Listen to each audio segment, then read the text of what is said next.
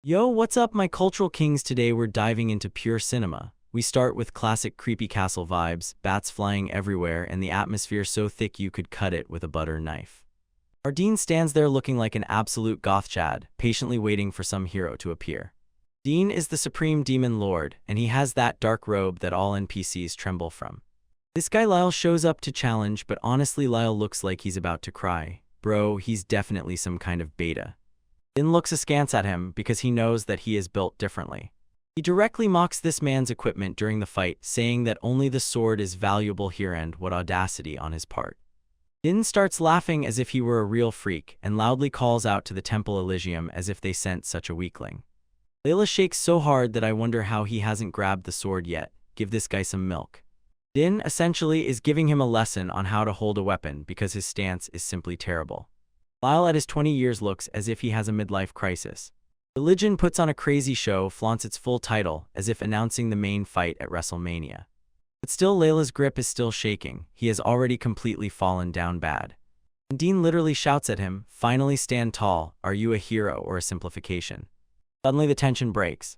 Lil starts shouting stop it, and the whole epic battle mood instantly fades. It turns out this whole story is a staged performance. They are literally rehearsing a fake fight. I feel cheated, but the plot twist is smoking hot. Lyle complains that the script is too stupid. He is right, but still a brat. He is openly sobbing because he doesn't want to kill his lord. Bro, a complete sycophant for his boss. Dean just sighs and tells the idiot to stop crying and raise the sword so they can finish rehearsing and complete the exercises. But the risks are too great because the village must satisfy the NPC Elysium Temple by killing the demon lord. Dean begins a monologue about his titles, Lord of Nosferatu and Vampire Lord. Sounds cool, but essentially he is just a lonely god. Look at that man, his face looks like he is already tired of all your nonsense. Lyle points out Dean has not drunk blood even once, so he is a vampire who doesn't even do vampire things, a total fraud. Dean admits that he is different from humans, but he himself does not know where he came from. He just appeared out of nowhere one day and started wandering the world like a lost NPC. He wandered for years, probably looking for a fat waifu who never showed up. But his blood is madness. It contains 10 billion times more magical power than a human's. That's an overdose from birth, too overpowered from the very start. He chased experiments, probably trying to brew some high-level potions. But the peasants saw him playing with blood and immediately called him a monster. A classic NPC move, they always jump to conclusions. They appeared with torches and pitchforks like from the movie Shrek. The noise and hatred did not subside. Imagine you are GigaChat and farmers are bullying you. He was kept as a monster for 50 years. It's a long time to be on the do not invite list. He had no peaceful memories, only endless rain and sadness. But as soon as he stumbled upon a new place, everything changed. He came across an abandoned castle and thought, maybe here there will finally be some peace and quiet. But the neighboring peasants were actually calm. They didn't care who he was as long as he didn't cause problems. They even helped him clean up the place. These villagers are true MVPs. Dean was finally happy, living to the fullest, like a dedicated recluse researcher. The children from the village even peeked through his windows to see what the scary lord was doing. He eventually became a teacher in the village and showed the children how to do magic and math. From demon lord to school principal, that's an upgrade. They even brought him a luxurious chair to use as a throne. Not much, but honest work. For 150 years he was their protective deity, and only now did he find a family. That's why Lyle is crying so much. He sees a father figure in Dean, not a monster. But he doesn't understand why the good guy has to die while the villains get away with everything. Dean explains that it's all because of a disease called Shimunbeu. A year ago this plague started killing people in the capital. The Holy Knights of Elysium Temple claimed that it can only be cured by faith and holy water. These guys are definitely frauds. The crowd shouted glory to them as if they were saviors, but in reality they were just seeking power. The number of dead exceeded 10,000. Holy water was an obvious fraud. The cult leader became increasingly irritated. His fake treatments were not working. And then he heard about a village called Fira, where no one died. Dean realized the disease had finally reached his home. He immediately went into lockdown mode, bringing the infected to his castle to treat them. Here he gave medical advice and made masks. The Dean is literally a doctor with a cloak. Lyle appeared for his family, terrified out of his mind. Alice caught the disease. Dean burst into her room, ready to do anything to save her. Poor Alice looked terrible. The disease covered her with dark spots. It was horrifying to look at.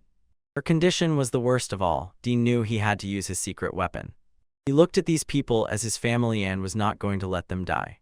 He used his own mistletoe blood to cleanse them. In fact, he spent his own life force to save the village, that's clear. The temple found out they didn't like that someone else was doing their job better. They realized that Lord Nosferatu, it was he who was saving the village. They dug through old records to find a reason to hate him. They decided to frame him, claiming that he was the one who caused the disease from the very beginning. What audacity these villains have. They told the people that the source of the plague was the demon lord to cover up their own defeat. They even insisted that the peasants were enslaved by his black magic. There you have fake news. They gave Lyle a choice: kill Dean with a holy sword or erase the entire village. They really cornered the man. There was no other way out. The order was unconditional. Dean, like the last Gigagachad, tells Lyle to just kill him. He is ready to sacrifice himself for their safety. He knows the village is bound by a decree, and this is the only way to save them. By defeating the demon lord, Lyle will gain the trust of the temple and protect the people. Layla completely lost it. He doesn't want to be the one who has to do it. He asks what exactly to tell her when Alice asks where her beloved lord has gone. Alice had always dreamed of becoming Dean's bride when she grew up. She has impeccable taste, but it hurts to tears. Lyle begged Dean to run away, insisting that the village would cover for him. Dean already knows, you can't fool the temple so easily. They have ancient artifacts and colossal power. If he runs to the village, he will die. Suddenly time is up. The knights are already at the door. The holy knights broke inside, shouting about cleansing from the evil sorcerer. Dean, they need to start the show right now for real. Dean pulls on the villain's face, laughs, and pretends to be a real monster to make everything look convincing. Al swings his sword and we hear that disgusting screeching shank. Blood splashes everywhere. This is no longer just a show. Dean allowed himself to be stabbed with a knife right through the chest. He didn't even dodge. He whispers that it unexpectedly hurts. Are you serious, bro? You were just stabbed in the lungs with a holy blade. While he is dying, his thoughts return to the family that lived in the village. That was enough for him.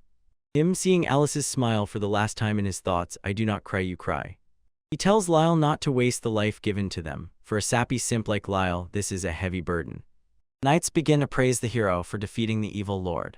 But Dean loses strength insanely fast. The pain is real, and he realizes he is not as immortal as he thought. Everything darkens. He will look at Lyle one last time and say that he still has work to do. Lyle just stands still, frozen in shock, probably only now realizing that he just killed his best friend. In the end, he raises the bloody sword and declares victory to the holy NPCs. Knights shout with joy, thinking they have already won. Dean's role finally ended. He falls to the ground exhausted. But Waith has a backup plan. He will transfer his soul into a bat familiar. A true man of culture always has a plan B. But he dies much faster than expected. The holy sword really grilled him. He tries to cast mind transfer, but the magic fails. This is already bad for them. His eyes lose focus. It seems our demon lord game over. And his hand falls limply into a puddle of his own blood. An absolute tragedy. He replays all his defeats in his mind, but just sees those he saved. He realizes, even failing as a demon lord, he still succeeded as a human. For the last time, he sees the faces of his other friends. Silence. Suddenly a voice asks, will you be reborn? And Dean floats in the darkness and hears a voice somewhere beyond the veil. The voice tells him that the conditions for reincarnation are met. We are talking about plot armor. Returning to the real world, Layla is overwhelmed with complete madness through Dean's body. Lord of Demons has officially disappeared. Dean's last thoughts were about wanting to live an ordinary life. The voice says that they have reached an agreement. He will be reincarnated as a human, no more pointed ears and no blood magic. Lyle is still crying like a baby. Someone give him a tissue. The throne room is empty, the monster is dead, and the knights have vanished. Lyle remembers Dean's last words until the next meeting. 10 years pass and eyes open again. A new pair looks at the world. The agreement was real. The little boy stretches his hands to the sky. This is Dean. On his 10th birthday, he remembered absolutely everything. Soon the Supreme Demon Lord returns, but this time he is an ordinary human boy. Believe me, this will be a crazy journey. Be sure to like and subscribe if you want to see how this guy challenges life as a human. So guys, grab some popcorn. We are diving straight into absolute cinema.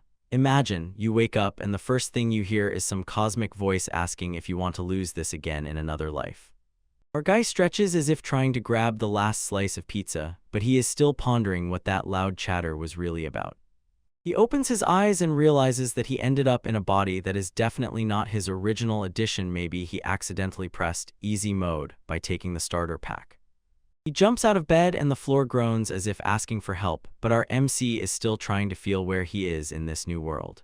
It turns out this boy has been preparing for 3 years, having 2 sets of memories in his head at once since he returned the past life of the legendary vampire lord named Nosferatu. Imagine you are 200 years old, you are an ancient power, and suddenly you are stuck in the body of a 13-year-old, and that really gets on your nerves. Now he is Yuki Grosseria, the second son of a baron. Don't let the title fool you, their family situation is just falling apart. But in those times, his death was a complete skill issue. He tried to transfer his soul into a bat familiar but failed terribly. Watch how he strikes the pose of despair right on the floor. He is literally mourning his own failed backup plan, a true gamer who forgot to save. He tries to reduce it to the fact that defeat was inevitable because it was his first time dying, a crazy excuse, to be honest. After that legendary fumble, he heard the same mysterious voice again and his consciousness simply vanished into the void. And suddenly he realizes he has been reborn as a human. Probably he even checks his reflection to make sure the main energy is still in place. He stared at the window and has no idea who the hell decided to reincarnate him and how much time has passed since he was literally a god. He is stuck in a rural area in the territory of a baron. For someone used to living in a castle, this is practically a deserted end of the world. Here is the family tree, and it is a bit messy because the boy Yuki is actually illegitimate. This means he has no rights to inherit the family business, so he is an absolute outsider in a house full of arrogant nobles. Now he has to decide, go to school or become a traveler. Essentially, this is a real choose your class from the screen. But before he can fully counter Chad's move, he realizes he really needs to figure out how people work because his previous attempt to socialize ended in complete failure. In his past life, he was a monster who failed to blend in with people, eventually becoming a guardian deity before being dismantled as a hero. In the consequence of that defeat, he ends up a puddle on the floor. This is definitely not the mark you want to leave behind. Although he looks like an ordinary boy, his blood is still the same rotten Miss Heltov blood, which means he has vampire strength and he won't age like everyone else. He clenches his fist and decides, this time he will play the long game, pretending to be an ordinary person until he is ready to dominate. He will use his magic precisely to cover the cover, so this is essentially a high-level stealth game.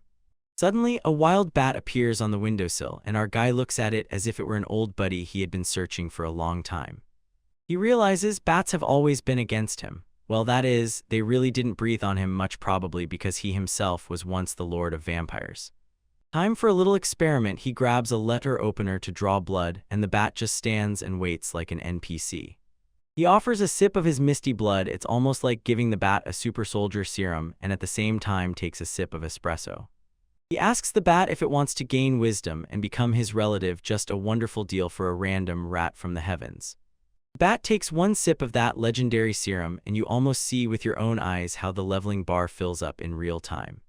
Suddenly, the bat starts jumping back and forth and barking in human language. I think this is a new master for a massive buff. It is already swearing loyalty and eager to be useful. This is the kind of riz inherent to our emotion host, even when animals are nearby.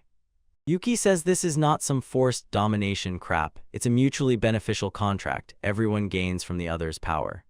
He asks the bat if there is a place nearby to test his magic without those boring people watching his every move. The bat mentions some mountains full of furious hares and dark bears. Sounds like the perfect place to train an underdeveloped vampire. As soon as they start making plans, there is a knock on the door, and Bait has to slip away instantly before everything goes awry. This is his younger sister Rumia, and she is, essentially, the cutest thing in this entire manga. She came to say that it's time to eat.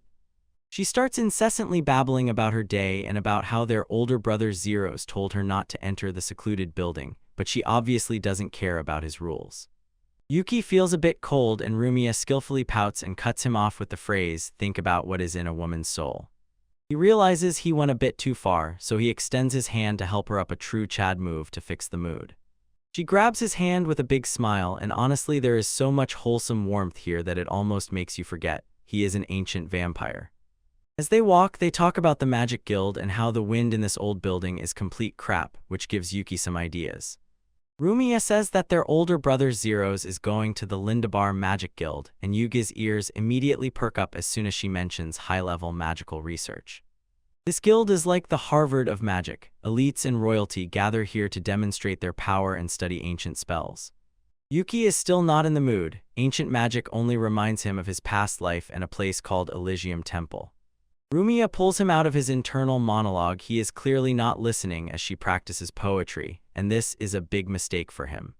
He apologizes and lets her continue, holding his breath for a moment as they walk down the corridor like a pair of NPCs. She starts reciting magical spells and Yuki notices. The pronunciation hasn't changed at all in 2 centuries, it's insane. This brings back memories of how he once taught children in his old village, and apparently, he wasn't always just a scary monster. Back then, his classroom was almost like a throne room, quite an epic trick against a regular school. He managed to turn a village of random people into elite scholars, pure city-building energy. Seriously. Game ended, they reached the dining hall, and now the harsh truth about his social status will hit him. Yuki has to eat in a separate room like some commoner because he is an illegitimate child, and he tells Rumiya to stop being so selfish about it. She is about to cry, but they are interrupted by a new challenge. A new opponent enters the arena. In enter Catchel Megan, a guy appears who looks like he spends too much time in front of the mirror and definitely considers himself the main character. This guy was hired as a tutor for Zeros, and he immediately starts acting like a snob, telling Yuki to know his place. He starts babbling non-stop about social status and that people are born with a specific rank, the most typical villain NPC speech I've ever heard.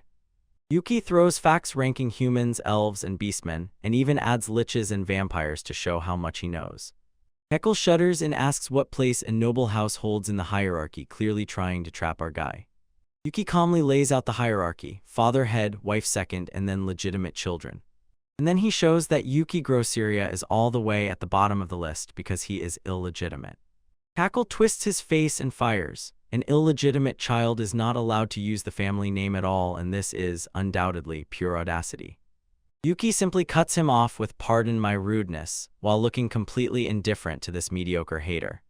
But Rumiya's younger sister does not think so. She starts shouting that Yuki is a full member of the family and deserves respect. Cackle glances at Zeros, checking if he will back up his sister, but Zeros now looks like a complete beta, completely avoiding eye contact. Zeros is clearly nervous and trembling with sweat because he does not want to lose his mentor. It is obvious that he has zero backbone compared to his illegitimate brother. Cackle repeatedly insists on the noble status, arguing that for a noble it is unforgivable to sit at the same table with someone whose blood is commoner. Zeros finally spoke but told Rumiya only that nobles need self-awareness, essentially a code phrase meaning, "I have to suck up to the status quo." Yuki simply pats Rumiya on the back to calm her down because he is too cool to let these NPCs get under his skin. He tells Rumiya, go eat in the main hall, and he himself goes to eat with the help, effectively showing that he does not care about their social games. Rumiya looks heartbroken but understands. She still cannot change the rules of this toxic house. As they walk away, Yuki watches them, probably already thinking about how much he wants to level up and wipe that confident smile off Cackle's face.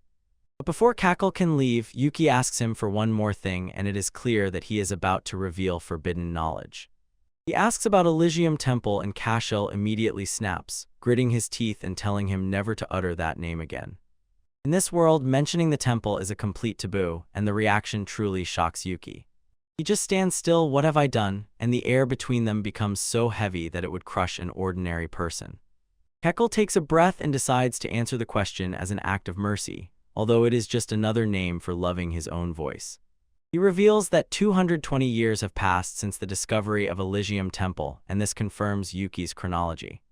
He tells Yuki not to ask such rude questions anymore, and behaves as if he has just done him a huge favor. We see the silhouette of the temple and a group of mysterious figures, the feeling that we have not yet touched the deep ancient history. Yuki realizes the world he woke up in is still full of mysteries, and only he has the keys to unlock them. Yo, what's up, my cultural kings? You're back on the channel where we only analyze the absolute juiciest trash. Today we dive into a story where our guy is reborn and immediately starts living on a budget. Look at the poor food he eats, leftovers from the main house, just like a complete commoner. Wait, who is she? Marta, maid and Lord of Mercy. Her stats are just top level. I would trust her to take care of me any day, if you know what I mean. Our MC Yuki goes outside and sees his sister Rumiya hanging out with their dad, George. The younger sister tries with all her might to cast a bit of light magic, whispering the spell as if she is about to unleash the hottest spell of the year. George claps here like a proud NPC because she managed to make a small light orb. Well, she acts modestly, saying there are people much better, but Dad is just happy that she is not a complete failure. Then George decides to boast about his own illuminating spell, and honestly, it is mediocre. Absolutely so-so. Our guy Yuki watches this and realizes, in 200 years since he burst in, magic has not evolved. Society is officially over. He sits there with a withered eye, counting like that same lady from memes, and understands he has been dead for 200 years. It seems some temple found old magic 22 years ago, and he died shortly after that. This is a whole chronology of events that basically means he is like a fossilized age, only in a teenager's body. He remembers his old buddies Lyle and Alice, but they have long been gone, eternal memory to the real ones. He heavily sinks onto the bed and realizes, although the country's name has changed, everyone still uses the same dusty magical grammar. And of course, the ancient magic ended up with the same elite snobs like his brother Ketchel, typical. Yuki decides to find out what really happened while he was asleep for his 200 years. In the main building, there is a library, most likely. The lore is hidden there, but there is a catch. Since he is an illegitimate child of this family, he is not even allowed to cross the threshold. Respect is zero. And our guy has a plan. He needs to test his strength, and most importantly, he is no longer against real meat. No salads for the king. Look at this dinner table, guys, bread and some mysterious slab. No wonder he is trying to go hunting. First, he checks his fake status, drops D-rank stats on all indicators. On paper, he looks like a complete beta. Then he reads his real stats: Shesh, S-rank magic and A-rank agility, carving at maximum. Look at this list of skills: float, ice, magic, missile, blood. He is simply completely broken. He presses the flight button and jumps out the window, like in the Matrix. He literally drops his own weight to slip past the guards unnoticed. Stealth 100. Guards suspect nothing, pure NPCs honestly. He reaches the forest ready to start his late-night work session. But suddenly a wild bat appears, and it's not just a bat, it's an acquaintance who is waiting for him. The bat is wildly excited because he will finally see his master, so he asks, "Give me a name." Yuki looks this bat straight in the eyes and calls him Dick. I'm not joking, he called his bat Dick, pure absolute menace behavior. The villain seems even happy, as if Yuki once had a comrade named Dick. Brief memory flash: the original OG on his deathbed, eternal memory to him. The bat thinks Yuki is too young to be so cool, but Yuki just wants to know where the food is. They notice a big female rabbit, essentially, a thug bubby with a horn and a bad temper. Yuki knows this can hit like a mule, so without any chances, he doesn't risk it. Today he is not about close combat, he is here to show us pure cinema with his magic. He decides to use ice magic because fire is too loud and flashy for a stealth build. He throws a freezing net and the rabbit is done. The poor thing got stuck in an ice cage before she even realized she was hit. No noise, no light, only a pure strike. Our guy is a professional. He draws the blade to finish the job. Sorry, little one, but the main character needs protein. He hangs the rabbit to let the blood drain, and the bat is just now staring at it so hard its eyes pop out. Yuki pretends it's nothing special, calls it ordinary magic, but Dick knows. The game recognizes the game. Yuki recalls ancient magic from the Elysian Temple, where a priest once wiped out an entire gang of bandits. The priest was a real beast, showed no mercy to thieves. Yuki says ordinary magic relies on luck and drains mana non-stop, like crazy. But ancient magic you can just overwhelm with it without any effort. It's basically a cheat code. He wonders if he would have been stronger then, maybe things with Lyle would have ended differently. Now the Magic Guild holds all the ancient secrets and they are not friendly at all. Seeing people like Kekel, Yuki realizes the guild is full of arrogant nobles who need a reality check. Suddenly Dick jumps back and says his buddies found another target. Yuki remains confused until Dick says he brought the whole squad with him. And by Sokudum, I literally mean a cloud of bats. They rush in every direction like a scene from a horror movie. Look at this scale, I just inherited an entire aviation. Each of them strives to serve the great master. Now that's a pumped-up ego amplifier. They tell him that they know everything happening on this mountain. In fact, he has round-the-clock surveillance 247. Yuki barely touches Dick with his head because he is such an obedient boy. A touching moment in my dirty manga, easily, more likely than you think. He decides this mountain will become his secret base for operations, a decisive move by Gigachad. He orders Dick to choose several commanders to maintain communication with him. They will become his early warning signal for any enemy forces or monsters that come too close. And if things get too hot for the bats, Yuki promises to pick up and take over the matter. Time to hunt the rabbit again and finally get those muscles. Yuki runs through his skill checklist. He has everything needed to blow up this new world and take control of it. The Plan is simple: pretend to be an ordinary person but secretly be the most dangerous person on the planet. You will hunt a little more before heading back to that dusty estate. But finally, everything falls into place. The next stop is the main building, the library. You are not ready for what will happen next. First, guys, our Yuki returns from hunting with a huge rabbit, and he's even lighting a torch, unsuspecting. But of course, by the gate there is always that same NPC waiting to spoil the mood. This walking L named Sir Catchell is already getting mold because Yuki didn't ask for permission. Look at his face. He's definitely the type to remind the teacher about homework, but Yuki doesn't tremble at all, just smirks boldly because he knows, now he will deal with this fool. School, the kid just casually shows off his lunch and pretends not to have heard a single word from Kyukul. He even says that maid Marta will prepare it for him, and look at her appearance. She's definitely a top-tier waifu. Kyukul is going crazy, right, no, shouting that Yuki is just an ordinary servant and shouldn't be so selfish. He's actually calling our guy illegitimate and a servant, what this hater's audacity is capable of. Look at that sparkle in his eyes. He's desperate for some power and takes it out on a completely real child. Yuki tries to quietly make a getaway so the meat can be processed in time, but Kyukul keeps whining somewhere behind like an angry fan with a salty taste. Suddenly appears the real gigachat Lord George with a sword probably heavier than all of Kyukul's ego. Cassiel immediately tries to betray Yuki for wanting to keep the rabbits for himself, a purely pathetic act. Dad is a total guy and says if Yuki catches the rabbits, they belong to him, simple as that. He even pats Yuki on the head and praises his talent, and you say that Yuki actually respects this old man. It turns out Dad is a real beast of martial arts. He earned nobility through pure riz and strength. He warns the boy about dangerous beasts in the mountains, while Catchell stands nearby looking like he was cut from secondary characters. The father repeatedly defends his son, while Ketchel still tries to play the out-of-wedlock card like a broken record. Cackle engraves that creepy villain smile and reminds the lord of the terms of his hire. They make Susanny Hell twist inside out. In fact, Keckle blackmails him. He will only help other Sun Zeros, and only if the lord stops interfering in his training. Actually, Dad seems to give in under pressure, and Yuki puts on his best "I'm a good boy" expression to adapt.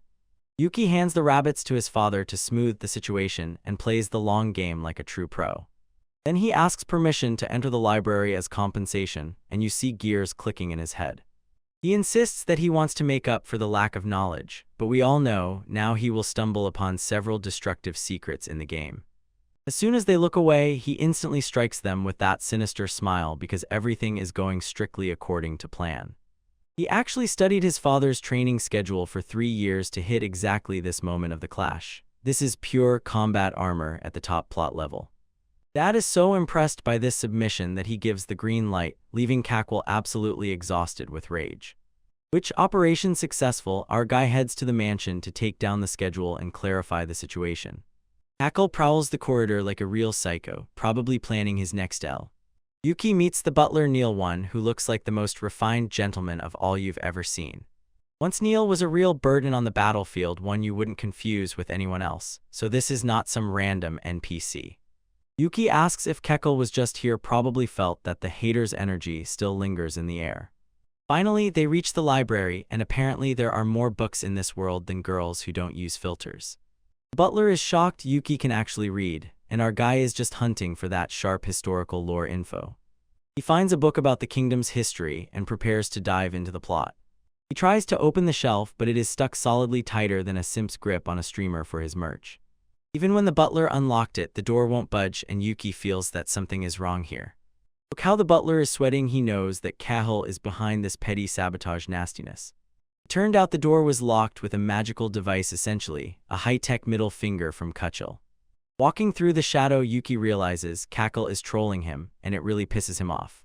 The butler leans down to pour tea, and Yuki decides not to complain. He doesn't want to put the family in a bad light. He fixes his gaze on the locked shelf and bitterly thinks, aristocrats are the strangest species on the planet. Then he decides it's time to engage in Mistel. Blood hacking sounds like the craziest thing I've heard all day.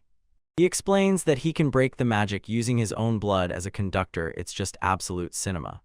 Our guy literally breaks the spell with his blood, breaking through layers like a true pro gamer.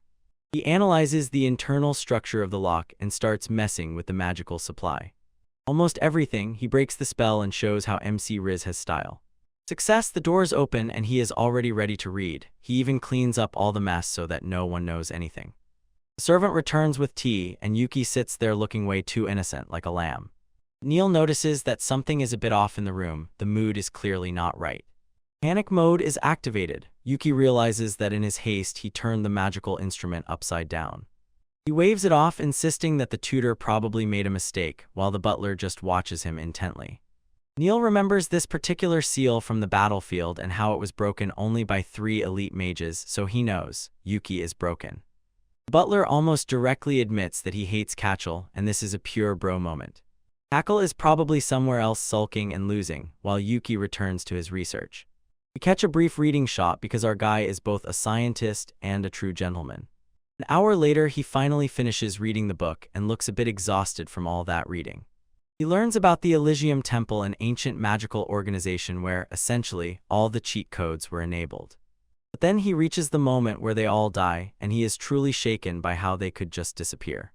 It turned out that they interfered in territorial wars and conducted internal power struggles, a classic scheme to get in quickly. They thought they were invincible due to ancient magic and their items, but they were mistaken. Right in the middle of the war, all their magical weapons suddenly lost power, and this is the most complete Rigboko moment. The warring countries did not worry and simply wiped them all out at once because everyone hated them. The entire organization was destroyed and erased from the face of the earth. Most of their legendary magical artifacts disappeared, probably hidden for future plot twists. Yuki lies on the bed and enjoys himself, thinking, current people live far below their potential. He imagines how much easier life would be if they simply used magic for heating and water instead of firewood. He calls people fools for destroying sacred swords and being more annoying than the demon lord. And in the end, he still could not find any information about his old village, and that was the main reason for his trip to the library. He recalls a memory of a cute girl named Alice, and I know what you're thinking. It's her, the very one who slipped away. He decides that he must head to the royal capital if he wants to get the real truth from history. There should be bigger libraries and historians there, who are not just NPCs. Now he has 2 options on how to manage his future. Option 1, enter the school and study the general knowledge of this world, while blending in with the crowd.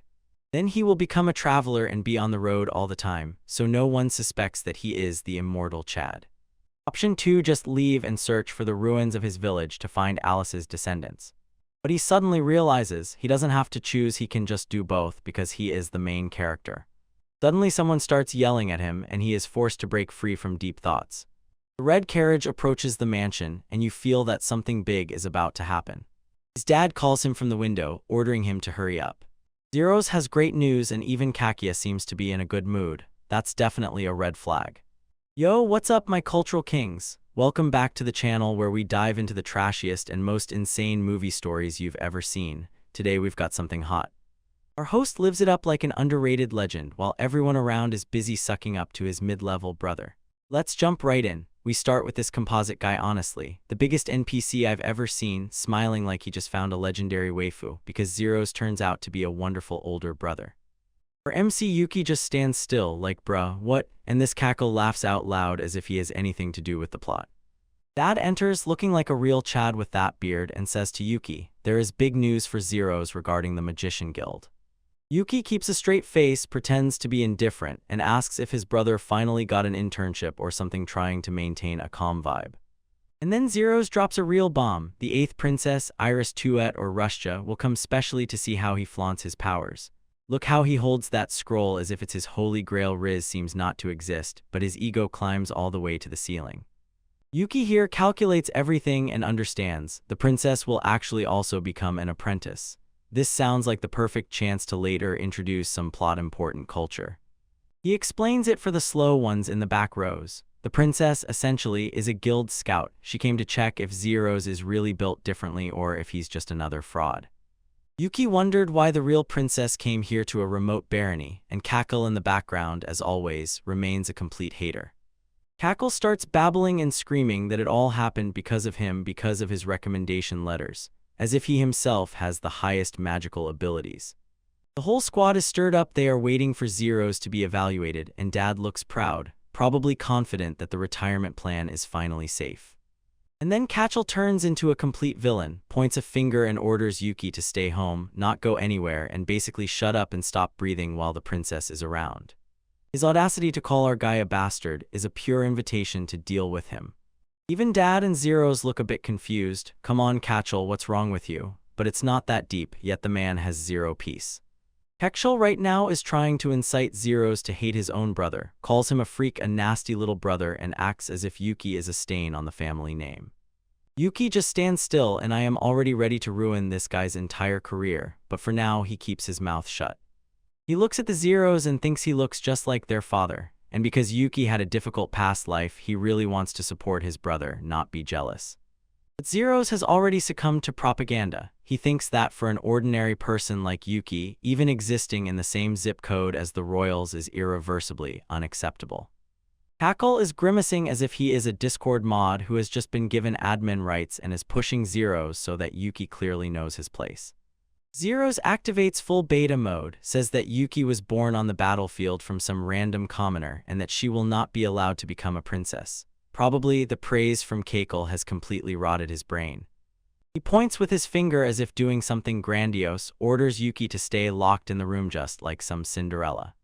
And Yuki, my buddy, just smiles and says yes with pleasure with the most angelic face you have ever seen. Absolute cinema. He thinks, who even wants to get involved in royal intrigues and endure arrogant princesses? And Zeros is just confused. He was expecting a fight. A brief flashback to Yuki's previous life. He was a demon lord, but actually quite a geek. He didn't kill the heroine, he fed her. Look at her assets, definitely ate properly. As it turned out, the girl he spared worked diligently and became a guard, and this proved that our host was always a man of culture and kindness. She is actually the grandmother of one of his current girlfriends, a connection, to be honest, crazy. Back to the present, Yuki presses even more on her own and I stay in the room. I promise, I will just make everyone quiet and stop babbling. He even advises stopping in some small town or even setting off on a journey just to be as careful as possible, and he glows with joy because he wants to escape from these NPCs as soon as possible. Father begins to feel like a complete failure, realizing that he is forcing his own son to become a pariah just so he can join the elite of high-ranking aristocrats. Zeros decides that Yuki is speaking sarcastically and starts throwing a tantrum because he can't handle the MCs. I don't care about the energy. Yuki is nothing like Nobro, he says. I am actually your biggest fan, but at the same time remembers his longing for the family from his past life. He shouts that he has zero interest in either the guild or the princess, and this is essentially a mental blow to Zero's pride. Yuki says that he is just shy and might spoil the etiquette, so the Zeros will feel as if he is the only one capable of withstanding the pressure. He prays for Zeros to succeed, and he does, but Zeros simply gives up ground, shouting, "Don't be a fool," because he decided he was being humiliated. Zeros reacts. He decides that Yuki is implying he is unfit for the guild. A conversation about insecurity and fear that he is out of place. He again clings to insults directed at the illegitimate child because he has no other clever retort. Typical beta behavior. Father finally intervenes and stops the bullying, while Zeros grinds his teeth nearby as if about to snap. Zero says he wants to prove his strength to Yuki and show him what ancient magic really looks like. Kachel notices a gap and asks for a favor, probably a treacherous one. He wants to kill the power of ancient magic in Yuki to teach him a lesson. Look at that wicked face, he is definitely uncontrollably drawn to violence. Data agrees to a simulation fight to check how strong the Zeros have really become. The hype is real. The father calls the practical sword and prepares to teach his son before school. Yuki was ordered to sit in the corner and watch silently, and the servants were forbidden to go out so that no one would see the secret of ancient magic. Kachel is the judge and the rule is simple. The first to lower the sword loses. The fight begins. Zero rushes forward as if he is the main character of another manga. Yuki notices how Zero draws runes in the air with his fingers on his drawing. It turns out that this is how old school spells are cast. Zero summons power as if he is about to transform into a Super Saiyan or something like that. He is dead, uses body enhancement, and starts moving as if it is a real lightning bolt. He is so fast that he actually pushes his father back. Yuki is genuinely impressed by the speed. Our host analyzes the fight and realizes this ancient magic is many times glitchier than modern magic. It is a huge percentage buff compared to the tiny pieces people usually get. Zeros feels on top, happy that he can finally stand shoulder to shoulder against his old man. He glances at Yuki, look at me now, tries to show his strength, and he thinks that Yuki is not even capable of understanding what is happening. Only he does not know, our guy is literally a former demon lord. Yuki understands why this magic is kept under lock and key. If ordinary NPCs had it, they would simply burn the world down. He starts to sweat a little as soon as he realizes the true scale of what he sees. Yuki begins to memorize finger movements because he is a genius and thinks, could ancient magic really be just a personal language? He tries himself, draws a coat of arms on his hand, dripping a little blood, and the air literally begins to creak. Suddenly his limbs ignite and strength rises in a wave from the depths. Oh, he accidentally turned on God mode. He feels like he is returning to his original form, Lord of Nosferatu. The aura is just insane, peak energy gigachat. Yuki understands if he stays here, he will give himself away and most likely, he will trigger an explosion that will engulf the entire estate. He apologizes abruptly in his mind to his father and brother and understands that he must disappear immediately. He shouts that he feels bad and rushes out of there as if fleeing from a meeting because of alimony. Zeros gets offended and chases after him while he is still in an enhanced state. Honestly, just a petty attack. Yuki panics, he knows that with such a huge aura leak he will definitely be caught. He bursts away and Zeros remains in the dust completely stunned. Zoils rushes, saving his skin, but can't even get close to Yuki. He doesn't understand why. How is he so fast? First imagine ancient magic lifts you up, yet some kid still outruns you, saying his stomach hurts. Zeros officially failed. Yuki disappears from sight, leaving the Zeros standing still in complete shock. The face he has now is pure gold. He just realized that he himself might be the weak one. He looks around like a lost puppy and wonders where his freak brother went. Yuki is hiding somewhere, breathing heavily and looking at the glowing rune on his hand. He really doesn't understand why everything works so well, even though he just drew it with a bit of blood. The mark begins to fade, but the damage done to Zero will probably remain forever. And Yuki suddenly realizes he just summoned ancient magic on the very first try. This kid is really wired differently. I can't wait to see how, trying to be a loner, he accidentally becomes the strongest being in the world. Yo, what's up my cultural kings? Welcome back to the channel. Today we dive into pure cinema because our Yuki begins to understand he is wired differently. His host intently looks at the mark on his hand and feels power overflowing. He looks like he's about to drop the hottest mixtape of the era. He throws out that bold phrase about returning as Lord Nosferatu. The guy is already reaching the beyond the edge level and I only welcome it. Look at that pose, that's pure main heroic energy. And there, in the haters corner, we have the blonde brothers Zeros and this fat-looking tutor Cashel. Zeros looks like a complete bait, nervous because he can't keep up with Yuki's growth. Cackle is over here straight up glazing Zeros, telling him he can totally stump Yuki in the mock battle. This guy is a snake in nice clothes, I say it right away. Stan Zeros is fully ready. He openly admits he feels he cannot defeat Yuki. But we are pride. You must be an heir, not a professional simp of your own insecurities. Cashel presses closer to that scoundrel Riza and promises to show Yuki who the real boss is here. And this guy has the audacity to plot against our guy, even though he is just trying to live his best life. Zeros just nods like a well-functioning little NPC. He completely succumbs to this manipulation. It's frankly painful to watch such a level of beta behavior. Hey, look who was eavesdropping under the balcony. Yuki was here the whole time. Theft level 100. A little more and it's over, but you won't catch the former demon lord that easily. He slips away like a ninja and breathes out in relief. You adore an MC who knows how to disappear in time before everything falls apart into a mess. Yuki analyzes the situation and understands. It was enough just to draw the emblem and the spell was already activated. He is a natural genius without pomposity. They show us a flashback from the past life of the vampire lord. Back then he wrote memorandums with his own blood. And that is what I call a man of culture with premium red ink. He decides that he must investigate this ancient magic further. You just know, any moment now he will become the most maniacal mage in history. You wife, be careful. Yuki jumps out the window. And mom, sorry, mom, Marta is just changing clothes in the middle. I see, author, how you're giving us that level of fan service again. He tries to apologize for accidentally peeking, but Marta is strangely calm. Well, if a guy like Chad like Yuki jumped into my room, I wouldn't be angry either. Look at those assets. Marta swears loyalty, but we all know she swears by those very forms. She is definitely the best girl. Look at that waist. We find out that Marta is so faithful because Yuki saved her and her mother from life on the street. Our guy is a true gigachad since infancy. Look at these little troublemakers. Even in childhood, he was spraying flowers on his childhood buddy here. This is pure, healthy content until tragedy strikes.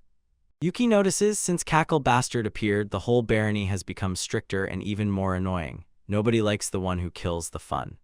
Marta is just happy that Yuki always finds time to visit her sick mother. This MC is too pure for this corrupt world, I swear.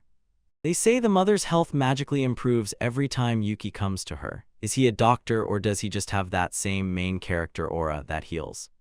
Marta's loyalty is unconditional. She looks at him with those eyes. I will do everything for you. Such love makes you want to love. Yuki hits with the strongest phrase. He says she is his friend, not just a servant. Riz is off the charts, guys. Marta is definitely now completely unrestrained. They seal the deal with a friendly fist bump. If this isn't friendship goals, I don't know what is. Look at them, the perfect couple, one a future god, the other a fat maid, absolute cinema. Yuki finally realizes how strange it looks that he just climbed into the room through the second-floor window. Better late than never, friend. Marta doesn't worry. She believes that everything her master does is wonderful. That's exactly the kind of energy we need in our lives.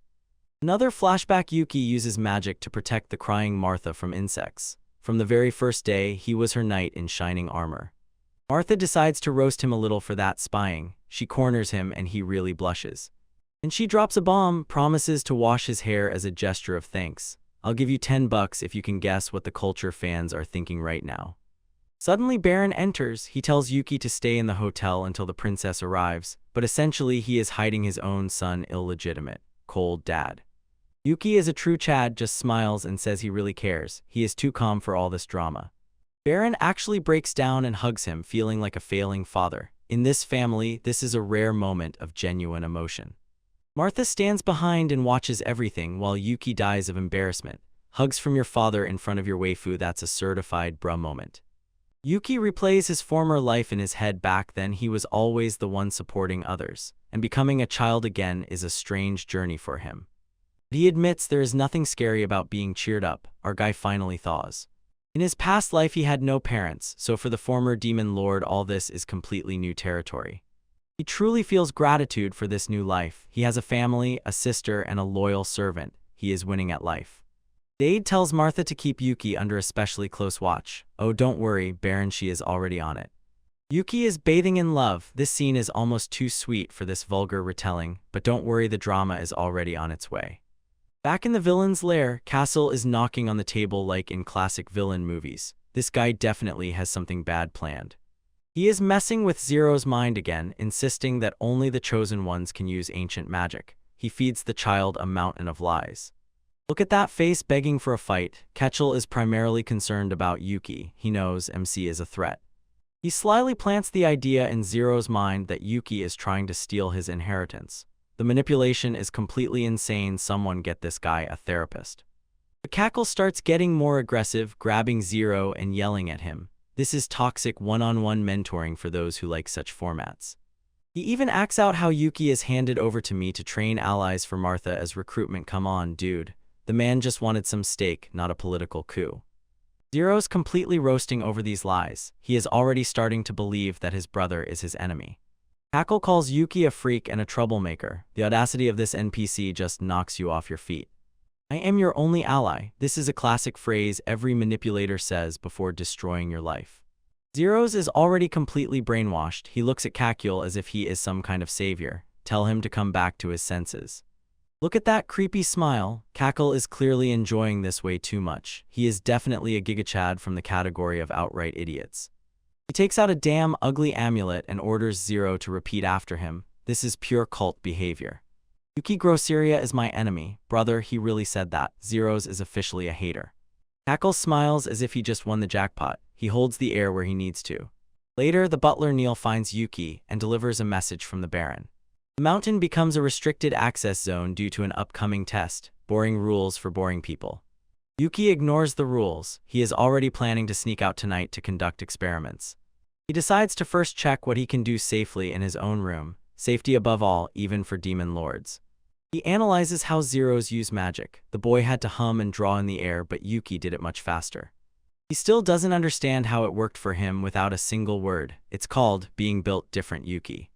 Time to start the experiment from the beginning. Let's go, science. We have a quick schedule. Ancient magic is 3 times more powerful and effective than ordinary magic. It's basically the premium version of reality. He remembers how during the fight his body became lighter, like bro was playing in 2x speed mode. And he grabs a piece of parchment to test his theory. Let's go. First he tries with ordinary ink. The result, absolutely nothing, pure garbage. Then he decides to use his own blood just like in the old days. Here we dive into cultural magic. It works, the body lightens and he rushes so fast that he becomes a blurred spot. Look how he flies a true speedster. But then he jumps too sharply and crashes headfirst into the ceiling with a bang. Opmc, a real klutz when not in battle. That's a simp move for sure. He realizes the magic lasts only about 10 minutes until the blood runs out, useful for future boss fights. The secret is in his mistel blood. Ordinary blood wouldn't work, but his is special. Look at the status screen. He has S-rank magic and an ancient magic-capable skill, officially the most broken character in the entire series. He remembers how in his past life he was stabbed with a holy sword, a very metal way to go. He understands when he died the sacred sword was covered with his blood. That's some crazy plot armor linking his 2 lives. Since during reincarnation he was connected to an ancient artifact, he gained the ability to use ancient magic. Tell about that lucky incident that happened to him. He is amazed that people of this era still haven't figured out how to use ancient items for their culture. The Guild of Mages is buying up all the ancient magic. Greedy NPCs constantly ruin everyone's fun. Yuki starts dreaming of grandeur, imagining a world with microwaves, ponds, and modern luxury. Bro wants to turn the fantasy world into a 21st century resort. He sharply returns to reality. No, he says, step by step, friend. He wants to understand people and live quietly, not yet ready to conquer the world.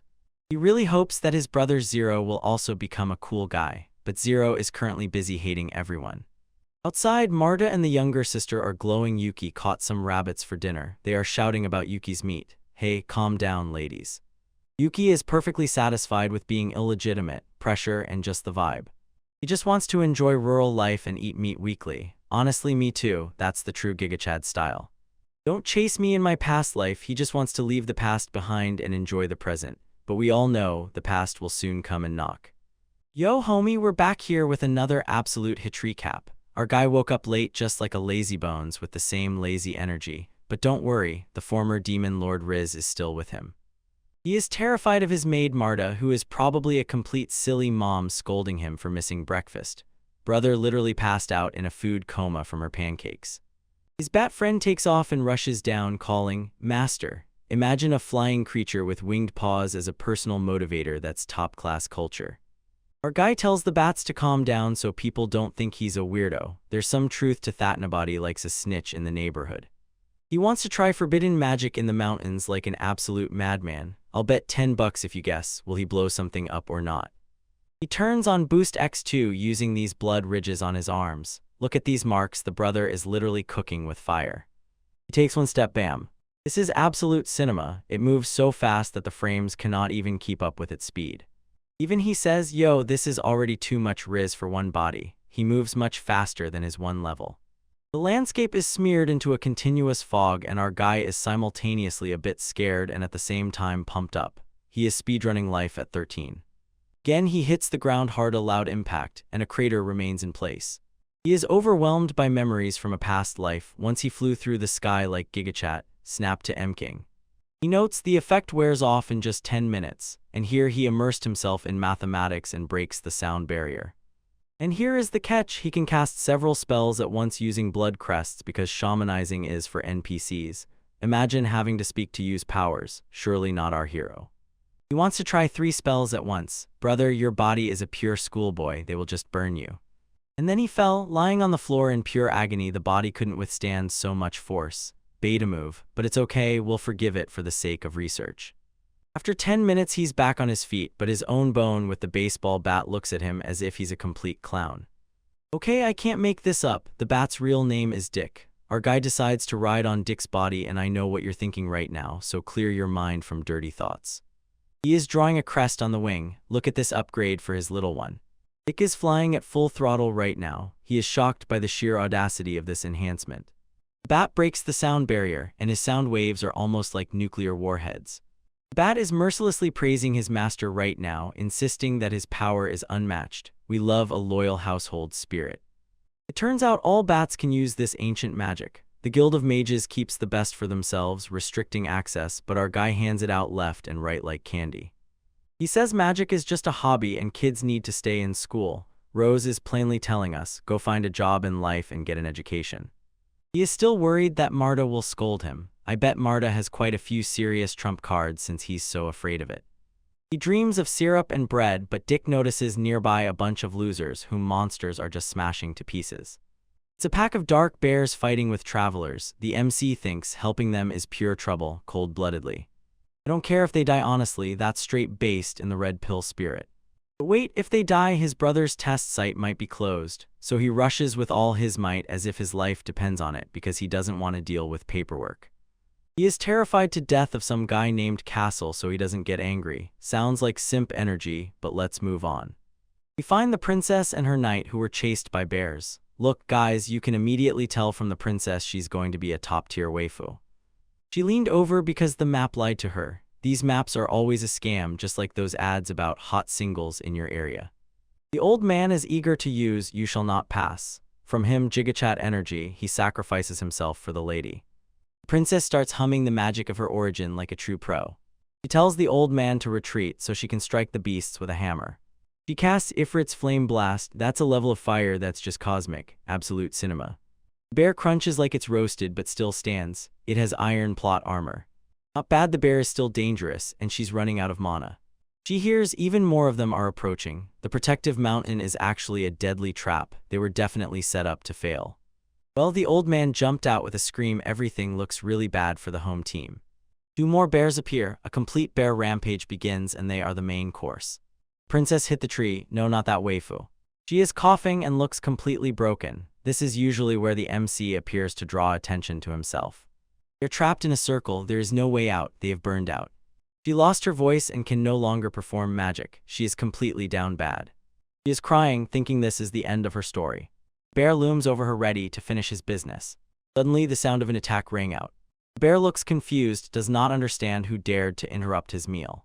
This mountain is full of beasts. Smooth line, bro. Do you seriously think you are the one? A guy appears out of nowhere and saves her just in time. Look at this, absolute Chad princess carry at Mach 10 speed. This is the pinnacle of culture, guys. He mocks them for being in the mountains during breeding season while he himself saves her. Saving a girl and calling her an idiot at the same time is the highest level of riz. He lowers her to the ground and throws his army of dicks, vicious bats, to help the old man. Bears are being torn apart by some bats. Imagine you are a high-level monster and a flying mouse just dunked you like that. The princess goes crazy. She can't believe that ordinary bats are so crazy. MC asks if she still has mana. He is already spinning a plan. He wants to see her fire magic again, and treats the life-or-death battle literally like a research project. She thinks he is a level 1 scrub, but will follow his example because he is her only hope. MC jumps on the bear's back as if it were a playground. He stabbed him right in the neck, brutally and without unnecessary movements. We love that. He uses flash freeze from inside the wound. Now that's 200 IQ level magic. The bear's paws are frozen through from the inside to the very edge. That's a cold reception for you. She understands. He bypassed the thick fur, just shot magic straight into the wound. Our guy is a genius. The princess now looks like a complete NPC. Her magic isn't even needed. MC tells her the bear is too strong for him, but he's lying, just wants to look dramatic. He asks her for the finishing blow to see her magic. Bro is a true geek of culture and ancient spells. He lets him go for it if this is Flame Blast Part 2 Electric Boogaloo. MC tells Grandpa and Dick, get out of the way before you get roasted. And just like that, the bears disappear from existence. They survived, but the princess looks like she just saw a god step on Earth. The knight thanks him, calls him a hero, and MC just, don't worry, I just wanted to see something really cool. Ultimate Chad line. Look at her face, heart beats, thump thump. She's already head over heels in love with our MC. They just look at each other. The tension is real, guys. MC suddenly realizes that she looks familiar. Is this that old trope about a long-lost sister or what? She looks exactly like someone from his past. Alice. Looks exactly like Alice. Who is she? Is she the ex of the former demon lord? We'll have to find out in the next one. Yo, our guy Yuki is acting in the forest like he just soloed a whole pack of bears. He's standing and staring straight at this princess and her guard. Dude, why did the UNPCs even come here? The guard is babbling that some tutor named Cackle assured them this place is safe. Yuki's face right now is just a movie. He knows that Snake Cackle is definitely plotting something dark. Look at how Yuki is thinking. His face says, "I'm about to ruin this man's entire career." Princess Clara starts asking if he is from the Byron family. Yuki is sweating the whole time. He just wants to stay unnoticed and not get involved in royal disputes. He is trying so hard to keep himself together, but the panic in his eyes gives him away, like begging, "Just don't notice that I am a gigachat in disguise." He tells her that he is just an ordinary hunter who knows a bit about magic. "That's the biggest lie I've ever heard. You literally burned those bears with a nuclear strike." Clara looks at him like asking, is he really like that? She doesn't believe this NPC pretended act for a second. The moment she tells him that with such a risk he should join the Mages Guild, she's already trying to recruit our guy to her team. Yuki just brushes it off like nothing happened, and then the princess finally voices that belated intro. "Say hello to Clara," the princess and her guard burning. "No, wait, look, she is definitely a top waifu. Our host here collects beauties effortlessly." They said they were just coming to check out the test location before the upcoming magical exam, but as soon as they arrived, they had no idea Yuki had already cleared the entire dungeon for them. They ask him to keep their little tour a secret. The guard literally bows to the child. Such audacity in the power of this MC. Now they begged him to say his name. They need to know who this mysterious legend is. Clara pulls out a token of gratitude. She tries with all her might from the early steps to firmly tie our guy Yuki to herself. Yuki tries to pull out the "I don't need money" card. "Brother, stop being such a beta and take the loot." She insists because the bear corpses were too crunchy to sell. She even grabs his hand. Look at that touch, the chemistry is already off the charts. He finally takes the gift and she looks like everything succeeded. Our guy sealed the deal with one move and gained the benefit. Look at that smile. If you don't fall for Clara after this page, then you're just lying to yourself. She thanks him again, saying they definitely wouldn't have survived without Yuki. It's the end for them, no doubt. Yuki fades for a moment in memory. In someone's figure, he recognizes the echo of someone from his past life. He thinks she looks like the daughter of some fool he once knew. Even in his 2 different lives, Yuki still mocks professionally. He escorts them back to the carriage like a true gentleman, and his favorite bat scouts the area, an absolute Chad. In the carriage, Clara is simply stuck on our guy. She says that his combat skills are incredible for his age. She already thinks she wants someone like that nearby. Right now she is definitely speechless. MC's strength is overwhelming for her. She dreams as if he is her most loyal knight. Bro, she is already planning the wedding in her head. She was terribly angry because she never got his name. She sits and looks out the window like the main heroine in a romantic manga. She will wonder if that same guy is this Zero's grossity applicant. Oh dear, misunderstandings will come flying in a completely different way now. The recommendation letter says that Zero's has blonde hair and blue eyes, but our master of ceremonies has black hair. This will be a disaster, I say right away. Even the guard is starting to realize that Ketchel, it seems, might be a complete fraud. They decide that Ketchel is a loser and needs to be kicked out of the guild. A big plus for the plot, honestly. Meanwhile, they are still thinking about the mysterious hunter with op parents. Yuki lives in their heads for free. Clara decided to dig up additional information about that barony. She switches to full detective mode for the sake of her husband. Suddenly into the city, festival time, everyone is warmed up, everyone is waiting for the princess's arrival. And Yuki is stuck in his room at the inn board so much that his stomach cramps. The door is opened by the maid Marta, looking at her. Lord have mercy, what assets she has. Marta is fat with a capital F. Yuki sips tea while Marta tells him that tomorrow is a big exam day for his Zero brother. Yuki just zones out, not caring at all. The city is packed. The princess is an event here once a generation. Everyone is on the street, each one sees the royal person. Yuki must sit quietly and not give himself away until the princess leaves. In fact, he is playing hide and seek for survival. He has no idea whether the guild has already exposed Kakula's lie. While everyone is playing checkers, he is playing 4D chess. He begins experimenting with ancient fire magic that he saw Clara use. He even paints it on his beat. This man is a threat to the laws of magic.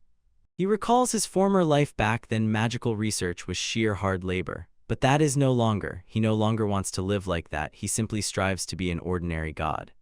But Marta posts the news that the test site was changed because the mountain was dangerous. Cackle's reputation is officially in the trash. Yuki asks Marfa without warning if she is the only child in the family. Dude, what kind of pickup line is this? He asks if there is anyone who looks like her mother. Marta thinks he suspects her family of betrayal, and the expression on her face is laugh-out-loud funny.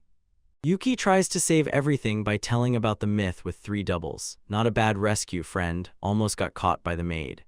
Marta begins to talk about mom's apple pie and I suddenly got hungry. This manga makes you reach for dessert. This is a family tradition. Yuki just listens to the chatter and sips tea. He understands Clara may be connected to his old friends and all because of their food preferences. This is truly detective work. He thinks about venison pie and whether he will see Claire again. He is definitely getting involved emotionally. Don't let him lie to you. Martha says she wants to follow him every time he goes out. She is the most devoted waifu. Find yourself a girl who looks at you the way Martha looks at Yuki. Martha says that mom received a package with a dark bear's claw. Yuki sent it secretly. Now that's a king. His mom is glowing with joy, and Yuki somewhere in the shadows is just keeping his cool, a nice guy. He thinks spending time with Martha isn't so bad. Well, and if you look at her, of course, not bad at all. And suddenly another maid bursts through the door like the FBI. She screams to call Lord Yuki because something big is about to explode. Martha jokes here while the other maid is having a heart attack. Martha is the real deal. The bomb explodes. The princess orders the whole family to gather and introduce themselves. Yuki's cover is about to blow sky high. Look at his face. Yuki definitely knows he is in deep trouble, and the very person he was avoiding just summoned him. Suddenly we cut to the mansion. The drama reaches its peak. Catch-all Maijin receives a letter from the guild. He panics. They uncovered his mistake at the inspection site. He is grilled at the meeting by the guild leaders. He trembles with sweat like a sinner in church. He starts blaming Yuki for everything. He wanted Zeros to be the hero, but Yuki took the attention. This guy is a complete loser. He knows if Zeros fails the test, his career is over. He is desperate, and that is when villains are the most dangerous. He counts on Zeros that they will choose him as a teacher, so his place is guaranteed. He literally uses the child as insurance, a tutor of trash level. If Zeros fails at the end, look at that salty face. It's nice to see something like that. Someone knocks on the door. Who could it be? These are the Zeros. The brother himself looks very tense. Zeros is now full of beta energy. Can I really pass, bro? Be sure. Cackle jumps to his feet and starts screaming. He is losing his mind. And he tells the Zeros that the princess is already there and there is no way back. The pressure is rising. He starts shaking the Zeros' brains, calling Yuki a scoundrel and claiming she is trying to make him fail. This man's manipulation skills are level 100. Zeros just sits and takes it. He is so confused, poor guy. Skelly calls Yuki a pest in the aristocracy. He is really trying to turn the brothers against each other. He insists that his whole house is in turmoil because of Yuki's magical skills, just angry because Yuki is a natural Chad. Look at Cackle's face in the background, a real demon. He definitely has some sneaky plan. He feeds Zeros all these fake rumors that Yuki is supposedly trying to get rid of him. This is a top plot about betrayal with armor against death. And Zeros actually fell for it. He thinks everything is clear now. Brother, you're just being played. He believes that Cahill is the only one he can trust. It's painful to watch. Zeros is officially in love with his tutor's lies. Cackle tells him straight, Lord Yuki is your enemy. Betrayal comes from your own, the real ones. He tells the Zeros that Yuki is slandering him to get him expelled, so he is chasing after him. The forecast is just crazy. He puts his hands on Zero's shoulders, the role of a caring mentor, and I need to wash my eyes after seeing this snake. He orders the Zeros to use all the greatness of magic they can to impress the princess, and again he has that criminal smile. Zeros is holding some magical stone. I bet $10 it will either explode or do something crazy. Zeros agrees to do it. Now he is completely captive to Cackle's charms. Cackle tells him to win for the sake of his home. He walks away as if he just won the lottery. Look at this final shot with Cashel. He is looking out the window, probably thinking about how much money he will make. What a villain. Look, a happy family reunion, and our host looks like he would rather be anywhere but here. His sister clings to him like a lost puppy, and bro already feels the drama approaching. A wild royal carriage appears and dad is already sweating, trembling with tension, ordering everyone to be silent. The royal guard is already here. They look like absolute units, and you know, the main event is about to happen. Yuki is playing hide and seek because he knows, if he is seen, his peaceful life is over. He is literally trying to fall out of existence. Pops is like, no sunshine, stand still, hold on. Bro realizes Clara, whom he met earlier, is actually high nobility, and he is overwhelmed with shameful jealousy for hiding it. The whole squad falls to the deck to bow, and dad mercifully glazes the princess for coming. Essentially, he is pleading with her to give his descendants a chance to prove he is not an NPC. Here it is, guys, look at this entrance. Legs show pure cinema. She comes out and asks them to quiet down with all these talks about royalty because she is here to work. And then she drops a bomb, says that Zeros doesn't even need a test, it's pure audacity. Yuki finally hears a voice and realizes his Clara is actually the top waifu of the kingdom. Meet Princess Iris Rischa, and I know what you're thinking right now, she has top-tier riz. That is glitching, while the princess admits she was eagerly waiting for the chance to see real magic. She is all polite and bows while Dad introduces the Zeros as if the next Giga Chad is about to appear. Zeros bows, but you can see his ego is just off the charts, brother. Definitely one of those types who always harbors hatred preparing to become a hater. The atmosphere is so awkward you could cut it with a butter knife, and Yuki just stands there like a lovesick fool. Our guy realizes he was tricked with a fake alias and now just wants to exit life. Princess is ready to take the show on the road, but only the chosen ones get in. This copycat guy jumps out with an offer to be a guide looking like a budget villain, and Yuki hopes his brother will just leave. The host thinks about the happiness of his family, but we all know plot armor won't let him relax. Princess Iris says she needs an assistant who really knows the business and doesn't buckle under pressure. And of course, Pops immediately sets Yuki up, offering him as a sacrifice. He starts with praise for Yuki's ingenuity and magical skills, while Yuki inside screams in horror. Budget villain Kekshil starts throwing insults, casting shade and calling our guy a commoner as if he were trash. And the princess immediately silences him. She says her grandmother was a simple servant, pure total mom energy, right on the spot. She directly tells him that his opinion is worthless and that he should know his place, full royal behavior. Cackle has already completely hardened and must shut up before he gets cancelled. Father orders Yuki to join the exam and asks Zeros if he minds his beta brother helping. Zeros agrees, but that look is colder than my ex's heart. He leans closer and threatens Yuki, as if saying, if you run away, you'll be dead meat. He starts babbling about blood and hierarchy like a true NPC villain. Zeros plans to remodel the house to his liking, and Yuki notices a strange gleam in his eyes. Then he clicks the switch and smiles at his dad like a real reptile.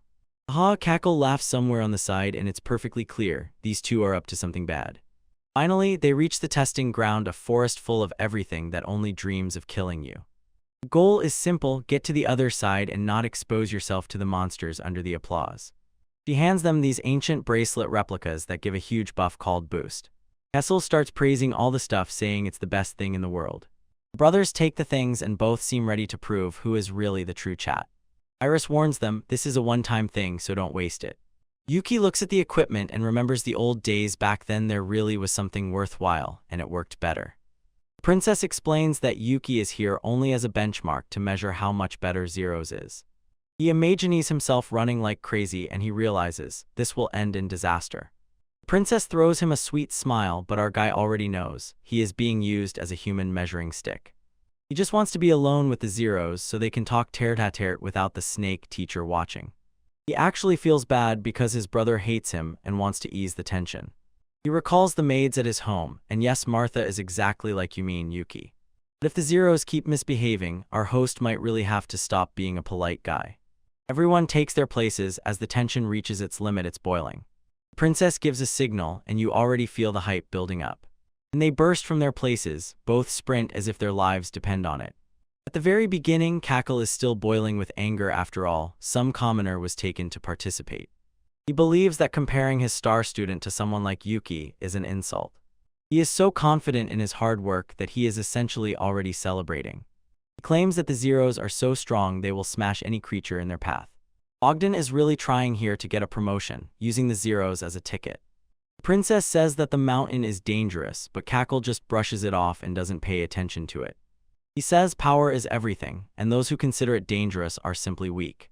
He accidentally names Elysium Temple, and suddenly the whole atmosphere dies, silence, piercing silence. He realizes he has made a mistake because that place is an absolute taboo, but it's already too late. The bird has flown out of the cage. Deep down, he reaches for that forbidden power, a typical hallmark of a classic villain. Meanwhile, the forest looks terrifyingly scary, and the feeling is definitely off. Princess just hopes that no one will be brutally killed today. Deep in the forest, Yuki tries to talk to her brother while they are still on the road. Zeros completely breaks down, accusing Yuki of trying to steal the inheritance. He says that Kachel told him. Yuki cursed him to the maids every night. Ro is so triggered that he shouts, "Shut up," like a kindergartner throwing a tantrum. Yuki is just trying to explain that she doesn't want her trash house, but Zero's doesn't listen. Of course, Zero demands to find out how he, a commoner, has such connections with the princess. Yuki tells him the truth, he saved her from the beasts, but Zero thinks it's a lie. His hatred blinds him so much that he doesn't even entertain the thought his brother is Chad. And suddenly Zero starts preparing a spell, and Yuki feels a truly powerful ancient magical energy. He summons the spirit of the wind to throw Yuki for the entire next week. And our guy just draws his sword and blocks the strike as if it's nothing. He deflects the wind blades effortlessly. This is real cinema, guys. Without a single mistake, you screwed everything up again like a complete loser, humiliating Guy to the level of an ordinary person. And our MC finally put an end to it. He starts to get angry. Believe me, you don't want to see a former demon lord go mad. But he decides not to hold back anymore because now it's a family matter. He activates Boost Double and the power surge goes off the charts. The Zeros are officially ready. Yuki decides that he will beat his brother and then return to deal with the snake cackle. Zeros thinks he is ahead, but now he will get a harsh reality check. In a moment, Yuki catches up and Zeros freezes as if he saw a ghost. Our guy flies in fast in one breath with a strike and tells his brother to stop being such a piece of shit. We start with how Yuki and his brother Zeros have a huge fight in the middle of the forest. Zeros is just shocked. Yuki moves like a glitch in the Matrix. Look at the speed of our guy, he is almost teleporting now. He closes the distance faster than some simp to a fresh mommy post. Yuki hits with a classic saying, "It's just an ancient artifact, but we all know he is just built differently." Zero starts pounding because his younger brother is a real gigachad, and he himself is stuck in the role of a mid-tier NPC. Then Yuki decides to drop the last bomb. From the lore, he is actually a 200-year-old reincarnated mage. He dodges strikes as if he has Ultra Instant, making Zeros look like complete clowns. Family drama heats up, and Zeros orders him to shut up. Zeros tries to play the "I hate commoners" card, but it looks like pure cope. You see salt just streaming from this man. He clutches his chest with desperate, hopeless anger. We get a brief glimpse into his past. He really fought to get into the guild. Bro just cried because training is a total pain and wishes Yuki never existed. This is pure major beta behavior. He finally snaps and pulls out an old magic card as if he really has a chance. He summons a fire lizard and a wind spirit, and for a few seconds considers himself the main hero. He orders them to do Yuki kneel, but our guy just calls them small fries and doesn't even flinch. Yuki just slices through that spell like cutting butter, absolute cinema right here. He throws him that cold look and asks if he really thinks he can defeat a legend like Nosferatu. Zeros is already panicking, trying to grab more spells before he gets completely roasted. Yuki admits the challenge came fast but reminds he's fighting a straight-up demon lord. He's ready to end this family feud once and for all with one stroke to finally break free from this middle barony. The tension is so thick you could cut it with a knife as they face each other one last time. Yuki is bleeding but stands straight and proud like a boss as Zeros begins to stagger. He tells his brother to break through this thick thinking that he is real. Zeros clenches his medallion, looking like he is about to have a breakdown. Suddenly, a poignant flashback emerges. Their father was a real Chad and treated both like family. It turns out Zeros actually cares about his brother, even if he does it extremely awkwardly. He bursts into tears because he finally understands how much he was a puppet. Yuki doesn't stop. He rushes forward to deliver that corrective strike. Zeros just stands still, completely frozen by his brother's incredible aura. Yuki tells him to get ready now. He will close this sad chapter of their lives. Look at his face. He already knows he's about to be sent to the Shadow Realm. Boom, right in the breadbasket. That's how you tame a rebellious brother. Zeros hits the ground, injures his elbow, and looks like a complete loser. Fight is over, but the silence in the forest thunders louder than the blow. Yuki's hand is bleeding. It's clear he hit without any restraint. Zeros lies here regretting every life choice, while Yuki feels this pain. They both just lie on the ground and rest, probably thinking about how much therapy they need. Yuki switches to maximum defense mode and warns, if anyone touches his waifu, there will be immediate consequences. Suddenly, the local Nightser Burns flies onto the scene to ruin the moment. Yuki thinks he's been caught and starts preparing to escape, but hold on, there's a plot twist coming. Then Zeros actually gets up and defends him, saying it was just a light brotherly quarrel. He admits he can't defeat Yuki and decides not to even pretend what a monster he is. He confesses he believed the lie only because he tried to protect the respect for the family name. He calls Yuki his younger brother and tells him not to wander alone like a hermit. And then he bursts out screaming at him again because these Sundeer genes are too tough. Yuki is just here, my brother is a total headache, but you know, he likes it. Sir Burns tells Zirigam that the next fight must be with him if he wants to pass the test. But Zero shows real progress in character and resigns because he understands he is not ready yet. Burns grabs the signal spear to mark disqualification, a truly cool badass. He launches that thing into the sky and by this gives the sign that the test is officially spoiled. Yuki exposes him in a lie about the rescue and he just nods as if to say, yeah, I heard you, friend. Zeros finally gives a tiny smile and realizes his brother is not the threat he imagined. Suddenly a scream tears through the forest. It's the princess, and you can hear that someone has harmed her. Burns switches to high alert mode and orders everyone to immediately clear the area. Yuki waits for no one, he activates his crest and swiftly makes his way through the danger. He thinks all these kids are one big problem, but he has to save them anyway. For now, the teacher in the catch-all notices the black arrow and realizes his plan is falling apart. He begins to get really nervous because Zeros failed the test and all his titanic work went down the drain.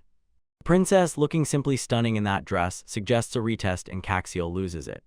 He starts babbling about how people are incapable of grasping order, a classic villain speech, I am superior. Bro is literally trembling with rage, recalling some cult Elysium temple. The guards try to approach him, but it is clear they are about to become mere prey. Princess Iris realizes that this guy is a real psycho and orders everyone to step away from him. Catchel activates the full plan B and immediately summons 12 spirits like a true hacker. It's a complete slaughter, the guards are shredded literally in seconds. Iris can only watch in horror as her defense turns into a red mist. This dude stands over the carnage as if he is the king of the world, but he is at the bottom himself, greedy for power. He officially stops playing the teacher and is ready to show his true colors. Iris tries to pull out the card, son of the Prime Minister, but Kiselu doesn't care. He begins to summon something even darker from the shadows and it looks truly terrifying. He calls the black beasts essentially nightmares in the form of shadow dogs. Iris is shocked, how can a teacher have so much riz if it doesn't fit the idea of an ordinary teacher at all? He starts screaming madly that his dad didn't choose him and the air is filled with real daddy issues. He says teaching these kids was boring and he is ready for something much more chaotic. He raises his hands to the sky ready to resurrect some ancient evil, like a true villain. He shouts about the resurrection of the Great One and look at this psycho grin. Just when everything becomes hopeless, Yuki appears on the spot to stop the nonsense around Elysium Temple. Alright homies, get comfortable, we're diving back into the lore of Elysium Temple. Some ancient organization decided they are the main heroes because they stumbled upon shiny legacy items. These guys were the embodiment of over the top. They chased Ansik to humiliate demi-humans and expand their territories as if they had an endless plot shield. Finally, the wise sower put an end to their antics. Things scattered everywhere, and everyone decided these losers are erased from history forever. The war ended, the temple burned down. At least that's what the NPCs thought. Let's move to our days, and here she is, a waifu of the highest caliber, casting Ifrit blow to burn the Shadowhounds. Look at her artifact, guys, she's doing work worthy of the Lord himself. And then this clownish laughter appears and starts flirting with the old temple and flaunts some ancient thing, as if he really has riz. This man is completely obsessed with power. He babbles about the resurrection of the temple and at the same time makes the most malicious grimace in the history of manga. Here his shadow dogs are tearing through the guarding prey. These guys are just burning to ashes. It's a complete bloody mess, and these soldiers are definitely not paid enough to endure all this absurdity with ancient magic. Then we are shown a flashback of how this snake Cashel manipulates our McBurzeros. Imagine using a child to revive your dead cult. Absolute beta behavior. The princess looks scared, and honestly I understand her, because Cashel is doing things here that just amaze you. He wants to make this entire barony the heart of his temple. Brother, he's delusional if he thinks he's the main villain. Suddenly the mood changes. Look at those eyes, now everything is going downhill. Suddenly a whole swarm of bats appears. The princess immediately understands these are his acquaintances, Lord Yuki's. These bats literally perform magic. Do you see that? They have more wrists than the entire guard combined. They start pouring fire from above, like a modern war killstrike. They pound the ground with explosions non-stop. It is literally covered with blows. Cackle screams like a little girl because his valuable shadow dogs are turned into hot dogs. The princess can't even believe it. These bats shoot ancient magic non-stop, pure cinematography. Thackle has to break the barrier to survive in this heat. Look how he sweats, he already knows he is doomed. And here comes our guy Yuki stepping forward like an absolute Chad. The princess at this stage has nothing but hard eyes. Calcula is melting, calling Yuki a bastard for using ancient magic, but you yourself are losing to a child, just sit down already. Yuki doesn't even let him finish speaking. A quick jerk and blood splashes and the villain is already flowing. A speed throw from a child, that's what you need. The princess didn't even have time to see him move. That's it. This is me MC speed right here.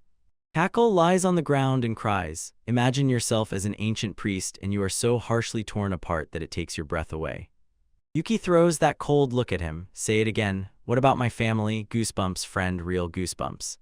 He tells the tutor to start behaving properly and answer the questions, and this man's hands are trembling. The princess tries to intervene because she is holy and all that lets have no killings. She wants him to stay alive for the sake of information. Maybe he is part of the taboo temple. A classic plot package for a villain, but Yuki will not accept this. This man insulted his family, and in this life Yuki is a certified family man. He remembers his past life where he could not protect anyone. He will not make the same mistake again. He looks her straight in the eyes and essentially bluntly says, no, he needs to go. Cackle again starts with chatter and begins insulting the brother, saying that Zeros hates him.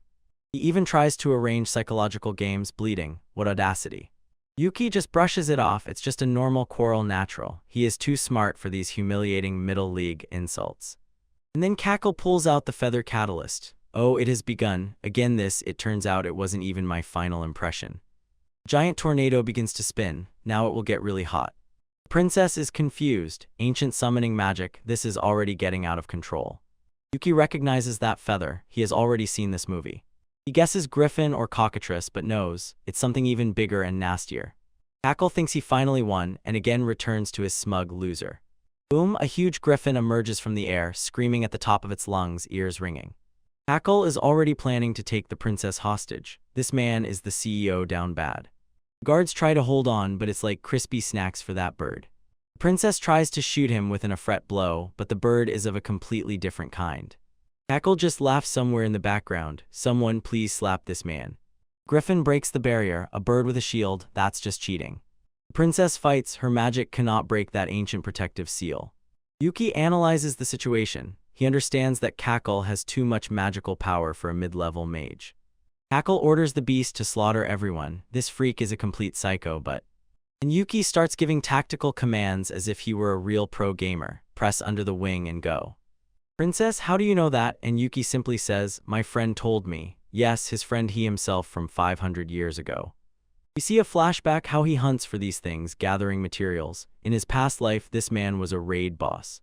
The soldiers really obey and line up against the shield wall. Look at this teamwork. Cackle is going crazy. Get out of here, freaks, you always get in the way. Cry more, friend. The princess makes another shot, looking for a breach in the defense. The griffin dodges in time, as if in a rhythm game. For an NPC, he moves too fast. It is impossible to hit a target in the air from the ground. Time to change plans. Axial is babbling again about his inherited influence. Mute his microphone. Yuki decides it's time to fly. He starts running straight towards the soldiers. He uses the soldier's back as a real springboard platform. Too bad that guy's spine didn't hold up.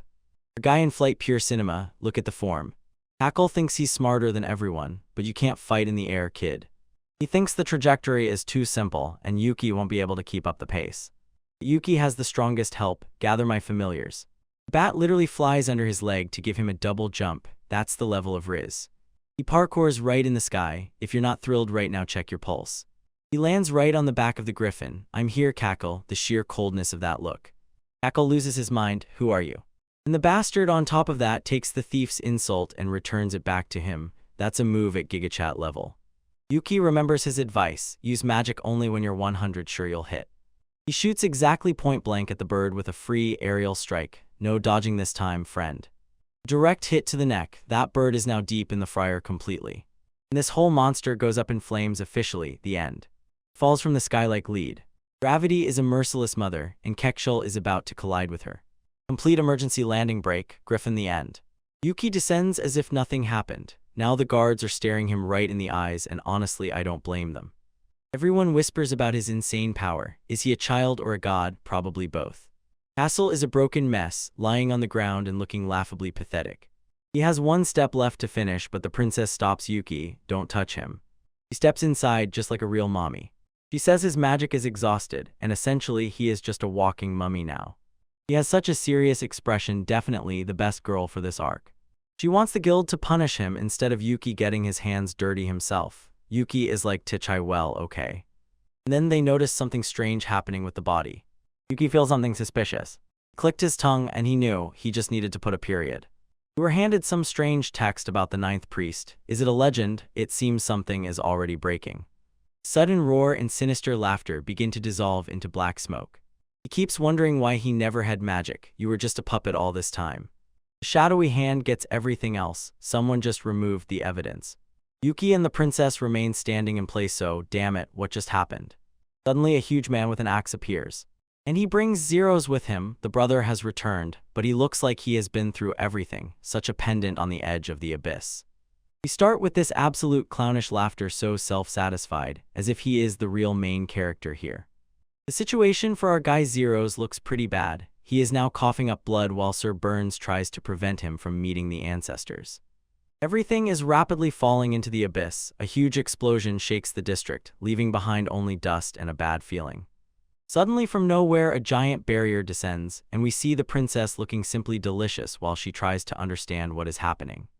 Cackle here breaks down in self-praise and fires up, telling about the summoning of high-level monsters, although he should already be completely out of mana. Our MC Yuki finally turns on his brain and realizes something is clearly wrong with that shiny combustible rock that Zero was holding. Yuki rushes up to his brother, who is about to collapse, and demands to see the suspicious item. He finds this magical amulet armor and immediately understands this thing is cursed worse than anything. Look at how those creepy veins bulge. A flashback is shown. Caxiel is a real scoundrel. He gives Zeros the amulet and promises that it will make him a god-tier mage. Yuki reveals the truth. It not only prevented Grey X from having power, it literally sucked all the life out of him like a common parasite. Outside the barrier, this gigantic shadow monster starts horrible howling, and the knight and princess realize their attacks do not harm the monster at all. Zero finally comes out of beta status and apologizes to Yuki for previously behaving like a complete jerk. Yuki just throws him the same gigachat look, basically, shut up, and let him watch how a real master handles things. He is not even angered by the lost past. There are more important matters. Now he will distribute chill in the pack. Yuki begins charging his own magic, and the thought spins in his head about how he has wanted normal brotherly relations all his life, not this mess. For a moment we see what ordinary brothers look like, fighting over nonsense, not trying to kill each other with ancient relics. Yuki calls Castle for a talk because he is a complete zero, and prepares to put an end to his career once and for all. He activates his magic Mistel blood erosion. Essentially, this is high-level hacking for the magical world. His eyes flash with the same do not touch energy as he completely dismantles the structure of the enemy spell. He realizes the magic is dual. It simultaneously drains mana and controls Zero's consciousness. The amulet begins to crack under the pressure of Yuki's enormous mana pool as he prepares to overload the chain. He shouts that it is a relic of the past and puts all his strength into smashing that cursed ornament. The amulet shatters into a million fragments, and Zero lets out one last scream as the connection finally breaks. The magical discharge finally subsides, and the Zeros remain lying on the ground, gasping, finally free from that leech.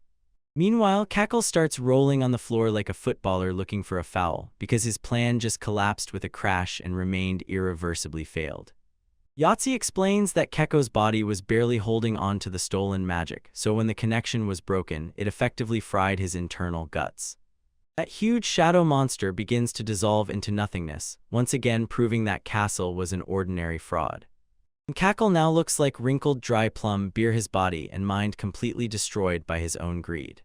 Sir Burns confirms this dude is already hopeless. His magical paths are fried just like a cheap laptop. Princess Iris just stands and continuously stares at the villain's remains and realizes that Cashel actually erased his own soul. Yuki stands in place completely casual, just scratching the back of his head as if he hadn't just saved the entire kingdom. The princess approaches and asks the million-dollar question, who are you really? Yuki is about to drop a chunk of lore, but it's clear he's trying to keep his secret identity to a minimum. Zero bursts inside with a jerk and saves the situation, claiming that Yuki is his brother and that he is an illegitimate child of the Grossedia family. But the princess doesn't buy it. She asks how some random boy can use ancient magic that hasn't been seen for centuries. Yuki signals to Zero and asks you to help pick it up here, because he really doesn't want to talk about his past life.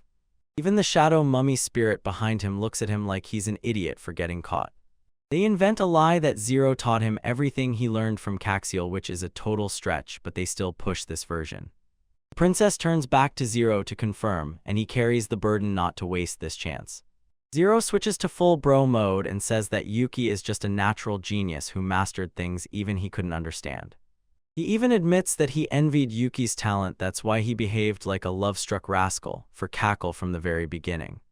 They say that the Elysium Temple is completely forbidden, so it's better to keep your tongues locked and not babble about the details. Yuki continues to press, explaining that Zero's could not have been an accomplice. If he had been, he would have attacked the princess earlier.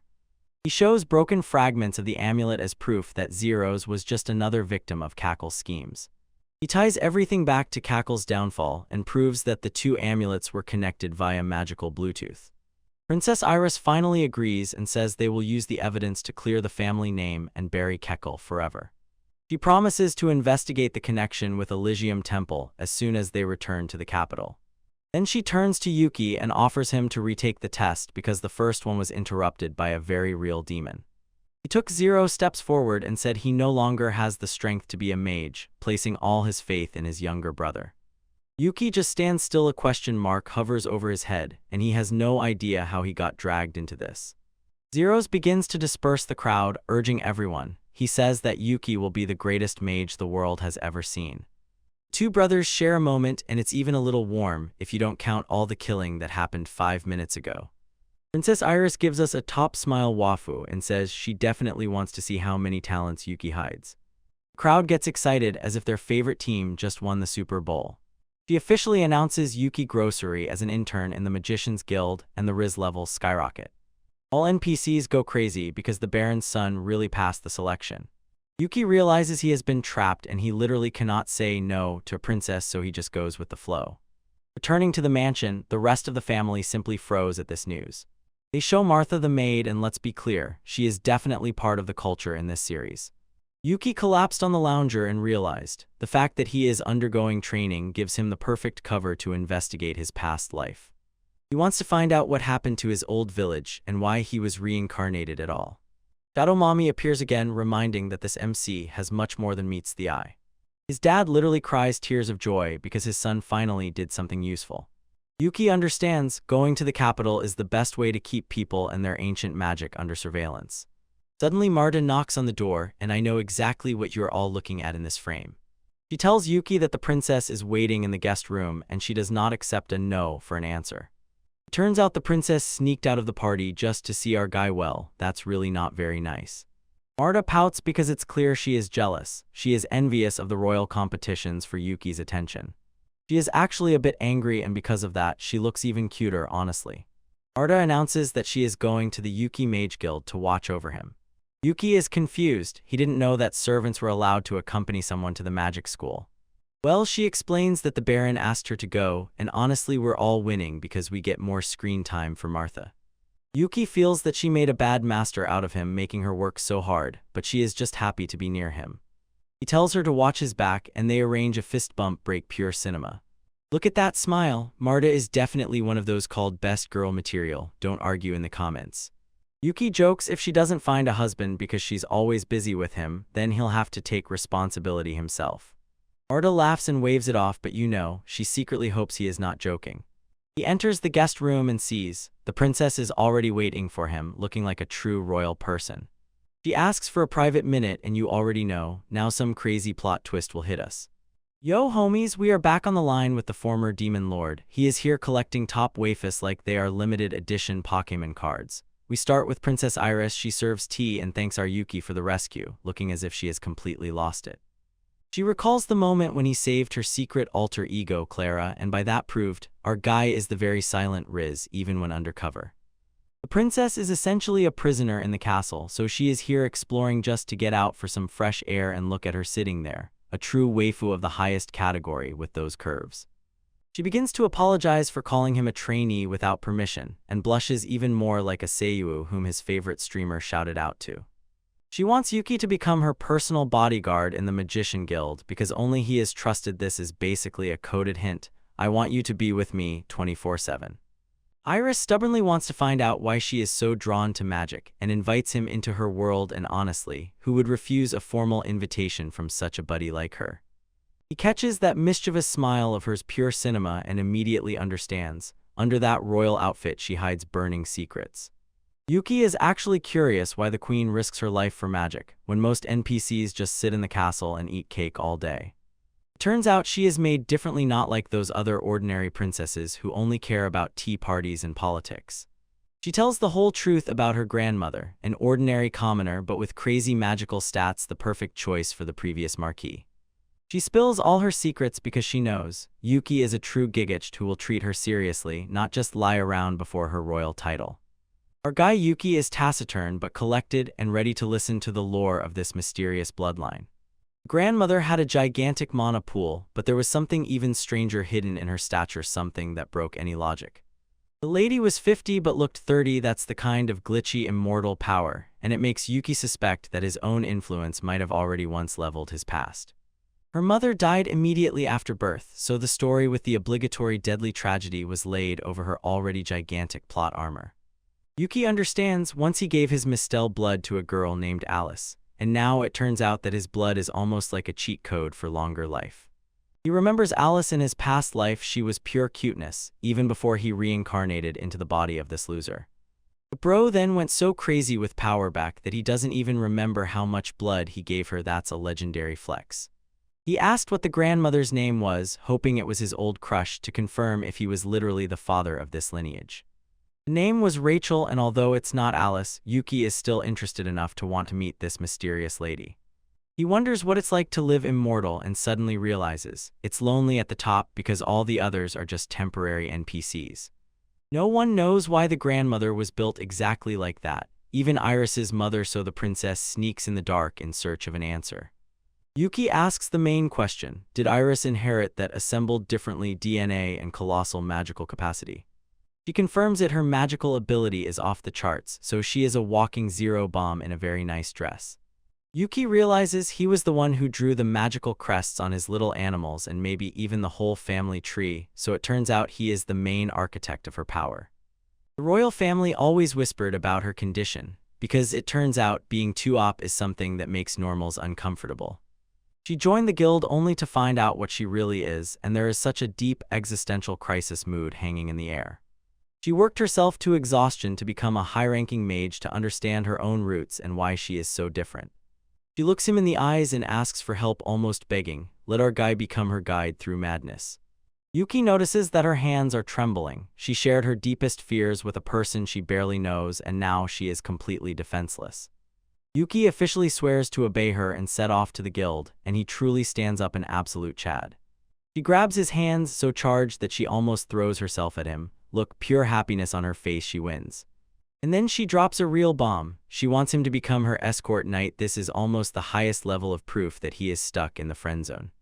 Yuki says that he is just the illegitimate son of a baron, but Iris does not worry about his low status when he has such a high riz. She wants them to become school friends and study together, and Yuki understands this whole situation might be his fault. To test his theory, he asks her if she likes venison pie with spicy sauce, the very one that was Alice's favorite dish in the old days. She hasn't tried it yet but says she loves spicy food, and Yuki just keeps a calm appearance while gathering data. He decides he will help her find her roots despite the past, because that's what a true friend does for his waifu. He officially accepts the duties of escort, and you see how the princess's heart seems to skip a beat. Look how he kneels. He has the same leading role turned on to the maximum, and the visual pulls pure cinema. Iris blushes so hard that she is probably about to overheat. After all, she managed to persuade her husband to stay close. She will go talk to her father to make everything official faster than a speedrunner rushing to catch a quest. Orientation is in a month at Royal Capital, and you already know, the school arc will be filled with even more wafers and haters that will need to be burned. Yuki has one more serious question before she goes out to deal with royal papers. He asks if Elysium Temple is really dead. He feels that somewhere in the shadows survivors of villains might still be lurking. They show a flashback about that scoundrel Kitchell. He is definitely already fed up after trying to contact our guy. In his room, they found a secret letter about the temple, and the intrigue grows faster than porridge in a bowl. On Yuki's face appears that terrible expression. He knows that these guys from the temple bring nothing but trouble for his peaceful life. Iris suggests organizing a meeting with a researcher, and by this proves that she is not just a pretty face, but a true MVP for Yuki's mission. She says goodbye and leaves the room, leaving our guy to digest this whole new layer of information. Yuki realizes somewhere out there may still be cult followers, and he needs to keep magic ready or the temple NPCs will break him. Later, he lies in bed and tries to prepare countermeasures, because a true gigachat is always 3 steps ahead of the villains. The next day, Yuki appears in the main house, and the mood here is completely different than when he was a social outcast. Brother Zeros is waiting for him, and you can already feel the tension between these two about to burst. Yuki enters Zero's room for the first time in years. Nostalgia hits him as if a truck with a cannon had moved. Zero has something very serious he wants to ask him, and for a moment it seemed to me that he was about to challenge him to a duel. It seems to him that this is about me, the legendary Lord Nosferatu. He is ready to shoot the truth and ruin this person's career. Zeros is real and says he doesn't care about his secret identity. Yuki is actually confused. He expected a fight, but his brother is amazingly calm. Zeros promises to keep his secret under any circumstances until the official transition from annoying brother-sister to the role of a loyal eye. Yuki sees sincerity in his eyes and decides to trust him. That's the power of family homies. Suddenly, Zeros draws a sword, and for a moment I thought he was about to go full Yandir brother. He presses the sword to his own throat to make a life-and-death oath. What shameless audacity and drama in this man. He tells Yuki to kill himself if he ever doubts his loyalty. Now that's real tough gigachad behavior. Yuki calls him annoying. He's overdramatic, but it's clear, deep down he really values his devotion. Zeros is just strangely familial in his tough, unusual style, and Yuki finally starts to feel at home. Yuki accepts the oath, and from this moment, the Gracheria brothers officially become the most dangerous pair in the kingdom.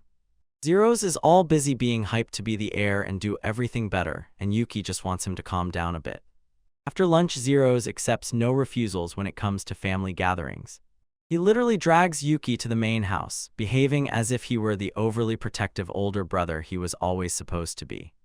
Little sister Lumia sees that they are getting along and starts crying tears of joy enough to make an adult man cry, and that's okay.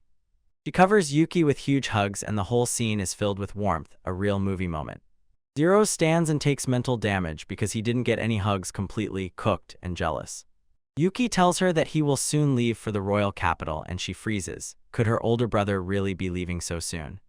From now on, they will eat as a whole family, and Zeros even talks to their father to make sure Yuki is treated properly.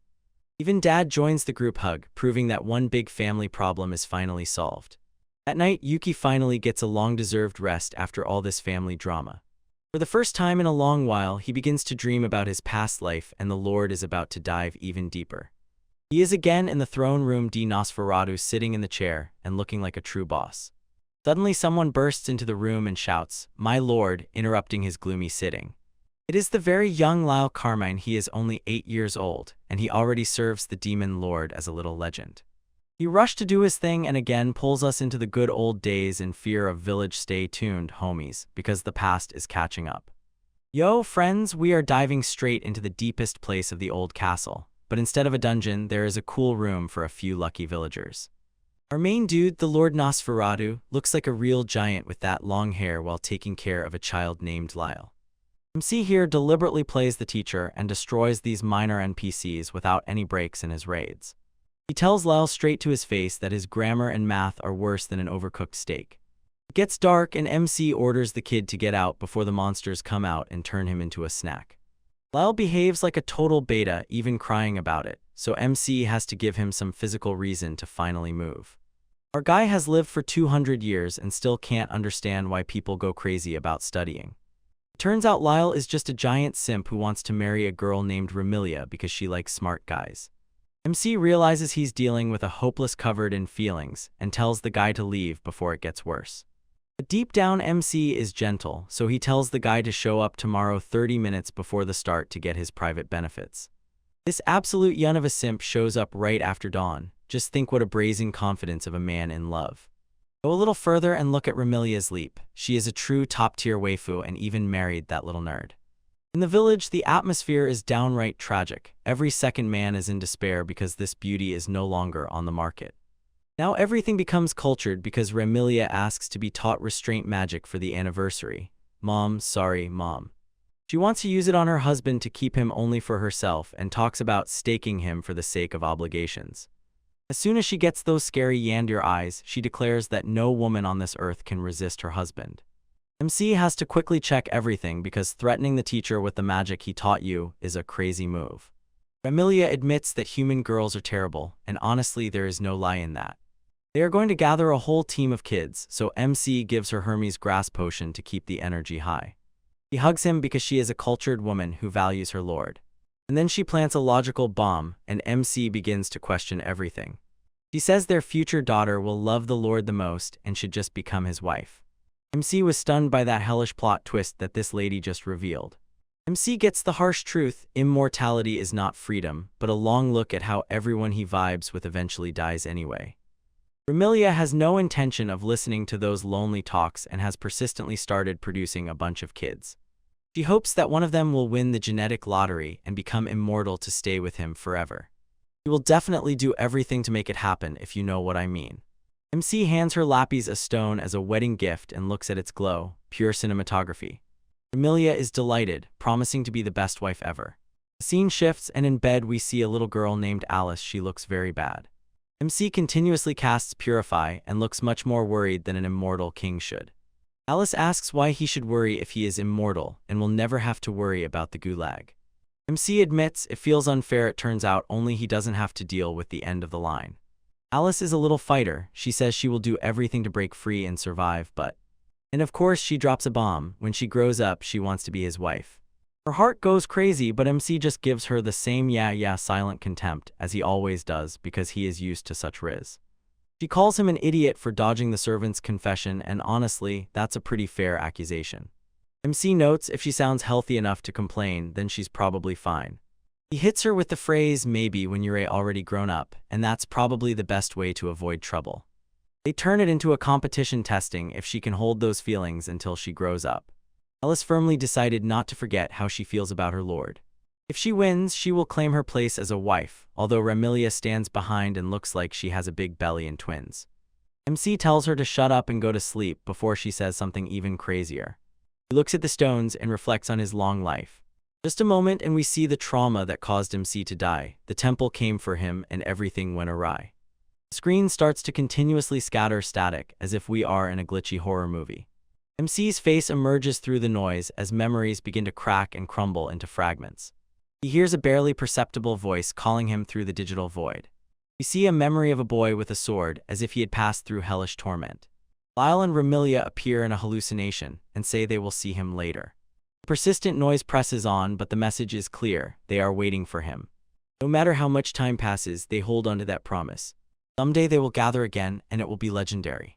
Suddenly MC wakes up in his current life lying in bed and looking like a completely delicious piece.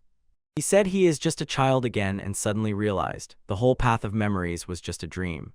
While his sweet maid dresses him, he shouts a shout-out to culture and wonders who those voices were. He does not know why he was reborn, but he is not going to sit and hide in the shadows. He needs to find news about Lyle and others in the capital, and make no mistake, they have been watching him since that moment. What's up, my cultural kings? We're back here with our favorite former demon lord, who is now mercilessly burned by the one thing magic cannot handle: paperwork. After Yuki smashed everyone the day before and forced his way into the magical guild, he is now directly face to face with the desk.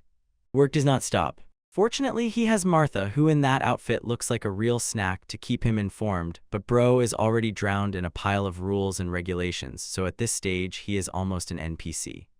And even his younger sister Rumia is sulking here because her older brother is always busy being a high-level student. But honestly, look at those cheeks, how can you say no? The old and older brother nulls are just watching from the side, probably happier that they are not the ones lying in the scrolls. While you are the main character with a plot armor set, time flies and suddenly it is moving day. Yuki is stomping on the grass one last time and Martha meanwhile is pulling the laundry like a top waifu. Time for the final family dinner, and you know it's all grown up when the title "native of the hometown" flies off. The mood at the table is surprisingly warm, and that usually means the author is about to throw in a terrible betrayal or jump in time. The chariot is prepared, and the familiars are circling around as if a boss fight is about to start. Yuki looks fresh in his hiking gear, firmly shaking the old man's hand like a true Chad. He even gives Rumiya a head pat, and Zeros finally behaves like a real brother, not like a beta hater. The father starts pressuring him, don't disgrace the family speech, and reminds that their barony is basically the new guys in the district in the capital. Then the old man says he has been boasting about Yuki in front of all the other noble families, and Bro's face immediately reads, I am doomed. He definitely knows what that means. Even more annoying nobles trying to check his riz or catch him to get these hands. Yuki already feels the onset of a headache. He knows being a genius means attracting problems like a magnet. Meanwhile, Marta is handing out wild mockeries here, toasting Zeros right in the face because she is the only servant and confides her actions to no one except her master. Zeros takes his L like a man, apologizes for having been a simp before, and vows to level up the barony while Yuki is away. Marta has the same mom energy. It pulls sorry energy and promises to handle everything at home, including taking care of Yuki's mom. Rumiya completely loses it, crying as if her favorite anime was cancelled, but Yuki promises to visit during the holidays. Finally, it's time to leave, and the emotional damage hits the whole team. Yuki looks back at his home base one last time, like a true protagonist about to start a new arc. As he walks to the carriage, he realizes this is the first time in 2 lives that someone truly cared came to see him off. Without embellishment, his former life as Nosferatu boiled down to people chasing him with pitchforks and calling him a monster. Now this is how people do it, and Bro really feels the pure cinema of having a family. Zeros drops a my lord on him, basically confirming that Yuki is the true lion in this family. Dad is standing somewhere looking utterly confused by that my lord conversation, but the brothers have that same secret handshake energy that you just love to see. They bumped fists in a fist bump, and Yuki admits that maybe people aren't as trashy as he thought. The whole family waves goodbye as if it's the season finale. As soon as the carriage started moving, the familiars got excited. The master's blood gives them a colossal boost. Ike and the guys are flying high, ready to snoop around and look for any NPCs seeking adventures. In the carriage, Marta feels her nerves trembling from the trip to the capital, but for her partner, she is ride or die. The old guard is literally sobbing. Such an honor. They let him accompany the young master, and Yuki just says, Bro, stop calling me boy, I'm embarrassed. They set off on the road, and we get beautiful shots of the journey, perfect for desktop wallpapers. They sit in camp, cook stew, and live that same adventurous life. The cozy feelings scatter as soon as the carriage starts braking. Marta complains about her assets. She's shaking from this bumpy road, and I definitely know what you're all looking at in this panel. It turned out to be a traffic jam. Some highborn noble entourage wrecked the road and won't let anyone pass. Yuki sends his familiar to go check, who thinks they have more riz than Yuki. Marta is no longer surprised by the magic of the bat. She has seen how this man creates absolute madness since he was a child. Dake reports this is a huge escort, soldiers, and a carriage with the wyvern emblem. The old guard begins to tremble. This is the crest of the Duke of Surrey, a historic house that effectively rules everything. Yuki understands his father's boasting has probably reached these people too, so he is officially expected to have a mid-level meeting. He has a bad feeling when someone steps out of a luxurious carriage. Time to get down to business. Yuki tells Marfi to prepare him a drip because he will not go to meet the Duke looking ordinary. He puts on a suit. Marta styles their hair, and the old man thinks they look like a married couple. Honestly, a setup. Yuki goes out to meet the Duke's squad, greeting them with that composed, noble politeness. The soldiers behave like absolute NPCs, calling him the Baron's bastard and saying he should be grateful they even looked at him. Yuki is irritated but keeps up appearances as if everything is under control, ready to just turn around and leave to avoid getting involved in this drama. And then an elite waifu appears from the carriage. Look at the dress, look at the hair. Lady Odette Surrey has entered the chat and looks like a top-tier daimyo mommy in training. She stops him, has a proposal that will turn his entire trajectory upside down. She needs him to become the official escort of Her Majesty, Iris Rischa. Talk about a giant promotion from local talent to royal guard, all in one conversation. We start with a short flashback from childhood. Odette, the main heroine, a true Chad, calms the crying Princess Iris. Little Odette here promised to be the princess's escort when they grow up, and honestly her dedication is already at the highest level. Let's move to the present. A chariot is flying on the go, because obviously walking is an NPC matter. Our MC Yuki receives the schedule from Odette. She looks simply top-notch in that red dress, so definitely a waifu still forming. She drops a bomb. There are only 4 candidates for the princess's guard position, and Yuki has a face like he just found out his favorite gacha game is shutting down. But it turned out that the escort role is not just about protection. For aristocrats, it's also a huge political move, a pure demonstration of power. Odette explains that she is one of the candidates, and then some random NPC guard interrupts the conversation with crazy audacity, calls Yuki a baron's bastard. This blatant clown orders Yuki to step back so Odette can win, and at the same time acts like he is her biggest fanboy. But Odette doesn't swallow that. She switches to mommy dummy mode and starts yelling at the guard for being a complete idiot. She shakes him for thinking the Duchess needs everything served on a silver platter, and by that proves she has the true energy of a main heroine. She tells the other guards, remove this rude fool from her sight immediately, and honestly I like it so much that you see this. When the trash was finally cleaned up, Odette was still boiling with rage. She hates being underestimated. And she turns to Yuki again, seemingly flawless, and apologizes for the unattractive scene before throwing out a teasing proposal. She wants Yuki to join her. The other 2 candidates have already formed an alliance. Essentially, it's a 2-on-2 duel for the escort position, and she knows, without a coordinated alliance, there is no chance against the Marquis and the Count's houses.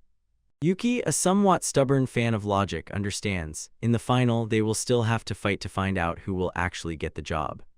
Odette just puts him on the straw and says of course she will win. For now, they are just homies. Yuki weighs the situation and realizes the Baron joining the Duke's house is essentially a huge boost for his family. They agree on a temporary truce until they reach the capital, and honestly the tension between these two is already starting to boil. As soon as they seal the deal, Odette throws a question and Yuki finds himself in the crosshairs. She asks if the rumors are true. Did he really cope with the grief caused by his mentor all alone? And Yuki suddenly realizes his dad all this time went out there and flattered him so that the whole country would know about it, and Yuki panics.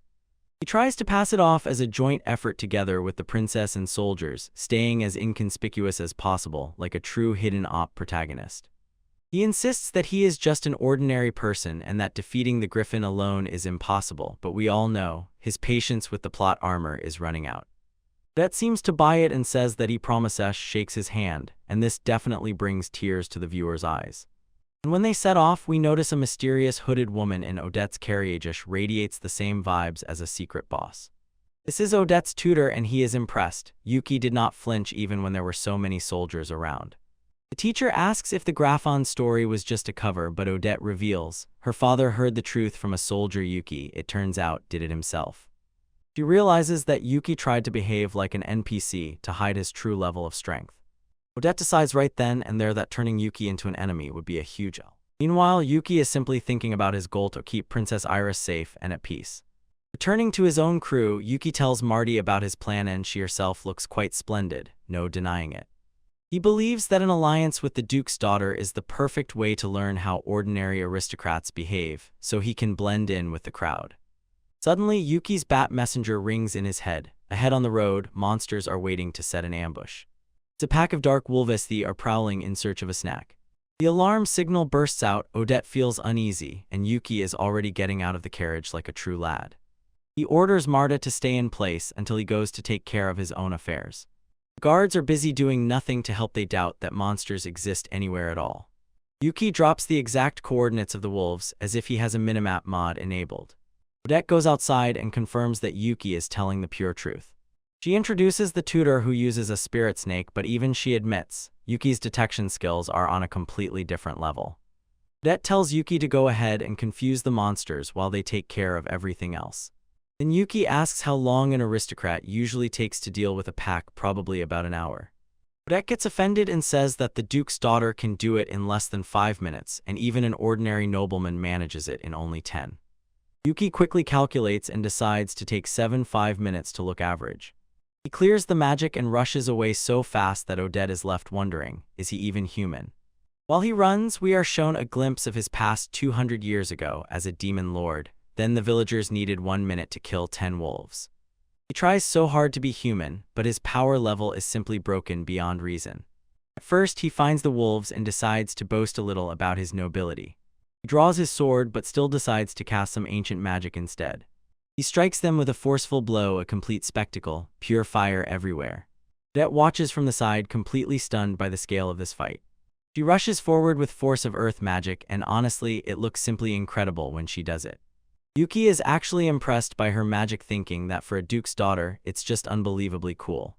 The elders say the wolves are already fleeing, they just realized it's the end for them.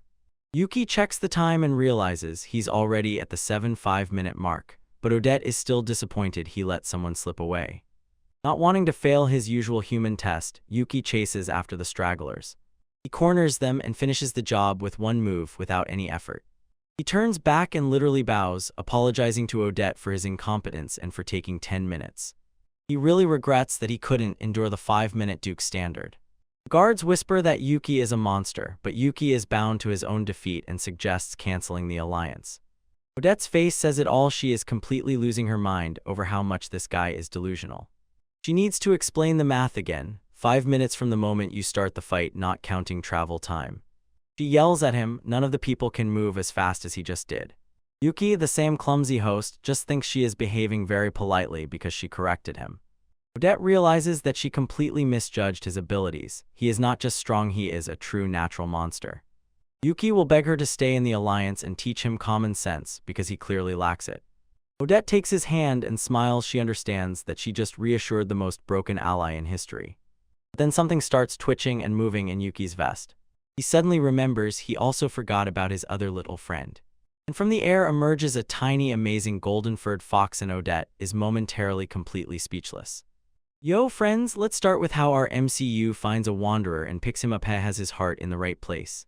This kid was left without a whole pack because some dark wolves finished him off, so Yuki decides to take him in. But this little brat chooses violence and literally cuts a piece from our guy's hand. It's pure audacity for a straightforward NPC beast, but Yuki is different, and Lady Odette Enterech looked like a full movie in that outfit. Guys, look at those curves. Yuki explained, now he is practically an adoptive father because those wolves craved blood. He is trying to appease the little fox here as if it were his own child, and he is taking risks with the local wildlife. We see a massacre for a moment, and yes, these foxes had definitely been killed before Yuki appeared. Odette still suspects, brother, how do you know this? Were you there? And Yuki just flies back at her with his trust me bro from the series Wild Guess. She asks if this thing bites, and Yuki boasts about his battle scars like a total Chad. He's completely lost his mind over this little creature. He insists that everything is already under control and this thing will attack only on command. Let's talk about a huge buff for his party. He calls the baby Ramai, and just look into those eyes. He already knows he has plot armor. Yuki wants the guard dog to protect his maid, a total Chad move when it comes down to it. He always watches over his wiffes. Bodyguard Odette is just sitting relaxed in the rear, but she agrees, every top mage needs a familiar to look the part. Yuki actually feels a bit bad that they didn't get there earlier to save the Fox family. Respect for this work, even though he is a bit strict about justice, like someone in love with the truth. A masked father guard pulls Odette aside for a secret conversation, and you know the tastiest part is about to unfold. She suspects that this is not just an ordinary fox but a silver bay fox. If she is right, a complete mess will start now. It seems these creatures can transform into humans and use magic, but they cannot be tamed. Imagine the culture if this fox later turns into a chubby waifu. If you guess this will happen, I'll send you $10. Odette thinks it's definitely nothing special. She calls it an ordinary silver fox. The girl is desperately clinging to this self-deception. She comments on how it already vibes in Yuki's chest. It's so cozy. I'm insanely jealous right now, Loki. She is so sure it's an ordinary animal. Bro, has she ever read manga? Ordinary ones are always the wildest. In the carriage, Odette realizes she completely underestimated our guy Yuki Grocery. She thought he was just some illegal loser who could be used for her own purposes. Now that she has seen him in action, she understands, you can't just treat him like some beta. Bodyguard confirms he is a first-class warrior and mage. The hype is real, he's almost a Giga Chad in training. She decides to play smart and teams up with him while other rivals are cleaned out. A smart girl with that big brain energy. She knows in the end that he will become her most dangerous rival for first place. She pulls out a magical gem because she needs to gather more data about this whole monster. Right in the carriage, she begins to prepare ancient magic. Disguised mommy nods approvingly. You know, she has the same dummy mommy energy even when the mask is on. She summons a shadow serpent dragon and gazes at Riz on the serpent. It is assembled for silent movement and espionage. The serpent crawls to Yuki's carriage to eavesdrop. The level of betrayal is palpable here. She is truly trying to listen in on his trip. Odette dreams of becoming a night escort for Princess Iris to be respectable, noble, and just right. She is filled with confidence, thinking she has the perfect plan to break ahead. Yuki and the fox immediately notice the serpent. He has zero problems with disguise, he is just too accurate. Yuki used his own blood for the carriage. That's the level of preparation GigaChad no NPC will slip through. He tells his friend he's going for a walk, and we all know that means he's about to mess with Odette for pure audacity. Yuki just jumps into her carriage like it's nothing, and Odette covers him with laughter, oh ho ho ho, you sama, to cover the tracks. Yuki sarcastically praises her for pulling out ancient magic just to invite him over. It's disrespect legendary, he completely roasts her with mockery. Odette is furious, her secret spy mission was just turned into a joke. Listen, they are starting to babble about the Mage Guild and the chance to explore Elysium. A new dungeon is open, guys, let's go. Yuki realizes if he finds ancient artifacts, he can raise his family's status from Baron to Viscount. That's a crazy leap for his social credit. Yuki asks what will happen if the aristocrats don't die, and Odette just says, who even assumes that? He is thinking on a completely different level. Our guy just wants a quiet life, but with his power he knows he is not up for a peaceful retirement, he's too broken. He has another strange question for her, and you know it will be one of the hardest. He asks if there is any item for immortality. Odette calls him greedy, but we know he is just trying not to get caught again so they don't cook him again. He tries to turn everything into a joke like, oh, that's not true immortality, you just don't die. Not bad, friend, good try, but it worked. They agree that powerful items exist, but she still roasts him for his dreaminess and greed. Yuki's true goal is to understand people and find out if Iris is a descendant of his old friend Alice. Deep lore is coming. He wants to find out if his past actions as Demon Lord were truly good or evil. That's your main hero's existential breakdown. Odette thinks he is just a magical nerd trying to reach the top, but she completely misreads the situation. She heats up to the limit because she thinks he has some grand goal to see how far he can push his magic. Yuki just sits there and goes, while she carries all the heavy work for the plot. She calls him a good person and a rival she can respect. The ignition seems to already be coming from inside the carriage. Only for a moment does everything get really serious when she looks away. Odette reveals the real reason why she wants to protect Princess Iris. She has the same loyal knight energy. She is ready to give everything for the princess. Now that's real ride or die energy right here. Yuki just says Iris and she turns into a complete tomato, and the blush pure cinema, guys. They were childhood friends, and there is some secret reason why Iris must learn magic. Again, a lot of protection for the princess, I bet. That's why she's so down bad for the knight position, a completely love-struck fool for her childhood friend. She finally gathers courage and apologizes for lying to him. She admits that she sent a snake to watch him. When dealing with a GigaChad, honesty is the best policy. His reaction to me is low-key. He figured out her acquaintance so quickly, and it's clear he's impressed. His riz is just too high to hide it. Yuki suggests next time you call, tell us like bats, and she immediately goes, stop, otherwise I'll get mad. What a troll. Odette firmly decided to become an escort knight, no matter what it would take. Yuki essentially understands this too. He concealed his true nature, so he respects her pace. That's when one's own recognize each other. He decides to trust Lady Odette, friendship power-up activated. He tells her to just knock on the window next time instead of sending shadow snakes. Common sense and victory. They finally share a genuine laugh. Seriously, she is already starting to look like a top-tier waifu. Yuki feels the burden of the future, but he is ready for whatever comes next. Either him or her like a knight. The competition is officially announced. Finally, they reach the capital, and what a place, so huge. Welcome to Bulgaria. Look at the scale of this city, pure cinema. The royal capital is enormous, a place where crazy plot twists and thick wafers are definitely spun. Here is the entrance to the legendary Elysium, ready for high-stakes raids in the dungeons. Castle walls are massive, definitely not for NPCs. They roll through the gates like full VIPs. Elysium was founded 200 years ago, a loot drop for their own. Yuki is amazed at what is happening there now. Probably, for our guy, this will again turn into a bunch of problems. He looks out the window, probably pondering his next big move. Catch a glimpse of someone special waiting in the castle. This is Princess Iris, and she is waiting for her Lord Yuki. Bro, the harem is officially expanding. Listen, guys, we have finally returned to the very peak. Our guy Yuki and his thick waifu Marta have just landed in the royal capital, and Marta looks simply divine in this tailored outfit. Check out the new crib, it's a huge residence and aristocrat ward a whole W for the team. But hold on, the death of the man with blue hair, he literally lives next door. The plot is already spinning, guys. Marta just sighs with relief. She no longer has to sneak past a bunch of high-level NPCs and relatives from the Duke family every time she wants a snack. Inside, it's unexpectedly spacious. Marta has already managed to brick it to start some cleaning. Look at that motivation. She switches to full mom mode, insists she must clean everything here because this is Lord Yuki's house. We adore the devoted queen. Yuki decides to help her, but not in the way you think. Don't get distracted, chat. He talks to his little fox companion, Remy, and directly appoints her to accompany Martha and even takes away her role as a maid apprentice. This fox is rapidly rising higher. The royal capital is full of surprises, and Martha lives here to the fullest, shopping and picking a new home. Yuki tells Martha to look away for a moment. The cultivation is about to begin. He drips some Mistel blood on the fox to give her a magical boost. That's how familiars are leveled up, take note. Absolute cinema, the fox jumps out and before you is a whole human girl. I know exactly what you're looking at right now, and yes, she urgently needs clothes. Transformation succeeded. She looks about 10 years old, so keep it decent in the comments, guys. Check the stats, she's only level 3 but has a more human skill and decent agility. Not bad for a starter build. Yuyuki explains that the blood only added a few familiar skills to her natural silver bayfox riz. The plan is, give her magical power daily so she stays in this form and protects Martha. Today the boy looks a bit shabby, so straight to the bathhouse.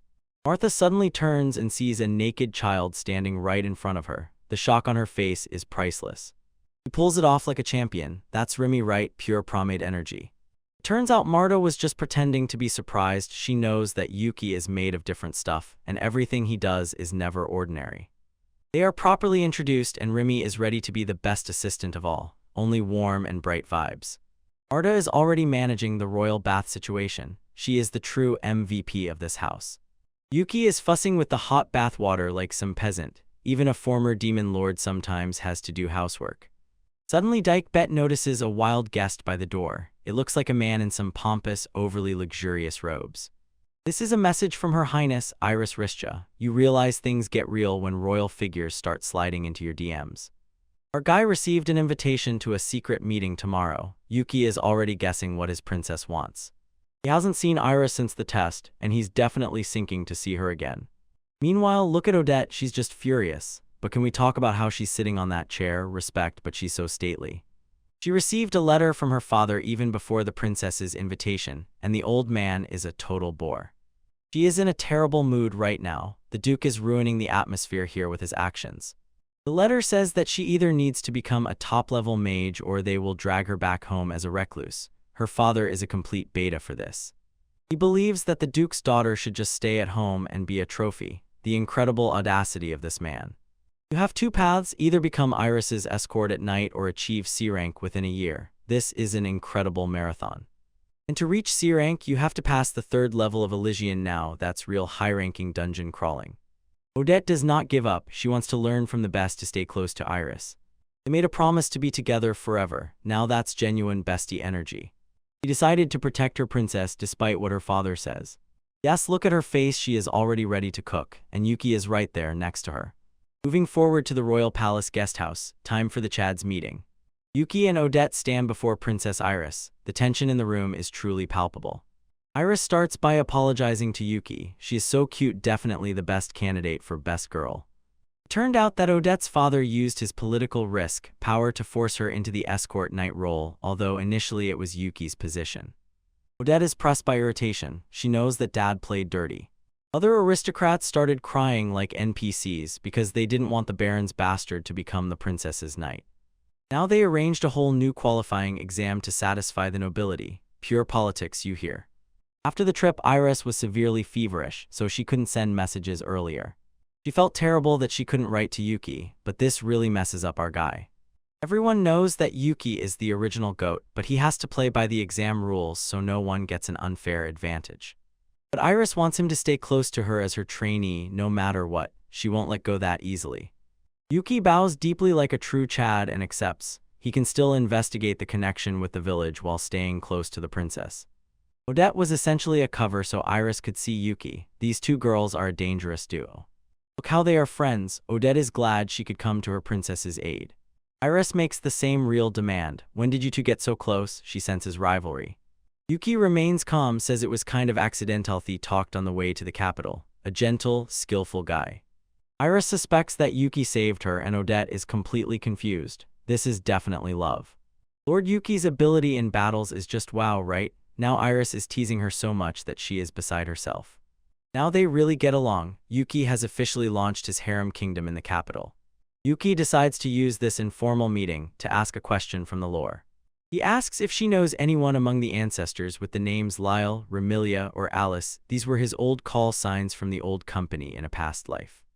Iris looks like she is trying to remember something. Is there a connection? Silence is deafening. I'll pay you $10 if you can guess whether she knows them. She only knows up to the level of her grandparents. It seems the trail is dead for now. Yuki needs to approach and declare that he just saw these names in a dream, and he is now lying to the kingdom with a completely straight face. He even jokes that they were led by fate itself. This man's riz is off the charts. It's a pity there are no records here. History in this world is complete chaos. It seems the War of the Eight Kingdoms wiped out most of the old records from the face of the earth. Back then, it was complete chaos. The oldest artifacts disappeared or were sealed. The world effectively plunged into a dark age of legends. Alright, back to the exam. The Guild of Mages has already chosen the place.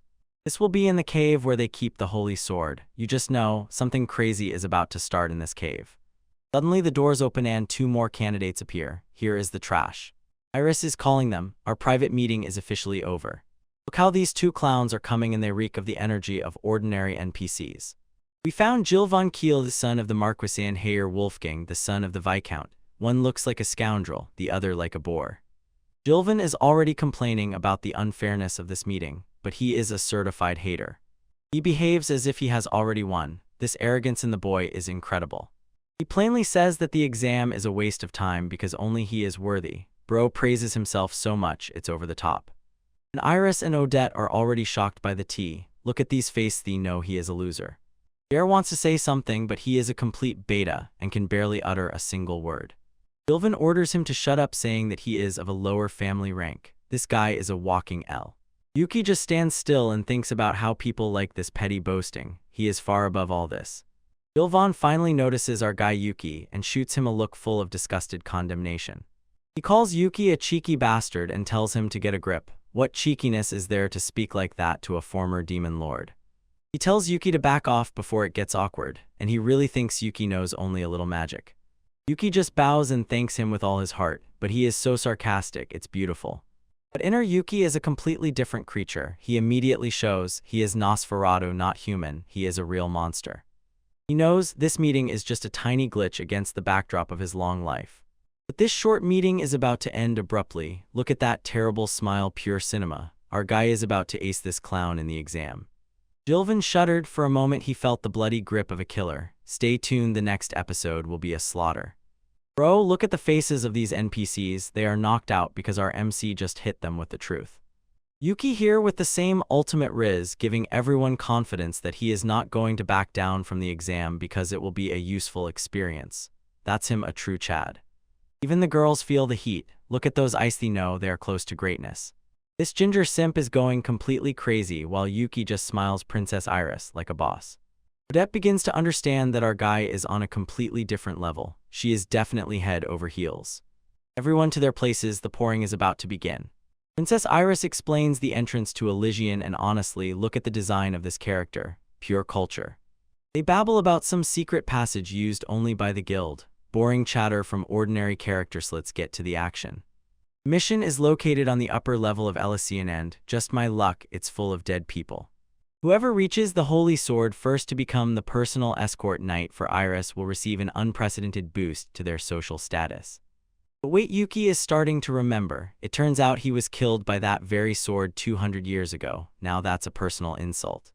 Now he is literally allergic to longswords because he was encapsulated, and precisely because he was encapsulated. That is, he was simply stabbed and killed to death. Odette asks real questions. What will happen if there is a draw?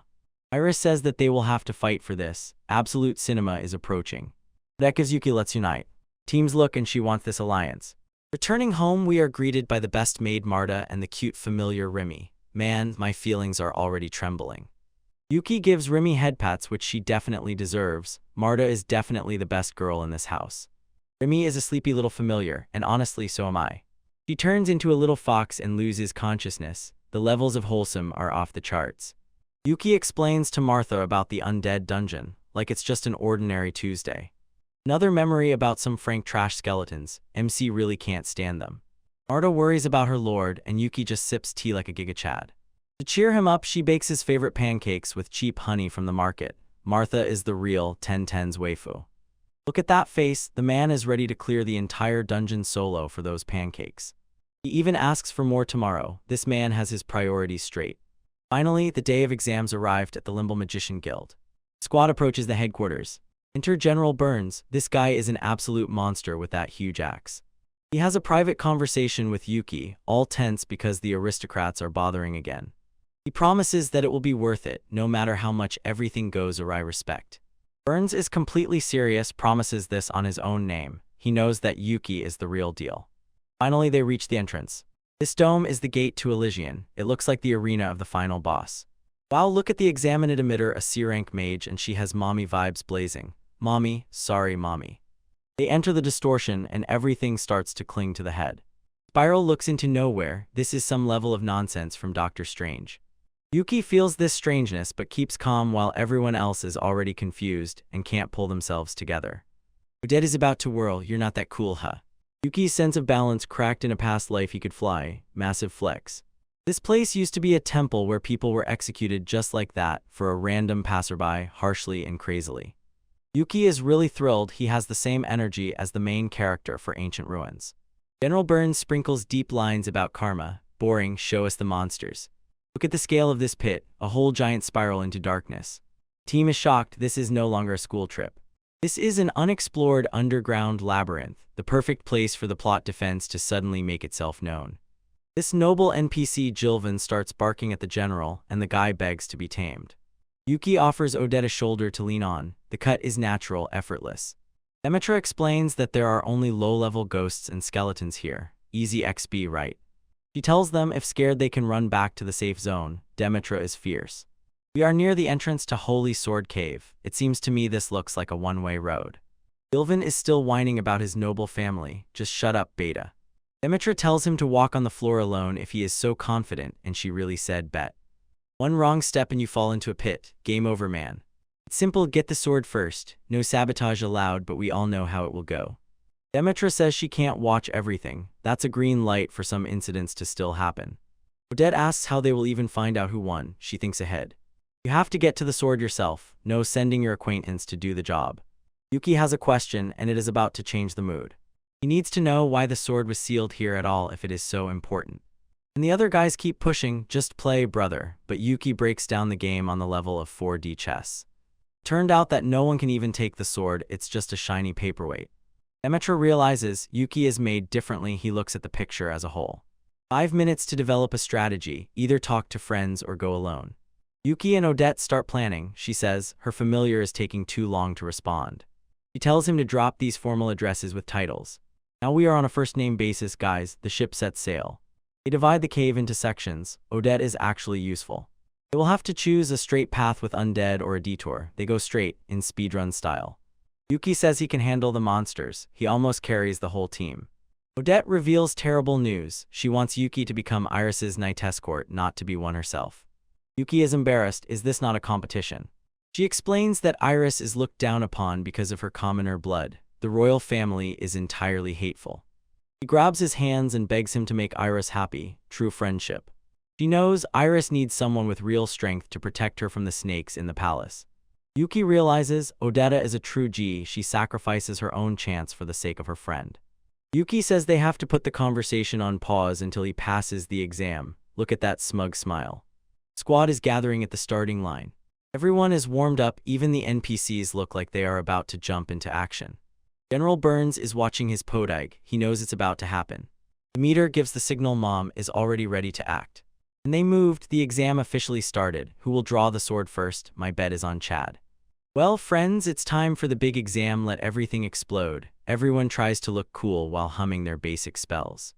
Just look at Lady Demeter, that tall, ponytailed damey mommy energy, and she's already evaluating activation speed in everyone. I know you're watching there. And yes, she's definitely a cultured woman.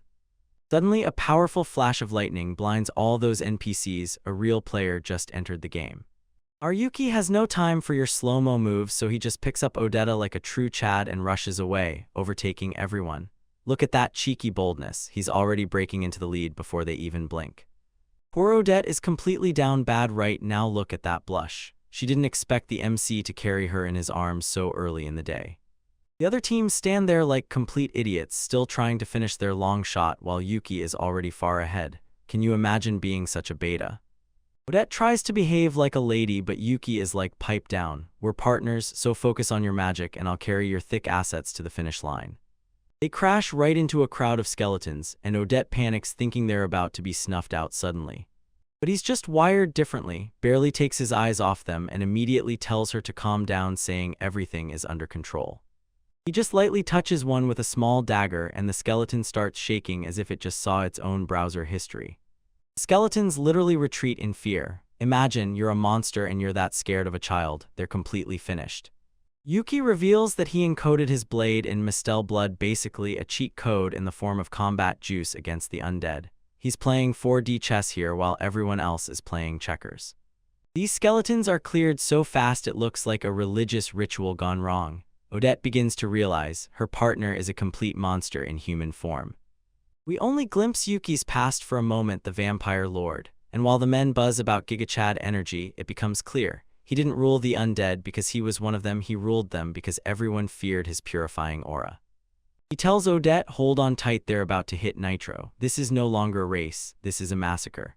Returning to the observation deck, we see the old knight and Lady Demeter watching the broadcast. The old man looks like he's seen everything in the world, but he's still touched by what's happening in Elysium Temple. They talk that this place stretches for many miles, and to explore everything, centuries will be needed. Translation: there are plenty of spaces here where the plot can unfold. The old man just gapes literally with his whole mouth. These exams are usually medium, but Lady Demeter tries to stay professional. He recalls the legend of a ghostly priest wandering the lower layer. Essentially, this is a special foreshadowing. So Lady Demeter says everything is fine. They hung talismans everywhere so ghosts won't appear unless someone is a complete idiot and summons them. She doesn't understand why even low-level undead appear if the seals are so strong. They have no idea the talismans literally crack and chip off the walls. Yes, officially they are broken. The old man feels the mood change and grabs his huge axe. Watch out, it will get serious when old guys stop joking. From the thick fog rolling like a wave, all doubts arise. Lady Demeter looks confused. This is not part of the exam, guys. It seems the proctors also need to be checked. Absolute cinema is about to unfold in this corridor. Ghosts bypass the talismans as if they don't exist at all, so the high-ranking boss is definitely nearby. The old man says physical attacks are useless, but his axe is enchanted, so he is ready to start swinging. He cuts through ghosts as easily as slicing butter, respect to veteran Chad.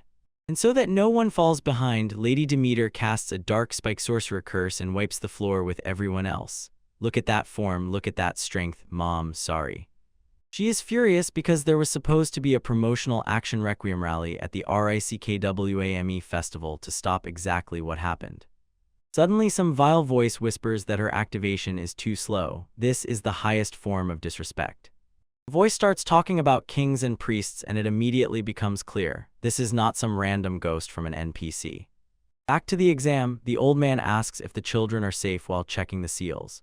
Lady Demeter checks the map and her jaw literally drops. Yuki and Odette rush so fast that in the cave they almost break the speed limit. She gets upset because there should be so much power in the train, but the old man just drags. That's Yuki, he's just Yuki. They decide to see what the other team is doing, if they are doing anything besides just losing. They use a familiar mouse to scout the path, truly original guys. We see Jill, Ven, and Gare arguing like a lovelorn couple of simps, while the mouse watches from the shadows. Suddenly everything familiar is completely spilled and splattered. Demeter feels the recoil and a very bad premonition begins to grow in her. She decides that they need to go there before these children are turned into ghost food.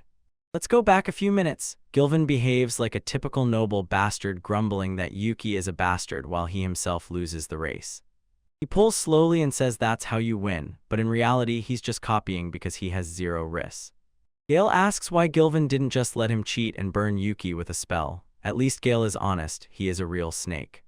Like Gilvan says he needs to win fairly to impress some princess. Meanwhile, the dude is fooling a girl who doesn't even know he exists. Pure beta behavior. He starts talking about his noble goals and the drama just pours out of him. Someone give this man an Oscar for the most damn annoying NPC. He thinks he's so elegant and educated, but in fact he's just a background character in Yuki's world. Gale reveals that his family are ghost illusionists. Oh boy, another specialist who is about to mess everything up again. Gilvan tells him to use magic to lead them to victory. It's a disaster waiting to happen. Gale decides to pull out ancient magic his dad taught him. Rule number 1 from Manga: never use magic you don't understand, kid. He thinks it's some advanced dungeon-clearing magic, but in reality it just rings like a service bell, like a lunch bell for the boss. He starts bragging that they bribed the servants to get information about the exam. Imagine cheating and still being that mediocre. He starts explaining that even high-level vampires use undead. Bro, you're just talking about the past job of the main character. Al begins the ritual, and for a moment he thinks he is the main character. Gilvan already imagines his promotion to Prime Minister. The level of delusion is beyond all limits. Al shouts so that the cold can hear his voice and orders to destroy the enemies. I'll give you $10 if you guess how much this will backfire. A massive shockwave of magic bites into the room. Suddenly the air becomes icy. Gilvan shakes like a leaf. Something is very wrong. A bunch of skeletons pours onto the stage, and Guile thinks he is a genius and believes he has already passed the exam. For victory, he says, the biggest NPC in history. But then a huge hand twitches in the shadows. He is about to find out what happens when you play with fire. Suddenly Habs grabs him by the throat and chokes him at 4K. The voice asks, "Who woke me up?" and the mood instantly turns into a terrible movie. The ghost's voice demands, "Who opened the gate to the living?" Giles is literally about to soil his pants from fear. The ghost looks at him with cold contempt. In Giles' gaze, remorse. He already understands this is the end for him. This is the 7th priest, Rogel, and he looks absolutely terrible. This is what real power looks like, kids. Releases a burst of dark energy and seems to just destroy half the monsters in the cave. The mouse familiar was crushed again just to be sure, or this little IP guy. Even the other skeletons tremble with fear. When skeletons get scared, it means you have big problems.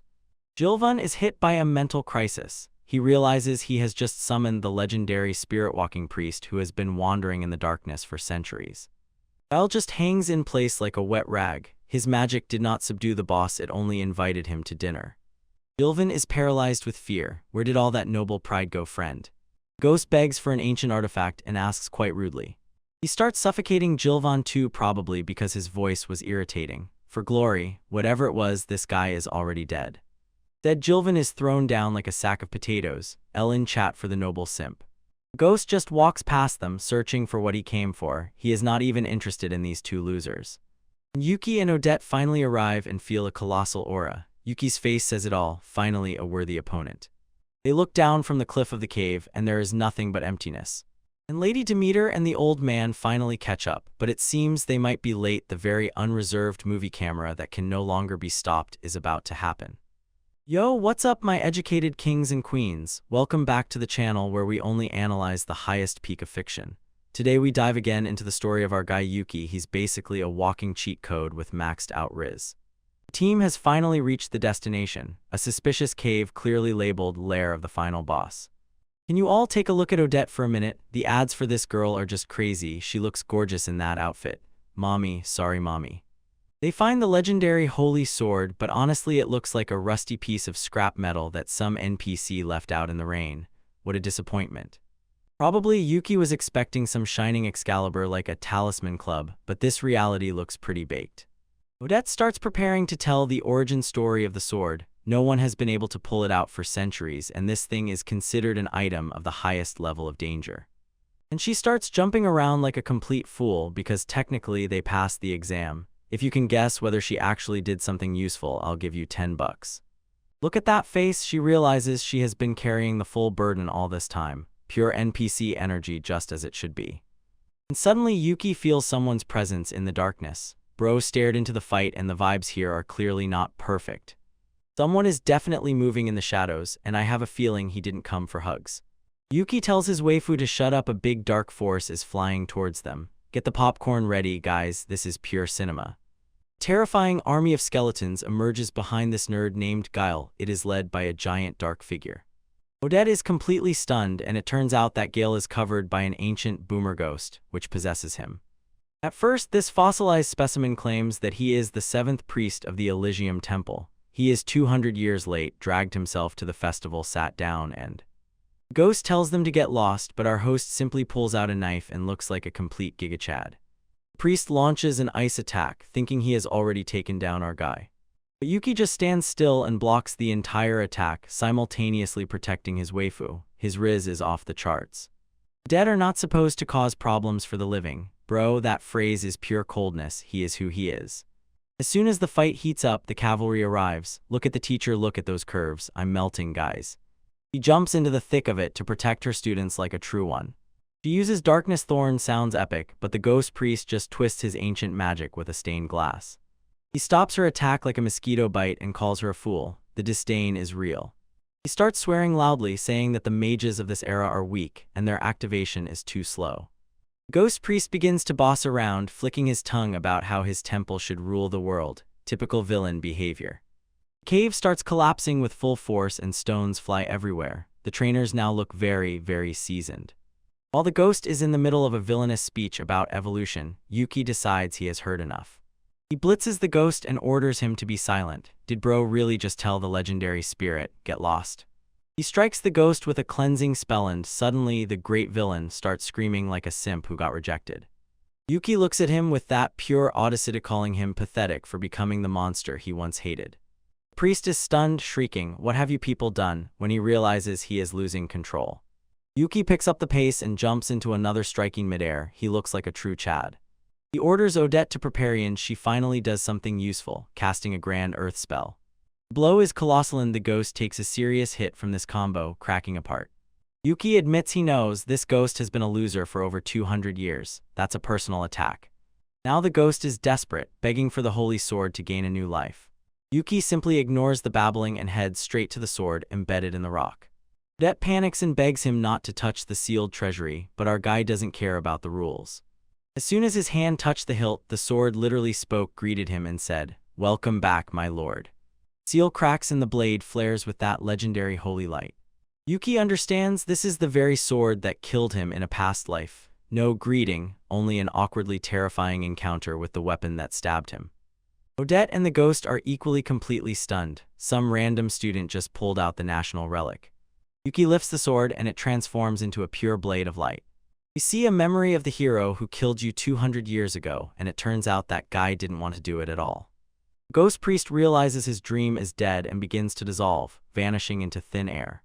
Yuki throws him one last cold look and orders him to disappear forever. The sword recognizes Yuki's blood because he is the reincarnation of its original master, Dean Nosferatu. Odette continues to lose her mind, but Yuki just hits her with "It's a secret" with a wink. Riz is really unstoppable. Our guy finds out the sword has a unique property. It can destroy evil souls but grants resurrection to the good ones. That is, Yuki is alive only because this sword recognized him as good 200 years ago. But look, Yuki breaks the history of the sword and sees that 199 years ago there was one user named Alice. Who is this mysterious Alice and why did she hold his sword? Next time we will find out everything, so subscribe and like or you are a beta. We start with a crazy dose of culture. Before your eyes, an officially certified mommy is doing her job while young MC Martha watches it all. I know what you're considering now, and yes, genetics in this family is really top level. Martha worries that mom is overworking too much, but mom feels great. Our guy Yuki comes to visit and cleans her herbs like a true Chad. Look at Martha's assets. She looks very appetizing while they discuss that Yuki is an illegitimate child and she heads to university. Mom says to Martha now she is free and can go look for a husband. A pure L move, because who would want to leave this home? But no, Martha does not agree with this. She is completely obsessed with Yuki and wants to serve him until the end of time. Mom pats her on the head. She feels these moods, and Martha firmly decided to follow Yuki's path, no matter how crazy everything becomes. She looks intently out the window and wonders if she can somehow handle his huge riz, and honestly, I would be worried in her place too. A short shot shows her doing laundry together with another waifu living the same picket fence life that she got tired of on the road. Switching to the dark, in the cave lies a broken talisman, so someone is completely overwhelmed. Yuki stands still and holds his hand near his chin as if he is the main character who knows too much, while NPCs whisper in the background. He is a bit sweaty. He has been officially harnessed as an escort knight, which is essentially a fancy way of saying he is a professional sim defender, capable of. Odette appears and unleashes a scream at him with those huge words flying from all sides. She reminds, he passed the exam and it was he who applauded the seventh priest when that ghost disappeared. Then Yuki tries to be modest and takes only a small share of the credit, but Odette does not accept this, too proud as the Duke's daughter to take the glory for his gigachad deeds. Yuki looks at the holy sword Linkarl and recalls that it was stained with blood, the blood of someone very close to him. Flashback to 199 years ago is shown. Back then, everything looked truly bad for our guy. It's pure cinema. We see Alice dying exactly the same way as he did. There you have a tragic ending for a waifu of the highest caliber. Yuki realizes Alice reincarnated somewhere in this world and he immediately feels a flood of emotions, all different. We see a glimpse of Alice from a past life. She looks like a true angel and you just know he will find her. He decided to track her down at any cost, whoever she has become now. That kind of motivation is what we love to see. He focuses on the goal and may God help anyone who stands in his way. He decides to go visit Jilvin, who is now sitting on the floor and looks like a complete beta. Yuki hits him with that same terribly cute smile and asks if they can talk a little about the dead who attacked them. Jilvin swallows nervously because he realizes he is about to be exposed. He admits the plan was only to hinder and slow them down, a kind of average walking thief. He swears he did not intend to summon a priest and that he was just following the orders of his father's friend's code for, I am just a huge pawn. He looks completely broken because he understands Yuki is on a completely different level. He begs for forgiveness like a true NPC and Yuki just stands there and continuously absorbs it. Yuki tells him that he has nothing against him, but wants Jilvin to find the one who taught Gaia this dark magic. He worries about who broke the talisman and tried to forcibly raise necromancy. This is a huge red flag. Jilvin shudders because he realizes, among noble families there may be temple guardians hiding. Odette enters the frame, looks like a boss, and tells Jilvin that Yuki is right, this must be taken seriously. If Yuki had not clapped his hands at that ghost, Gaia would have been turned into a living battery for dark magic until the soul is removed. See how Gaia is devoured by shadows, a complete nightmare. Odette says they cannot ignore the one who did it, even if it turns out to be a high-ranking noble. Jilvin finally gathers courage and agrees that they are right. They decide to return to the surface and keep the information about the holy sword strictly between themselves and the princess. Yuki hands over the guild detective work because he has more important matters to find his lost wife. We move to a luxurious mansion. Someone is pouring tea, so it's time for a social riz. Princess Iris entered, and next to her holy mommy, she looks simply divine. She is glad that Yuki was the first to pass the exam, but she already knows about the accident. Odette still tries to give Yuki all the credit. She remains modest and pretends that it is little of hers. Yuki tries to turn everything back and says that he was saved only thanks to Odette's help, pure peak beta energy. Odette, however, does not accept this, insists that their participation was equal. They start arguing like an old married couple, and honestly it's funny to watch. Iris has to hit them with a fake cough so they stop arguing over the beloved. Room freezes as the tension rises. Iris smiles and says that everything seems to be going wonderfully for them, yet you can still hear waves of envy coming from her. Yuki was officially appointed her accompanying knight, which means he is now effectively her personal bodyguard. Then Iris asks the main question, will Yuki awaken the holy sword after its long sleep? Both were a bit taken aback by such straightforwardness. Yuki says he wants to prove it to her again, so she has no doubts left. He does not want the story to become public because the bastard descendant, using the ancient artifact, will raise a grand rebellion among the arrogant aristocrats stuck in their ways. Iris agrees to keep it a secret because she is genuine. She thinks Yuki is truly incredible, and hearts are visible in her eyes. Yes, Yuki looks at her and thinks she looks exactly like Alice, only 2 years older. He remembers his past life as a gigachad and how he can still use his special blood. He believes that if Iris is the reincarnation of Alice, then her blood should respond to him. He cannot simply ask for a vial of her blood. That would be harsh, creepy intimidation. His second plan is to make her touch the sword and use his hacker skills to check if there will be any response.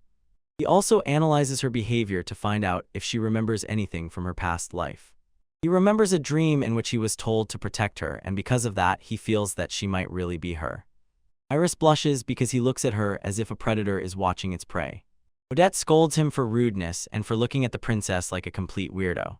Iris does not object. She says she is waiting for him to be by her side forever. She literally trembles with joy inside. She has completely lost her mind over our guy. Odette quietly whispers to Yuki that he needs to say something cool in response to match her mood. Yuki decides and makes a promise. He will spare no effort her humble servant, who is 1010 Riz. Iris is so charged up that she grabs his hands and squeezes them. This is a big plus for the MC. He raises that dream he mentioned earlier about how he will protect her. He hits him and Rin says that it's just too cute. She remembers the names Lyle and Remilia from that dream and realizes, for him, they were something valuable. He looks into his eyes and sees how important those people were to him. He briefly glimpses his past family life and it's a truly warm, pleasant moment. She drops a bomb and asks if one of them is his ex-fiancé, trying to find out if there is competition. Yuki hits him with her "not exactly," then declares that in his whole life he has had neither a lover nor a fiancé. "I'll give you $10 if you believe this guy, because it's the biggest lie I've ever heard." But Iris freezes as if her whole world suddenly stopped. She starts to panic and asks if he at least had someone dear. Odette slaps herself on the back of the head because she can't believe how stupidly Yuki is behaving. Yuki finally turns on his brain and realizes Iris is asking about his past life relationships because she is Alice. Odette tells him if he wants to become her knight, he must value the princess above all else. Yuki believes that Odette is a genius and decides to follow her. He returns to Iris and says that she is the most important person to him and no one can compare to her. He orders her to forget the past because he is ready to devote himself to her completely. Iris raises her gaze and it is clear that she does not like it at all. Forget that comment about the past. A moment and she hits him with a look that is the most frightening I have ever seen. She literally grits her teeth. The atmosphere turns into a solid icy trap. Odette realizes they need a break and pulls Iris away for a face-to-face conversation. They sit on the sofa and Iris asks Odette, just call her Iris for some time. Odette asks why she is acting so strangely after Yuki just made her a top confession of love. Iris says that she has been having crazy feverish dreams for some time now. She dreams of a remote village with an ancient castle where she once studied. She loved the guardian deity who taught her everything from early childhood. You see even more fragments of the dream, even clothes that are painfully familiar. Little Alice is shown sobbing aloud, a real blow to the heart. Iris describes the dream in such detail that even Odette begins to suspect something is wrong. Odette understands the master in the dream is a perfect match with Yuki. Iris is burning with shame. Essentially, she admits she fell in love with him 200 years ago. Odette tells her directly this is simply a very severe case of love fever. She believes that Iris's brain is just inventing a reason why she fell in love at first sight. Iris insists that she has proof the dream was real. Well, she says the peasants gave her a specific coat of arms so she would look for it in the future. If they can find this coat of arms in the real world, it will prove that her memories are real. Odette takes the drawing and says she will help her verify it. But Iris looks a bit confused while Odette takes everything under her control. Odette has the same barely noticeable smile on her face and you know she is about to pull something off. Meanwhile, our guy Yuki remains completely alone and feels lonely, full L for this supposedly gigachad. Urios, yo, what's up cult kings, back with another absolute banger, and the host on stage is actually a total chad in a mask. Odette drags our guy Yuki into the Merchants Guild because, it seems, even in another world you have to keep a hand on the money. She explains that being a mage is not just about blowing everything up, it's about searching for ancient treasures to raise your social credit rating. And if you come across something top level, you can literally found your own noble house. That's the real energy of the main character. Yuki pretends to be modest, like pulling out a holy sword is just a regular thing for him, like on a Tuesday. At this stage, Odette is basically his PR manager, telling him that he has already earned the right to be a real big shot. And our guy is smart. He knows if he shows his power publicly, political sharks will start circling. Besides, the real holy sword is just lying in a cave, and they are already figuring out how to replace it with a fake so the NPCs won't suspect anything. Look how Odette leads from the front. She is really trying to be the best support waifu she can be. Yuki sprinkles her a little riz, calling it reliable, and she immediately starts glitching. She starts shouting about noble etiquette like a complete tsundere, but we all know she's high on compliments. Suddenly, they notice a carriage too luxurious for this neighborhood. Odetta has eagle eyes. She notices that it's the royal family going undercover. Turns out that elite aristocrats are just branches of the royal lineage. What a small world. And of course, Princess Iris appears surfacing and looking like she just stepped out of a shampoo commercial. His guard burns with a look as if tired of incognito adventures, but what can you do? She joins the squad to go to the guild, so for our guy, it's a double waifu date. Iris here tries to figure out how commoners live, and that's classic princess behavior. She tells Yuki to stop being so formal, it makes everything awkward. Call me Iris, she says with that look that screams, ready to risk everything. Yuki agrees, and you can almost see the sparkle in her eyes. This girl is already ready. Odette just stands and watches as Riz happens live right now, probably feeling the pressure from competition. But enough with sorting out relationships, there is no time for cat fights. There are matters to attend to, let's go. They finally reach Grell Company, and this place is just a gigantic building machine. Honestly, it looks more like a fortress than a bank. Yuki even shuddered. This place is bigger than the mansion he grew up in. Odette explains that these guys are true globalists. They have branches everywhere and money in every pie. They are so rich that wars don't even touch them, a true level of gigashed stability. Then Yuki notices the crest on the building, and something like a click turns on in his head. Look at this logo, it's not some random design. He realizes that it looks exactly like the old castle from the village where he lived in a past life, a complete gigantic plot twist. They enter as if everything here belongs to them, because when you are the duke's daughter and a princess, the doors open by themselves. The trio walks the corridors as if they have gathered into a real team with power fantasy. Staff bow, they know exactly who just entered those doors. Yuki is confused. They don't understand why they were brought to the manager. They thought it would be a regular tour. But it turned out Iris wanted to investigate the emblem because she has special dreams. Odette states that her family has been cooperating with this company forever, and that she has a whole 100 gold coins lying idle in the vault. They are sent to the VIP lounge to wait for the big boss. Yuki stared at the coat of arms on the wall, and nostalgia hit him like a truck. He remembers his old self, D. Nosferatu, the very bat and castle structure. Iris begins to apologize for dragging him into her strange journey through dreams. She looks so cute and nervous. She hopes that here they will finally be able to explain why she has these visions of the past. Door opens and the manager enters. Hold up, mommy, sorry, mommy. Rotary appears. She has absolute goals, and those glasses reveal it. She instantly recognizes the princess, proof that she is a top-level executive who knows everyone's face without exception. Odette presents Yuki as the son of a miserable baron, and it never occurs to her that he is the real boss. Rotary says calmly and politely that she knows everything about his father's military achievements. That father on the battlefield apparently was a real beast, taking down generals one after another as if they were NPCs. Iris immediately gets to the point and asks about the old company records made 100 years ago. She heard that they have secrets from before the Great War. Essentially, this is the lore drop we've been waiting for. Rotaria confirms that they pass the most important secrets from leader to leader, like a sacred legacy. Iris begins to tell about her dream, so shy, as if confessing love. She puts her whole soul into it, just not to seem crazy. She describes a vision where Alice Carmen and her lord find a place with that very bat emblem to receive a blessing. Roderia's face goes completely blank, as if she just saw a ghost. Iris recalls her father from that dream, and Yuki's brain is about to explode. He realizes she is talking about Lyle Carmen, his old right-hand man from his demon lord days. The memory of Lyle is pure cinema. Loyalty is genuine. Turns out the whole village was in on it. They were preparing for the future. They spoke of the blessing that would await the lord's return.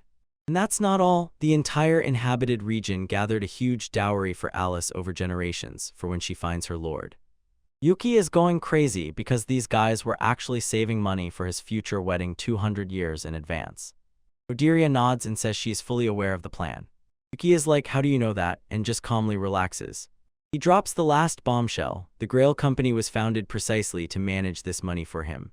The founders were peasants who came down from the mountains and used the old castle crest so as never to forget their homeland.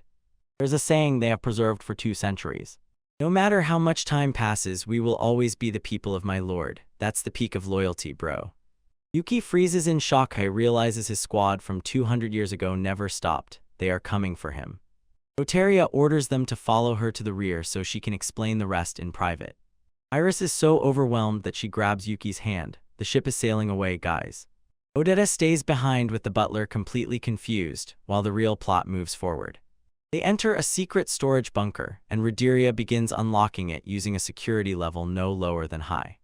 They descend into the basement. That's where the real treasure is kept. Inside, on the table, stands a mysterious magical plate. It looks very expensive.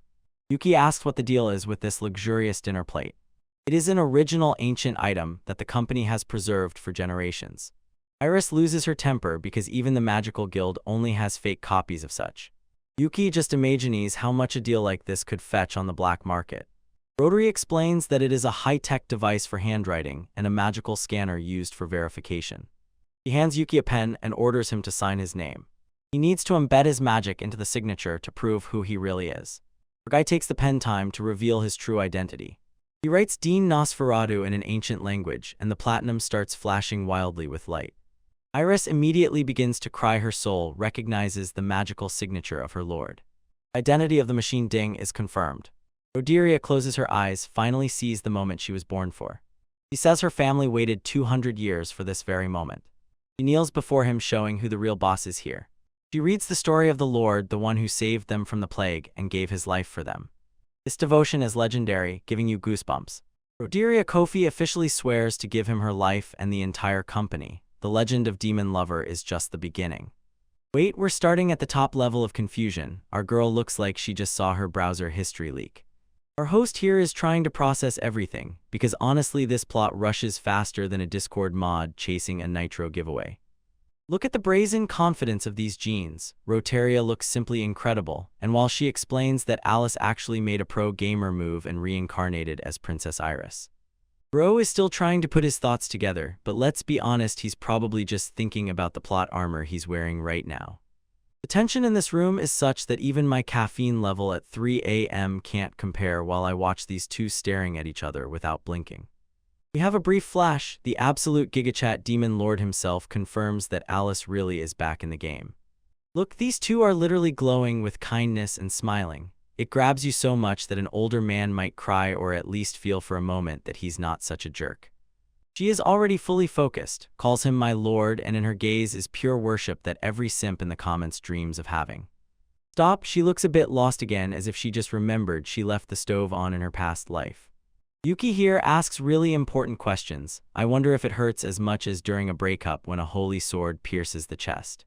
Flashback time, and yes, when a legendary weapon turns you into shish kebab, it's definitely not fun. Memory hits harder and harder. This is the moment when Alice finally logged out of the server. MC looks a bit depressed, probably hurts him that his #1 fan had to go through such hell to finally find him again. And then she throws out a line of pure cinema. Physical pain is nothing compared to the heartbreak of losing him. Rodiria is there again, shining and laughing, probably already calculating how much to raise the price for merch from this reunion. Yuki just experienced a brain boom and remembered something about the family tree. He steers the conversation towards Gates KH Wofi, an absolute legend who popularized the entire artisan line, and honestly, look at this fashionable NPC. This man didn't just make weapons, he built a whole corporate empire that lasted longer than most of your relationships. Flashback, Gates was a bit of a naive. Cinnamon, the demon lord, praised him for his big brain and healthy body. The lord truly wanted to give him the glory he deserved, but didn't make it in time. Time ran out before he could throw him a good job. So Yuki decides to pass this praise to Rodiria, and she is literally shaken by the sheer audacity of his words. She honors it to the end, and he even asks if he can pet her on the head. This is essentially the highest move from the man's culture handbook. Here it is, the very hand in slow motion, preparing for the most legendary clash of the century. Our host here is handing out legendary headpats to the thick glasses mommy and says she's a good girl for taking care of the company.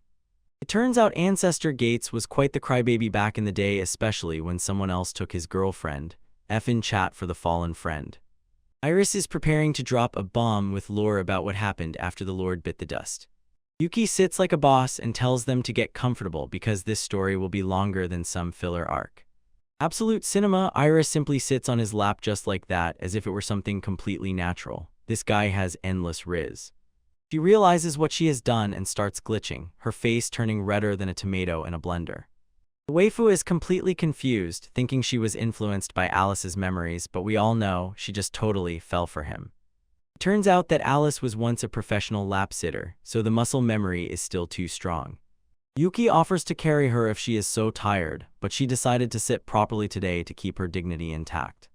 Rhoderia says that this whole My Lord story is essentially a children's tale that her parents hammered into her head from a young age. We see a mini courtyard that is simply impossible not to adore, while hearing that her family were actually loyal servants of the Lord. Now it's a hard time again. Yuki asks Iris to report what happened after his first life ended. Flashback: Alice was simply bedridden. Her face looked like she hadn't gone outside or eaten properly for weeks. She refused to eat because her own father was the one who sent the Lord to the Shadow Realm, and that's a terrible failure in family dynamics.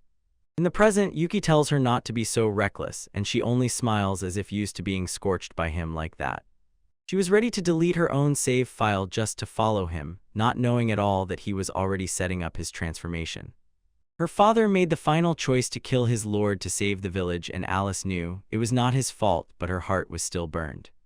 She calls those days an empty shell, just waiting for the end, because the world without her lord had no color. But then everything turned upside down when the church decided to make her father a hero to cover up their own mess. He was given the holy sword as a reward, almost like getting a trophy after accidentally breaking your daughter's life. The father looks completely exhausted holding this thing, realizing that the price of his heroism was too high. While Alice withered, her parents quietly became researchers to uncover the secrets of that shiny toothpick. Dad remembers that the Lord's last words were, "Until we meet again," and he bets everything that it is not a lie. He desperately hopes that the Lord is a man of his word, because his daughter is literally fading right before his eyes. Alice hears that there is a way to see him again, and her eyes flare up as if she just found a legendary drop in an RPG.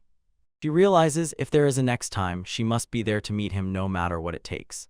She nods and decides to join the research team instead of just rotting in bed. Look at that stubbornness. She was swaying, but she stands, ready to grind for the ending with the transformation. She admits that she acted selfishly, but when you are so head over heels for your lord, you do whatever it takes. She started eating again and helping her parents, following the Lord's instructions as if it were her new religion. It turned out that her blood was special, so she became the perfect lab assistant for their secret project, Holy Sword. They researched the power of the sword for years, looking for any loophole that would allow them to reunite with the MC. Their parents even went undercover in the temple, playing the long game like absolute pros. They finally found the secret. The sword could grant rebirth to the good, and it had exactly one charge left. Her parents asked her the final question: what will she do if she can really meet him again? She says she will do everything, and you see pure Weifu energy. It is radiating from her right now. Since she had effectively been fasting for years, they decided that the sword was the only way to save her soul. First, her younger sister was born safely, a small pleasant break amid this depression. Of course, the child got sick immediately. There is not a drop of peace in this world, so the reincarnation plan had to be postponed a bit. Her sister Mia was a real sweetheart, and Alice actually managed to be the older sister for a while before her great demise. Iris looks back on those memories with a slight sadness. She knows she had to leave that life behind. And then, like the click of a puzzle, the pieces finally come together into a whole. So she used the sword, made a hole, said "see you," broke free, and finally ended up here, sitting next to Yuki. Yuki absorbs all this, realizing his loyal subject literally went through time and death to find him. Rhoderia tells how Backcrest became their family symbol, all because of stories passed down from generation to generation. She also has a message from her parents, and probably it is either very touching or terribly awkward. It's a small thing, but in this manga, every little panel adds fuel to the hype train. Mother seemed to be a real wild woman. She swore she would never forgive the temple for what it did to her lord. And the father is the best ally in flirting. He tells Yuki straight, better marry Alice because she won't look at anyone else anymore. Iris finishes her story as if she just ran a marathon of emotions. She is still a bit confused about her identity, stuck between the role of a princess and a loyal Alice. But she definitely knows one thing: all these feelings she has right now are 100% real and will not disappear anywhere. We receive a montage of all the torments and longing she felt during these 200 years of waiting. The sadness was real, the pain did not let go, and every day turned into a struggle just to not break and to keep going. She just wanted to see him, hear his voice, and return to him, to the place where she belonged. Every moment of her research, every drop of blood she gave it, was all for this one goal. She watched her family grow and change, and always kept the same dream locked deep in her heart. Even when she held her infant sister in her arms, her thoughts were only about the next moment, the one her lord had promised her. She smiles for the last time in her past life and knows her path is about to come to an end. Blade flashes the deal is made, and the long sleep begins. Once more, one more time, the promise is finally fulfilled. Yuki looks at her and it is clear that he has finally seen the girl who waited 2 centuries just for the main pad. Now she truly bursts into tears. She held back for so many years and finally broke through that princess mask. She just wanted to see him again, and if that doesn't get to you, maybe you're an NPC. This is just the peak of peak fiction. She finally releases all those 200 years of emotions and embraces her lord. And he calls her Alice, confirming that he accepts her by any name she uses in this life. Rhoderia yells from behind that he is an idiot for dying and leaving her ancestor alone, and this is probably the closest thing to a mom-son dear ever. She sobs so hard her heart is breaking, and our host just stands there, the very shade he needs her to be. Their bond is finally restored, stronger than any holy sword or magic spell. Brief flashback, she runs to him as if her entire existence was chasing this moment. We see the Lord of Demons once again in all his glory, a reminder of the legend that started it all. One more word, my lord, to put a period and let you know, the faithful Alice has officially returned to the fight. 3 of them remain in the room, past and present finally merging into one crazy, incredibly beautiful mess. We start with a hard blow to the gut, a flash of memories. The couple cries over their child, and this man literally dies begging his lord to take care of Alice. This is pure tragedy from the very start, friends. This man literally turns to dust scattered by the wind and gives his last service to the master. Now that's dedication. Returning to the present, our host calmly sits in a dungeon prison cell holding a crying girl. This is the same Alice who has become a weak reincarnation. He looks at her as if to say, bro, stop crying now, you are a princess. He tries to be some kind of Chad and calm her down, but the girl simply completely loses her mind. Suddenly she starts sobbing like an NPC who has just been kicked out of the game along with the saved data, and even the mom in glasses in the background, Rhoderia, just stands and watches this mess unfold. Alice sobs. She is not at all against being a princess, she doesn't care, she just wants to be Alice. And then a plot twist, Rhoderia also starts to break down. Our MC just sits in place and thinks, am I screwed? Why is everyone crying? Rhoderia says she grew up on these stories about her ancestors, listening to them since childhood, and seeing the legend with her own eyes is too hard for her. She adjusts her glasses and becomes that same placeholder mom again and prepares to lay out some huge portion of lore. MC, well, simply, keep cooking, I'm listening. They show a flashback about the fear of the village. It turns out, after Alice left, it split into 2 groups. MC is confused, thinks there was some kind of movement showdown between them, but Rhoderia says, no, it was not that at all. On the contrary, they stuck together more tightly than your favorite boy band. Group 1 was a party of merchants. They stored bread and accumulated property for Lord and Alice. Group 2 was their infiltration group. They wanted to quietly enter Elysium Temple and destroy it from within. A long game. MC looks at her with the most indifferent, deadpan expression, as if asking, are you serious right now or what? It turned out that the legendary Grail Guild was not just a lucky start. It was a 200-year plan assembled by business geniuses. And look at Rhoderia, she is directly sucking up to MC and insists that everything was built only to help him when he finally returns. The real heavyweights, Lyle and Remilia, were the ones who laid the foundation for the infiltration. They climbed the church stairs while secretly conspiring to destroy it. They even left an authentication device for the Master of Ceremonies, showing that they had no doubts he would return. MC raises his hand like a student in class. He has a big question. He understood how merchants earn. It is all luck and riz. But he does not believe in the part with penetration. He is like, is the church really that stupid? There were supposed to be at least some smart people there, right? Right? Rhoderia just begins to quietly chuckle, looking both polite and mysterious at the same time. MC now feels uncomfortable and nervous. He wonders if he said something beta. She says that he is exactly as described in the legends and she could not be happier. Then Alice, or Iris, whatever you call her, immediately jumped onto his lap. Like, my lord, this is an absolute gigachad and he doesn't even realize it. Look at that redness, is completely out of her mind. Here they show a flashback. The main character saved the entire village from the plague. He taught them hygiene and medicine like a true professional. Not a single person died of hunger because he was the best supplier. MC is truly stunned. He thought he was just doing ordinary things. He used his cleansing powers to save sick children and literally became a saint to them. Thanks to him, no child died young. He was the guardian angel of this area. He and his bat familiars even exterminated all the monsters surrounding the village. Villagers turned from prey into hunters, a complete movie. Life was good, they had food, safety, and a real demon lord watched over them. Everyone lived their best life thanks to MC's efforts. Even the children played with his familiars as if they were safe pets. His shot where he looks like a dark king, pure hype. Returning to the cell, MC still keeps his face calmly, asking what is so special about it. Iris looks at him as if he is crazy. Is it true? Do you really not understand? Everyone in the room just nods and sinks their gaze. He taught them everything: farming, hunting, fighting. In fact, he raised their entire society. Listen, the village is 100 literate while the royal capital is stuck at 30. MC set up a private Ivy League here. For 150 years, every person in that village was taught by the Lord of Nosferatu himself. From that circle of geniuses were born Layla and Remilia. These two were the lottery of human potential. MC is finally beginning to understand. He accidentally created a whole bunch of monsters. Yura village technically outpaced the entire Elysium temple. Iris asks him what he thinks will happen if geniuses like her parents get ancient magic. They uncovered the secret of the Holy Sword in just 1 year. Layla was a tireless genius and Remilia was natural born. They were the same perfect tandem of power. The church essentially was playing checkers while these two were playing a game of chess on a 4D level. MC realized his death is the best opportunity. This became the perfect excuse for them to break the temple from within. Rodiria says that during the war the records were cut off, but it is clear anyway, it was they who caused the collapse of the temple.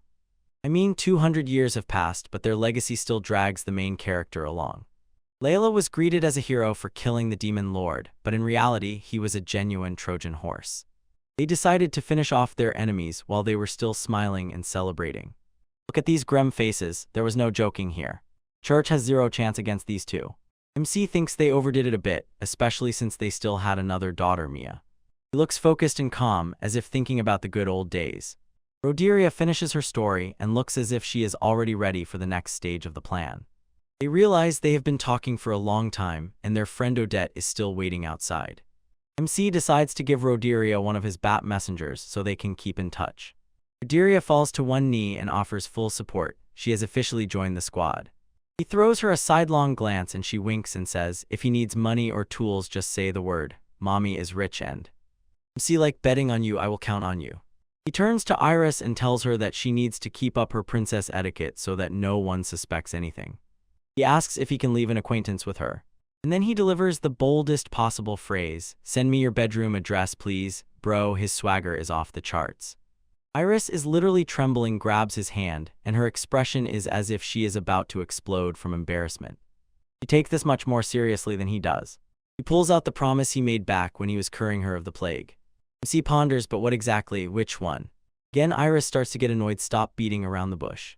Then he remembers the promise was to take you as my bride when you grow up. Absolute cinema, boys, we officially inherit the territory. Iris is now floating on cloud 9. But MC is a real mood killer. He says, we're both 13, you haven't grown up yet. No, Iris doesn't buy that. 200 years have passed since my previous identity, that's enough. She remembers how he saved her more than once. He looked like a real gigachat. She is 100% in love with him. She also bows and asks him to accept Bachak, her current and her past self, as his wives. 2 for the price of 1, MC wins in life. Daria is giggling somewhere behind, it's clear she likes it. MC, being the same straightforward guy, says, if he is going to tech her 24/7, then they have only one option, just get married to make it easier. Iris goes crazy because he is not romantic enough. She says, listen, I've been taking care of you for 150 years basically, I'm your great-great nanny. He tells her there's no need to rush, let's take everything slowly. Iris is simply happy to be next to him. And Rosiria joins in and lays out the facts. Princesses usually have to marry high-ranking nobles. She is so devoted to the cause that she even offers to finance their elopement marriage if they want to run away together. Iris believes that elopement is a last resort and MC agrees with her. He wants to raise his own rank to be able to take her legally. Iris breaks down again. He is going to legally take me as his wife. The girl is already on the edge. MC says he does not want to get into trouble and create problems for his current family. If he can raise his rank by finding ancient artifacts, he will maintain his family's status. He plans to gather all the Mentos that his old team left him. He is on a mission to find the descendants of his other subordinates. And if nothing helps, they will just fake a monster attack and disappear. The best escape plan. Girls are all involved, of course, my lord. As he looks determined, he has a team, a plan, and a harem. They finally leave the dungeon after a long conversation. Turned out that Odette was not angry at all, the company was appeasing her with elite sweets. MC feels great, he met Alice again, found his loyal descendants, and now follows his strongest warriors. He is already ready to see what crazy tricks his whiny subordinates pulled off while he was away. He is the guardian of Fear of Village and has returned to take what is his. And we end with a huge hook, a giant suit of armor. Is this a new boss or a new ally? We'll find out next time. Yo homies, we are back with an absolute hit. Our MC Yuki and the blonde Princess Iris finally appear to meet the real MVP of this series, the cultural queen Odette. Look at this spread, guys, pancakes, fruits, pie. I was stunned just by the sight of the syrup, but we know this is definitely not the main dish. The real dish, here it is. Look at Odette, sitting there bored, and all the boldness of those thigh highs just screams. She is definitely mommy. Sorry, tier waifu. Seriously, look at what we have on our girl. I'll give you $10 if you can look into her eyes for more than 5 seconds without scrolling down. Absolute cinema. They apologize for being late, probably because MC was busy acting like a beta instead of finishing things with the princess. Yuki wants some tea before the lore drops. My friend is parched from all that random riz he's been spraying around lately. The team settles in, but the tension in the air is palpable. Time for the truth, and I don't think Odette is ready for this level of brain rot. Odette asks what's up with Iris's strange dreams. She's smart, she knows something bad is going on with our little princess. Yuki just drops a bomb with no chance for softening. Seriously, guys, and it all happened just like that with no buts. He explains, in a past life he was a true patron guardian and Iris was a girl from his village. He fell from literally a god to a student. That's the nerf. He essentially tells Odette that they are soulmates, reincarnated exactly in this period. Looks like the plot armor is getting thicker, guys. Odette literally spills her tea, her brain has completely fired and no longer works. Meanwhile, Iris blushes as if she just saw Yuki's search history. Look at that face, the face of an NPC trying to insert a glitch into the simulation. Errored Guatrian Fuator, logic not found. Yuki realized he can't keep his GigaChat secret from Odette any longer. She is too perceptive for that. It turned out Iris already leaked the entire script, and for the dead no less. These girls share everything, I swear. There are no secrets in the harem. Even if they tried to hide it, Odette would eventually expose them. She has that same detective mom energy. Plus our MC doesn't want to lie. Maybe he's a bit of a simp, but at least he's honest. Look at Iris, she's really head over heels in love with Lord Yuki, and it's so cute it brings tears. Right now she's buttering him up to tears. Odette is still panicking. She doesn't know who to call, a doctor or a priest. Yuki reaches out and grabs Iris's palm. He takes a step forward. Is this the moment? Yo, no hand-holding protection in public. This is just the height of fiction. I'm losing my mind. Iris confirms this. She is not just a princess, she is his loyal subject from a past life. The loyalty is insane. She basically says that she followed him through life after life to eventually end up here. If this isn't the peak of Riz, then I don't know what could be. Odette is just standing there like, her soul is literally coming out of her body through her mouth. And then the finale, Iris says she is going to live with Yuki as his fiancé. In Odette's brain, everything officially burned down, frying to a crispy crust. Iris looks so happy while Odette sways unsteadily. Reincarnation is one thing, but marriage, brother is going through the romantic route on fast forward.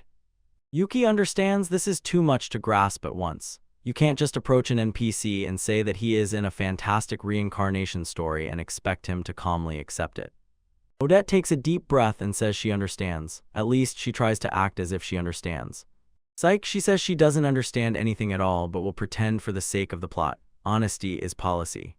She is genuine, although she says reincarnation is worthless compared to what Iris's good friend wants. That's a move from GigaChad. She fully supports the marriage, the best matchmaker in manga history. Give this girl a trophy. Yuki is impressed, even he didn't expect her to take it so coolly. Hey, stop, it's not that simple. You can't marry a princess if you are a low-ranking baron. The royal family is full of snobs.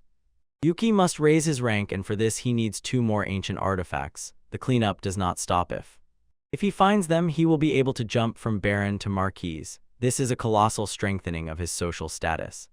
So the plan is this, to explore Elysium. I sense a plot arc about adventures is coming, and that means more fights and more waifus. And they need accomplices. They themselves cannot just enter the danger zone. They ask Odette to close her eyes while they secretly look around themselves. Essentially, they ask her to become their accomplice. They do not want to involve her in problems, but they really need that sweet, sweet ancient prey. Odette is trembling. Is she afraid, angry, or maybe just thrilled by the coming chaos? She bangs on the table. Enough. She is losing her composure, guys. This is where the most interesting part begins. She absolutely refuses to agree to this, and she will not stay somewhere in a hotel as a secondary character while they all have fun. She wants to help, joins the party. Let's go. The cultural queen is officially on the team. Look at their face. They were simply stunned. They thought she would give up now, but she only wanted a piece of this spectacle. She questions her own identity as a mage. If she cannot even handle a few reincarnation legends, she has magical pride. She cannot afford to stay aside when it is so exciting. Yuki accepts. The team is assembled, the host, the princess, and the scholar mage. It's the end for the villains. Odette says that Yuki must found a new aristocratic house, not just rise in rank. She thinks 3 steps ahead. Iris interrupts her and she has something even crazier to say. Get ready for it. She says she doesn't even mind being Yuki's concubine. Show some self-respect. You are a princess, yet you offer the place of a side. She stuffed herself with a measure of pennies. Odette tells her to shut up before she makes everything even more confusing. Even a partner has limits. Yuki agrees to give the plan a chance. He takes a made-up fake it till you make it approach to nobility. They leave the shop. The mission is officially underway. Old Burns appears and tells Iris that they are late, the same annoying quest beacon that doesn't disappear. They need to return as soon as possible before the royal guard notices the princess is missing. Iris stops and looks back over her shoulder at her lord. In her eyes is the same look. Don't go, stay. She asks if he will disappear again. She is still shaken after he died in a past life. The major feels it. Yuki caught off guard. He did not realize how much she suffers inside. She is afraid that he will leave without saying a word. The poor girl has already been through that.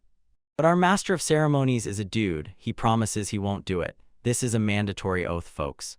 She believes him. Look at that smile. If you don't want to defend this, you have no soul.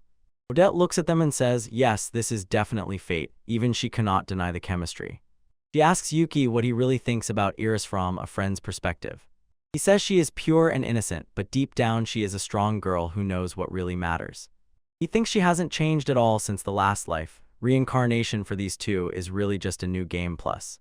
Odette laughs and waves it off. She says it's just a fantasy about reincarnation, but it's clear she is already starting to like the idea and she swallows the same. In fact, she is already beginning to believe in it. Welcome to the cult, Odette. We have tea and pancakes. We move to the royal family's chambers. The place is insanely luxurious. Iris returned to her bedroom and is probably thinking about Yuki. I know what you're looking at. It's just a bed. Calm down. She blushes so much that she is almost like a tomato, and she replays everything that happened today in her head. She whispers to me, my lord, into the pillow. She is absolutely 100% already completely toasted. She remembers him as Lord Dean Nosferatu. That name strikes right at the heart, pure gigachat energy from a past life. She squeezes the pillow and thinks about her beloved. The desire reaches a critical level. She is literally steaming. A complete breakdown is about to overwhelm her because of all these feelings. She spins around, jerks her arms and legs, and wonders if she said something strange. Yes, Iris, you did offer me a concubine. That was very strange. Her heart beats thump thump. This is pure high-tier shoujo vibe in my Shounen manga. She's still trying to cram the memories of her past life into her head. Like the brain is a hard drive, merging 2 different operating systems into one. She remembers how he saved her from dark bears, a classic damsel in distress plot, but it all worked. Then she decided she wants to stay by his side forever. These were not just memories, it was love at first sight. Even if she has no memories, her heart already knows who its master is. Peak romance. She screams like a devoted fan. I like watching the princess lose her composure like this. Suddenly a bat crashes into the window. Is it a monster, an assassin? No, this is a familiar place. Iris recognizes it immediately. This is Yuki's familiar. Our guy sends messages via Batmail. Now that's gothic style right to the heart. And the bat speaks. You surprise me, he says. Imagine a bat with more sociability than a host. Iris can understand this because she regains the strength of her past life. In a dream, she levels up. Flying bat's name is Nell and she is a girl. Even Yuki has animal waffles. This man is unbeatable. She brought a message from the master, obviously addressed to you, but intertwined and sealed on parchment. Nell stays nearby to protect her and maintain the connection. Yuki plays smart. He covers his princess and keeps her in sight. They even have an established bat network. It's like Discord, only with more wings and fur. Message: Yuki wants her to teach him ancient magic the next time they meet. He is always hunting for the next power-up. Iris is glad to help. She wants to be his support in the Elysium raid. Nell has been on this service for 200 years. She is a true veteran. Respect for the bat guys, they are no rookies either. Iris dreams of having wings, then she would fly to Yuki's side. Long-distance relationships hurt not in theory, but in reality. She understands that this is a secret, exclusive correspondence between them, and she deliberately acts as if there is much more scandal in it than there really is. She dives back into the pillow. Something wrong, Miss Iris. She is just in the acute stage of being down bad. Nell takes off in flight to deliver the reply. Our little messenger is doing God's work. Iris looks in the mirror, nothing but smiles. She is ready to conquer the whole world for her lord. The maid thinks she has a fever because her face is burning so much, but no, she is just madly in love. Gather your thoughts. So far, Yuki is too good at understanding different versions of the same message. Iris is a complete yandere, already on the home stretch. Absolute cinema. Yo, what's up, my cultural kings? We're back with one of those absolute hits where the waifu is top tier and the main character is a real gigachad in disguise. We start with the best Iris. She shines like never before and tells the guy that she is completely at his disposal. I know what you're thinking. Yes, we're already starting with maximum culture. Our MC Yuki is just pumping himself up on his bed like a boss while his bat friend spills the whole truth about what's going on in the palace. He thinks about Princess Iris and probably wonders how he managed to end up in life with such a top-level lady.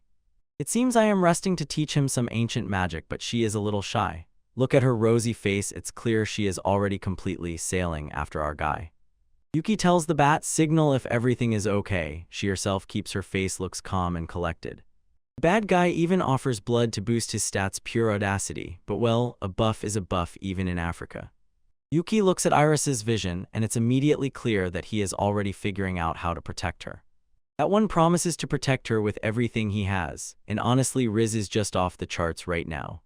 The bat flies into the night sky above the castle, and the local art is truly a masterpiece. Yuki here looks like a true guardian deity, ready to burn anyone who crosses the line. He is currently on a night reconnaissance mission, sitting on the roof like from Assassin's Creed. He lands perfectly because he is simply made differently.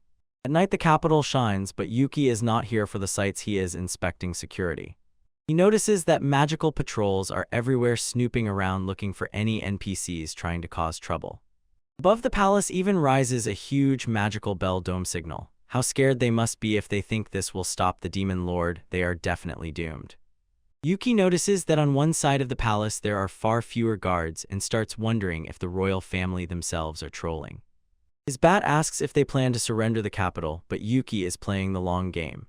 Escape is the last resort. He has plans far more ambitious than just running away like a pathetic coward.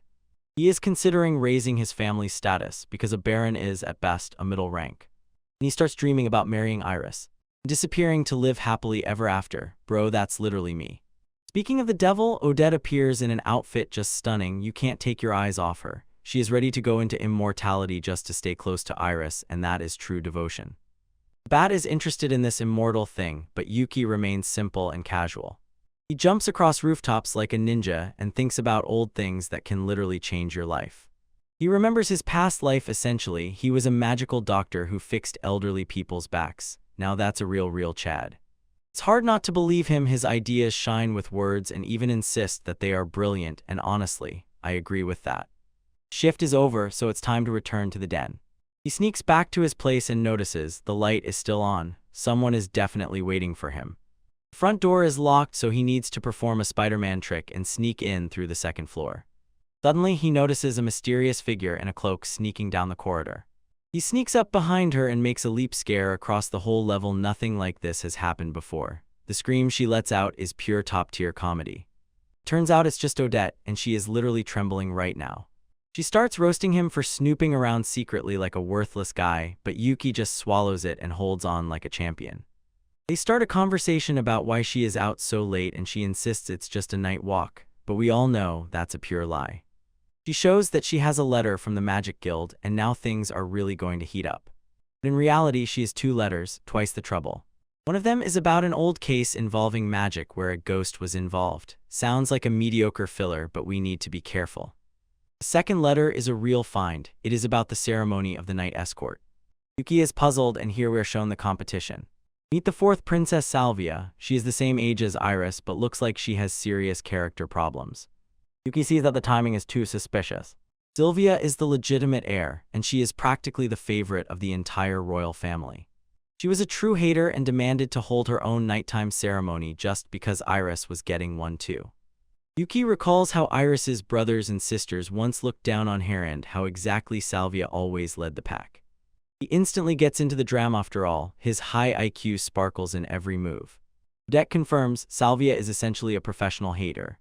And tell Diet that Salvia wants to hold a magical duel between her escort knights. She really wants to roast our guy in front of everyone. And Yuki considers it a total hassle and honestly, I understand her. Why can't these kings just relax? They're inside to discuss the details. Suddenly out of nowhere, a fox girl named Ramai flies in. Cute, it squeezes the heart, but don't let it fool you. She was spinning around the cauldron brewing tea for her master. Now that's a top-notch pet. Odette tries to get along with the fox, but nothing works out. The vibes here are totally awkward. They're probably definitely not on the same wavelength. And culture knocks us out cold. Maid Marta enters with tea and she looks extremely appetizing. Thank the artist for this service. She behaves overly politely and kindly making sure everyone is comfortable. Ramai even wants to learn how to work as a maid. Should we throw a W in the chat for more maid waifus? Odette takes a sip of tea and her mind explodes from shock. She says it's better than the expensive crap she has at home. It's basically just a cheap mix with those special herbs that Yuki recommended. Bro is already a tea sommelier now. Odette is so impressed that she wants to buy some for herself too. Yuki remembers how in a past life he mixed this blend for kids who couldn't sleep. Now he's here and it's pure kindness. Marta throws him a look that clearly says, sleep. He already understands that arguing with her is not an option. Maids leave, so the two remain alone to finish their conversation. Let's get back to serious matters. They talk about how a mage pulled a trick and pushed a guy to use necromancy. The goal was simple: to buy time by overwhelming them with skeletons, a pure NPC move. Someone framed the guy and forced him to summon a powerful ghost instead. It was a mind link spell and it backfired terribly. This is the type of dark magic used only by high-level nerds. This guy was a complete amateur and they played him like a violin. No one knows who is really pulling the strings. Suspect's house was empty and all they have is just a name. The shot zooms in sharply and you already know this villain will be a real problem. Her name is Dorothea Zumwalt, a traveling sorceress. Sounds like a Damie-mommy villain if you've ever heard anything like that. Then they find a letter from a former mentor. It turns out the royal family might be involved in this mess. The plot thickens like a good stew. Yuki starts getting sick and this political drama is already over the top. He just wants to live a peaceful life to pretend to be a normal person, but the world won't let him. Nobles are always scrambling for power. Honestly, it's already quite exhausting. Now the main problem is a magical duel with the knight Salvia. Salvia treats Iris as a rival and wants to get revenge. She is definitely getting into a fight, and Yuki finds himself caught between two fires. Odette is stressed. Connections with royal persons are turning into a nightmare. Salvia is popular, skilled in magic, and essentially the perfect princess on paper. Yuki knows the truth. Iris is a true prodigy student. He boasts to Salvia, saying this is my Alice because he knows his girl is made differently. Iris was a genius since childhood, and no ordinary princess can compare to her. Sylvia knows that in magic or studies she cannot defeat Iris, so she tries to feel superior by using her status as a legitimate child. She is a true elitist. She does not want to lose to someone she considers a bastard daughter. She has long carried this hatred inside her. Yuki and Odette both look as if they are already tired of this girl's antics. Sylvia essentially sends her knight on a dirty job because she herself cannot defeat Iris. Yuki considers the palace a terrible nightmare and even jokes about running away. Odette does not find it funny because the consequences will be insane. Suddenly, another knowledgeable bat named Nell bursts into the hall with an urgent message from Iris. He is in a terrible hurry and the message is in panic. First, forgive me, my lord, and you already know, bad news is about to start. Iris is literally crying because the story about the magical duel was moved earlier and now the king knows about it. She is in complete panic. She tells Yuki to find an excuse to skip it so that he does not get hurt. She says she is used to being treated like this and it just breaks the heart. Someone protect this girl. Yuki throws that serious look into her eyes. It is clear he is no longer joking. He approaches the window as if about to say the coldest phrase of the season. He tells Odette to leave it to him and he will see for himself what this magical duel confrontation is. The Gigachad finally wakes up and Sylvia is categorically unprepared for what is flying towards her. Yo friends, we're back in action with another absolute hit. We start outside near this huge mansion at night where the atmosphere is already crackling with tension. Our guy Yuki is getting worked up under Odette's pressure. The princess supposedly wants him to avoid the smoke and generally skip the magical duel. Odette looks like a real treat while asking if he even has what it takes to win, or if he's just already made a profit. Yuki tells her that Iris doesn't care at all whether she wins or loses true beta energy, if you're into that. He thinks she is just worried because she is afraid he will make mistakes again, but he does not know our guy is the king of this very recklessness. We are thrown into a quick memory of his former life. He was practically erased saving the village from destruction, so Iris is now so anxious and wary. Suddenly his bat familiar, Dyke, appears, and honestly this little guy turns out to be more useful than half the NPCs in this story. Odette is asking here why some security god makes his people worry so much, while Yuki just laughs and brushes it off like a true had. She wants to know all the details of his past life even before they plunge into the true essence of the duel. Then she will drop the phrase, "I am your girlfriend," offer help, and make it clear that she has a top waifu vibe. Yuki strikes her with some unexpected sincerity and she immediately turns into a broken tsundere, blushing like crazy. He babbles madly about how the world would be better if all nobles were like her, while we meanwhile see smoke in the distance. And then he spoke as if he were her literal father and she immediately completely lost it, roasting him for that sudden energy of an old man. He asked her for a favor and to pass a message to Iris, because his Riz is clearly limping right now. The message is simple: Odette will cover for him so Iris can stop worrying about the magical duel. For help, Yuki offers to teach her a few techniques of high-level magical efficiency, and look, what a confident smirker has already built a plan. He brings up the topic of how during the exam she used the power of the earth but couldn't spam it endlessly. Odette admits she releases all her magical power in one continuous burst, like a complete amateur. Yuki says he can teach her to repeat the same spell 3 more times, and on her face is a complete blank slate. She pauses to digest the deafening audacity of this Bam Bam guy, and finally agrees. Everything is decided with a handshake. You already know they are about to become an unbeatable duo. He asks if she is really ready to help, and in this shot he looks totally like a gigachad. Odette gives him a gentle smile, one that honestly is worth more than any gold in this kingdom. Night, we show the house training is about to begin. They enter the forest to start working at full capacity, because such strength is not gained by sitting idle. Few days flashed by like a blink near the capital. Odette looks completely exhausted after training, and Yuki says that Iris has practically grounded herself. He is still trying to find out the name of the Princess Salvia's night escort, but the information is kept under strict lock and key. Even the Bat Network couldn't find anything, and that means this mysterious knight really might be a threat. Monocle Girl Rode appears on Rhode's territory in her best outfit for the ceremony in armor, like a truly overprotective mother. We see bats flying out to strengthen security, because the Bat Network is officially launched and already working. They keep the entire hotel building under lock and key so that no rat face tries to sneak in before the big day. Finally, the day of the investiture ceremony, and the castle looks magnificent as hell. Everyone who matters has gathered in the main hall to look at the new knights. Officials start shouting names, and the room feels the wild mood rising. Yuki Grosseria come in, and the doors burst wide open for the loud entrance of our guys. He enters, jingling like a real boss, in that black armor as if straight from a legendary RPG. Look at the details of this gear. Our guy is maxed out.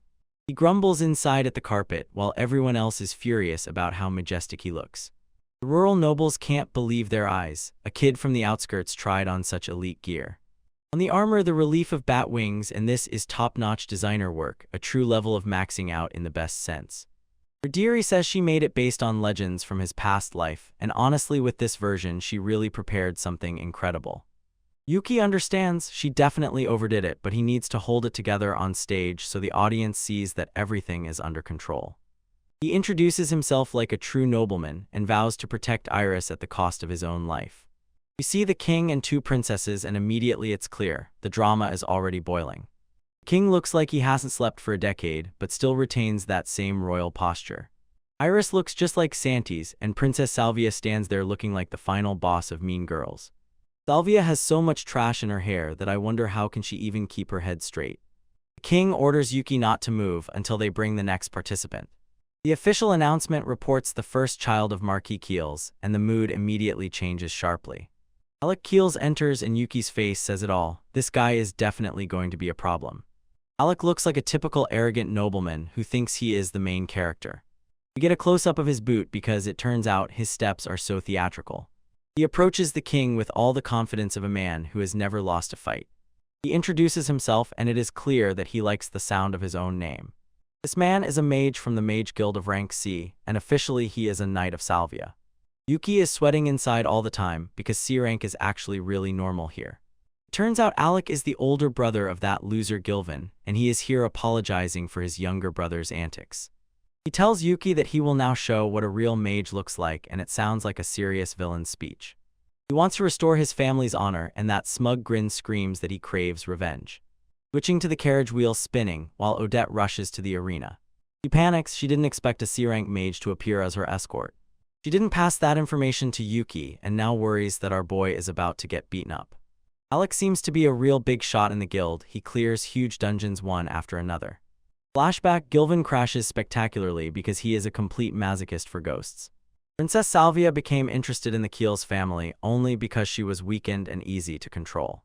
Her plan is for Alex to beat Yuki so badly that not a single spot remains unscathed right before Iris's eyes, just to take revenge and do something nasty. Odette is boiling with anger, calls her an extremely vile woman, and honestly, I'm on her side in this. She approaches the gate and tells the guard to get out of the way before she loses it. She pulls out a card with the family name Slay and orders to take her to Iris immediately. The duel takes place in the Colosseum on the Magical Guild's trial grounds. Odette runs in her lace dress and grumbles that this is literally killing her. She sneaks into the stands and scans the crowd looking for our princess. The audience is packed with NPCs who chatter nonstop that Alec will crush the new guy. She breathes a sigh of relief because the fight hasn't started yet, but the tension is thick as tar. The arena is huge, and you know the magical effects will be absolutely cinematic. Iris sits there clenching her fists and looks like a panic attack is about to start any moment. Odette slips into the hall and apologizes for being late to the party. Iris is so happy to see her friend, she almost glows with happiness. They agree to support Yuki with everything they can, even if the odds are against her. The guards turn away, giving them some privacy to talk about work. Odette sits down and prepares for the madness. Iris immediately starts winding herself up, asking what they will do now that things are getting real. She is angry because she asked him to stay home, but he came anyway to get those hands. Odette says to her directly and without hints, it seems Yuki harbored anger towards her. He asks if Iris told him the truth about Princess Salvia. An emergency briefing is given. Salvia is a complete demon who breaks seals, gives gifts, and exposes others' shameful secrets. He even forged letters like some low-grade villain. Odette reveals that Yuki questioned Iris her whole life and behaved as if she were a worried father. Iris is stunned. Odette really laid all the cards on the table for him. She thinks mentioning Salvia was unnecessary, but clearly she desperately clings to his protection. Yuki's everything is fine face has literally become a meme. Odette explains his everything is fine attitude is exactly why everyone worries about him. Iris knows that if he found out she was being hurt, he would definitely lose it and go into full GigaChat mode. Turns out Yuki all this time knew exactly what she thought. He decided to fight in this duel precisely for her, and this is the highest Riz move. Odette asks if she is ready for the long road of dramas ahead. Iris looks like a troubled child, but she is slowly gaining determination. Odette sighs about youth and says that falling in love with Yuki will be truly exhausting work. She tells Iris not to worry because he is impulsive this time. We see a flashback where the two of them plan a strategy like true master intellectuals. Gates open and Yuki steps onto the arena with the same energy as the main hero. He wears a cool signature accessory and it seems to give him a huge boost. He holds a new staff and looks like he is ready to end this person's entire career. Odette explains to Iris that the staff is part of a secret plan. Yuki designed it himself, so most likely it has broken characteristics. The girl with the monocle and her company built it in record time only for their master. Two duelists face off on opposite sides of the arena. The tension is electric. Alec looks down at him from above, but Yuki doesn't flinch for a moment. Iris is still worried because Alec is a C-rank monster. He prays that he won't lose control and make a fool of himself. Odette whispers the last part of the plan to her, and it's clearly a bombshell. Iris lights up and clenches her fists, ready to watch her husband win. She confidently declares that Lord Yuki will take the W. Salvia is still laughing somewhere in the background, completely unaware that she's about to be prepared. An introductory card appears, Yuki Grostia, a magical guild rookie. And then our opponent came out, Mage Alec Keel C rank, the very same. The whistle blows, it's finally time for the magical duel to begin. Yo, what's up, my cultured guys? Today we're back in the arena where arrogant nobles are about to get a real lesson. Look, that fair-haired Princess Salvia sits as if she were the final boss. She thinks our Yuki is some total newbie, but you can tell by her that she's drawn to drama. She giggles behind her fan like a typical NPC trickster. Honestly, it's incredibly funny that this audacity could think a mage from Serenk is a real threat to the true demon lord in the body of a child. Midalek is about to put an end to his entire career. He was ordered to beat Yuki badly, but essentially he is just a sacrificial target for hidden Riz of our MC. This is a classic showdown in Arena Boys. Alec fights for the honor of his family and Yuki just enjoys himself and fights for his Princess Absolute Cinema. They use these hairband replicas that create an automatic shield, essentially like 3 lives in a video game, but we know who really has the plot armor here. The rules are simple. You remove all ornaments from the hairband and it's over. You lose the entire bandage or try magic from the upper levels instant L. Alec is already messing around with magic and bragging about his pyramid of ranks like a true beta. He thinks that the title of C-rank mage makes him Jagachad, but he is about to find out this game has its own levels. He even boasts that the princess made a special request for him to humiliate Yuki. Imagine being such a masochist to brag that you are the princess's errand boy. Look at that smug face. He really thinks he is the main character now, but in Yuki's world he is only a secondary character. Alec promises to smash our guy to pieces, but Yuki just stands still with the most indifferent expression on his face. It seems he is thinking about what will be for lunch later. Princess Salvia watches from above, probably thinking she is some kind of dummy mommy. But the joke is on her, she is just preparing her own night to fall hard into the nocturnal puzzle. Alex starts whiningly babbling about how his brother Gilvin brought shame on the family name. Dude, your brother was a complete loser and you are clearly following in his footsteps. Yuki tries to be normal and says that Gilvin has already apologized, but Alec doesn't even want to listen, says apologies are for bets. He is literally sobbing because Marsai's son apologized to the Baron's son. And these noble NPCs with their dignity, that's honestly the funniest thing in this whole manga. The face of Salvia now is pure horror. She gives Alec a chance to justify himself, although it's just a code, go chase your ass, because she wants a spectacle. Alec directs his staff as if he is really doing something. He thinks that victory in this duel will prove his superiority, but right now it's just self-soothing. He shouts that he will beat Yuki so badly that nothing will remain of her. The irony is thick, like a knife in its sheath. This man is about to be cooked. He talks about the abyss that separates them, but looks at that abyss from bottom to top. Yuki just stands there, stone cold like Chad. Yuki's inner state is a mood. I really hate nobles. Honestly, like you, it's wild when they carry so much lying trash. He recalls the toxic atmosphere in which Princess Iris had to live for 13 years. It's time to show these elitists that you can't joke with the waifu of the main character. Yuki pretends to be modest and says he wants to learn from Alec, but we all know it's just a polite way of saying that he will raise this man now. Alec falls for it and gives him the right to attack first, a total disaster. He just handed Yuki victory on a silver platter. The referee gives the start and the stands explode with energy. I'll pay you $10 if you can guess how many seconds Alec will last. Look how Princess Iris sits in the stands and looks completely scared. Don't worry, Mom, the Prince Knight has already decided everything.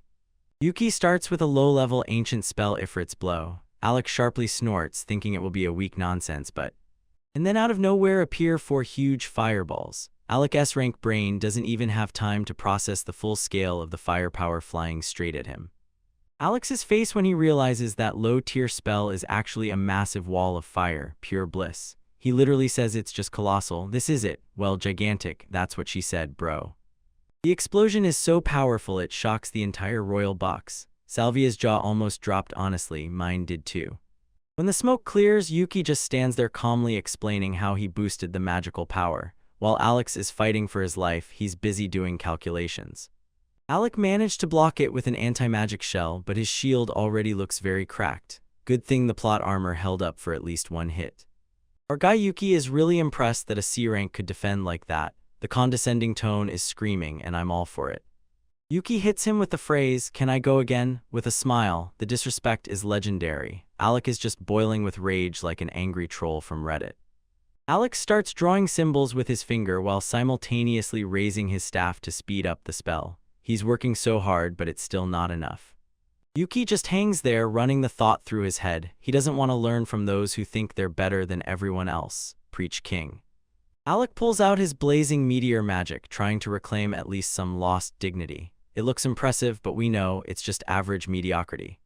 Burning fireballs fly everywhere. Alec destroys everything as best he can, but he's still just an NPC in the world of Demon Lord. He tells Yuki to surrender and throw away his headband. Buddy, you're the one who should lay down your arms before you get taken down. Yuki decides it's time to show off the new toy. He pulls out a custom magic staff and starts looking like a real Giga Chad. He wants to feel the new staff. Essentially, he is just saying, I will use you as a test dummy. The staff looks smooth and balanced. It is immediately clear. It was assembled for maximum destruction. Chuck clicks, the elements fall into place. Yuki is officially locked in, and for Alec, this is the end. Iris prays for him from the stands, and honestly, with such trump cards, I would fight for her the same way. Protect the waifu at any cost. Alec shouts for the referee to prepare healing magic for Yuki. Oh, the irony, he should have demanded a coffin for himself. They release a blazing meteor. It is literally a wall of fire rushing at our guy. But Yuki simply throws his staff right into the flames. Alec is completely confused. He thinks Yuki has thrown away his weapon. Suddenly, the staff activates an anti-magic dome right in the air. This is pure 200 IQ play, a remotely controlled barrier. The barrier completely absorbs the fireballs. Alec's ultimate move was just intercepted. Some stick flew into the air and knocked it down. The impact is terrible, but Yuki's barrier not a scratch. Alec froze as if he just saw a ghost. Princess Salvia is completely bewildered. She cannot believe that some newbie is executing such high-level tactics. Yuki just calmly waits for the smoke to settle, a true cool guy, with no glances at the explosions. He extends his hand and says, turn around. The staff flies back swiftly like Thor's hammer. The dagger stream rushes through the air and the crowd goes crazy. They have never seen anything like it. The company asks how some newbie even does this, but it's simple, guys. He is the master of ceremonies and you are just background characters. Yuki catches the stick with full coolness. He is sure his little experiment was a great success. Alec begins to lose control, certain that this is some ancient relic. He cannot accept the idea that he is simply being defeated by an ordinary staff. Yuki just smiles and tells him that this is ordinary equipment already approved by the referee, but the damage it does to the psyche is greater than magical damage. He explains that he just poured some of his own blood into the staff to control it. He throws it to the side, but if it works, it works. Here he describes the mechanics of his weapon while Alec has a mental breakdown. This, they say, is a power move. We quickly get a memory. Odette uses a symbol for anti-magic shell. It's strangely pleasant to see this slender one connect to the greatness of the main hero. Yuki can control the staff as if it is an extension of his own body. Now that's truly the level of Riz. Odette and Iris begin to explain to the crowd the spell that uses an animated object to cover Yuki's secret. Two thick waffles occupy the MC with their eyes shields to hide his identity. We like that. The crowd fully believes the fabricated explanation. NPCs are so easy to fool if the explanation sounds smart enough. Now they wonder if Yuki is really as strong as Alec. Come on, he is 10 times stronger just playing with them like prey. And Yuki sighs with relief. The girls managed to deceive everyone. Teamwork is what embodies the dream, especially when the team consists only of wives. Then Yuki pulls out the second staff and Alec's eyes are watering. Now it will be 2v1 and Alec is not prepared yet. Alec fumes and shouts that Yuki is a freak. Don't calm down, noble boy, your tears are so tasty. Fireballs fly, but Yuki's backs spin incessantly. Her staffs create an impenetrable defense, like a blender for magic. Alec's magic completely stops him. He realizes his C-rank power is completely useless against a man with 2 sticks. He cries about how he deserved a chance to beat Yuki. Sorry, friend, you deserved nothing. You were just given a script where you lose. Yuki finishes him off with the last phrase, I am a knight who protects his princess. Now that's the real peak of chat energy. Iris looks like a real temptation on that throne. Yuki decided to make the world better for her, and honestly, who wouldn't want that? He accelerates and gains speed as if about to turn Super Saiyan. Alec trembles with fear. Yuki moves so fast that he is a complete blurred trail. He shortens the distance to steal that hairband and ruin this man's entire career. Alec makes one last desperate step and calls the spirits of fire, throws everything he has at the wall looking for anything to catch, but nothing works. A swarm of fiery lizards appears. It looks like a cheap gacha summon, but Alec is not stopped by this. He stubbornly believes he is doing something truly epic. Yuki doesn't even slow down. He rushes through the lizards as if they are minor inconveniences. He recalls his squads and they tear through the lizards like a hot knife through butter, perfect for these fire salamanders. Alec is completely out of breath, looking as if he just ran a marathon. He is officially dead, but stubbornly refuses to admit it. The judge tries to stop the fight because Alec is charging a spell that is too dangerous. Even the officials already understand Alec is about to make a mess. But Alec no longer follows either the rules or duty. He is completely lost it. His noble pride is trampled, and he cannot bear it.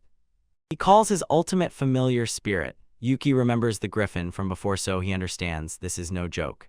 Alec rushes at some peasant, saying Yuki doesn't know what the pride of high nobility is. Brother, your pride is the only thing more equal than your chances of winning. He activates the spell Flare Garuda. Here it is, the last desperate move of a defeated man.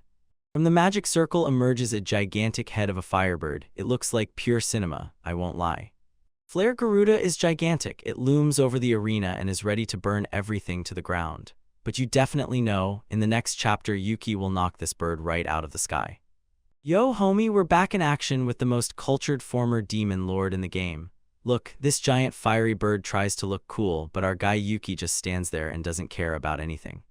This Alex is already falling to the floor and gasping for air as if he just ran a marathon in a sauna. He is trying to prove that this whole assassination attempt is just a magical coincidence of two duels. Complete failure, not a move. Yuki ignores the excuses as only preparing his staff to show this NPC who the real gigachat is here. Alex starts babbling incessantly about time limits while his familiar goes crazy in the background. Look at this figure in the hood hiding in the shadows, and it seems deliberately grilling MC's skills from a distance. Alec grips his staff so tightly that he is about to break it, completely thrown off balance because one student is making him sweat. Look how Princess Salvia hides behind her flowers and pretends to be the main heroine. Alec immediately clings to her so that she takes him as her escort at night. He is completely lost, but not because of that sister. Firebird dives into a huge dive end. This is all according to the script for our guy. Mournful shockwave, but Yuki has the same immortal plot armor that keeps him on his feet just as fresh. Alec believes he is doing a favor because he says, he will not kill our guy. This clown's impudence knows no bounds. Yuki simply calmly gazes into the heat, probably thinking about what will be for dinner while the world burns. The heat is so intense it could melt the earth, but our guy is colder than a freezer. Alec laughs and thinks that Yuki will lose his rank and he will literally be cut down, literally. Yuki says, I refuse, because he doesn't want his waifu Iris to worry about him more, so there you have the same legendary Riz. He lowers a barrier thicker than the plot itself, pure cinema. The bird hits the wall and Yuki calmly counts in his head, a true genius. Preparation is complete and Yuki looks like she is about to ruin this person's career. Iris is there praying for him. Look at that pure energy of innocence. We must protect her at any cost. He remembers how once he made her cry and he swears it will never happen again. He is the best protector. The staff has a hidden mechanism. It is about to turn this bird into grilled chicken. He injects special blood into the target. It's hack time boys. Yuki reaches out and literally tears out the bird's brain. This is the end for Alec. Activate one word and the vibe changes instantly. Haka starts glitching like a broken NPC. It's actually pleasant to watch. Everything freezes instantly. Now Yuki has full control. You think Alec is losing it because his protege stopped obeying orders. He has completely lost his mind. The bird takes off again, but it is not looking for our guy Yuki. Alec tries one last time to give a command, but he only shouts into the void, into the wind. The bird completely ignores him and Alec's face is pure despair. Turns around and heads straight to the VIP seats, yet another treacherous turn. Princess Salvia just sits in place, completely unaware that her own weapon is coming for her assets. She finally notices and her face is simply priceless. One more moment and she will find out what happens when you mess with Chad.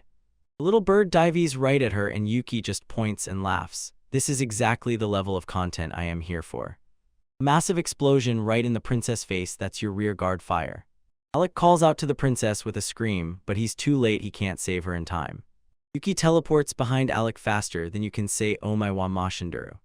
He snatches the hairband from her hair and calls it a victory, while Alec with his flexible style essence breaks down. Even the hooded figure freezes from the absolute speed of this boy. The duel is officially over, and Yuki is the undisputed winner. Alec cries on the floor like a loser and asks why it happened. Yuki checks the bandage on his head and realizes it is a magical tool that Salvia once used for bribery. Salvia throws a tantrum because Alec failed the night test of your iris. She is a prime example of a toxic mommy. Firebird still lingers, reminding everyone who really controls the arena. The magical tool transmits Salvia's inner thoughts and she calls Iris a disgusting, dirty sister. What audacious malice from this hater. Here she casts a shadow on the birth of Iris, but now she herself looks like an NPC. Salvia realizes she was caught in 4K, and her face is pure gold. Yuki says it is his duty to protect his melody. He is the king of escorts. Salvia is sweating all the time now because her schemes are already out and visible to everyone. Don't touch my people, Yuki looks with that deadly gaze that makes the soul leave the body. He overloads the tool, fries it, and thereby sends a clear message to the princess.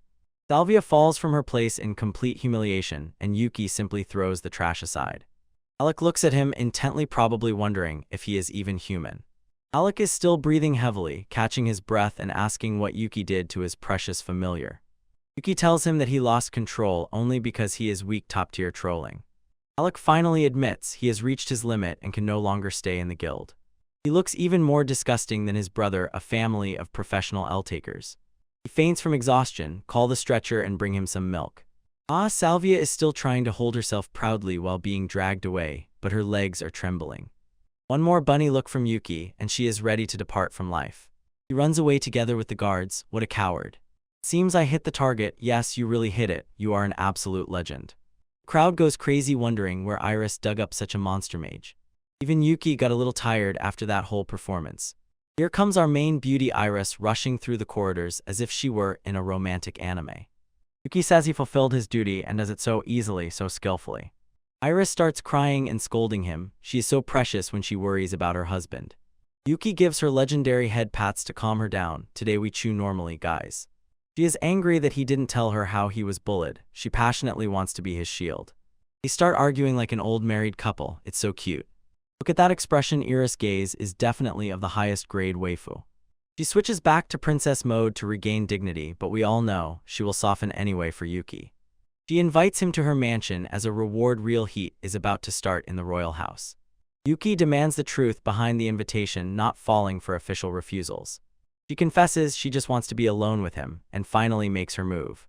Yuki nods in response with the same confident smile as Chad. He definitely knows what's going on. She is so happy that she literally glows, a pure triumph for MC. They talk about exploring the Elysian temple and then finding clues about her parents. Down there, ancient things are hidden. Looks like even more loot for our guy to collect. Yuki says they are learning to be people of this era. He's so humble for a former demon lord. For now, time for some tea and snacks at the mansion, a well-deserved break for our cultured king and his chubby princess. Yo, what's up my cultured kings and dukes? We're back with another absolute hit. Our guy Yuki keeps leveling up his crazy charisma in this new world. Starting at the mansion where Master Yuki is summoned as the absolute boss. He is the boss. Look at these assets at this maid Martha. She looks top-notch today while telling our guy that the princess's carriage is already here, arrived to take him to their big date. Our guy is getting ready to go out, slipping into his shoes because you can't go to the royal waifu looking like a brat. He adjusts his suit and makes sure the drop isn't dripping. Honestly, this guy has more style in his pinky than all the UNPCs in the comments combined. He asks Martha if she's ready to go, and you know for sure, he's about to make a complete mess in the palace. We sharply switch to Princess Iris. She tries to look restrained and decent, slowly stirring her tea, but we all know she is head over heels for our MC. Marta looks at Yuki with the same suspicious gaze. Just try to betray or else. And honestly, I like that jealousy, pure cinema. Then our guy makes a full gigachat move and simply reaches out and grabs Marta's palm right in front of the princess, pure audacity. He firmly squeezes her hand because she has never seen such a large city palace, and honestly Riz is just pouring out of the screen right now. Look at that smile. He is bending his main character energy, and Marta blushes like a schoolgirl. Marta tries to stay professional, but it's clear she is already switched off. She tells him it's not so easy to blurt out such humiliating things. Yuki is indifferent to everything. He is already ready to ask the princess for permission to arrange a tour for his maid. Now that's a legend. He really wanted to introduce his partner to the royals, but Marta is too shy to endure all this spotlight right now. The chariot moves and it becomes clear that things are about to get real as soon as the heavy wheels start to creak, rolling up to the palace. Yuki sits calmly as if nothing is happening, but probably already deciding which waifu to add to the harem next. Even the bat servants are spread out across the sky patrolling. This batwork is essentially a medieval version of 5G surveillance. These bats are everywhere gathering information from the sky like a bunch of little leathery spies. He is just as watchful of Princess Salvia because that lady is definitely up to something while everything spins in the shadows. The palace looks colossal, a pure display of royal wealth, just waiting for our guy to gain power. The driver announces that they are approaching the Western Estate, and you can tell by his mustache. This guy is a true professional, the very NPC. Look at those spires, the architecture is as dense as the plot twists that are about to begin. He explains the legitimate children live in the east, and the king with his wives reside in the main palace. And the children of the servants, including Iris, are stuck in the Western Estate, and it seems it is protected by a very high-level magical alarm system. Our guy's inner Nosferatu emerges, and it looks like he wants to break that magical system just for fun. He is glowing, eager to mess with the royal guard. Honestly, that nerdy energy is real, but we love it. They finally arrive at the Western Mansion. It looks luxurious enough for a secret meeting. Princess Iris is waiting for him, shining in that royal outfit, simply a candy. Yuki throws out the legendary phrase of the century, promises to protect her even at the cost of his own life. Let's talk about Maximum Glazin. He puts a period, kisses her hand, a true gentleman. I bet half of you got excited just looking at this. The maids are already completely losing their minds. The princess wants to be left alone in the room with the gentleman. Iris just throws them that self-satisfied look, as if to say, I have everything under control, while she plans her next move. The maids are still recovering from the shock, probably debating whether to call the royal guard or just watch.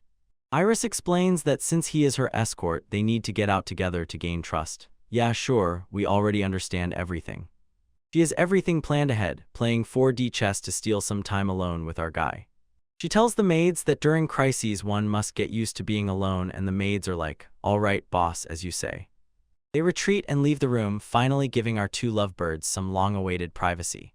As soon as the door closes, you feel the tension in the air ignite and thicken. Iris checks the door like a secret agent, making sure the path is clear. She starts walking toward him, fidgeting, acting like she's out of place and nervous. Actually, it's even a bit cute. And she completely breaks character and starts fangirling because her lord is finally in her private room. She demands that when alone he calls her Alice, and now, essentially, she is claiming her possessions. She sits on the sofa and tries to restore some of that princess dignity after her brief outburst. And then she looks at him with those little eyes like a puppy and asks if she can just be herself when they are alone together. She pats the seat next to her as if inviting him to come closer and grab some of that royal attention. And then she simply sits on his lap. Formally 10 days since birth in terms of memories, but 13 in the body. This is already the territory of a real man with culture. Yuki gives her a magical staff as a matching gift, because there is nothing cuter than a high-level magical weapon when you say, I love you. She was insanely happy with the gift, joyfully exclaiming as if she had just won the lottery. Our guy starts talking about some ancient magical theory, but honestly I'm more interested in how close they are sitting. She tells how she carved runes with her own blood, and that's pretty tough for a little princess. Yuki just calmly munches on snacks, meanwhile saying that he plans to join a magical guild. Quiet, but a big flex. Then she asks to be petted on the head, and honestly if that doesn't seem cute to you, you're probably beta. He seems to pet her on the head, and she looks like she's about to drown in absolute happiness. And then everything gets weird. She starts smelling his hair and realizes it smells like soap. She is just shocked that today he actually washed here, and it's funny, considering his past as a dirty vampire. A memory of his Nosferatu days when he invented any reasons just not to get into the bath. Our guy was a real gamer back then. He casually says that the maid washed this for him, and you can see how jealousy rises in her gaze. She demands to immediately meet this mysterious maid who washes hair, ready to fight already. She makes him promise that next time he will bring the maid, and she accepts no refusals. She even wants the maid to teach her how to wash his hair with a pearly shine. Such dedication is crazy. Yuki just wants to return to the magic lesson and, like a true pro, dodges the drama with the waifu. He suddenly realizes he is such a genius that she almost has nothing left to teach him. Now that's a plot armor. We are quickly shown how ancient magic compresses power inside the body. Quite a cool visual if you ask me. It's all about adjusting the magic reserve to the spell you are trying to cast. You draw power from the stomach or belly, then release it through a rune. Essentially, it's magical plumbing. True pros attack and defend simultaneously and with both hands. Sounds like some top-tier gaming micro move. Even high-level magic requires 2 runes, and our guy is already analyzing the movements of his former enemy. In the end, it all comes down to how much raw magical power you carry with you in the trunk. Compression is the key to making your spells hit like a truck, not like a wet rag. Since Yuki has Mistel blood, he can completely skip spells, effectively playing with cheat codes. He decides to check his stats and I'll tell you, the numbers look simply incredible. Next, Magic S and Agility AA. The bro at 13 years old is literally a walking nuke bomb. He also leveled up his float skill to fly, officially already at the endgame level. He already knows 6 different ancient magics, and apparently, that's much more than a C-rank mage can handle. He flaunts the runes on his fingers as if he's about to drop the hottest magic circle of the year. Iris wants to try experiments with her blood magic too. She's always ready to get into some dangerous research. He tells her to keep her mouth shut and minimize the output so they don't blow the roof off the mansion. He prepares, putting all her power into that new staff he gave her. She shouts activate and concentration is visible on her face. She is really giving it her all. Then she releases Ifrit and that's it, just a tiny, barely noticeable PSH, and that's truly a huge disappointment. Her faces said it all, both are simply shocked at how pathetic it was. She managed to release only a tiny cloud of smoke, a complete failure. Now she looks too depressed, her magical power is not at all on his level. She looks at her hand and thinks, why am I such an NPC right now? Then a refined idea comes to her mind, her cut will heal faster if Yuki licks it. Oh, she is definitely a cultured woman. Our guy is really doing it. He licks her finger to activate his purification skill and the down bad meter is off the charts. She is literally burning with blush, she might explode. This is the real peak of romance, guys. She is fully healed and looks as if she has experienced the best moments of her life. Yuki just stands and looks at his own hand. Wait, I know what to do. He asks her, do you want me to lick yours too? And this man's audacity knows no bounds. She completely goes out of control, the brain is probably already switching the fuses from seizure. He explains if she drinks his blood, she will become his kin or familiar essentially. This will officially cement their bond. She is surprised, but you know, she is already 100 tired of being his property. He explains that this will give her a colossal power boost and protect her in this dangerous palace. Plus, since she is his kin, he can summon her by spell to draw her to himself whenever she is in danger. After the last battle, he studied runes to understand how to make this work perfectly. She understands this means he can save her anytime, anywhere, and it seems her heart is now melting with warmth. He asks if she doesn't like the idea of becoming an inhuman creature, and she is already shouting that she likes it. Look at that determined face, she is ready to leave humanity behind for her lord. She reminds him that she has been his subject and fiancé for 200 years already, so this is essentially a simple formality. There is no chance she will ever say no if it means being closer to him. She is a true ride-or-die waifu. He offers her his bleeding finger and looks as if this is just small talk, but right now everything is about to change her life forever. When she takes to it, she literally sucks the blood from his finger. This is real content for connoisseurs. This is a real full-fledged contract signing ritual, and the chemistry between them is simply explosive. Her eyes flash as soon as the power of his Nosferatu blood flows through her veins. Look at those new assets. She has Quasi-Mistel blood and now a high level of magic. She has officially been leveled up to the skies. Thanks for watching and remember, stay cultured. Yo friends, we're here again with another absolute hit. Our guy is now checking the stats of his main waifu Iris, and I'll tell you, today her riz is off the charts. Our host stands here and says that as a master he is the only one who can see the deep lore story about the status of his clan, as if he has an undeniable cheat code to see what they don't even know about themselves. He tells her to set up a fake storefront so the NPCs don't suspect anything, and honestly, that's a smart move because those losers would try to take her down if they found out about her true power. Now our guy wants to try some summoning magic because he's a scientist at heart, or he's just looking for an excuse to bring her closer. He already tested it on his bat, on a buddy bat named Dyke, and honestly the sheer audacity to name a bat, that's why we love this MC. Here he is poking the bat's fingers to prove it's harmless. And look at that little guy, he's enjoying himself, living the best life while we're all stuck in reality. For the summon to work, he needs a catalyst, and he takes out a hairpin she gave him at the moment of their first meeting, and honestly, this is some next-level sentimental riz. It's the same hairpin, and you can see Iris is already starting to blush. She realizes our guy has been keeping it with him all this time. Explains that with this he can actually pull her to his side from anywhere on the map like a fast travel point. And this, essentially, is the highest plot armor. Iris literally gulps air. She wants her lord to call her so much. She is already officially in, and we adore it. They decide to check the distance. They spread out across the whole room as much as possible. The cutest distance testing I have ever seen. She darts into the corner of the huge room, looking like a little NPC waiting for a quest hint. But our guy asks if she is ready, and you feel the excitement heating up because this is going to be pure cinema. Iris builds up confidence inside, running through thoughts about finally becoming his official relative, while the host checks the mark on his hand. And she starts a full shy fit. In her vision, she sees him looking like a true scion and reaching out to her. Alright, time to move. The catalyst floats in the air like an epic legendary drop. MC focuses on the target and activates summoning magic with that same concentrated look that says, someone is about to get hit hard. He drowns out the team with a shout, "Step up," and the magic circle begins to glow from it. I am about to break the game's energy. The circle appears under Iris and she looks a bit scared, but honestly she should be happy about what awaits her next. A giant vortex of magic rises above her head, and if you've watched enough of these stories, you already know where this is going. She begins to respond to the call, calling herself his subject, while the master of ceremonies just stands and waits for the teleportation to finish. I'll give you $10 if you guess what happens next, because the author is a certified man of culture. She comes out in her shirt, absolute cinema. The MC just froze like a deer in the headlights, and Iris didn't even have time to realize that at least 90 of her gear had already disappeared.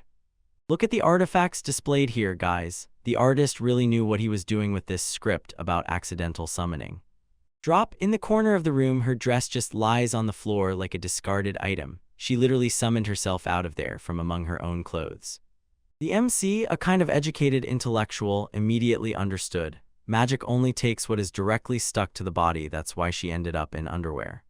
He nods as if he has uncovered the secrets of the universe. Summoning magic is about depth, and we see how deep it is. Iris finally realizes that she is practically naked and starts screaming, asking him to close his eyes. But it's already too late. The memories are forever burned. After the chaos, she changes into a new dress, a bit sulky. Her master just got a free premium preview. She is all embarrassed, explaining that the other dress was too heavy to put on by herself, and that sounds like an invitation, to be honest.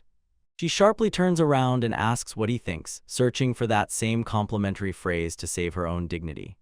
She stared at him with those "please say I'm beautiful" looks, and the tension in the room is thicker than a bowl of oatmeal.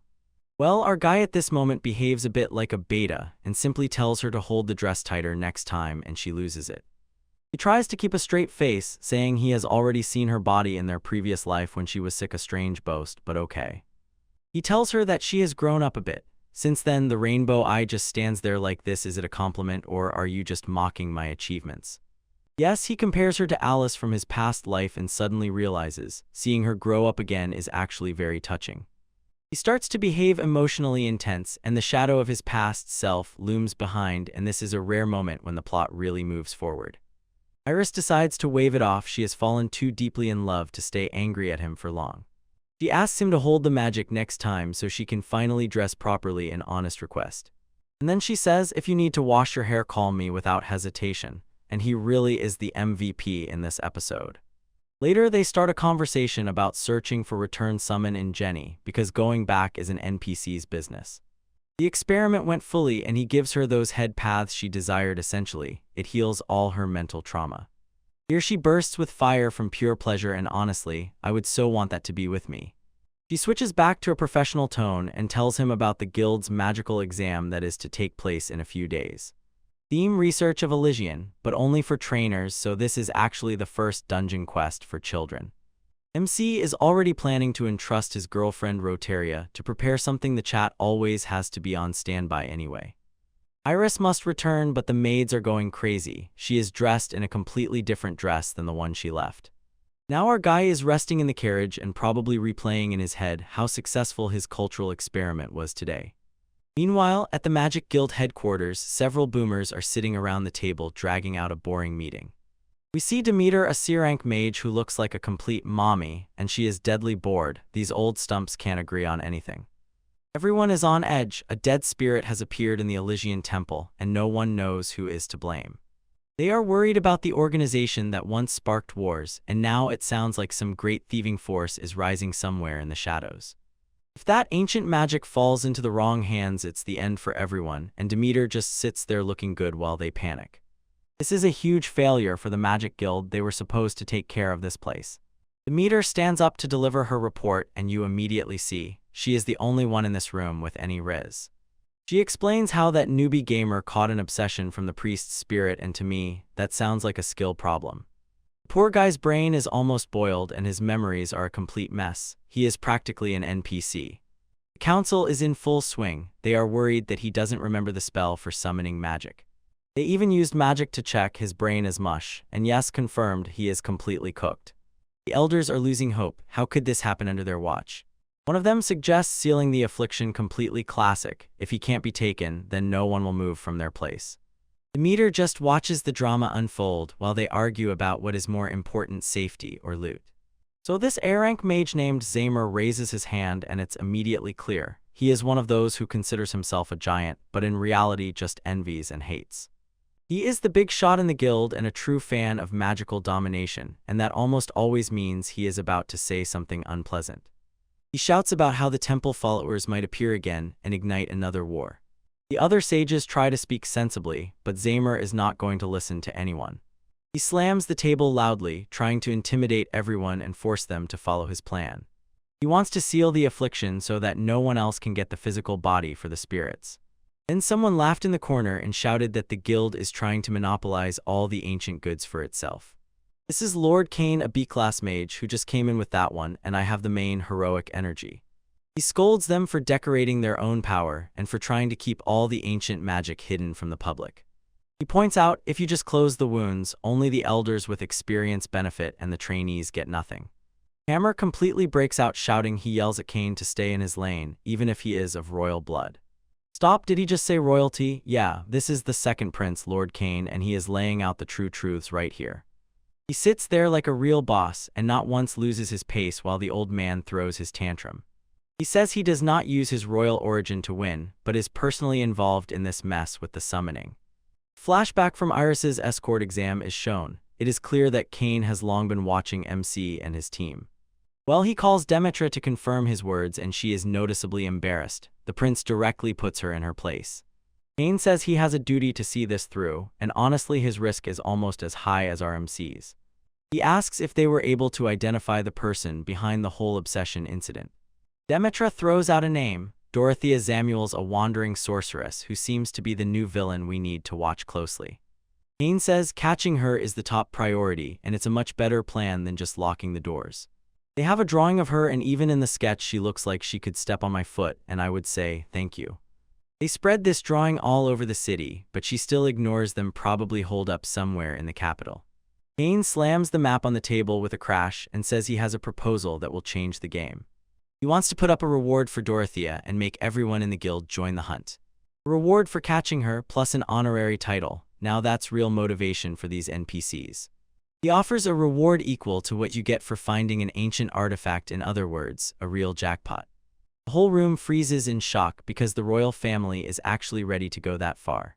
He explains that she is a deadly threat and that he already has the king's approval, so Zamer can go cry somewhere else.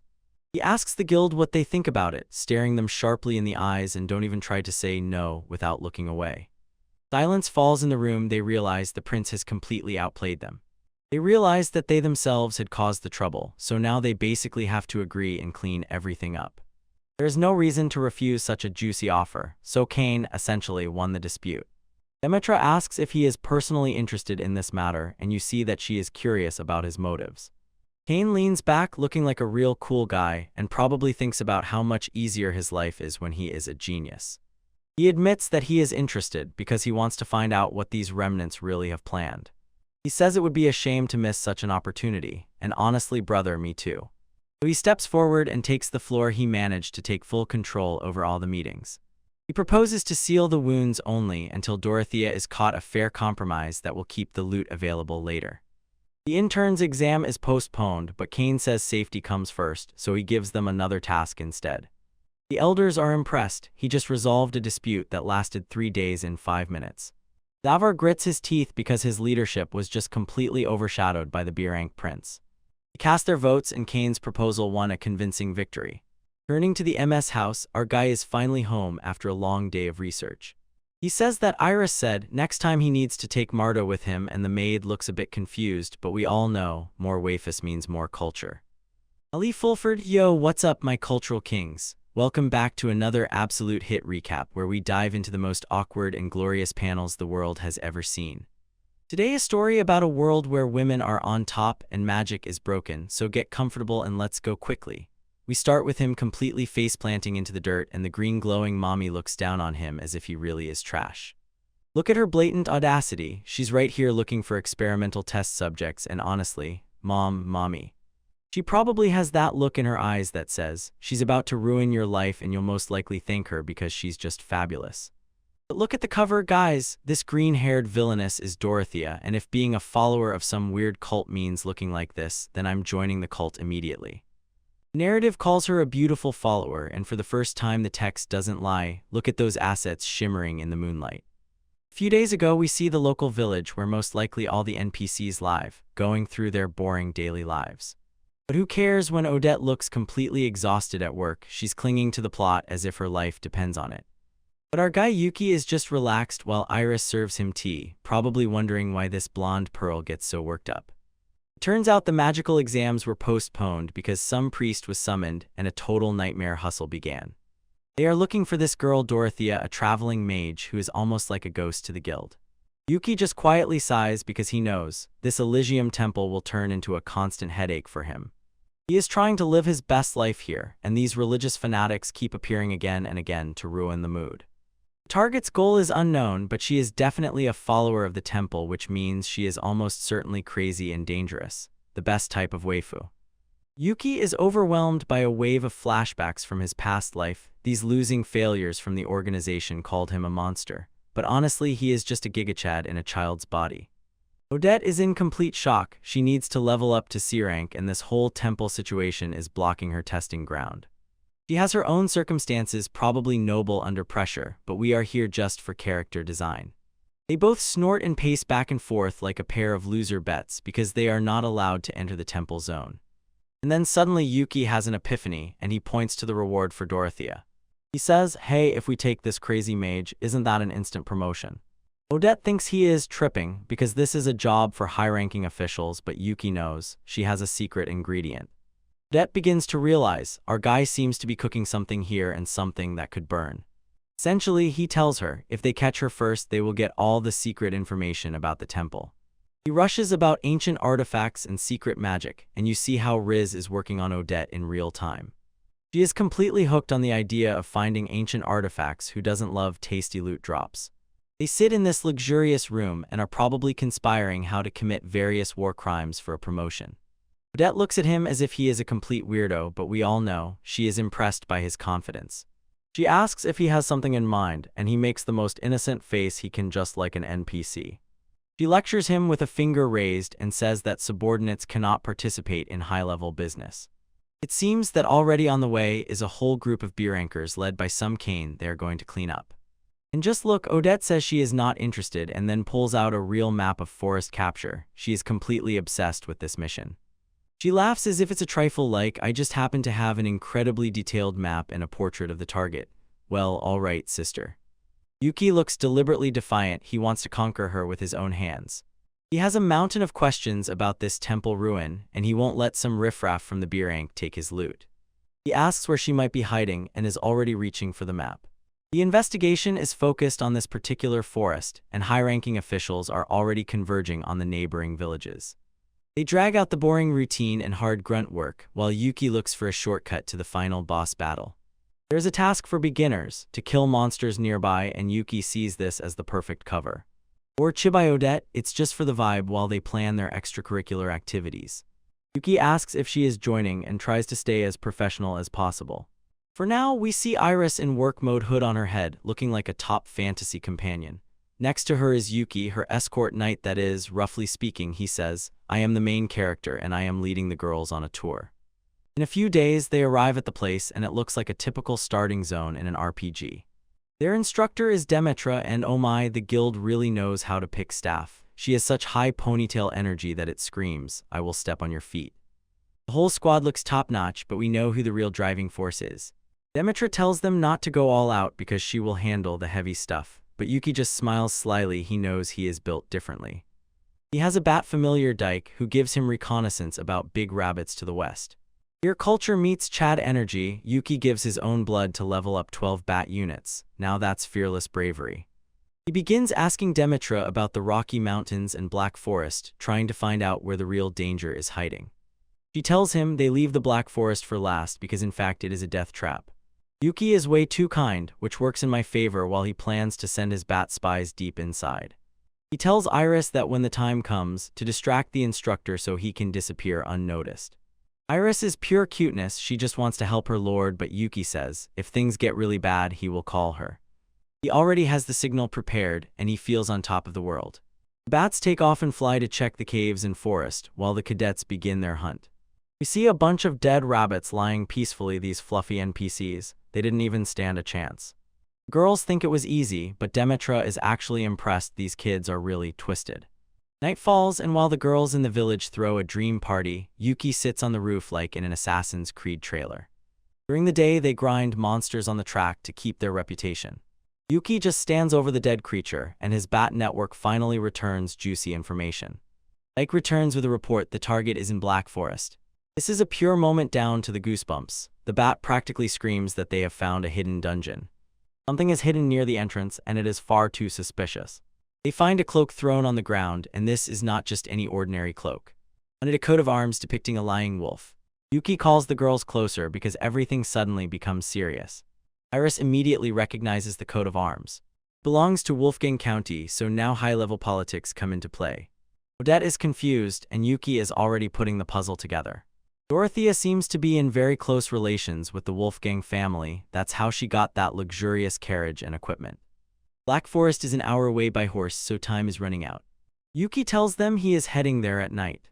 Odette tries to stop him and points out that he is trying to become a solo hero like in Solo Leveling, but he just waves it off and shakes his head. He tells them that he will not fight in a battle he cannot win, and this is a lie because we know he has that very same plot, steel armor. He declares that he has an ace and gives them a big thumbs up, absolute Chad energy. At night the atmosphere becomes eerily painful. His bat section flies through the air together with Yuki, and honestly, it's pure cinema. He lands in the Black Forest so dense that it is dark even during the day, perfect for a quiet boy. He orders his bats to be silent and scatter. These bats are high-tech. They use ultrasonic waves to map out every person and monster in this area in detail. Suddenly a bat reports that there are unconscious people near the carriage. Yuki thinks it's Dorothea, but the bat insists there are 3 of them. He sneaks between the trees and finds the carriage. It's 1 boy and 2 girls, all bearing magical guild emblems. It seems the B-rank quartet got so badly laid out that they were just incredibly harshly knocked down. Yuki orders the bats not to relax and to stay alert. He notices Dorothea from afar, and she looks like the final boss. Yuki covers his face because he doesn't want the guild to know he is carrying their high-level players here. He goes down to check if the survivors are alive. He picks up one of the girls in his arms, and she barely holds on to her memory. He lies with every word, insisting that he himself is from the guild. Girl warns him Dorothea is a monster. It seems she summoned the spirit of a dead priest using some ancient artifact. This is real high-level necromancy. Girl faints, not managing to say more. Yuki checks the pulse and realizes they are not dead, but their life force has already been drained. He decides to evacuate them, but first cuts his finger to use blood magic. He picks up all 3 at once and activates double boost to get them out of there. Bro is a direct live forklift. He throws them outside the forest where they will be safe. And he summons the entire squad of bats to war. He strengthens the remaining 10 bats with his blood, giving them a colossal buff. He orders them to be careful and retreat, but they find someone they cannot defeat. He is a caring king. He looks back at the forest, and in his eyes it is clear, time to act. Time to enter the forest again and show this girl Dorothea who the real boss is here. He flies through the trees like a shadow. He realizes the guild members were defeated because they were divided, a classic rookie mistake. He notices Dorothea again and wonders why she did not run away. She is either too confident or waiting for him. Yuki pulls out his customized staff and activates an anti-magic shield. No risks. Suddenly a powerful flash of light. Yuki shouts for his bats to retreat as something incredibly heavy rushes through the air and hisses in flight. Energy F cleanses the territory. Yuki, the wave pushed him back with a shockwave. He is staring at this strange gray light and completely confused. Staff clinks dully against the ground as he lands. He is in shock. His anti-magic shell, which was supposed to be invincible, was simply bypassed as if it was meant to be. The runes and blood on his staff literally disappeared. Even a guy with 200 years of research can't explain this. Our team was officially thrown into the final stage. You are a weakling. Hey guys, we're back in action. MC in the forest looks like a real stubborn daredevil, and bats circle around like a budget version of Batman.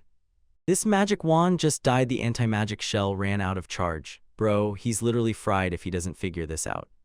Our guy looks serious, wondering if the battery just died or some villain is ambushing him from the bushes. Look at these NPCs. Their life force was sucked out as if a bad vibe at a vampire club. Their bodies only have absolute zero riz left. MC understands this is not ordinary magic. There are direct hunter-predator vibes here. He is already trapped now. He won't break free. He calls it the vampire beam. Sounds like some middle schooler invented the move, but in this world, it's a total nightmare. Look at such audacity, posing in the dark like in a K-pop video, while the plot twists even more maximally brazen. Bro literally talks to his bat minions as if they are his scorched mods. Dyke and all the others better stay behind if they value their safety. One man and his cloak, and he walks through the silence, probably thinking about how much weight this whole plot carries on him. Finally, at least a bit of culture. Look at those things on this girl, and the MC behaves like a total beta and says he will just leave them here. He knows as soon as the incident in Black Forest becomes known, all the big guns will take the stage, and the MC is practically a magnet for trouble. The MC worries about Iris and Martha, thereby proving that he is at least a high-level protector for his girls. We adore the man who guards his harem. Suddenly, a voice from the shadows orders him to come outside. I bet $10 it's someone fat with smarts. In the Magic Guild, they literally call him a dog. Unmasked contempt, and the MC swallows it for now.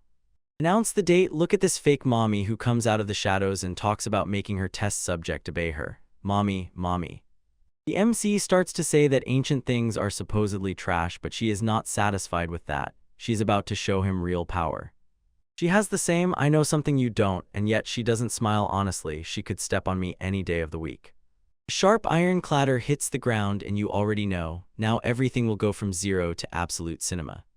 Look at these mechanical hands. This is no longer fantasy manga. We are in a mecha series, guys. She throws Lord of Phantom at him and poses nearby, like a real gigachat. The mech is gigantic. Its eyes shine with the same energy that means you are about to be blown apart. Bad soul trapped inside this device, and it also works as a battery. That's a brutal level of cult, straight dark tier. She is so proud of her ancient artifact, and honestly with that look she gives, she can babble any nonsense as much as she wants. It seems this thing was passed down from Elysium Temple. Obviously. Besides creating giant robots, there were no other hobbies there. MC cuts the yap session and activates his own magic. Time to check if he is really a Chad or just a Slim. He strikes the Akafarid. It sounds like a sharp knight at Taco Bell, but on the page it looks epic to the point of trembling. Burning fireballs everywhere. If this doesn't work, our guy will simply end and be served as is, with a side of French fries. Big explosion, a classic manga trope. The villain is definitely still standing behind the smoke.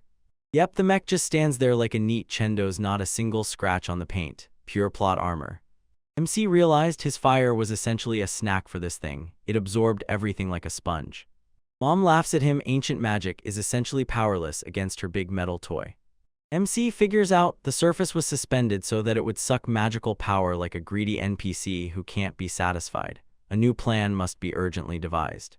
He knows high-level mages can do nothing against this, and this is bad news for everyone who is not our MC. She finally asks the million-dollar question, who the hell are you? And only now does she realize his main character vibe. MC starts throwing facts about Elysium Temple and how they destroyed the world. He has that lore that directly commands respect. He calls them, damn it, too troublesome, a polite way to say they are insanely annoying, and it's high time they got some fresh air. MC tells her to get lost because she is bothering him near his child. Beardad mode officially activated. She tries to explain her powerful plan, but MC keeps cutting her off just like a total legend. No time for chit-chat. He reveals that she is powering the armor with the spirit of a dead priest. That's the level of low-grade necromancy. In fact, he lectures her about her own criminal plan, the cynical audacity of explaining to her how to do her own job. Look at her face. She will wonder how some random kid knows her entire history of quests and evil manifest. MC recalls his previous experience. His brother saw more sick people than an intern doctor in a hospital at 3 in the morning. Now she looks completely confused and wonders who this boy really is. The tables have turned, guys. MC sounds like constantly controlling someone is a total headache. He is too big for that, too cool. He explains how they make this thing a permanent weapon, sounds like some huge cheat code from an old RPG. She is already tired of this chatter and she orders Lord of Phantom to kill him while MC summons Bat Army. Bats are carried out in crowds. The forest is a total mess right now. This is the vibe we live for. Bats distract the mech while MC prepares his next move. This is pure pro gamer strategy. He draws power from the earth and the ground is about to catch these blows. Massive spikes burst into the ground, but the mech will probably just ignore them as if they were ordinary stones. The mech just bites into the rocks as if they were butter. Absolutely giga-strong armor durability. MC is now playing hide and seek, and Mom is seriously irritated. She wants all this to end. He hides behind a tree like a real ninja while she continues to talk pure crap. Magician boy stays low. The mech tries to pull him out, turning the forest into a construction site. Total destruction. Big explosion in the trees or IP on all squirrels and birds in this area. MC jumps back and forth as if playing Assassin's Creed on God mode. He barely manages to slip away from the blow. This mech is no joke and the host already sees. He is dancing on the very edge. MC looks cool in the darkness but is still searching for a way to break that invincible armor. She is full of her own robot, calls him an invincible knight who cannot cut with either swords or spears. MC admits he is a natural enemy because his Mitchell blood absorbs even before he manages to break it. He understands for the blood to get inside, first the surface must be damaged. Time to play on the edge. The risk is insane, the reward even greater. He decides to resort to summoning magic earlier, and you already know that something crazy is about to start. Quick hello Iris, but today the call will not go to you. Sorry waifu. He draws a magic circle on his palm with his own blood. Now that's a hardcore ritual. He summons something that has been soaked in his blood for 200 years. The hype is real. This can also be summoned. I am petrified just thinking about what legendary weapon might drop. Suddenly transitions to an underground cave where the real goods are kept, like a secret dungeon. Something is waking up and that dull knock is so loud you feel it through the screen. Look, the legendary sword is just waiting for its master to call it back into battle. MC shouts for his clan to respond to the call. He finally breaks the chains and lets everything out. Holy Sword Linkarl, this is pure cinema, guys. The most armed end has arrived, ultimate weapon. The robot is still searching for him, completely unaware that he just pulled the legendary sword out of the hat.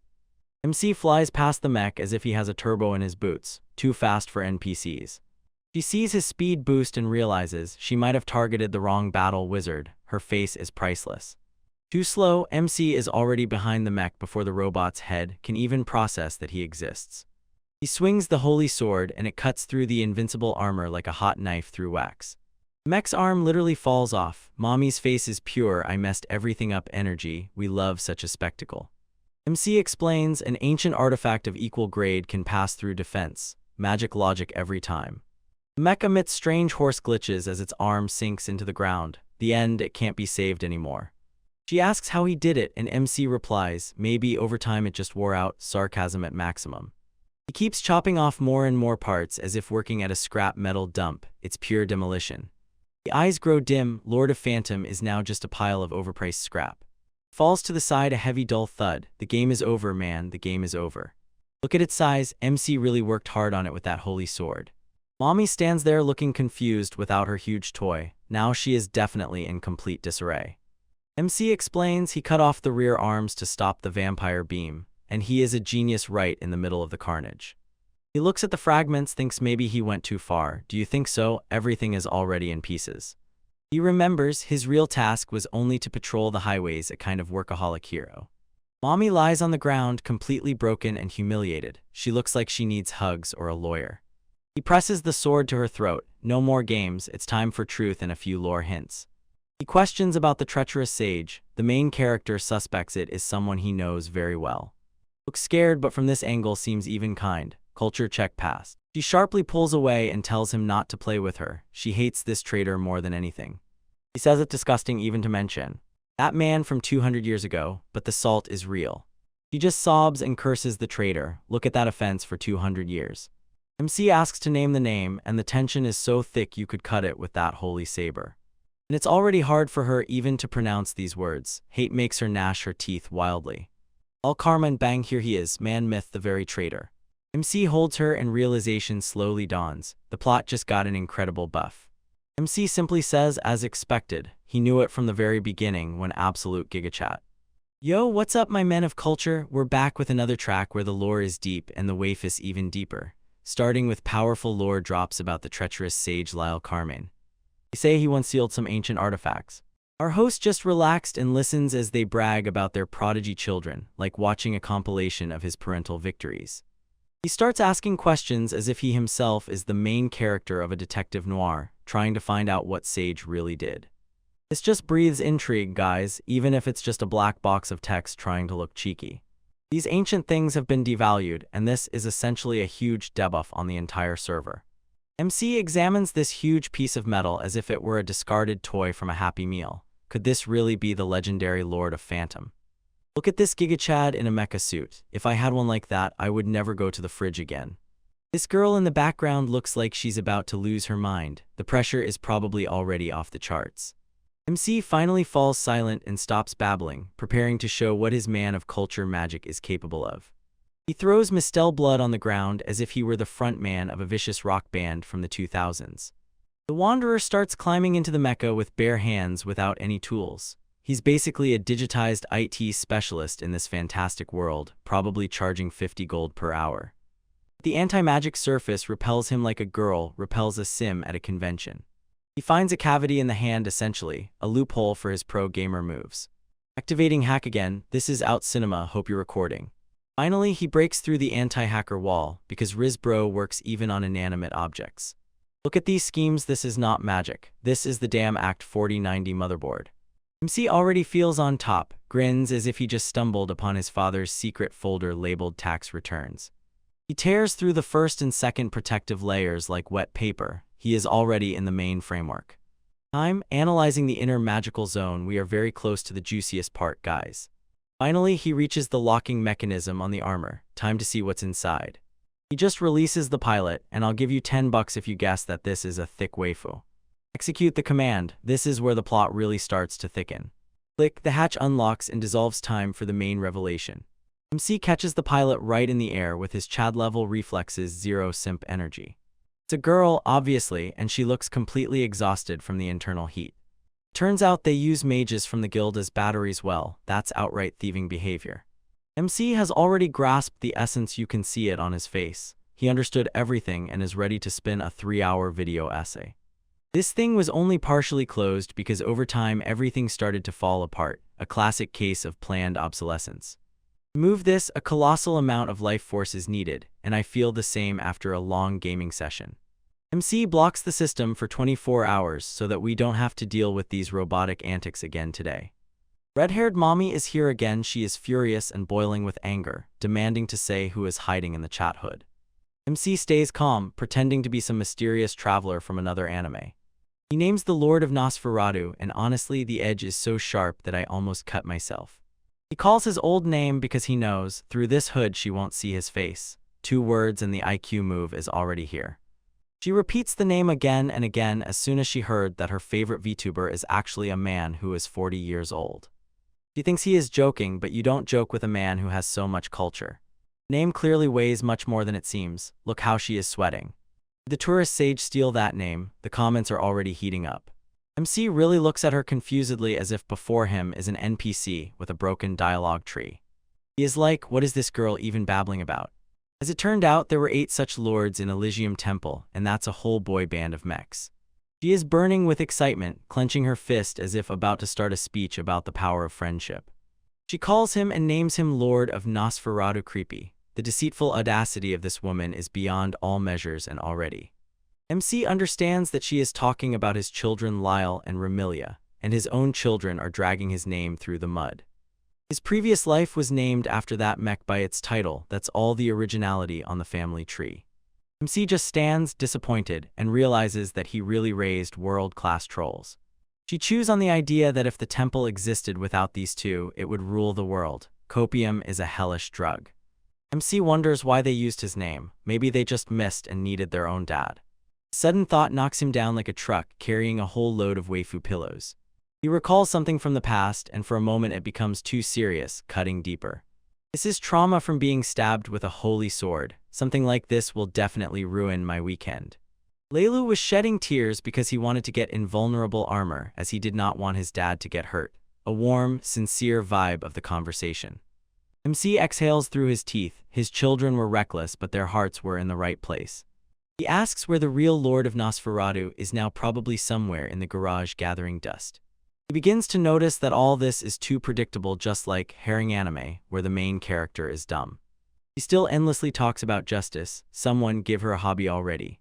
Look at the passion frozen on her face. It's a pity she's a villain, otherwise I would, and immediately fall in love.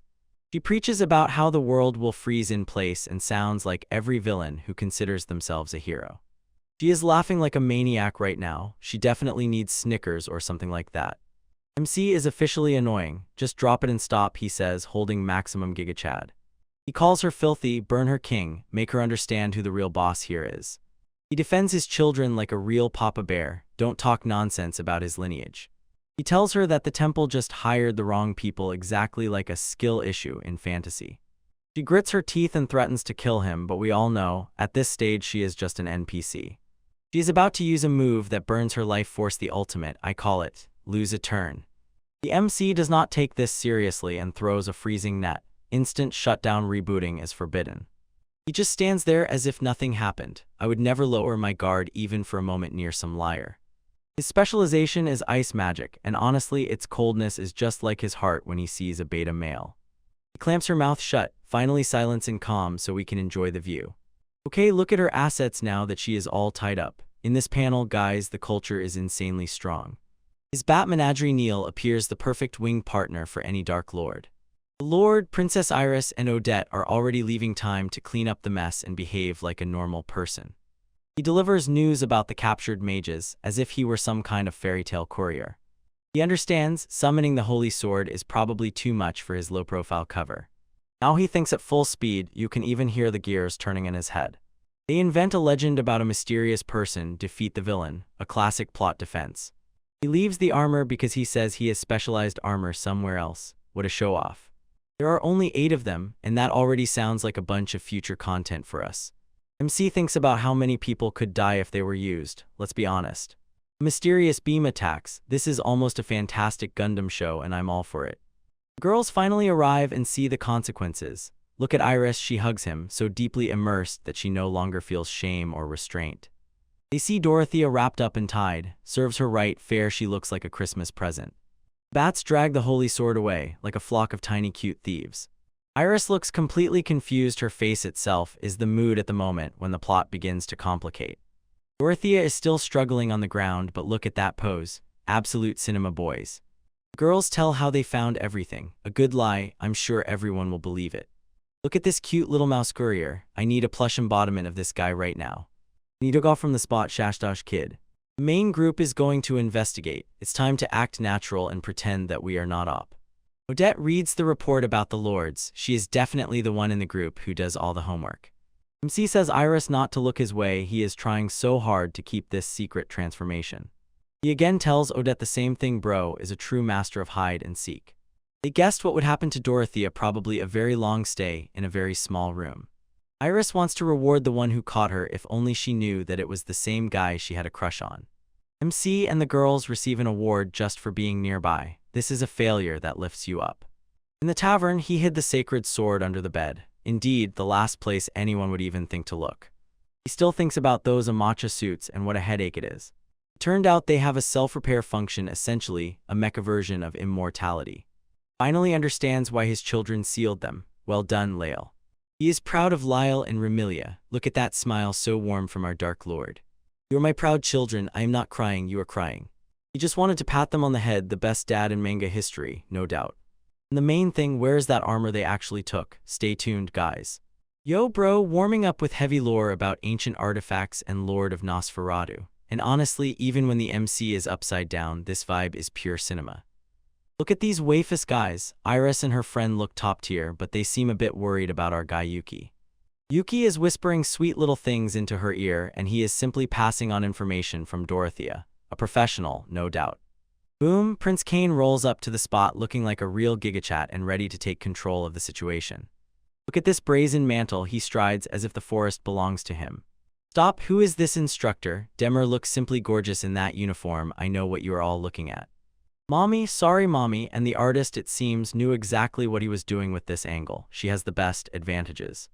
Cain is actually a normal person thanks Demeter for her hard work, looking like a true B-rank mage at the same time.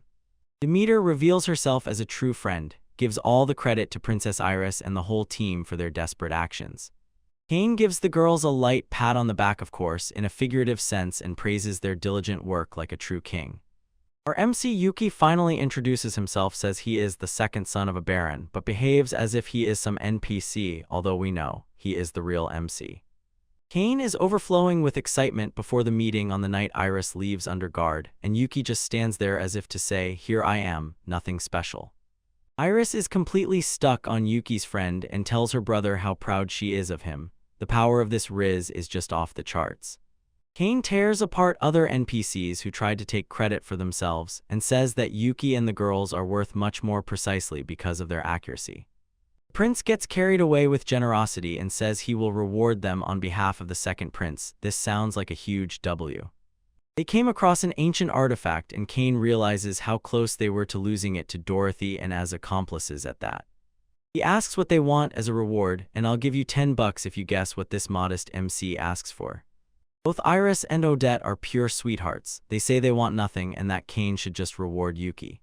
He said that Yuki is not a slug. He says the achievement belongs to all three and refuses to take all the laurels for himself. Cain looks astonished and asks Yuki once again what he really wants, and you see the gears turning in the boy's head. This man is asking for maps. He could have asked for a harem or a mountain of gold, but you need the paper. Cain is shocked and completely confused, but Yuki explains. After that huge mecha, he wants to learn more about the War of the Eight Kings. He pretends to be modest. Supposedly, he wants to remind himself how lucky they were, but we know he has a secret plan with a backup move. Cain buys the Lehook lie from start to finish, accepting the request of the trainee Yuki. He grants him access to the archives of the Magical Guild, effectively a cheat code for the lore of the entire world. Yuki immediately breaks character. It was a complete lie. In reality, he is searching for Fear of Village. By comparing the old and new maps, he will definitely find where that secret village is hidden. He suspects that Lyle and Remilia left him something spicy so that he would find it. And the name of the item is a clue, and Yuki guesses where the Lord Nosferatu is hidden. This is the last of the 8 items obtained by the Elysium Temple, and the events are already moving into a serious stage. Look at this kid sitting on top of the castle. Lord Nosferatu is already in Fear of Village. It looks like pure cinema. This is the same castle where the host lived in his past life, so he is simply returning to his old neighborhood. The work in the forest is completed. Dorothea has been captured, and the squad is already moving from there, dragging juicy evidence with them. Cain and the high-ranking mages start cleaning up while MC moves on to the next plot event. Yuki is already planning his next move, ready to trace the legend's tracks. The Magic Guild has seized the Lord of Phantom, essentially, a giant fantasy Gundam. They have Dorothea shackled in chains in the dungeon, and even in prison she looks completely broken, and has also revealed the secrets of 3 lords. They confirm that the Elysium Temple is still active, so later our guy will face even more villains whom he will crush. Plot twist: Dorothea committed suicide immediately after the interrogation. Talk about how devoted she is to the cause. Her last testimony states she was defeated by a young but at the same time already ancient opponent, and this completely confused the guild. Yuki called the treacherous sage his children before clapping his hands, and this lore drop is just insane. Cain thinks these are all fake news meant to confuse them, because he cannot understand how Yuki could be a gigachad. And he presses himself into reality, feeling how truly dangerous these ancient rulers are. We jumped a few days ago when a grand experiment was being prepared in the arena.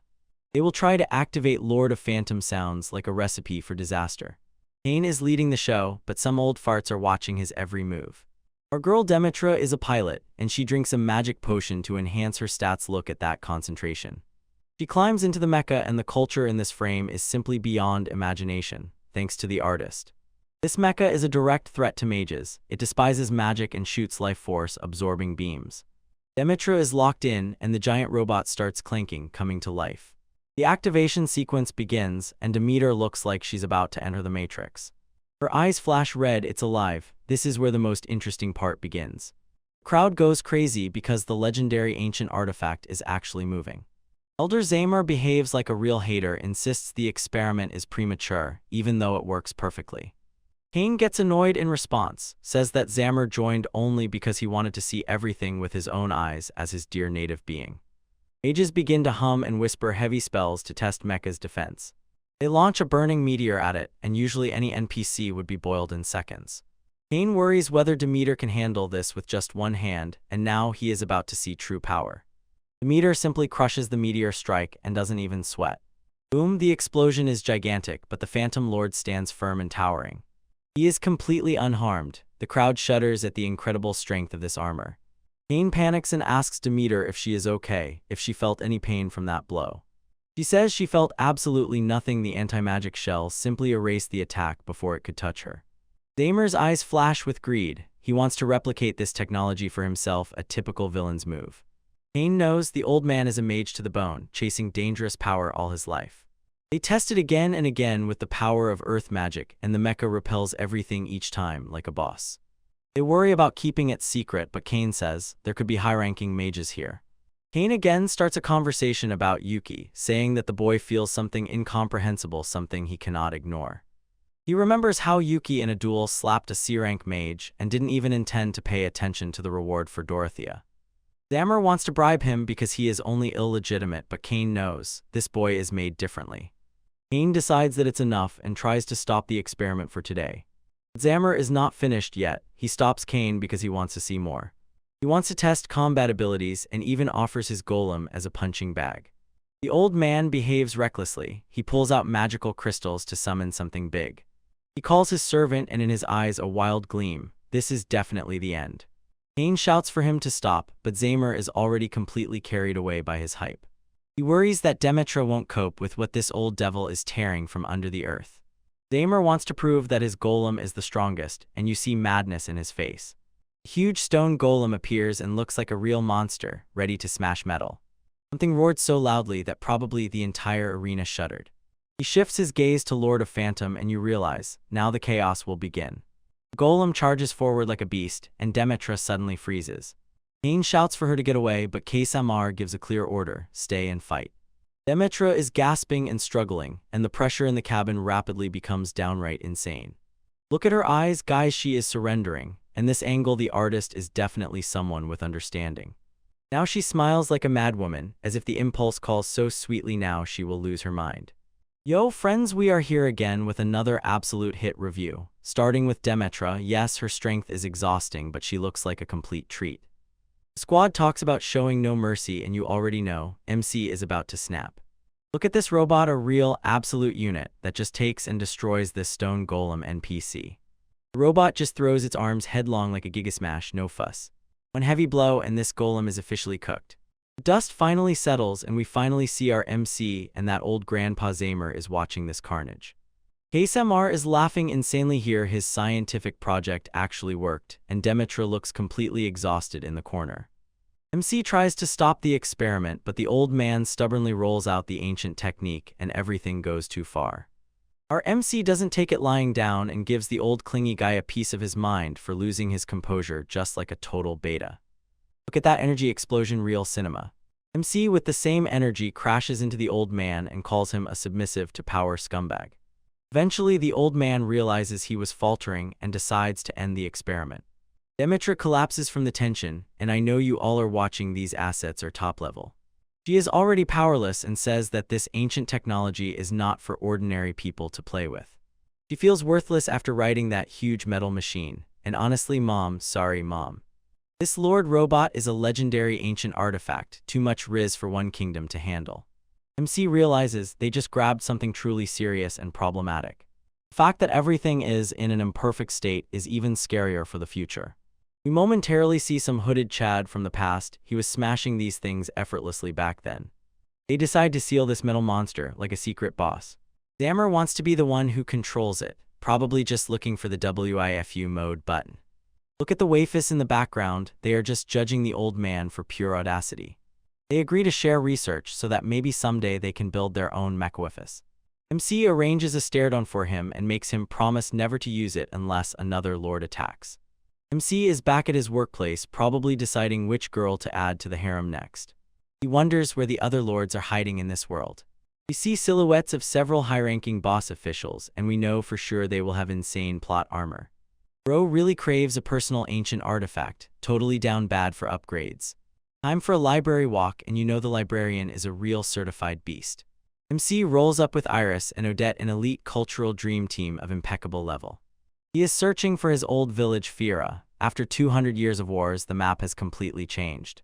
He even has a bat messenger service. This is already the level of vampire Riz elite. This waifu talks about the village where the lord lives and elevates the legend to the skies, shamelessly praising it. Look at this funny face, she is in full mood. They pull out maps made 150 years ago to track and find the location. Odette thinks it will be an easy job because MC has memories of past lives. But MC and Iris just stand silently and look like complete NPCs. It turned out that our host in a past life was a real recluse, almost never leaving his village. The memory of him being a guardian god sounds cool, but in reality he just lived in a basement. Odette holds strong and tells them to just start with what they can remember. MC remembers wandering about 350 years ago, looking like a complete edgelord. Then he remembers the inner sea that he saw when he was heading north. He begins to sketch the mountains and the city he passed through. He even remembers the guys from Elysium Temple who came in from the east side. The team gathers together and the view from the mountain is very beautiful. He taps on the map right here, the location is already fixed. Small country in the northeast, here is the target aimed at. He really found it, absolute cinema. Quality of the library here is really disgustingly cool. It's 5 days of horseback riding, but it's close to the border so it's dangerous there. They need to travel incognito so that haters don't catch them on the road. MC wants to return to the village where he was known as Lord of Nosferatu. Now, it sounds like the name of a real kid. MC is ready to set off on a refreshing journey into memories. 200 years is a long time, the world has already moved on. The world map was completely burned by previous wars. A new military state appeared, Goyle Empire, and they look like real trouble. MC tells Iris that he will stay because she is a princess and it is too risky. She is just exhausted, completely broken. Poor thing, she can no longer escape, she is so drawn to go with him. The princess cannot disappear for 10 days, the kingdom must not panic. MC tells her to surrender for now, and he will tell the story later. She forces him to promise, so clingy that it honestly looks very cute. She starts sobbing because he died first in his last life and left her alone, such a painful emotional blow to the living. MC gives her legendary head pats to calm her down, and it works every time, without exception. First, they have several exams ahead in which they need to participate. He still needs to return the holy sword to the dungeon, a serious flex. He will ask for a vacation as a reward for having previously captured that villain. Look at Iris, she is pouting and those legs are put on display. The artists knew exactly what they were doing. She is already dreaming of a honey wedding ceremony. This girl goes through relationships at high speed. Odette asked for permission to explore the dungeon as a reward. How much of a chadette she is. At this pace, she will very quickly become a C-rank magician. She thanks MC, and honestly her smile protects my soul. Even Iris thinks she's super cool. MC knows she will use her power for good, unlike some other simps in this world. They start conspiring to raise her to the top of the magic guild so she becomes their inside person. He catches them conspiring and starts shouting she has an ear tuned to trouble. And then she blushes when they start praising her, those straight-up Sundeer vibes. They finally give the cards to the librarian waifu and bring everything to an end. Time to go out and prepare for the next step. Odette tells Yuki that she is glad because she met him as her dearest friend, not just as a god. Even if they disappear, in her heart they will still remain besties forever. She tells him directly, just don't forget this. Look at those two, the chemistry between them is simply incredible. MC blushes with embarrassment and hides in the hood, a true beta move. He moves on and swears he definitely won't forget her while he's alive. They laugh together under the sunset. This is the real peak of imagination right here. Returning to the mansion, he meets the maid waifus Marta and Ramai. Rima runs through the corridors like a little cheeky one, but she is so cute so it's alright. A letter from the Magic Guild about the exam is already waiting for him. It's a race through the dungeon, the two of them, to find out who is the fastest. And of course he is Paris, and Odette is some random NPC. The dungeon is filled with dead priests, the perfect place for a first date. The hirelings are already clearing the kitchen so fiercely, it's like a storm for the journey. He packs his bat familiars and several pre-prepared blood potions for the trip. He glanced at the papers one last time, and friends in the future flashed through his mind. Dinner is ready, and life finally looks wonderful for our overly strong MC. Yo, what is up, my cultured kings? Today we dive again into the life of our immortal gigachat Yuki, and damn, the plot thickens faster than waffles in this series. Let's start with a short flashback. Our guy is still a tiny sprout, but already moves like the main character. Even as a child, Yuki here defended the maid Martha from wild dogs, just an absolute machine. Most kids would scream, "Mom," but our guy was already ready to throw down even with nature itself. He still got scratched, but look at him, he literally smiles while Martha goes crazy. Bro has held on to this from that very moment, I am him, since day one, even if back then he had no memories of his past life. Seeing Martha cry really knocked him off his feet, and right then and there he made a vow never again to let her get so upset. That's early game Riza, guys. Hours passed and now Yuki serves him breakfast while dropping the last bombshell. He barely looks. By the way, in my past life I was a legendary immortal mage and all my haki stayed with me. Can we take a moment to appreciate Martha? Look at the assets of this mage. She's top level, mommy material, and I won't let anyone argue. She's just standing there with honey like it's an ordinary Tuesday. This girl is so devoted that she doesn't even blink. She is the first to officially swear her life to the Yuki Grosti Empire. Absolute cinema. We like to see a queen who can recognize a winner when she sees one. The camera angle here is definitely for men with taste. You show what that wardrobe looks like and catch the vibe. I know what you're looking at, and honestly I don't blame you at all. Yuki is actually surprised that she handles it so well, but Marta is completely different. She has already seen enough of his crazy magic to know her master is essentially a walking cheat code. He explains, since he is immortal, eventually he will have to accept death and disappear so that NPCs don't suspect why he doesn't age. The lonely life is to be Chad, but someone has to do it.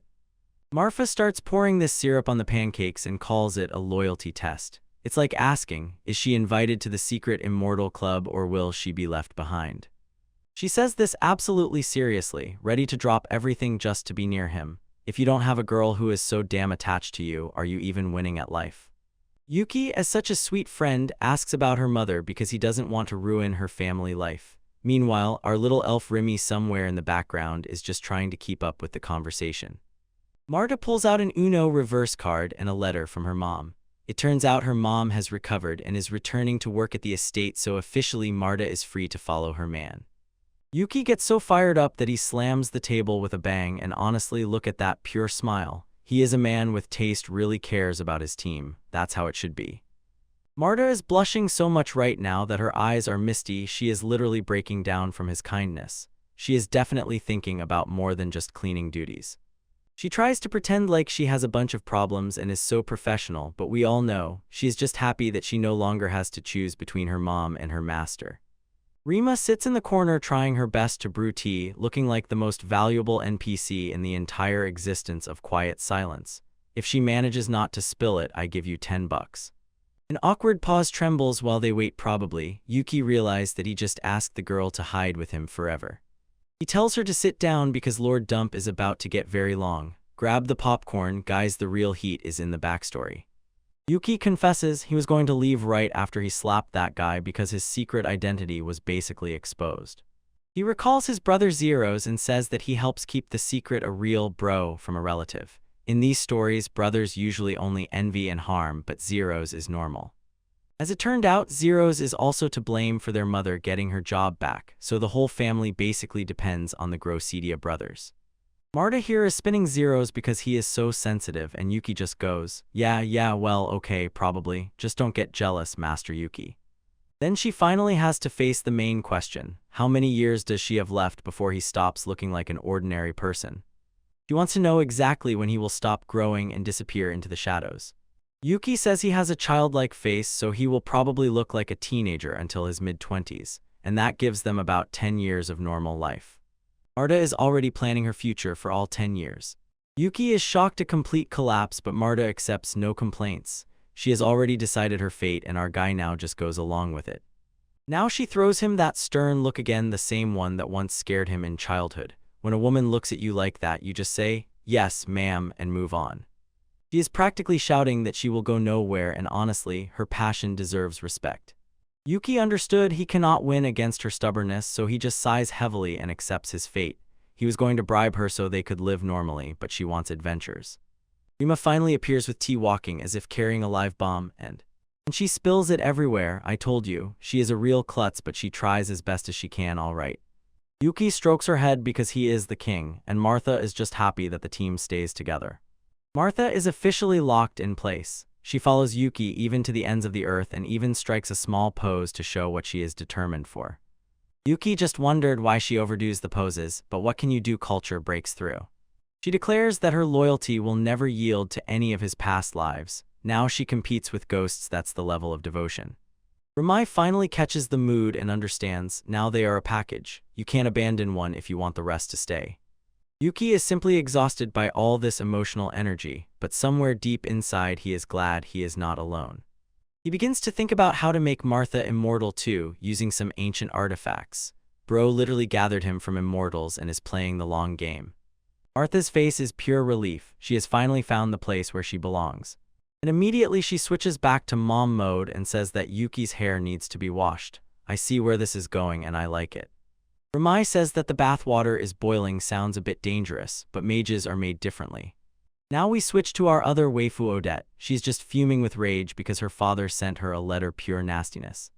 The old man is basically threatening her. In a year, either become a C-rank mage or you will be forcibly dragged into an arranged marriage. What audacity from this NPC. He worries that their family will fall behind some other duchy, so he uses his daughter as a political pawn. This guy is definitely not Chad. And then he pushes the deadline back by 6 months. Let's talk about how she is already roasted. Odette is now under very serious pressure. She sits on the couch looking like she is overwhelmed by depression. Honestly, I just want to hug her. She deserves better than a father who treats her like a business deal. She misses her grandmother, who was actually a cool mage. And in these stories, it is always the grandmothers and grandfathers who are truly important. Odette realizes getting a C rank in 6 months on her own is almost impossible. She is talented, but this is a crazy race. She wonders if she should ask Yuki for help because she knows he is secretly a god. She doesn't want to break his incognito, and that is why she is a true friend. Look at this shot, this stretchy moment. The animators definitely knew what they were doing. Tomorrow is the big Magic Guild exam, and she is trembling because of her partner. She is paired with a girl named Therese. She has never even heard of her. Hopefully, she is not a complete failure. Odette knows she has to pass this exam, otherwise she will be sold as some random noble. The exam day arrives at a place called Legion. It looks like a huge underground crater. This is where boys are separated from men.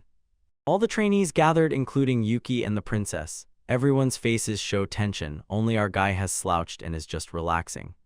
Several other students disappeared due to an incident with a dead priest that happened earlier. It is already getting dark in the background. Yuki notices Odette in the crowd. She looks perfect, but it is clear she is nervous. The instructors appear and look like ordinary high-level NPCs. They came to explain the rules of this dungeon crawl. Each is given a map and a different route. This is a classic test of navigation and survival. The instructors say there are monsters, but if you can't handle them, you are a failure, and in general, they are very supportive. They receive these armband bands to call for help, but then their grade will drop. This is the highest lever. I am the beta button. 10 minutes to start. The tension is so thick it could be cut with a holy sword.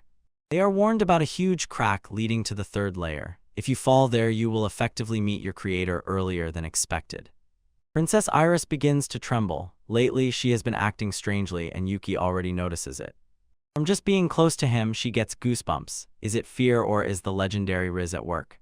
When they are alone, she asks Yuki to call her Alice. Oh, she is completely uninhibited. The princess officially takes her place in the harem. Other students whisper behind their backs, calling them the gallant knight and his princess, but they are the true ruling couple of the academy. The rest, Odette's partner looks like a shy little cinnamon bun. Hopefully she won't trip over a stone and break everything. Crystals shine. Time to move. The race is in full swing and everyone rushes as if their life depends on it. Look at Yuki. He doesn't run away. He extends his hand to Alice like a true gentleman. This is the highest level of Chad behavior. They walk straight through the dungeon corridors as if on a date while everyone else sweats and fights for their lives. Absolute cinema. Other students go crazy watching them. How are they so calm? Because they are the main characters and you, NPCs. Yuki sends his bat-like familiars to scout ahead. He plays 4D chess while everyone else plays checkers. When they are alone, Yuki reveals the true purpose of this exam. It's not about the grade, it's about a secret mission. He pulls out a replica of the sacred sword from under his arm. The craftswoman made it to look real, but in fact, it's a fake. He explains that this original sword is tied to his past life, so he cannot allow the magic guild to touch it. So his plan is to seal this fake weapon where no one can reach it, to mess with history textbooks. He injects some of his blood into the replica so that it gains a magical aura. Now even any inquisitors will feel it as genuine.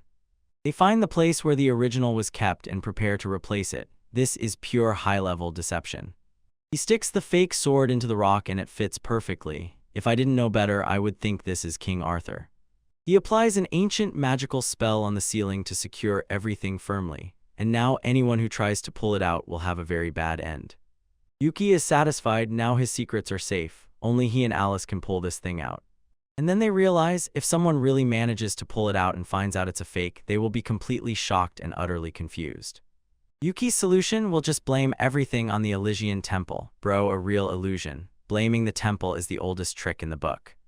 Yo, friends, we're here again with our guy Yuki. He moves like every well-mannered man's dream, just carrying the princess through a dark cave. She holds on to him as if her life depends on it, and honestly, with that riz, I'd do the same. Our main guy is just trying to stick to the route for the exam, but the truth is, right now he's basically wandering through his own harem like on a tour. They crashed into a huge crack in the ground that leads straight to the third layer, and the MC is still just irritated. It's a long detour. Wait, the princess notices a chance to get even closer and suggests simply flying there, giving us a clean shot with that rear hug. Look at her smile, she is definitely already head over heels for our guy. Yuki just taps his chin on the edge of the abyss like a true lad and even sweats without feeling the weight, pulling extra cargo.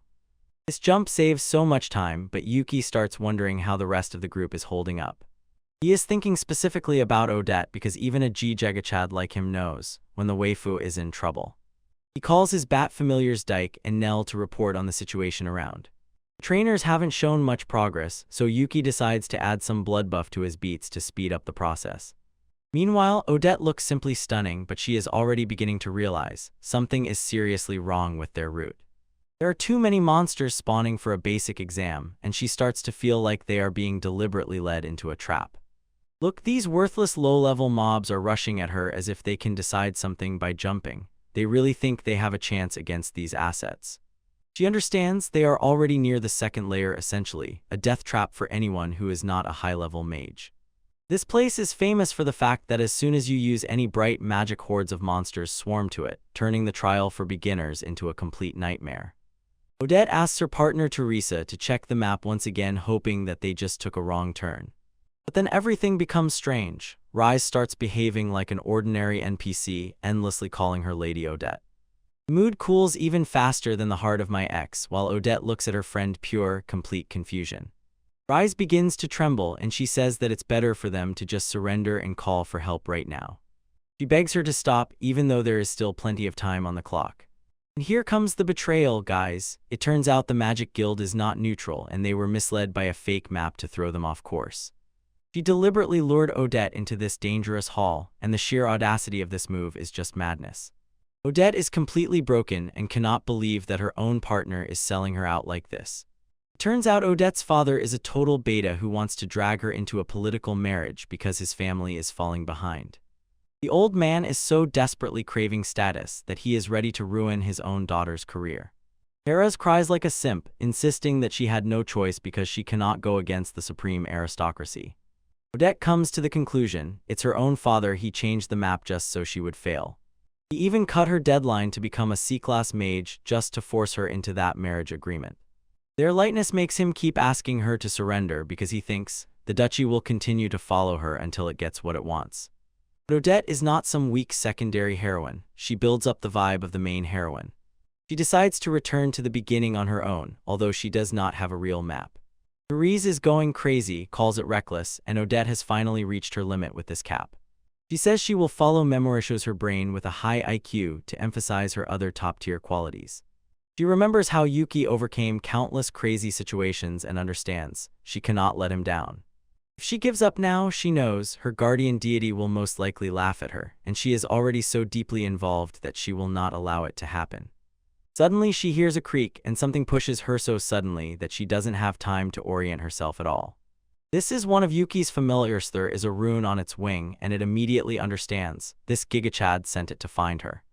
The little bat behaves like a real bro, asks if she knows how to get back. She thanks the bat for the hint while Teresa still stands in place and looks as if she is just a background character. Therese makes another attempt to force her to surrender, reminding her that the enemies of the duchy are even in the magical guild. But Odette thinks about the past of Yuki, the legendary sage, and his incredible determination. She believes that magic should make people happy, and she is not going to let some political marriage agreement ruin her mood. For a moment, everything darkens until the tension reaches a boiling point. Out of nowhere, Therese waved her hand and launched an unexpected attack. She turns on the flash, and I swear, this girl has zero riz if you play that dirty. A huge beam of light flashes in the cave. It blinds everyone nearby. Odette, stumbling in the dark, freezes in place and cannot comprehend what the hell just happened. The explosion causes a colossal collapse. The passage is blocked and they are trapped inside. Stones fall from everywhere, and the situation for our girl looks hopeless. Everything is completely scorched. The brave heroine reveals her last trap and says that the monsters are definitely coming through all this noise. Odette is disgusted. Her friend went so far just to ruin everything for her. Reese constantly apologizes and at the same time literally sets her up to take the hit. This is the highest level of snake behavior. The passage is completely blocked and the roar of the horde echoes in the cave. Look at this pack of monsters. They were breaking in a crowd. They are hungry, and Odette is the only snack on the menu. Rosie is still lying on the ground, pleading for help, but Odette does not even think about surrendering. She checks her magical reserves, trying to figure out if she has enough gas in the tank for one last fight. She throws out her shield and shouts that she will not give up, demonstrating this iron stubbornness.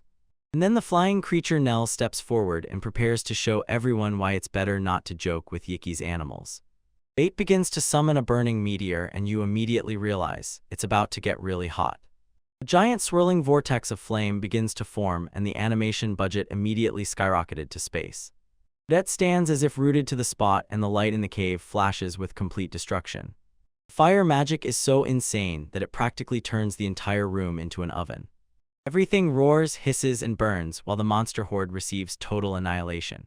The scale of this attack is simply absurd, as if a tactical nuclear bomb exploded in the basement. The fire whips through the entire corridor, leaving only ashes and despair for the monsters. Look at how that wolf is being incinerated. This is pure cinema, guys. The last embers are dying out, and the threat is completely neutralized.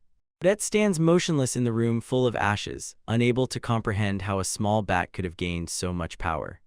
She recognizes the spell as intermediate-level magic, the kind only top mages should be able to use. She understands Yuki's familiars are as broken as he is, and honestly, this is quite expected by now. Speak of the devil, and he appears. The host finally arrives, still carrying the princess on his back as if it's nothing. He casually asks what happened, even though his bat just committed a war crime in the next room. The princess hears the whole story, and looking at the traitor, her face turns cold. Odette looks exhausted, but in reality, she is just glad that Gigachat showed up on time and saved the day. The princess is stunned. This corruption is happening right under the Magic Guild's nose. The rays descend to her knees, and she begins to humbly beg, asking the princess for forgiveness. She insists that she cannot reveal the details, otherwise the duchy will destroy her family. Honestly, it's a pity to see her cry like this after she tried to cover the debt. The princess doesn't even want to listen and orders a full investigation to be conducted on her behalf. She asks Odette if she objects to her father's name being dragged through the mud during the trial. Odette simply bows and tells her to do as she wishes, officially severing ties with the toxic family. Then her legs begin to give way as the adrenaline finally wears off. She falls to the ground with a dull thud, and the master of ceremonies rushes to her to check on his top waifu. She laughs at herself, pathetic, trembling, even though it's all over now. She looks at Yuki with a "I am your eyes" gaze and thanks him for coming to save her. Yuki, because he is an MC, tries to give all the credit to the princess, to the point that the princess starts crying and begging to be spoiled a little more. Honestly, that's the mood. Yuki says he sent the bats only because the princess was selfish and wanted to go scouting. He tells Odette that she doesn't need to thank him, as if he just saved her entire future. Odette starts laughing uncontrollably at how funny these two behave. The princess looks confused, but in reality she is just happy that the mood has returned to normal. Odette realizes these two do not value status or appearance, they are simply pure souls. She She calls her father a fool for worrying so much about a political marriage when true power looks like this.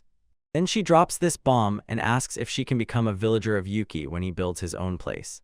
She suddenly realizes that her true feelings slipped out on their own and reaches to cover her mouth, but it's already too late.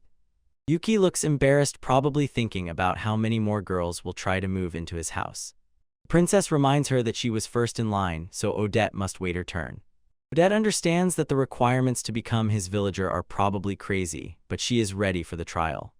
Yuki is already thinking about how to find ancient items that will help his future village. He always thinks 10 steps ahead, a true man of culture and planning. Odette decides she will use her title as the Duke's daughter in her own way to support him. She feels as if her future has finally been determined, and honestly, she chose the best path.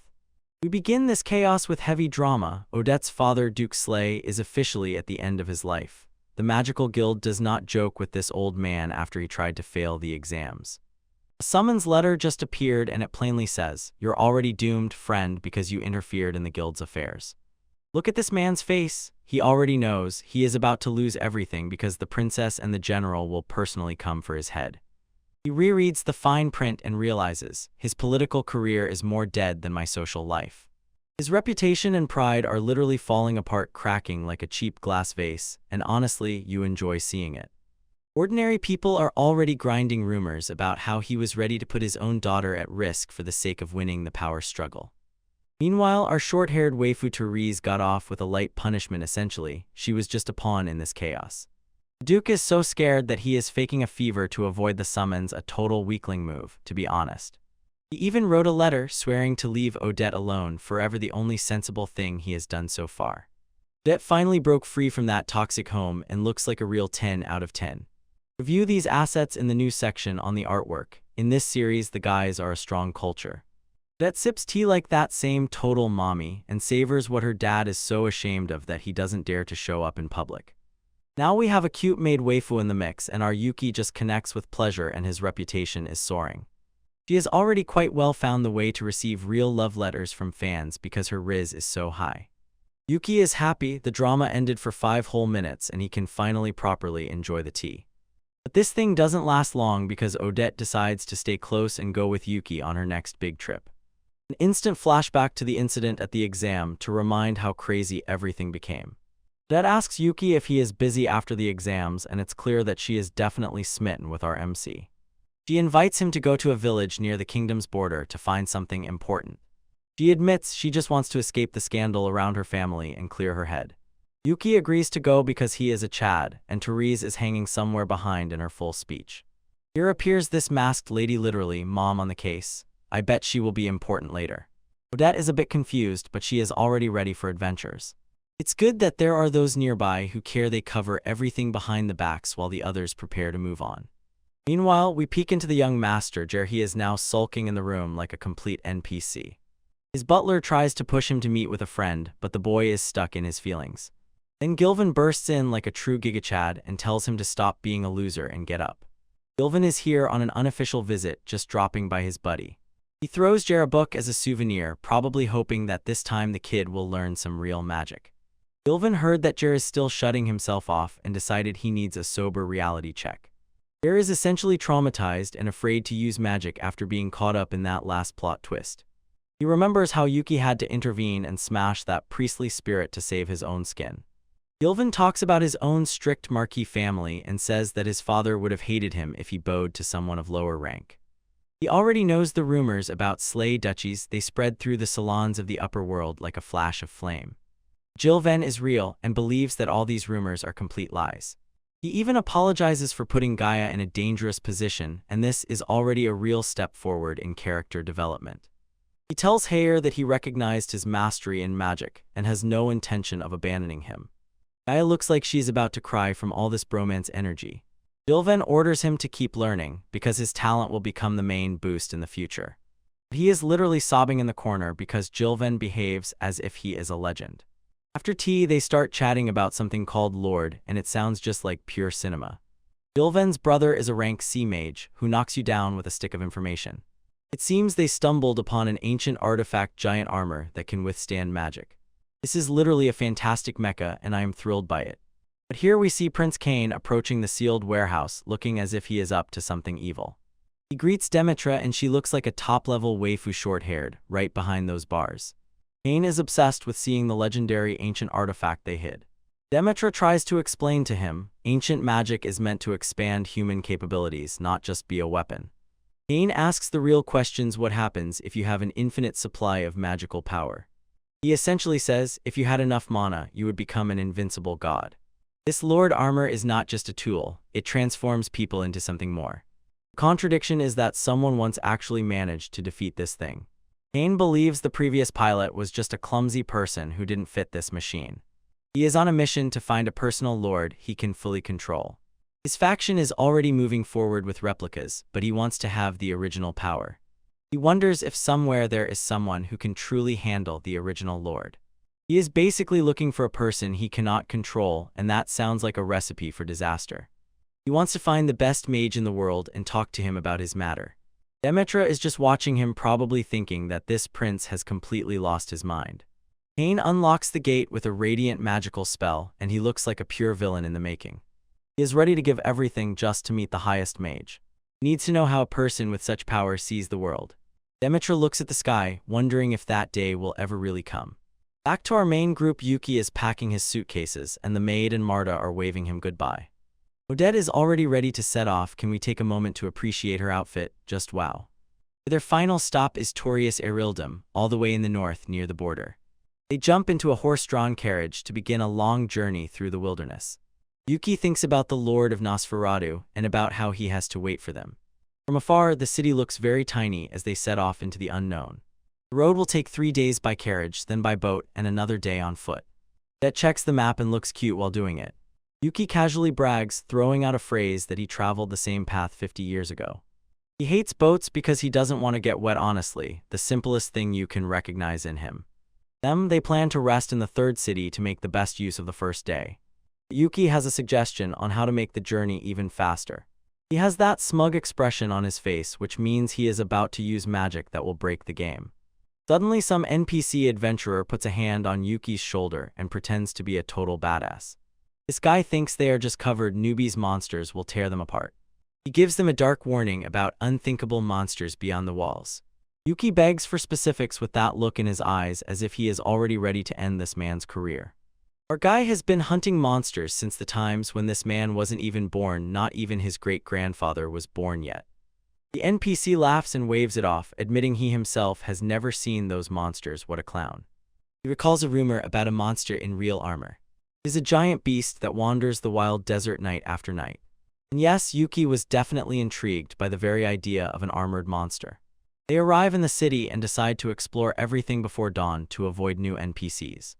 I watch Odette sleep so peacefully and calmly with admiration and respect.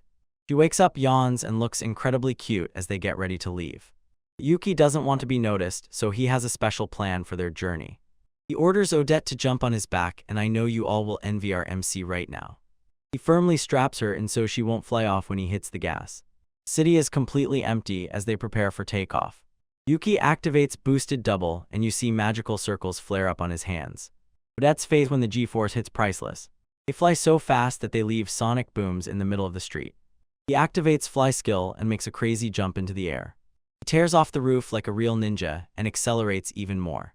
They gain higher altitude and lift off from the ground. Wind tears Odette's hair as they fly through the night sky. This is pure cinema. They literally fly over the entire region. Odette is simply delighted and not even afraid because Yuki is a legend. It seems to her as if she is in a dream while she flies toward the dawn. At such speed, they will reach the village in less than 3 days.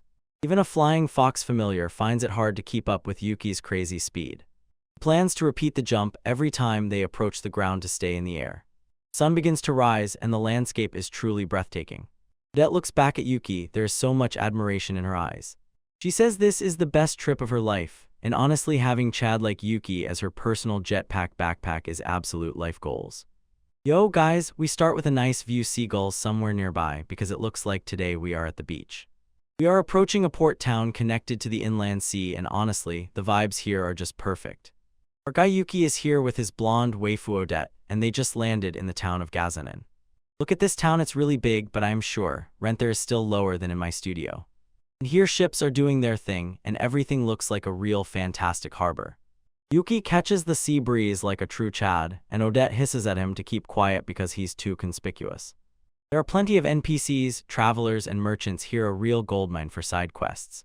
Yuki's inner monologue falters again. He remembers how 40-50 years ago this was a complete dump. He notices a street food kiosk fried squid, and honestly, just the sight of it makes my mouth water. Even the woman who can't resist snacks is still in desperate need of street food. Yuki here is like a food critic. He notices that spices in this era are much better. He understands, even after wars that shook the world, human culture still accelerated progress. Bro dreams that flying ships have already been invented. He is too lazy to walk or sail everywhere. Look, he has 2 of these tiny bats, Dyke and Cliff, sitting in his cloak, just relaxing like absolute legends. He literally feeds them squid rings and even shows that these bats can count. And here I can't handle tax returns and these bats are already calculating something. In the morning they try to catch a ferry, but something suggests the plot is about to get in their way. Look at the sparkling water, just like a movie, but where, damn it, are all the ships? They run to the reception office and find out that the ships are not going to see a total L. Look at the receptionist, she is cute, but she is the one who brings bad news. Everything is forbidden. Yuki is confused. Why stop the grind and block the port? All the sailors just sit and look depressed because they are officially out of work. Turns out a monster appeared on land and it is driving sea monsters crazy. They are going completely mad. Enro had to stop everything until the situation settles down. It seems this is a job for our host. The receptionist is nervous. She is going bankrupt and the overland route takes a whole 20 days. Yuki is showing off his knowledge from the old life. Again, he knows about the origins of caravans because he has been through this before. The lady notices their mages and her eyes light up as if she just saw GigaChat. She tells them to contact the Adventurers Guild to get real news about what is happening. She directs them to the guild and Yuki is already plotting his next move. The crew sits on a bench looking on edge. 20 days on the road is a complete nightmare. Odette is worried about being away from the capital for so long. She has duties, you know. Yuki catches that look in her eyes, the same one that usually means he is about to prepare someone well. He says, all right, let's fly over the sea, but Odette tries to keep him grounded. He starts explaining his plan, and Odette already regrets her life choices. The strongest crossing method of this wanderer is literally throwing boards into the air and jumping on them as if he is playing Minecraft in creative mode. He remembers trying this 350 years ago and completely failed, like a full snail sinking into the water. Odette, no way, she's not going to drown for his TikTok stunt. Then he suggests making stairs out of bats and she says, that's inhuman, a monster. She wants to use common sense at least once, and in this manga, that's a rare thing. Yuki is still focused on fixing the monster problem so they can just take a boat like normal people. He asks if a member of the Magic Guild can even take orders from the Adventure Guild. Odette reveals some lore about the partnership between guilds. She is the brain of the whole operation. It seems the Magic Guild constantly takes quests because nobles like to brag. If you do everything well, you get an excellent rating, basically like a 5-star review on Uber. Get 3 of them and you become a high-ranking mage, so the exhausting routine here is real. They decide to head to the port and find this guild before the day ends. They reach the Adventurer Guild branch in Gazanan town, and it looks quite ordinary. Yuki compares this to the defense of her old village. There was practically only him, and even then it turned out op. The door opens. Time to check if the local adventurers are really made differently. They enter as if everything here belongs to them, but the atmosphere inside is definitely not friendly. Few roughly built-looking guys stare at them as if they just walked into the wrong neighborhood. Yuki is confused. Mages are not supposed to be so rare, but these guys look like they've seen a ghost. They approach the counter and ask about the monster that is ruining everyone's day. The receptionist waifu sharply says, "Don't do this, girl," warning Odette to stay as far away from this mess as possible. She suddenly becomes very serious, looks them straight in the eyes as if she knows they are about to get cornered. She asks if A or B rank, and you already know, our guy hasn't officially reached such a high rank yet. She tells them that anyone below C rank is basically doomed to be food for this sea monster. The monster is beyond the steppe, that's why the main route is still open. She literally begged them not to get involved and not to act like heroes. This is a suicide mission. Odette understands the guild partnership is a complete show if they don't even provide any information. Traveler soaked from wounds stumbles inside and says that mages are not a match at all for this beast. The entire guild is filled with injured, chipped adventurers. It's clear they took a serious beating. It seems that only someone capable of enduring with raw physical strength has a chance against this thing. Here's the catch, magic doesn't work on it at all. The waifu's face is pure shock, as if she just found out that magic is useless in a magical manga. The reception says, at first they didn't know the name, but now they understand what it is. Look at the armed man-eater, see what an absolute giant it is. Yuki and the corpse walk away, probably thinking about how exactly to roast this boss with cheese. This ogre mocks the livestock and has practically taken over the entire mountainous area. The travelers had a plan to unleash long-stream magic, then get close and finish it off, but everything went wrong very quickly. The talisman popped out of the leather shield and blocked the magic as if it was nothing, an absolute gigachat move. The mage and his company says her magic vanished instantly as soon as it touched that shield. The body is wrapped in armor, and that huge shield makes him a walking tank. They have already sent for the magic guild in the army, but who knows when they will show up. The receptionist tells them to just wait for the professionals, but we all know Yuki is not one of them. The mood in the guild is super gloomy. Everyone is sitting and silently finishing their soup. Odette begins to understand that this is much more serious than a simple travel delay. Yuki just intently looks at the image of the ogre as if I've seen something like this somewhere before. In his past life, he fought against such a thing and knows that an ogre with a magical null shield is a nightmare.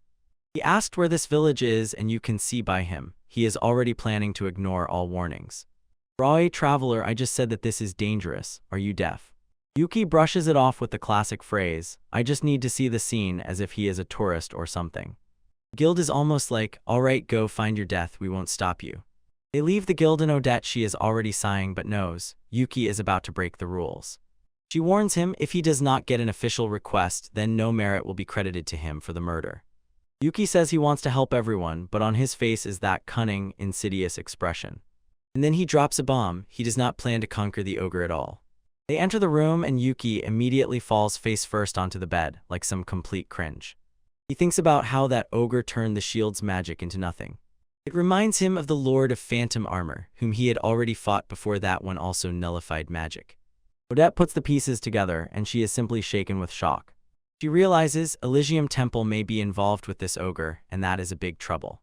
Yoshi explains that the shield is only a copy of an ancient artifact, and he wants that very tasty information. He tries to convince her that it is not dangerous, but look at that smug face, he is definitely lying. He tells her that he will go alone and she needs to stay and rest, but she does not accept that. Odette stands up and says she is going with him to support him, the best wife confirmed. Yuki thinks she is trying too sincerely, but in fact he secretly rejoices that she is nearby. He yawns because he has a plan to gather information from the destroyed village. He will sneak in at night while the bats catch their drowsiness. The wife is fully on board with this, and the night mission officially starts. They reach the village. It is completely destroyed, as if a war passed through here. In the darkness they notice two glowing eyes, and everything becomes real. In the middle of the ruins stands a huge beast, and it looks like it is about to go into battle.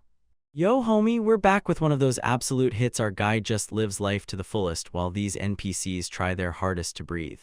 We start with the quiet night sky, but you know, something totally crazy is about to fly. It seems something huge completely burned down the entire village, and the damage from the destruction looks simply incredibly expensive. Our MC bursts in, with him his blonde waifu Odette, who clings to his back, and honestly I'm a bit out of it from how tightly she latched onto him. Lucky guy. Gates were blown to pieces, and they suspect it was done by an armed ogre, the one who has the unbearable audacity to destroy this place. Odette is sniffing around, looking like a real treat even when she's nauseated by the stench from the monster's maw. MC tries to gather some intel, but the village is already a ghost town. Everyone with brains has long fled. Suddenly his bat familiars carry into the room a tiny puppy trembling like a leaf. Look at this fluffy little one, he's terrified. Odette is losing her mind because the informant is literally a dog, but don't underestimate the risk of a good boy. This little dog here tries to look fierce and growls as if he's a real gigachat in a tiny body. He barks with all his might, probably telling them he's the main character of his own story. It turns out the villagers fled, leaving him behind while running for their lives. Some kind of beta energy from people, honestly. MC realized that this little creature really stood up against a giant armed ogre. Pure cinema. We get a flashback about the ogre, and bro stands absolutely pumped with muscles and clad in armor. Look at those gains. The villagers all screamed and ran, but this tiny puppy actually charged at that monster like a legend. The Poor boy flew across the whole village like a ragdoll, just surrendered to the human on the spot, yet still did what he could. Even after being thoroughly smashed to bits, he still crawled back and barked. This dog's persistence is at the highest level. In the present time, the puppy cries and growls, and it is clear that it hurts because of betrayal and loss. MC is a man of culture, so he decides to give the dog a chance for a little sweet, sweet revenge. He gives the dog some of his special blood to turn him into a familiar things seem about to ignite. He says, "Lick this and you will be my familiar," and honestly, this is one way to make a contract. The puppy licks his finger and the deal is sealed, and Odette in the corner watches everything as if evaluating his life choices. Instantly, the dog recovers, comes to life, and happily runs to him, calling master and wagging his tail with crazy force. MC asks Odette for a name, and suddenly she is overwhelmed by all the responsibility. She goes with Garm, a name for a demonic dog from myth, and honestly, it's quite a cool choice for a name. The puppy just loves it madly and gets a bunch of quality head pats. I know some of you guys would give anything right now to be in that dog's place. MC uses some cleansing magic to finally set him right, and now it's time to hunt some green-skinned idiot. Garm drives them to the mountains, and you already know, the boss fight is very close. The dog leads the attack. Look how he rushes. He already has the same energy as the main hero. He moves so fast that even MC is impressed. The fact that he became a familiar gave him a colossal buff. They are heading to the inner sea, and events are unfolding faster than porridge on a high flame. Garm finds a scent near the cliffs, proving that he is the best tracker in the game. Odette is worried about the ogre's strongest shield, and in that cloak she looks really massive, let's be honest. MC starts philosophizing about the strongest spear, about Vassi's strongest shield. It feels like he has 200 Q. He has a holy sword, but he doesn't want to use it because he's afraid it might break.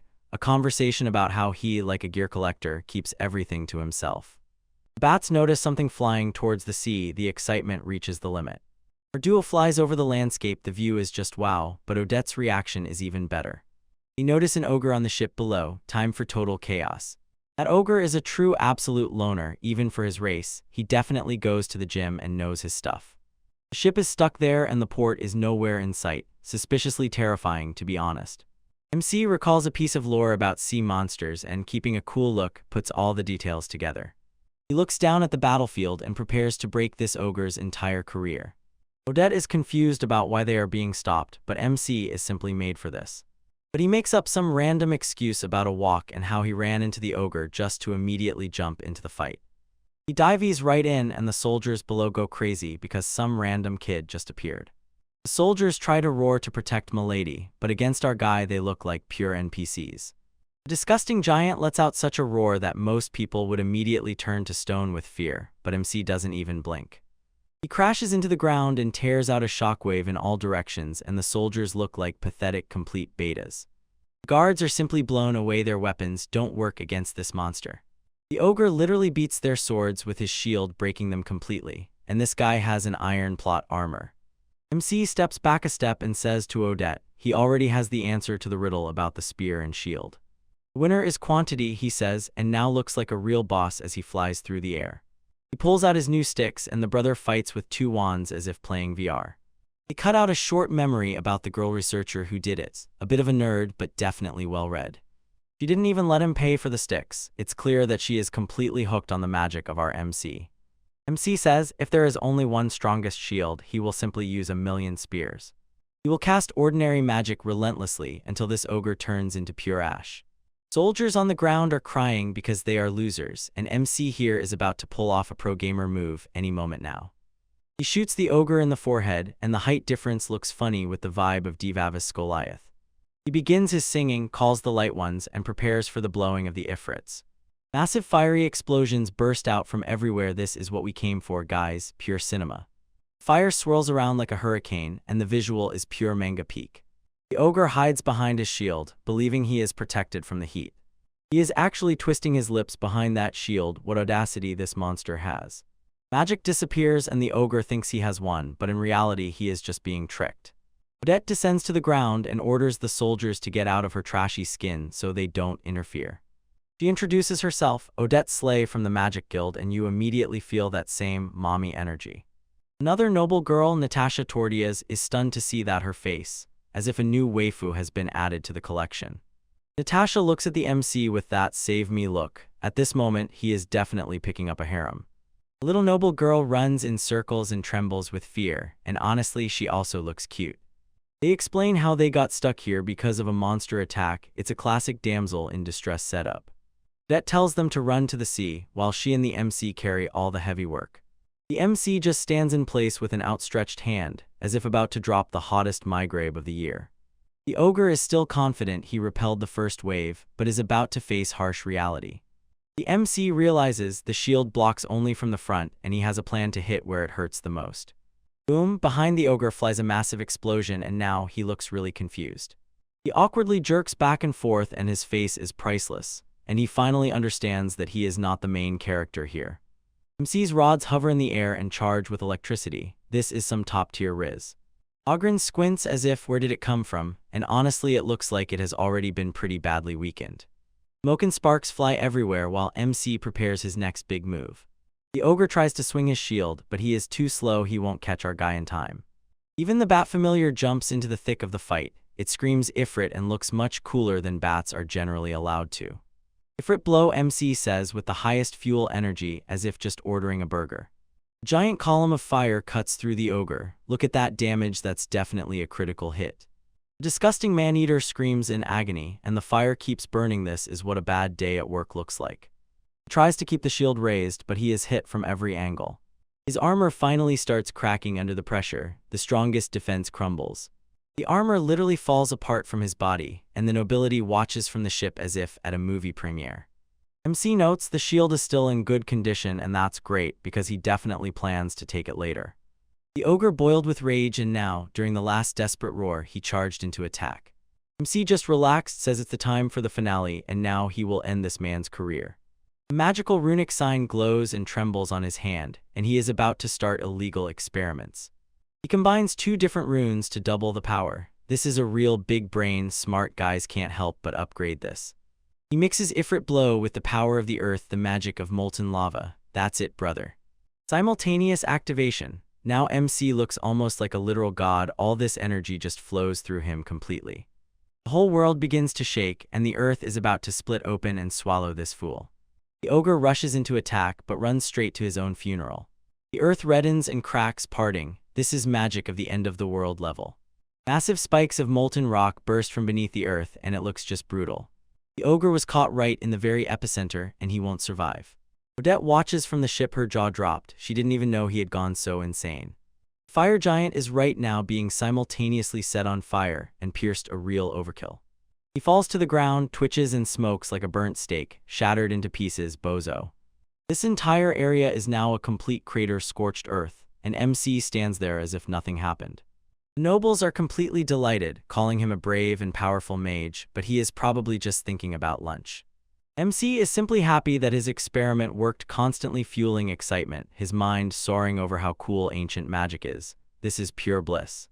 Yo, what's up, my cultural kings? We're back with an absolute hit. Our guy Yuki has already unfolded as if the whole world is his playground after he dealt with the armed ogre.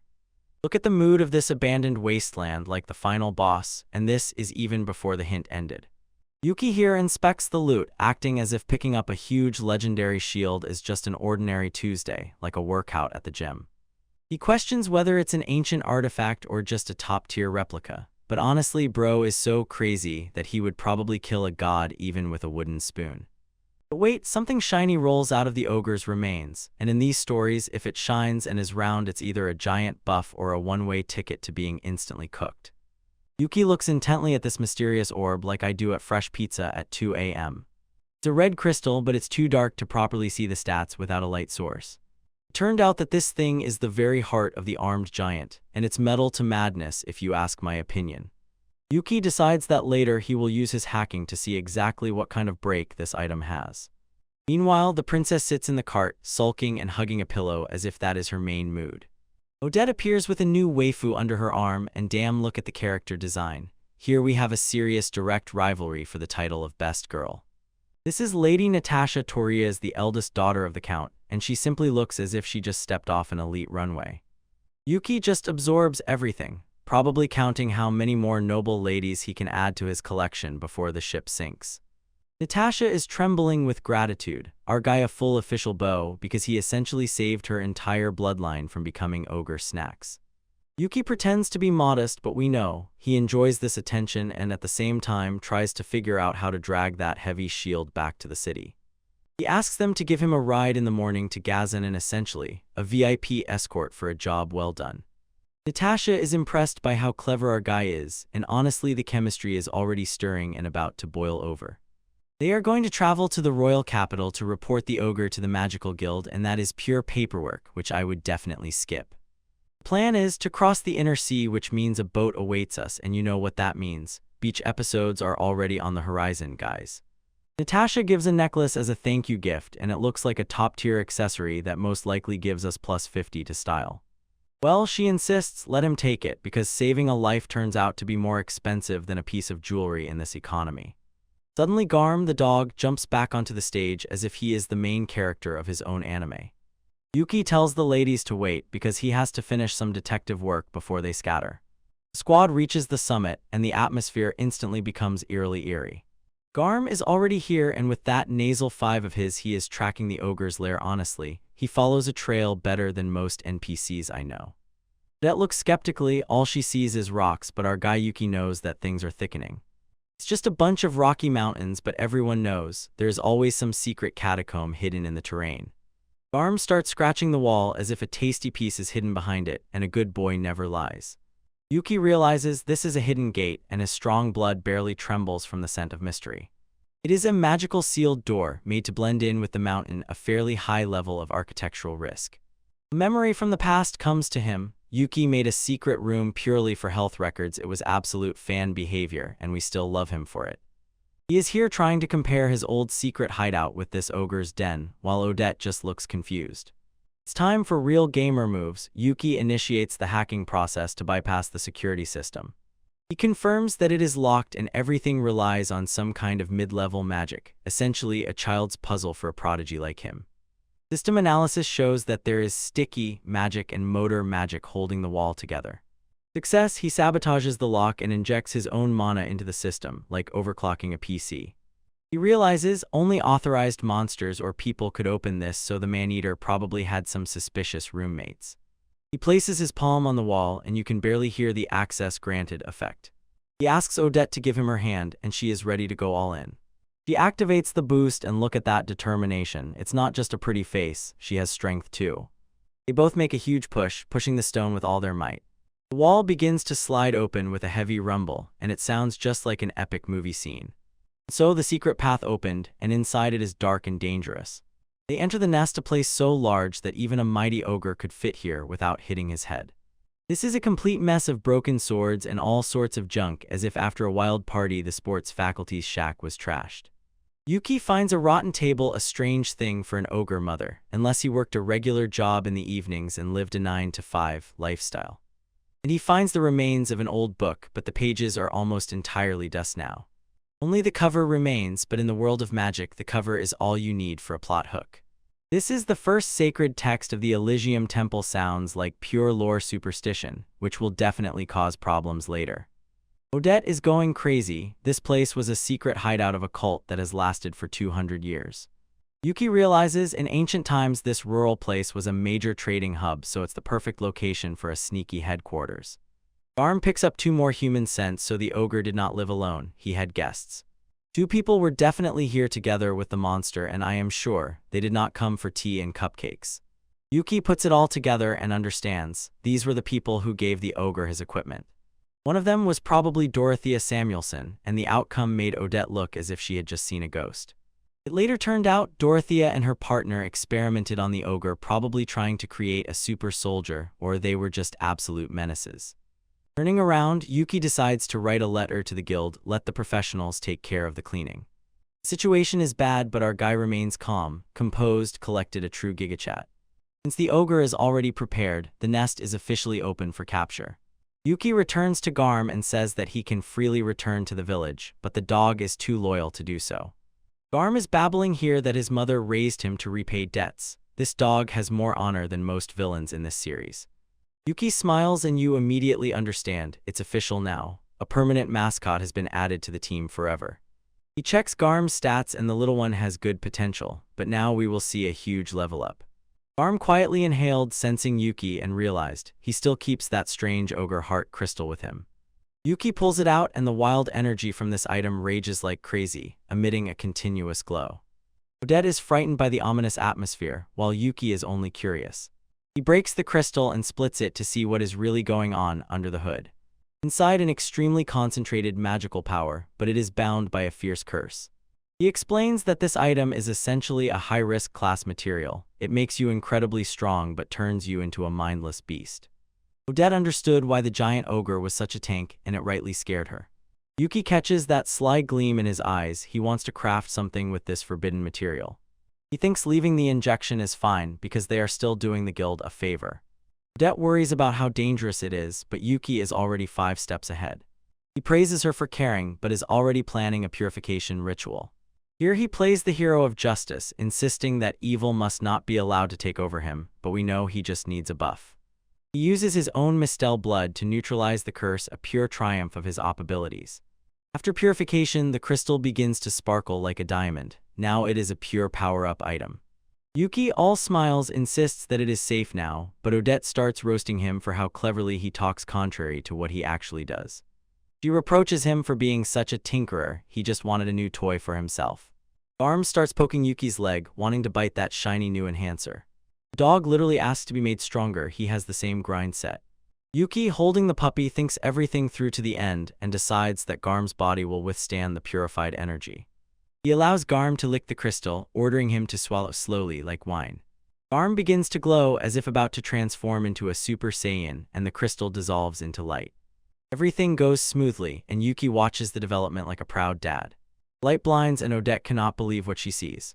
Boom! Garm transforms into a high Morse dog and his stats just exploded upwards. Garm is on edge and Yuki gives him a thumbs up. Absolute movie action, boys. Odette is exhausted from all this endless hustle. You managed to squeeze so much chaos into one single night. Yuki suggests that Garm now becomes Odette's personal bodyguard. It's a total bro move. He reminds her that she was the one who gave the dog his name, so there is a lifelong bond between them. Garm looks at her with those big, kind, good boy eyes, and Odette officially gives in, struck by this cuteness. She seems to and begins to stroke his head while they prepare to head back to the ship. Finally, they set off to Torius Eraldum and things are looking up, but just as they are leaving, Odette steps on something hard in the ground. It is a bronze coin, but she has never seen one like this in this kingdom. It is not local currency and the quality is too high for a random mint like those of territorial lords. Yuki thinks this is something from those times 200 years ago, or a mage brought it from afar, from a place far from here. Odette decides to keep it as a clue and you realize a new questline will open next. Yuki closes the cave behind, compacting everything with mountain shift magic, a professional after all. He even shifts the key point so the original owners cannot return inside, a pure pro gamer move. Everyone is exhausted after a long night of hacking, dog evolution, and raids on nests. The sun begins to rise over the horizon, and it is a beautiful view to end a successful mission. Yuki reflects on the investigation and is pleased with the interesting results. He understands purified crystal mixed with his blood can become the key to something insane. He runs through the thought that he can make other people immortal. The dude is literally playing God. Odette calls him to stop daydreaming on the go and catch up with the rest of the group. He shows a barely noticeable smile and realizes, for now, the main thing is to get to that village to instill fear. The ship is ready to depart, and the next arc is about to begin. Yo, what's up, my cultured kings? We're back here with another episode, and you know what? The plot is finally starting to deliver what we signed up for. We start with a huge boat being pulled into the harbor, and you already know, something big is about to fall. The locals are just going crazy because they just laid out the legendary armed Grima. He was completely prepared. NPCs are literally glitching. They can't believe that 2 recruits and a noble lady survived a monster against which magic doesn't even work. Odette on the cover looks simply killer, and honestly, if she called me her master, I would immediately go insane. The guild is hanging in front of this giant shield as if it's the Holy Grail or something like that, probably because it looks like it cost a fortune. Everyone is begging Yuki to tell the secret dish, probably expecting some high-level strategy or ancient forbidden technique. But Yuki simply bites into them with bare audacity. I aimed where nothing was blocking, and because of this, the NPCs look like complete losers. Odette tries to save him, Riza explaining that he used familiars to break the enemy formation as if everything was much calculated, although in reality it turned out quite the opposite. Yuki just stands there with a little bat on his head like a real brat and doesn't even care about the fame. He starts spinning a story about how they accidentally got lost and saved Lady Natasha, the most classic excuse trick of the main hero. The locals literally add fuel to the fire, now they shine in their eyes because they saved the Earl's daughter and kept the death count at 0. Natasha is safe and sound, and the NPCs breathe so relieved that they practically offer Yuki their first babies. The crowd still doesn't let go of that seal, calling it an ancient artifact supposedly. After the war it is literally undamaged. These guys behave as if they just got a limited edition waifu figure in their collection, babbling about how lucky they are to even see it. Yuki just chills somewhere in the background and probably thinks about how in his past life he saw much better drops. Time for an internal monologue, guys. Yuki confirms, this is definitely an ancient artifact and it is already breaking the internal magic embedded in it. As it turned out, this shield was part of a huge mech-like knight named Lord of Phantom, and honestly, it's just absolute cinema. Odette wonders if some famous knight used it, and she has no idea that Yuki knows the whole history of this world better than the developers. He, as if casually, drops a bomb. This is just a piece of a bigger robot, and Odette's face changes as if it's a moment of birth. They show a flashback of the full set of armor, and let's be honest, if Yuki gets the whole suit, he will have infinite plot armor. Odette is so impressed by his huge brain that she is completely sleepless and probably falls in love with our guy even more with every second. Guild Master enters, coughing to gather everyone's attention, a true absolute monster. He announces that the case is closed, and they send a request to the Magic Guild to take their shiny new toy. NPCs are in despair. This is the last day they are allowed to touch the precious shield. Honestly, it looks way too humiliating. But then the Guild Master gives a real boost. He personally petitions Yuki and Odette to give them a high rating for carry. The whole room bursts into laughter, and Yuki just stands still as if he never intended to be such a deliciously epic gigadom. Guild basically admits, without Arduo their reputation would have been blown to smithereens. They throw a whole party, hand out personal gifts and free food, and this is the only way to treat a hero. Natasha finally heads home, and it is clear that she will really miss her Sir Yuki. She invites them to her earldom, and you can see how the heroine places flags wherever possible. The journey continues. They plan to swim to the opposite shore to find the hidden settlement. Natasha hands them the pendant and says that her younger sister Ophelia is already waiting on the other side. New wife, you are on alert, guys. Yuki keeps up appearances, pretending that traveling is not usual for him, although we all know he is a reincarnated legend. And one more final handshake to seal everything, and it is clear that these two will definitely meet again. She waves goodbye from the carriage, a true princess, while our guy moves on to the next quest. Even the dog is encouraged, eager to go further, probably to sniff out more adventures and encounter some thick waifus ahead. Guild leader booked them the most luxurious hotel in the city, and Odette can't wait to see exactly what kind of luxury he meant. Here it is, the legendary trophy, the only one bedroom, absolute cinema, which Odette is in panic. She is cultured and definitely knows what this situation usually leads to in such stories. Yuki, like a true ultimate Chad, doesn't worry at all and starts undressing right here and now because he has already endured to the limit. He throws her that same look, and for a moment I thought there would be a completely different kind of ending, if you know what I mean. But no, he just buries his face in the bed and instantly falls asleep, leaving Odette unsupported, completely at the mercy of circumstances. He just stands and watches. Is he really snoring like that right now? Yuki's inner thoughts show he is hitting the limit. The 13-year-old body can no longer endure sleepless nights like his old one used to. He mumbles thank you to the dead in his sleep, and her heart is now doing wild jumps. He continues talking in his sleep about how happy he is to be with her. Essentially, this is the highest accidental risk. Odette remains in complete silence, probably trying to understand how one guy can be such a thorn in her heart. She calls him a problematic guy, but you can see how she is all fired up, completely smitten. Cultural check, she changes into a nightgown, and well, the artist definitely knew what he was doing with those curves. She sneaks onto the bed, scared that he will wake up and see her like this. She never let guys into her room, but here she is sharing one bed with the host.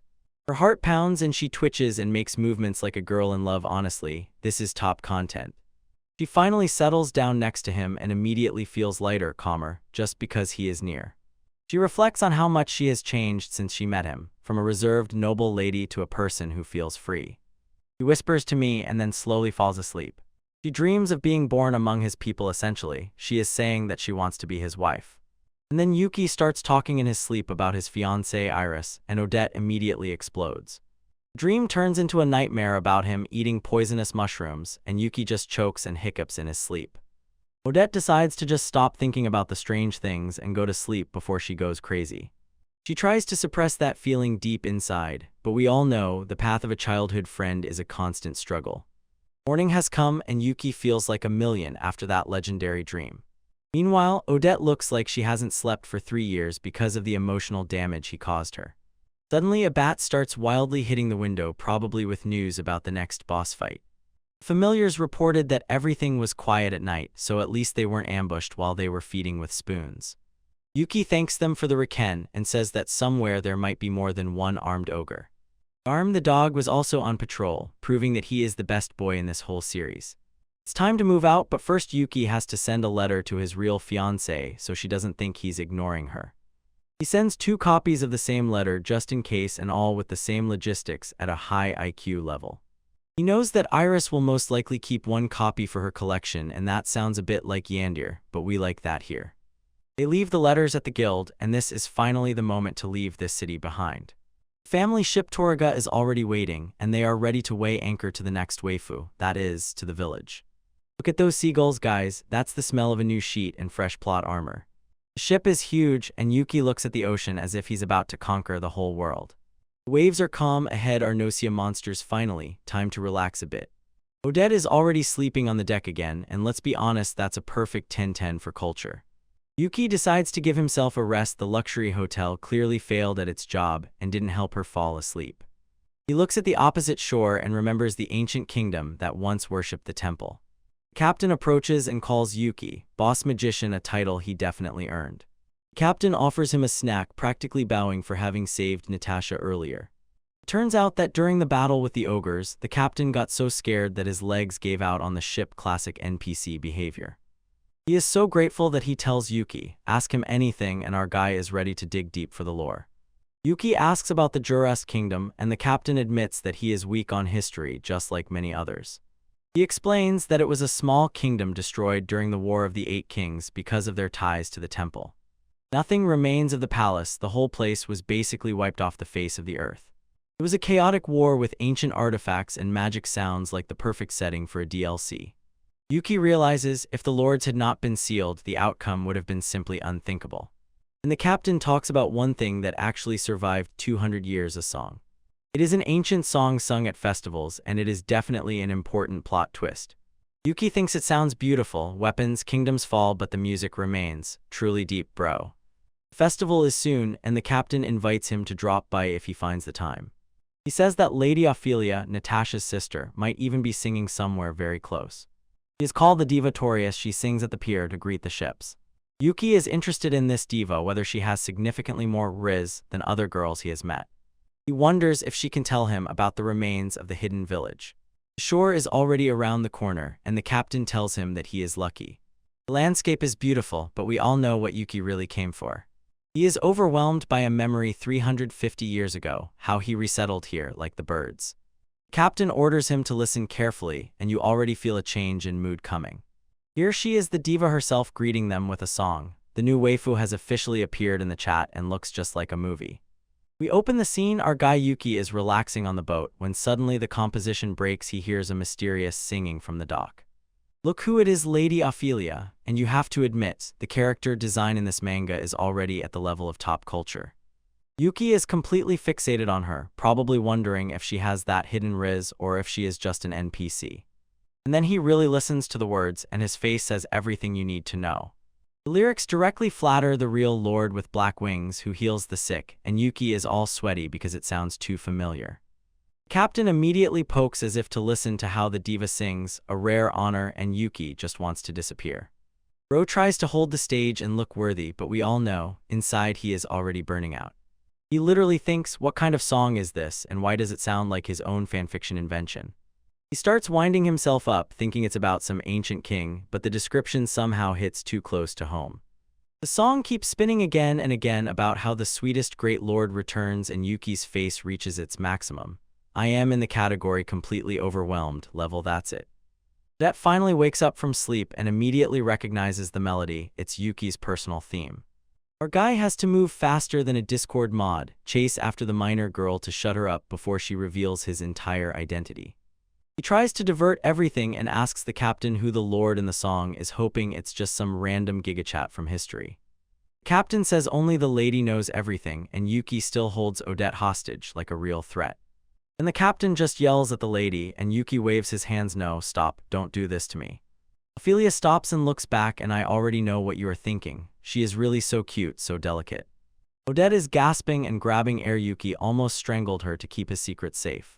Yuki says she almost did something borderline rude, but Odette just doesn't understand why his track theme is playing out in the wild. He is really confused. No one should know about that song except people from his past life. Ophelia behaves too shyly and reservedly, and that usually means she definitely knows what is going on. Captain introduces them as mages who saved Lady Natasha, effectively giving them a VIP pass. Ophelia hears that they helped her older sister, and in her eyes appears that sparkling gleam that almost always leads to trouble. Yuki tries to present himself as a normal person, but feels people looking at him.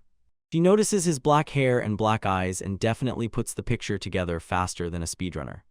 She directly asks if he is the real lord from the song, and on her face is pure down bad for the legend. Yuki pulls out the highest level, not me, and instantly denies everything, while Odette just stands still like a confused NPC.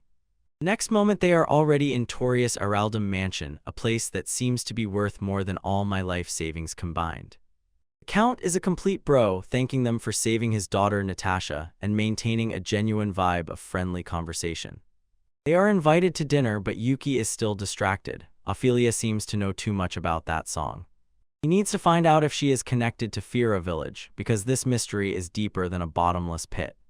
He suspects that his old villagers might have left a secret message for him in the song's lyrics, and honestly, it looks like a very clever move. In his past life, he was a teacher, so essentially he is a real pro at finding hidden meanings in children's works. The Count unfolds a huge seafood banquet, and I get hungry just looking at these dishes. Ophelia starts explaining the dishes like a well-mannered waifu, but Odette looks like she is about to have a mental breakdown. Our blonde is panicking over the ingredients because she has never seen fish that looks like a monster. She tries to feed him and spectacularly fails, demonstrating the same clumsy waifu role that we all love. Ophelia enters the fight with god-level skill and dissects all the fish in 3 seconds like a professional chef. Odette is now worshipping her, and Ophelia's mommy vibe is unexpectedly strong considering her size.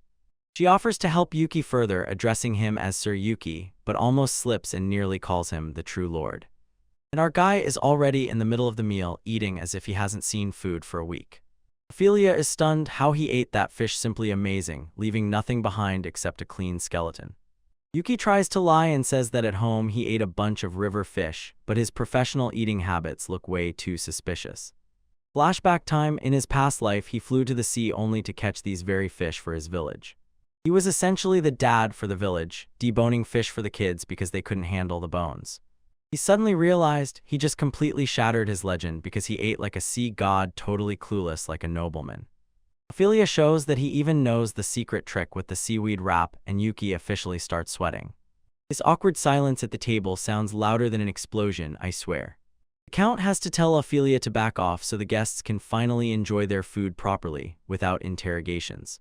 Yuki still keeps demolishing the food, and Odette just sits and stares at him like, who are you even?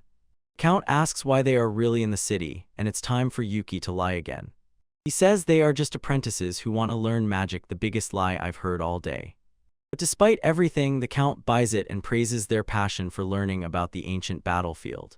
Yuki delivers a whole speech about the Elysium Temple and looks so convincing that it seems he is a real scholar.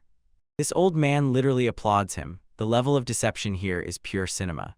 He even suggests that Ophelia show them everything, and that was exactly what Yuki wanted. He specifically asks to visit the northern mountains, probably searching for places where he once wandered endlessly. Earl confirms there really was a village there once, but it was affected by the scary temple. Yuki remembers that place. Under the reign of temple cultists, it was a living nightmare. We see a moment of old rural life, quiet, almost peaceful, but we know the truth. Yuki decides to check it anyway, even if Odette looks like she would rather go somewhere else. A stern expression appears on Earl's face. You immediately understand. Bad news is about to be delivered. He tells them absolutely no one remained in that area. For a few years ago, landslides destroyed the path to the village and left it completely cut off from the rest of the world. Fortunately, the peasants managed to escape in time, but since then this place has essentially become a ghost town. Odette understands if they cannot literally grow wings and fly, they cannot get there. Yuki is upset but probably already figuring out how to bypass the rules and get up there by trickery. He puts on his best good boy smile and still thanks Earl for the information. He decides to rest and in a few days move on, keeping his secret mission informed. Count says that his late wife was madly in love with the songs from that very village. We see a memory. A beautiful singer uses her voice to heal people's hearts after the war with the same energy as the best girl. Yuki is touched. His old friends really left a positive mark on the world. People were truly happy because of these songs, and surprisingly, it is very sweet. Their culture lasted 200 years, a huge victory for the village of Fiera. Ophelia asks if she can sing them another song, and Yuki immediately understands. It is about to begin. She learned them all from her mother, keeping the tradition alive through generations. She says that this particular song is only for important guests and looks directly at our guy. Yuki understands. She is probably a descendant of Rosalba, the best singer from his old village. Odette is all in, not realizing that she is about to witness some top-level cringe. Yuki knows this cannot be avoided, especially if this message is meant only for his ears. Ophelia takes a deep breath and prepares to drop the hottest track of the century. She begins to sing about her dearest, beloved lord, and both Y and Odette immediately feel a lump in their throats. They start choking on their food. They try to play it off as if they have fish scales in their throats, but the second wave of awkwardness is real. The lyrics get even worse. They insist that my everything belongs to the true lord, and Yuki now wishes for an earthquake. He realizes it was his old friends Rosalba and Alice who wrote this frank horror, and now he is going to take revenge. Even after he died and came back, his former life still creeps back and haunts him in the dumbest, most awkward form. Confirmed, Ophelia is a direct descendant, and she literally sings him his own story. The song finally quiets down, and Odette says that she has sweet diabetes because it was so sweet and cheesy. Yuki wants to find that other girl who is to blame for everything and make her listen to this until she dies of shame. He admits that the melody is wonderful, but those words are a war crime against his dignity. He understood the song was a Bikona sign that his people were still nearby. He sighs, remembering how problematic his old friends were, but it is clear that deep down he secretly appreciates it. Then Ophelia drops a bomb. There is a Sikun song and Yuki's soul almost bursts out of his body. She politely bows, pretending as if she is not torturing our protagonist with outright cringe right now. By the end, he had to sit through as many as 5 whole songs. People did nothing but praise him. They clap like polite guests, but Yuki is literally smoking from his ears.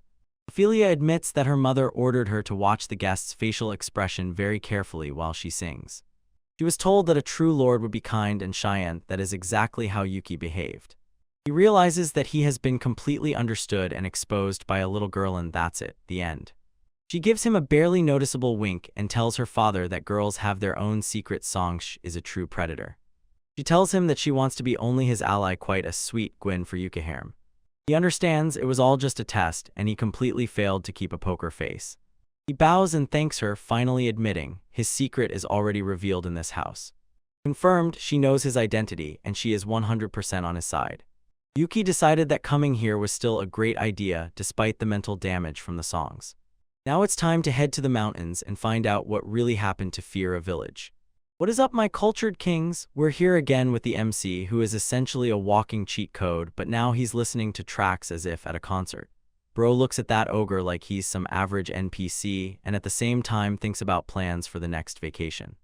Our guy Yuki is just enjoying himself, listening to some old music because even a reincarnated demon lord has to study and prepare to lo-fi beats.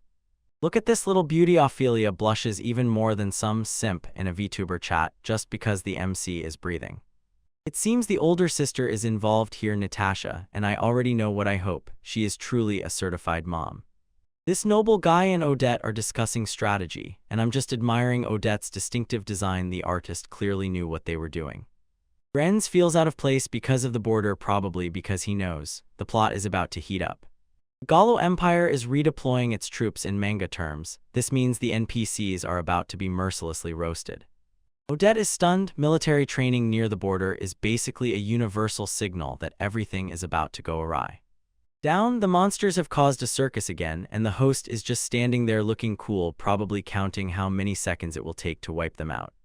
Elysium Temple is annoying again to the point of being unbearable, and Yuki is reaching into his pockets as if about to pull out a Glock. This old man laughs and says it won't escalate. The worst death flag I've seen this week. Rest in peace, old man. Yuki pulls out a sketch of a crown, the emblem he found earlier, and plays detective like Sherlock Holmes, only with magic.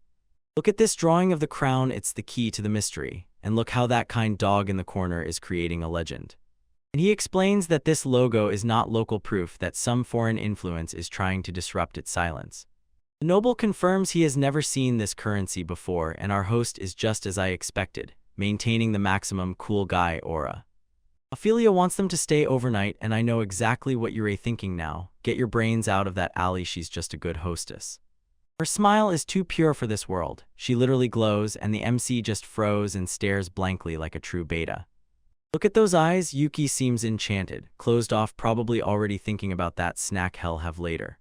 They live in this gigantic mansion, essentially a 5-star hotel for demon lords, pure cinema. Night falls, bats take off, and it gives you goosebumps while the dog just wonders where his treat is. MC calmly lounges in the room and thinks about debt, but before things get interesting, someone knocks on the door. Knock knock, who's there? Probably the plot coming to punch him in the face.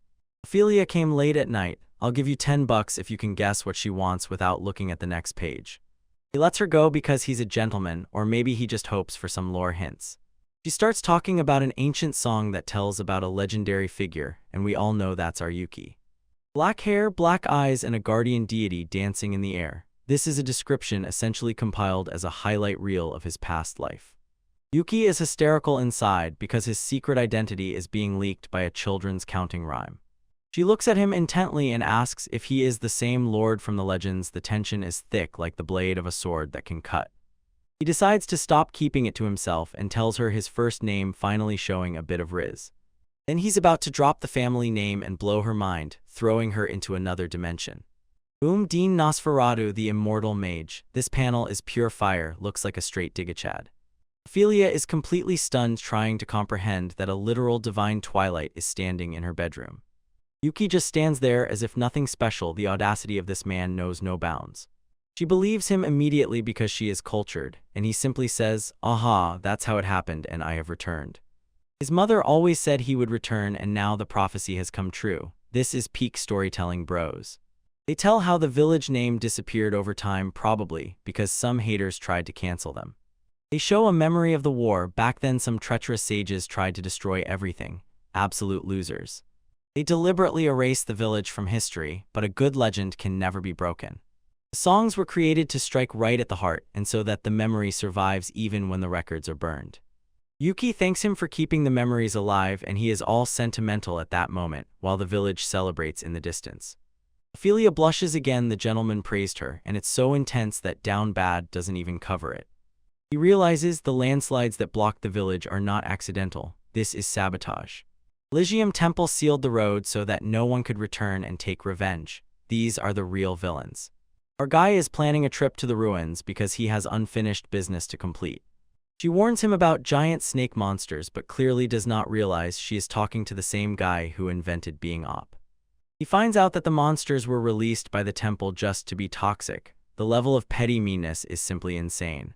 They literally released monsters into the mountains just to annoy the villagers. That's how you get fried. Yuki is disgusted by the temple's actions, and honestly, the same. They are essentially NPCs in the religious world. He was used as an excuse for a bloody spree of murders. They called him Demon Lord while acting like demons themselves. Since the territory was undermanned, Yuki realizes he will have to clean up this mess himself. He freezes in place and declares that he will fix the problem with the mountain because that's what heroes do. He opens the window and whistles, probably calling for air support.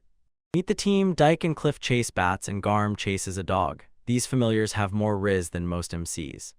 Ophelia gets distracted by how cute the dog is, proving that even in a magical world, dogs are the ultimate weakness. Yamuki takes deck with him as a messenger, while the dog meanwhile receives several genuine tender caresses from the girl. He is still replaying the incident with the armed ogre and suspects that someone is controlling from the shadows. Look at this map, the guilty probably moved north towards the Empire. They decided that this way they could escape. He is cautious because he knows a plot armor might not save him if he falls into a trap. Natasha rushes to the capital for reinforcements, but we all know the master of ceremonies will finish the matter before they even gather and pack. She asks why he is doing all this, and he just looks at her with that "I am the main character" expression. He reminds her that she is a descendant of his people. Essentially, he says, "Your family."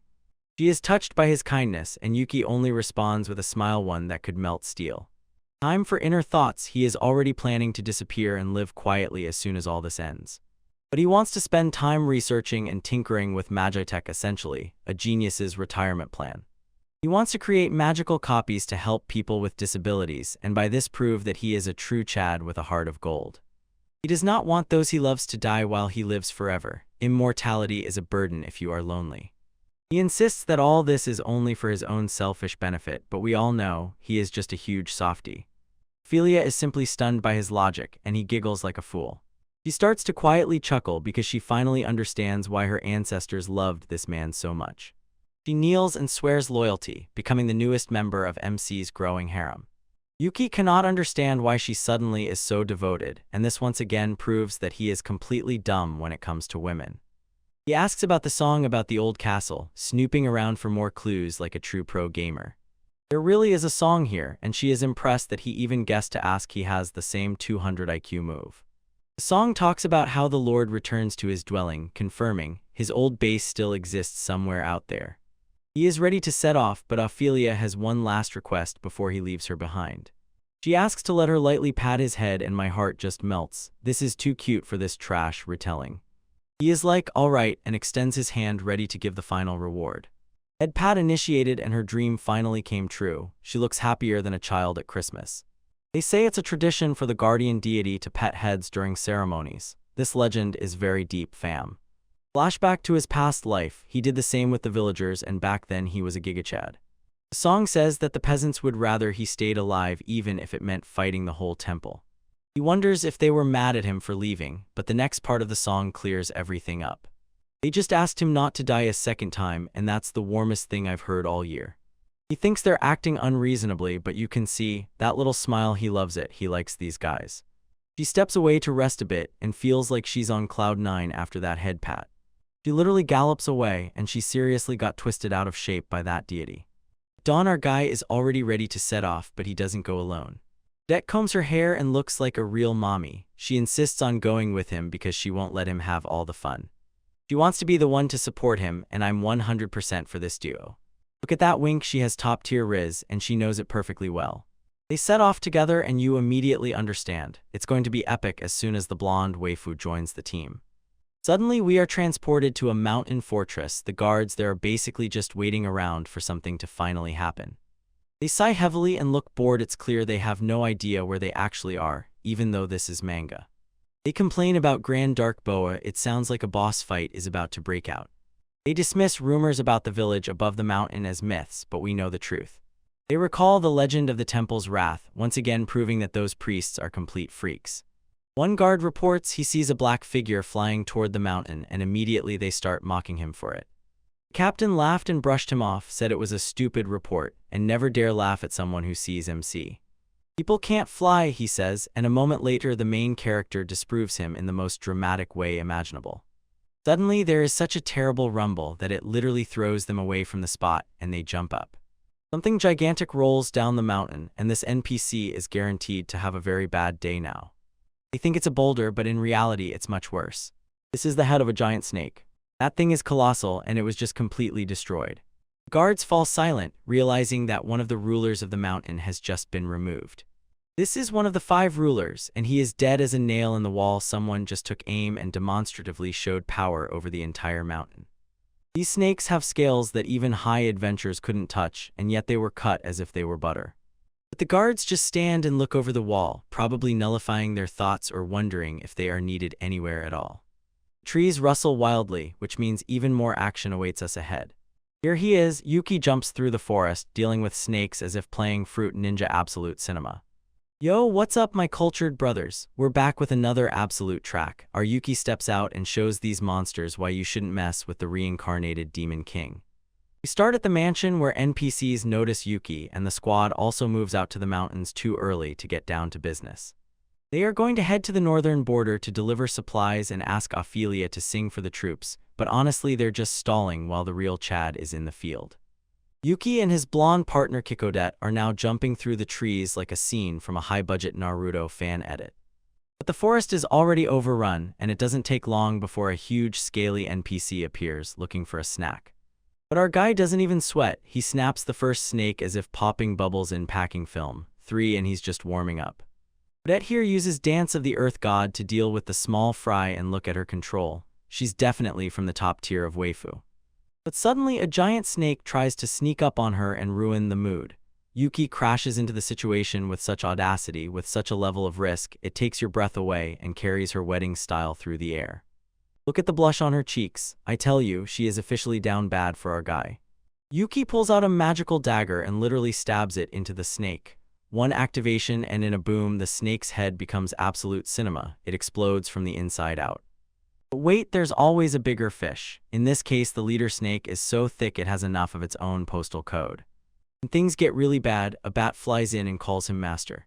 Suddenly, a whole swarm of these flying rodents arrives and they all bow to him. It turns out they are descendants of his old acquaintance from 200 years ago who were waiting for their Gigachad master to return. Magic, he tells how he once restored his old familiar magic, the one enhanced by blood magic. In fact, this is the highest power-up. Yuki throws a bit of his blood to the bats to renew the contract, and I see how you guys look at this. Lucky bats, right? With the new aerial GPS, he finds a route recommended for a bat straight up the vertical cliff.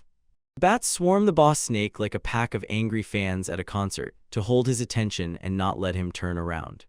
Yuki simply smiles fiercely, and twice casts his fiery spell straight into the open throat of the snake. The snake's head literally turns into a firework complete chaos. Odette is here, covering her eyes. The gore is too brutal, she can't bear it.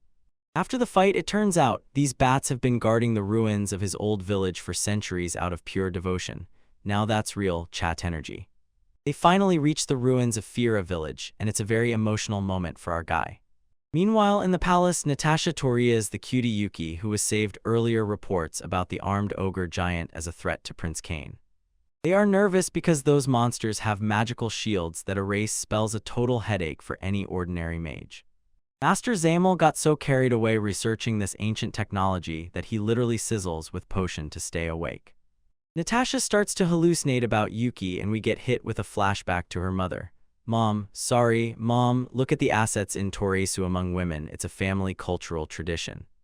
Returning to reality, the prince and Zamel thoroughly praise Yuki, pointing fingers at how much of a real beast he is for handling the armed ogre.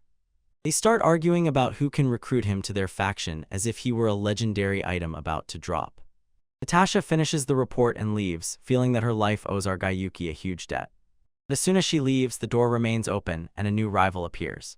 This is Princess Iris Rischa, and brothers Riz in this room have just reached critical levels. Look at this design. Is she the new main waifu? I'll bet you $10 if you guess how quickly she will fall in love with MC. Princess Iris makes her exit. Look at that grace. We got Princess Iris Rischa, and believe me, royal blood is working at full power. Then Lady Natasha Toriya's appears, and honestly in this series the art style is just a gift for male connoisseurs. She is looking for high-ranking NPCs Prince Cain and Master Zamel, probably to talk about boring politics. Hold on, Iris has an urgent report, and she pulls Natasha into this matter because things are about to get heated. They burst in and find Prince Cain lying there as if he is completely chill, and they even ask what's going on. Iris drops a bomb. The Ghoul Empire has snakes under the grass, infiltrating the kingdom like sneaky rats. The maid pulls out the bills, but the bills, in my opinion, are about very serious, plot-important matters. This is a coin that our guy Yuki found in the ogre's lair, and the chubby one nearby Lady Odette. Cain is now really watching everything, even the relaxed prince knows when the kingdom starts to heat up.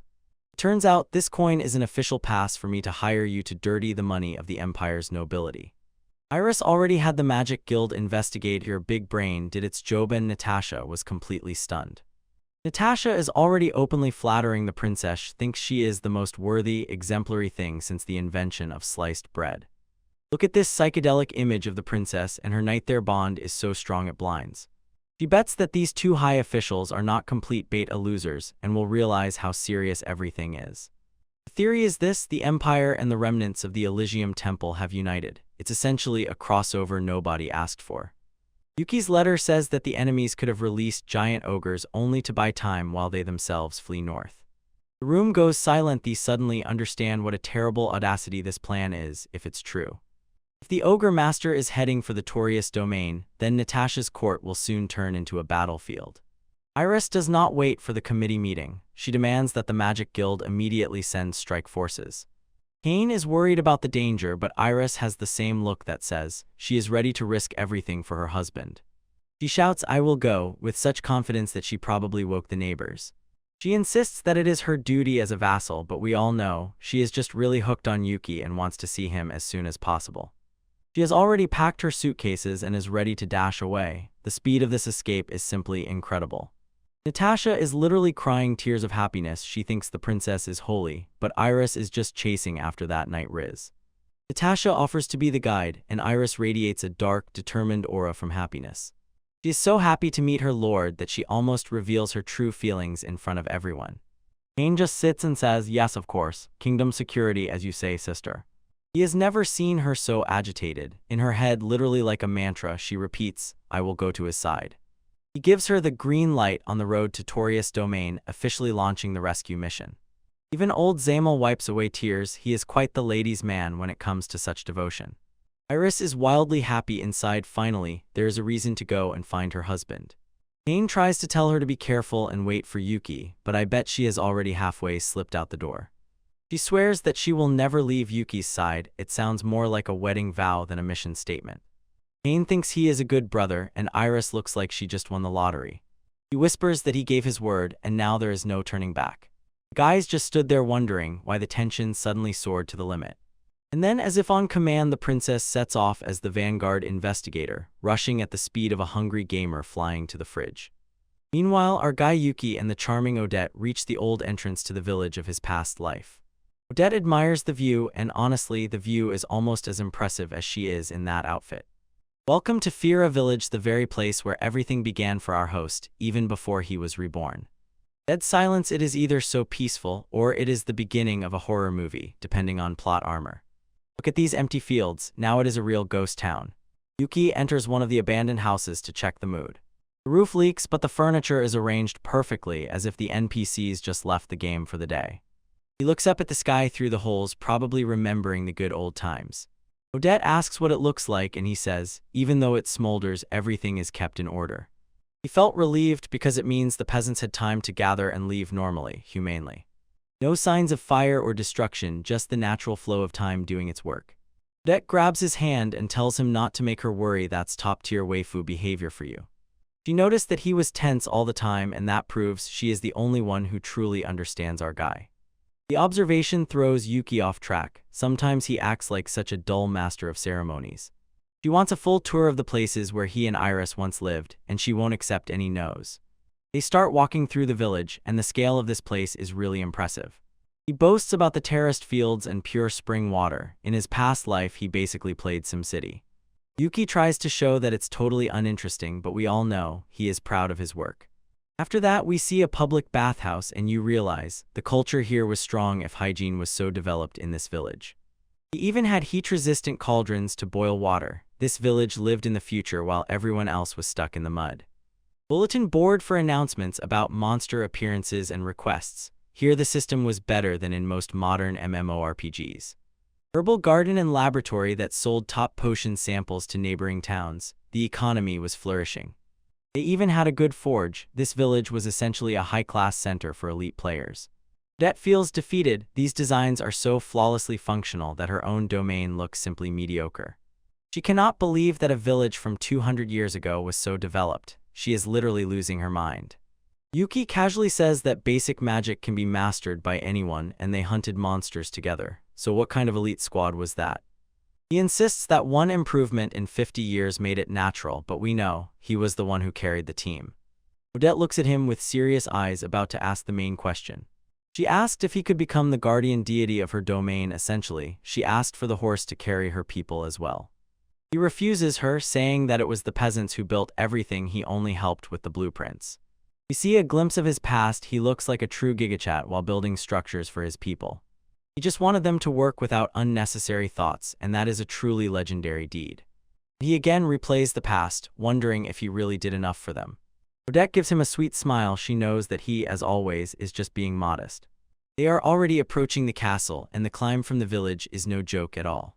Look, there it is, the demon lord's castle at the very edge of the cliff. Like a movie, really. It was destroyed by magic from Elysium Temple. These guys have remarkably no restraint when it comes to demolition. They enter the ruins, and the scale of destruction is simply off the charts. They find the entrance to the throne room, at least what remains of it. Yuki shows that it was just his study room, and the villagers called it the throne room to sound more impressive. The throne is just a chair made by the blacksmith, who then kept repairing it. Riz's humility is at maximum. Flashback: children hang out in his office. He really was the heart of this community. Look at this little girl drawing. Such bright moments make the MC want to protect everything around. On Yuki's face is a soft smile. He truly loved these people. He decides in this hall there is nothing left for them, and it's time to move on to the tastiest part. They head down a dark corridor, and you already know, something epic awaits them at the end. Odette is beside him, and he squeezes the handkerchief that Marta gave him, like a lucky charm. When he walks these corridors, it seems to him as if he has returned to the past, although 200 years have passed. We see in his past gaze all that ancient strength and wisdom. His past, which walked these same corridors, also looked like a true boss. Odette looks at him intently, probably finally realizing that he is not just a talented guy. Yuki says that she is a good person, and the way he pronounces it is so smooth that she almost melts. She is completely embarrassed, blushing like a tomato, and asks where that even came from. Although she tells him not to give her a heart attack, she is literally confusedly in love with this man. They reach hidden doors because every cool castle needs a secret basement for legendary loot. Apparently under the training lies a valuable relic, and Odette is all attention. Yuki falls silent while preparing to reveal the secret he has carried within himself all this time. Memory: Lael complains that he has no creativity in riddles. Poor guy, a complete fool. Only the village elders knew the secret of how to open this and keep the treasure safe for centuries. He kept the medical records of the residents here. What a devoted guardian deity. He wanted to preserve the memories of those who had passed because he is Chad, who cares about this. And he says that Iris once tried to sneak in with her 3 sizes, and there you have it. She was a woman of taste from day one. He places his palm on the wall and realizes the old password still works. Now that's an ancient security system. Promise between Dean Nasaradu and the oldest villager, too heavy a title for a password. The wall begins to shift, and you feel something incredibly big is about to open. Odette is shaken to trembling by the mechanism. She has never seen anything like it. The secret chamber is finally opened, and the light reveals something truly epic inside. They enter the room. The tension is so thick it could be cut with a sword. Boom! There stands a massive, as if cast from darkness, armored machine, black as night, the final boss. Odette realizes this is the legacy of Lord Yuki, and the design is simply insane. Yuki lifts his gaze and breaks into a satisfied smile. He has finally reunited with a piece of his past. This is the legacy of Alice's father, a man who is probably a real monster. Oh, Carmen, look at this helmet. This is the peak night aesthetic.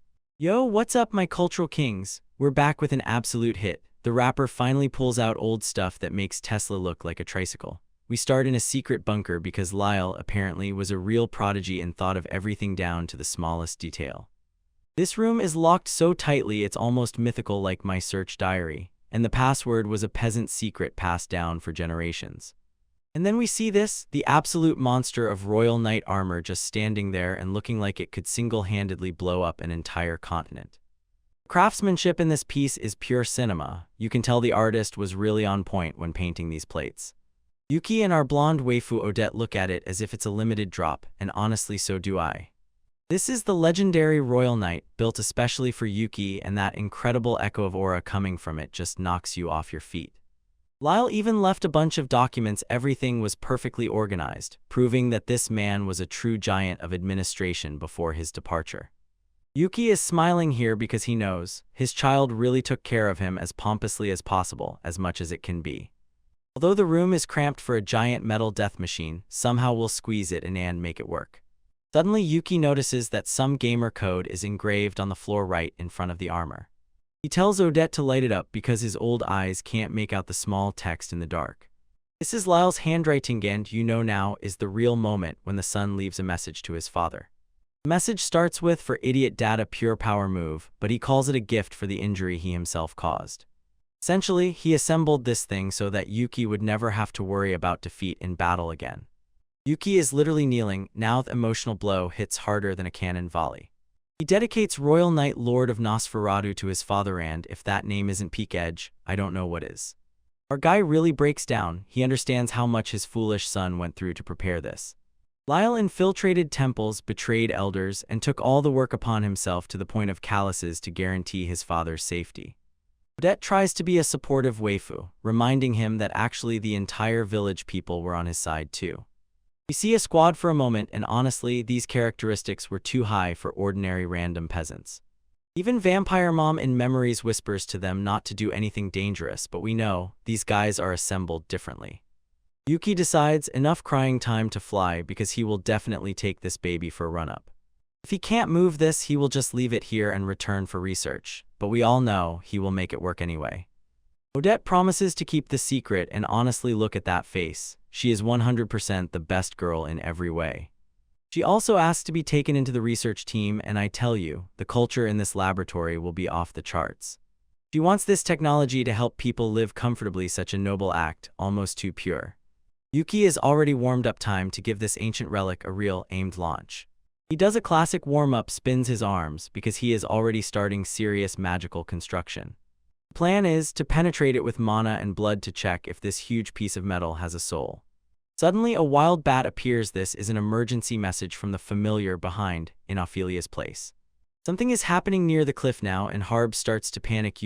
When all the animals go crazy, the plot is about to boil. Monsters appeared in the territory of Torius, and these are not some ordinary low-level NPCs. These creatures absorb armor just like the armed ogres we saw earlier, so someone is mass-producing threats. The bat shakes its head like a leaf while explaining the situation to Yuki, and she remains calm like a cucumber. It seems Ophelia and the whole company were just delivering food to the soldiers, doing it like true champs, when suddenly they were attacked. Out of nowhere, a bunch of monsters clad in armor appeared and launched an attack. Fiercely swinging their weapons, the charity mission turned into a combat zone. But that's not the worst. Something else was lurking in the shadows. The ground literally crumbled under the weight of a new boss-level threat. This monster looks like a beast, in bright red armor, looking like a total gigachad villain who is about to ruin everyone's day. This thing rushes, roars, and strengthens its minions, and even Yuki says, "Stop, I haven't seen this DLC yet." He understands this could be another Royal Knight, and if he has mana-draining abilities, it's the end for the team. Odette is worried sick, holding a glowing orb and asking Yuki what to do next. Yuki explains that the monster, which is presumably a Royal Knight, is currently destroying the territories of Torius. Odette takes a second to comprehend the threat, and you can see the gears turning in her head. She wants to leave immediately to help, insisting that she can handle the snakes on the way down by herself. As a noblewoman and a member of the magical guild, she considers it her duty to go and protect the kingdom. She stands straight, ready to risk everything for her people. That's exactly the kind of energy we like. Yuki looks at her and realizes he can't let his waifu out where the red robot can spot her. He tells her to wait 15 minutes as if just ordering a pizza, but in reality, he's repairing a god-level weapon. He will make the Royal Knight operational in record time so they can fly straight into action immediately. Odette's face is pure shock. She didn't even know such a thing could fly, let alone be fixed in 15 minutes. Yuki points out it must have flown in through the ceiling, so it definitely has those flight mods installed. He will try even if the machine can barely stay airborne. He pulls out a knife and prepares to perform blood magic because that's how things are done in this series. Infiltration activate. He dives into the armor systems like a professional hacker. He is looking for a weak spot or scratch in the armor to bypass the external defenses. It works. He breaks through barriers as if they were made of wet paper, and the system is already starting to react. Lyle sealed this device so tightly that only his father could hope to operate it. The armor finally cracks and opens, and for the first time in centuries, the pilot's cabin is revealed. Yuki begins to rise while Odette watches with a mixture of excitement and the energy of just don't die. The view from inside the chest cavity is eerie, but our guy is not afraid of a little darkness. The plates lock into place with a heavy Gashian hum, and it's pure cinema. He is officially in the pilot's seat, and honestly looks like he was born to pilot a giant mecha. He takes a deep breath and prepares for the activation start sequence. The HUD pops up all ancient mana code, but Yuki manages to read enough to understand. Blood is fuel. He realizes controlling this is like having a giant second body, and that's a colossal buff. He pours a huge amount of his mana blood into the system to make the knight his new acquaintance. The eyes of the royal knight flash with a threatening red. You immediately understand that the villains are about to have a very bad time.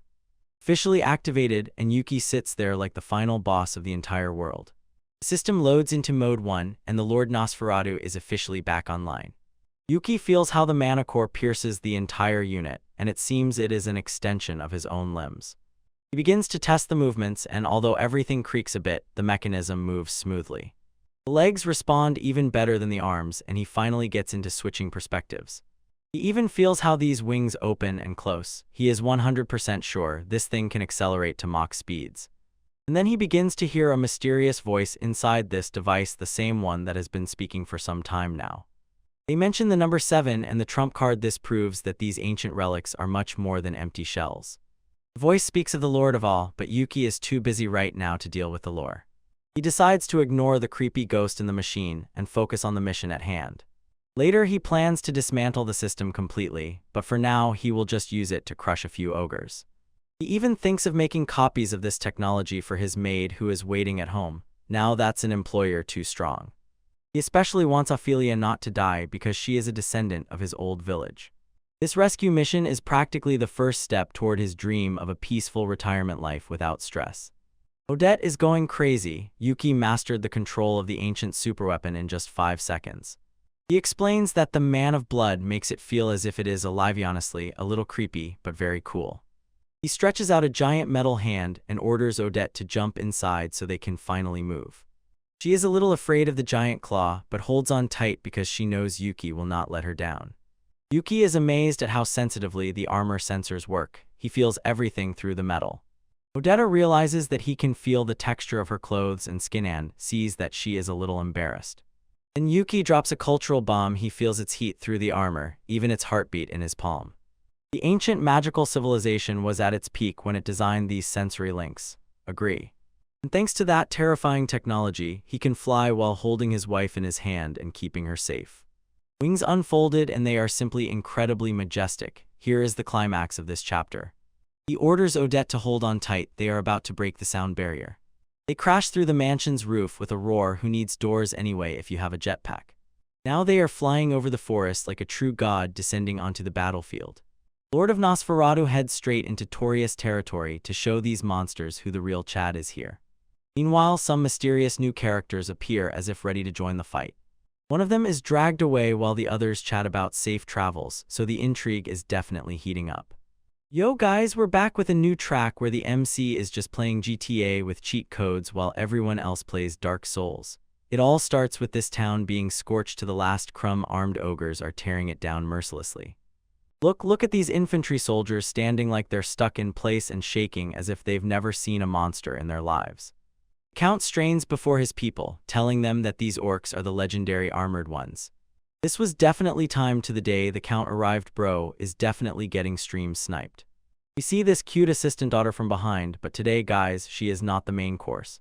The counter panics because some red armored monster forcefully broke down the gates, and honestly the audacity of this creature is simply beyond imagination.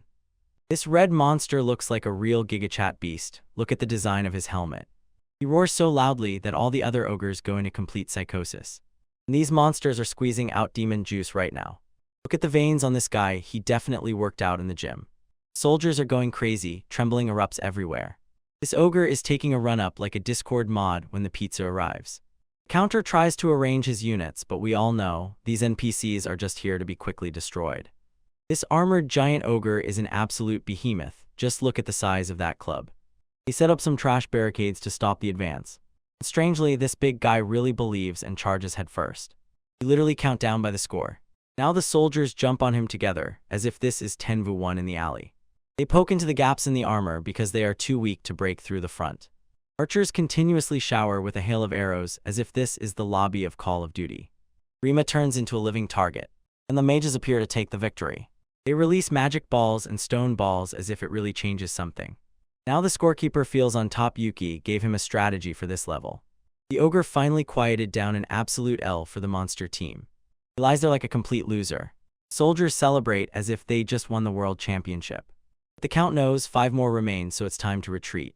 He watches the evacuations when suddenly the furious Ophelia appears. Look at this little one, she has more courage than the entire army combined. She says she must stay and calm the people with singing. Bro, she already has that Santi's riz. This is some outright helicopter father. He pressures her and orders her to stay close. This pressure doesn't hold other ogres break through the barricades as if they were made of paper. Count thinks he is suppressing them, but his armor of plot luck is about to run out. He's searching for that red monster in armor and speak of the devil, and here the boss fight begins. This ogre looks completely reckless. Look at those eyes.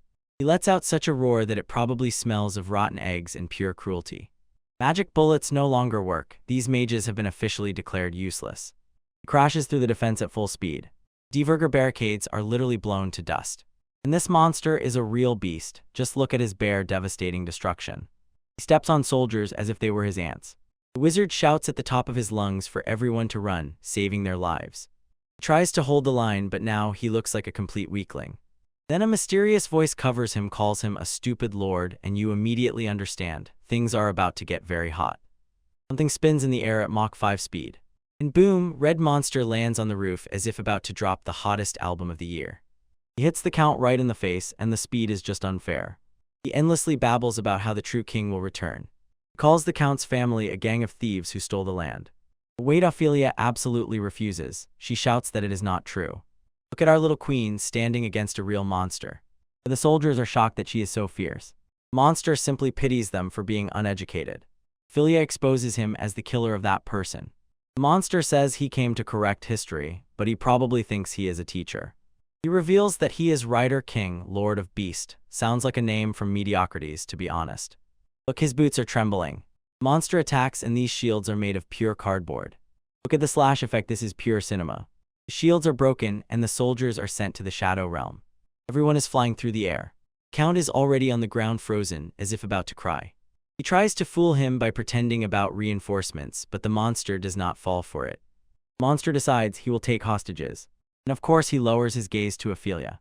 He says he will take the girl and turn people into experimental subjects. This freak is a complete maniac. He begins to talk about some secret techniques of the Elysium Temple. He lunges at Ophelia, and the count screams frantically for her to run. Don't you dare touch my people, who is this Chad? Black figure in armor appears out of nowhere and slaps the red one right in the air. That blow is colossal. Look at how the fragment dust flies. Red monster's head is slammed into the ground with a strike. Black-winged king he is like that, and looks just unreal cool. Ophelia lifts her head as if she just saw a god. Her guy grabs the red monster by the leg like it's a piece of trash. And then again bam, and he flies into the ground. Red monster falls from the sky like a meteor. Look at the details of this black armor, pure drip. He crushes like a hammer, and a colossal explosion happens. He's literally scarred with craters. The red monster spits blood. He is completely broken and no longer alive. The Black Knight tells him to lower his voice because he will scare the girl, Riz, off the charts. Everyone wondered if it was a dragon or some evil deity. Ophelia just stared at him, now clearly totally down bad. Red monster sobs over his fallen country. Our guy just roasted him mockingly, calling his organization pathetic. He tells him one more thing, don't threaten my people. The lawyer asks who he is. He reveals Lord of Nosferatu. My guy is all about pomp and ready to rule. Ophelia blushes, she is ready to risk everything for the dragon man. He tells the monster that there is no need to even mention his name because he is nobody. Then we see our master of ceremonies Yuki in human form. He looks like a real brat. This is how you deal with a whole bunch of nasty fangirls.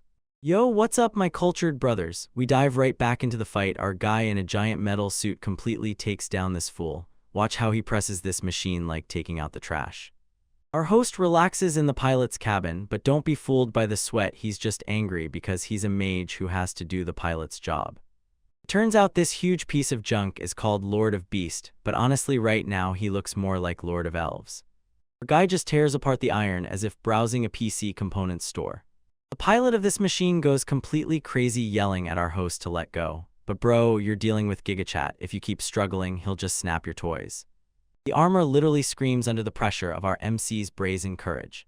The thief finally manages, albeit with great difficulty, to drag himself back. He looks utterly defeated and breathes as if he just ran a marathon. This salty NPC is a user of Lord of Beast, but our master of ceremonies is somewhere nearby complaining. Supposedly, fighting is not his style because he is a mage with a high IQ. He is afraid to break his suit because he has way too much more precisely, power for these ancient relics. The thief tries to show refinement, spinning animal attacks, pleased that he can do it. MC is simply watching the frame data and understands this unit has insane beastly speed buffs. And you know our guy, he sees something shiny and that's it, he wants it. He is already figuring out how to rob this man of his entire career. The thief goes crazy because he has never seen our black armor. It's called being unique. Stay mad, NPC. This clown starts babbling that he is the true heir of some dead kingdom, and even thinks that we are interested in his story. He sobs over stolen land and thieves, a classic villain's excuse. RMC, like a true bookworm, jumps in with the phrase "actually" and reveals that his ancestors were actually cowards. They sided with the enemy. They essentially disappeared from their own people and fled like complete weaklings as soon as they lost the war. Mylan tells him to shut up because the truth hits harder than a fireball to the face. He has a grand plan to rebuild the kingdom using ancient magic, and that sounds like a lot of work for a guy who is about to be overwhelmed. The MC simply blocks his way with cold, hard truth. The past can't be changed, friend. He starts getting sentimental, replaying his past and Iris his waifu in his head again. Look at this warm flashback. I know you're here just for the plot, but our guys have hearts too. They are just living their best lives with the villagers, while this villain is stuck in the past. The MC basically calls him a fool for repeating the same mistakes that failed 1,000 years ago. The villain gets so worked up that he starts shouting and builds up power, releasing a shockwave. Suddenly, all the ogres in the district go into full madness mode, a truly toxic gamer move. Side characters tremble in their boots because these monsters are about to crash the party. The villain laughs wildly, boasting that he will trample the whole city because he's also a salty loser. He literally challenges the man with literal plot armor and on top of that, black armor. He orders the giant ogres to trample everyone, but our protagonist just gives him that same look. Alright, I'll do it. But still, our guy is something wild. He even tore off the sleeve of his suit. He is literally fighting with his fists right now. Now he launches that thing into the stratosphere like a signal rocket. And that's a signal for our best girl Odette to enter the chat. Look at gorgeous silhouette, she is the real MVP. He summons a whole army of bats to pour a hellish rain from the sky. Even bats here, yes ma'am, because they know who the mom is. Odette stands on this roof looking unrealistically luxurious, also teasing that the blood of our MC is collected completely differently. They show a short flashback. She was already in broken feelings after the flight, exhausted, completely out of shape. Her guy felt bad because he held her too tightly, a true gentleman. So he offered her physical enhancement by letting her drink some of his blood. I see you, Imisai, you are powering up your waifu through that man from culture, Riz. In the present time, the bats arrive and the villain is completely confused by their incredible number. Here is a real battle, and the villain's army is already being flooded by the swarms. Odette gives the order to attack once and looks like a true queen when she does it. Time to activate the secret technique. If this explodes, these aren't just bats, they're flying incendiary bombs. The whole place turns into a barbecue because fire magic explodes throughout the area. Monsters are prepared like a Sunday roast beef dish while the townspeople hide. MC mocks the villain and says his magical resistance won't help if his guts are put under the heat. He aims the cannon arm right at the villain's face. It's over, friend. In the cabin, our guy looks like a total badass, just like he's ready for his experiment.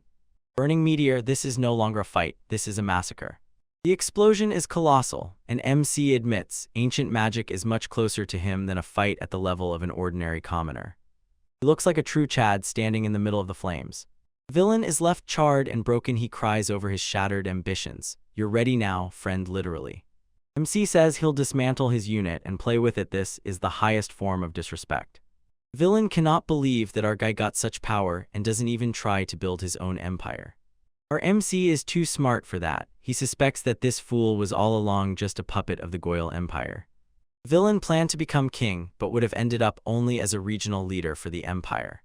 Even the matchmaker, who is stunned by this grand revelation. MC tells Hills to get out of the suit so they can talk a bit about his allies. The villain is fuming with rage. He is salty to the extreme and wishes the master of ceremonies wasn't here to ruin his speedruns. Our guy just wanted to fix and tweak the armor in silence, but he is forced again and again to become a hero. So the villain finally surrenders to Lord Beast, realizing he has been completely outplayed. At first, the townspeople start wildly cheering the black armor as if he were the second coming of Christ. Everyone is safe and the soldiers are thrilled no one died against the entire order of orcs. MC again starts catching flashes of memories, recalling his past life when he was a legendary mage. He remembers the time when children killed a bear, but everything went off plan. And the bear was actually a beast and it could not be finished off, it did not fall completely. So simply, the villain pretends to give up in order to pull off a trick. He rages at the dogs and prepares one last desperate move. He is ready to throw away his life just to bring everyone down with him. Look at this crazy face. This man has officially lost his mind. He has completely lost the ability to think. In memories, the bear attacks the children. A wounded enemy turns out to be the most dangerous. The MC understands what is happening and shouts for everyone to retreat because ancient magic is about to come. The thief tries to launch his final suicidal attack, laughing like a psychopath. And our guy has the fastest hands in the West. He tosses his armor like a giant staff and shows that he can turn anything into a weapon. The thief is shocked his magic is interrupted right in the middle of the spell. Then the MC uses his blood control magic and literally tears off the villain's hand along with the magic circle absolute cinema. Billet screams in pure despair as his magic disappears along with his dignity. Our guy and Odette just exchanged a glance. It was a close call. He recalls wounded enemies are always the most painful trouble, a lesson he learned firsthand. They tie up the villain like a Christmas ham to interrogate him later. They will squeeze every drop of information about the Empire out of him. Also today they knocked out 2 legendary Lord units. That's some massive loot drop for you. MC and Odette are stuck on the roof, discussing how to deal with the fact that he just revealed the secret weapon. He tries to come up with a plausible story, but Odette thinks it sounds way too unconvincing. The plan is, Princess Ophelia takes PR on herself and our guy stays in the shadows. Odette throws him a look that says she is fully ready for whatever he has planned. And also they discuss how in 10 years this unit will disappear, which is a bit depressing. But Odette looks at him with those mom's eyes and says that no one will ever forget today. I wouldn't forget her either, bro. The whole city sings mantras for the savior in black armor and gives him all the glory. Even the Count looks relieved today. He doesn't have to fill out death reports. MC decides it's time to head home and the princess to take on that part of the legend. Ophelia begins to sing a song about the legendary guardian to mask the details. People swallow it whole because they believe the legendary deity has returned to save them. The little princess, as always, looks cute playing her role flawlessly. Our host just smiles contentedly knowing that he is the one pulling the strings. He tears into the sky looking like a real boss. The absolute peak of fiction, he bursts into the sky and disappears completely, like a dark angel. Princess Ophelia quietly whispers her last thanks to the true lord. That's a way to end the day. Yo, what's up my cultural kings and queens? We're back on the channel where we analyze only the highest peak of this outright trash fantasy. Today we dive again into the life of our reincarnated demon king. He tries to hide his gigantic power, but it turns out terribly because he has too much natural riz. Look at those boots, brothers. Lady Odette steps out and she just destroys this image. The crowd goes crazy, shouting that she's a slay like she's some Gen Z icon, who knows. I'd be down too if I saw her walking right at me. She begins a speech in front of the NPCs about how difficult and mysterious the last battle was, and she deliberately hypes up the drama for the fans. We are thrown into a flashback, how that mysterious black armor suddenly appeared out of nowhere and saved them, saving their skins. What a movie.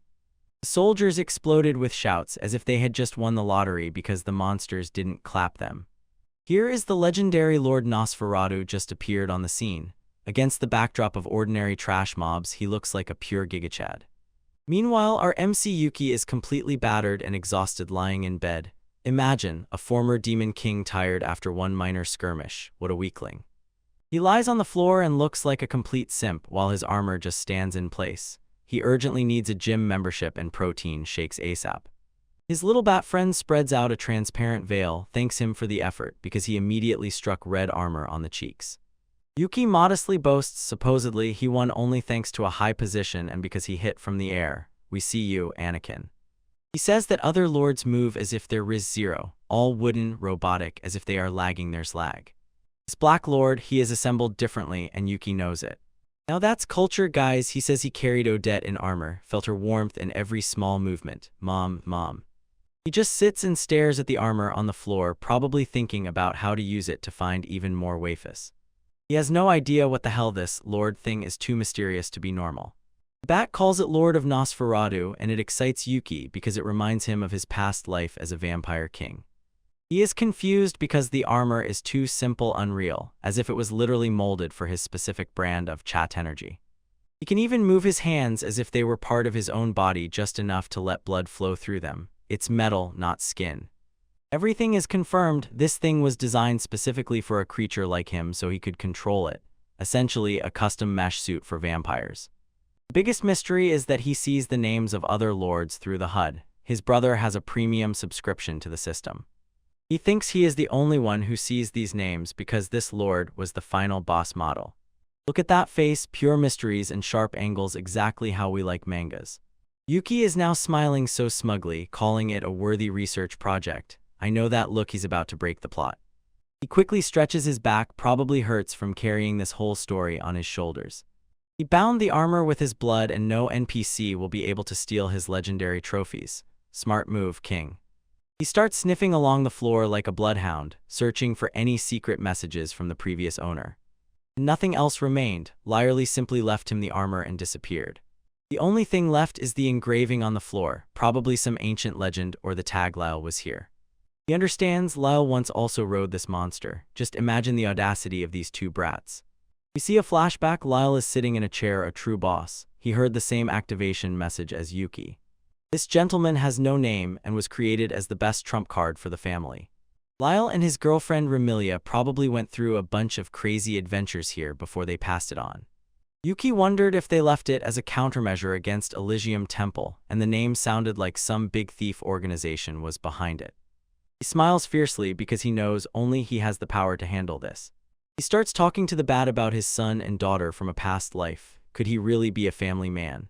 Then look at this little child. She hopes to find their descendants, so we're about to get some lore about the lineage.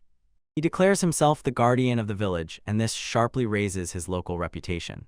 He seals the entrance to the secret dungeon, as if locking his room so that his mother doesn't stumble upon his search story.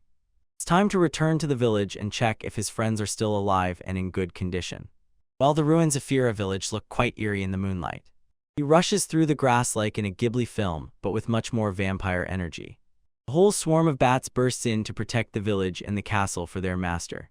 Bats squeak, they understand because they know who is really in charge. They flatter him with words saying that thanks to his magic they have become much stronger. Loyal servants are the best. He leaves the local mother, Ophelia, responsible for the territory while he returns to his usual life.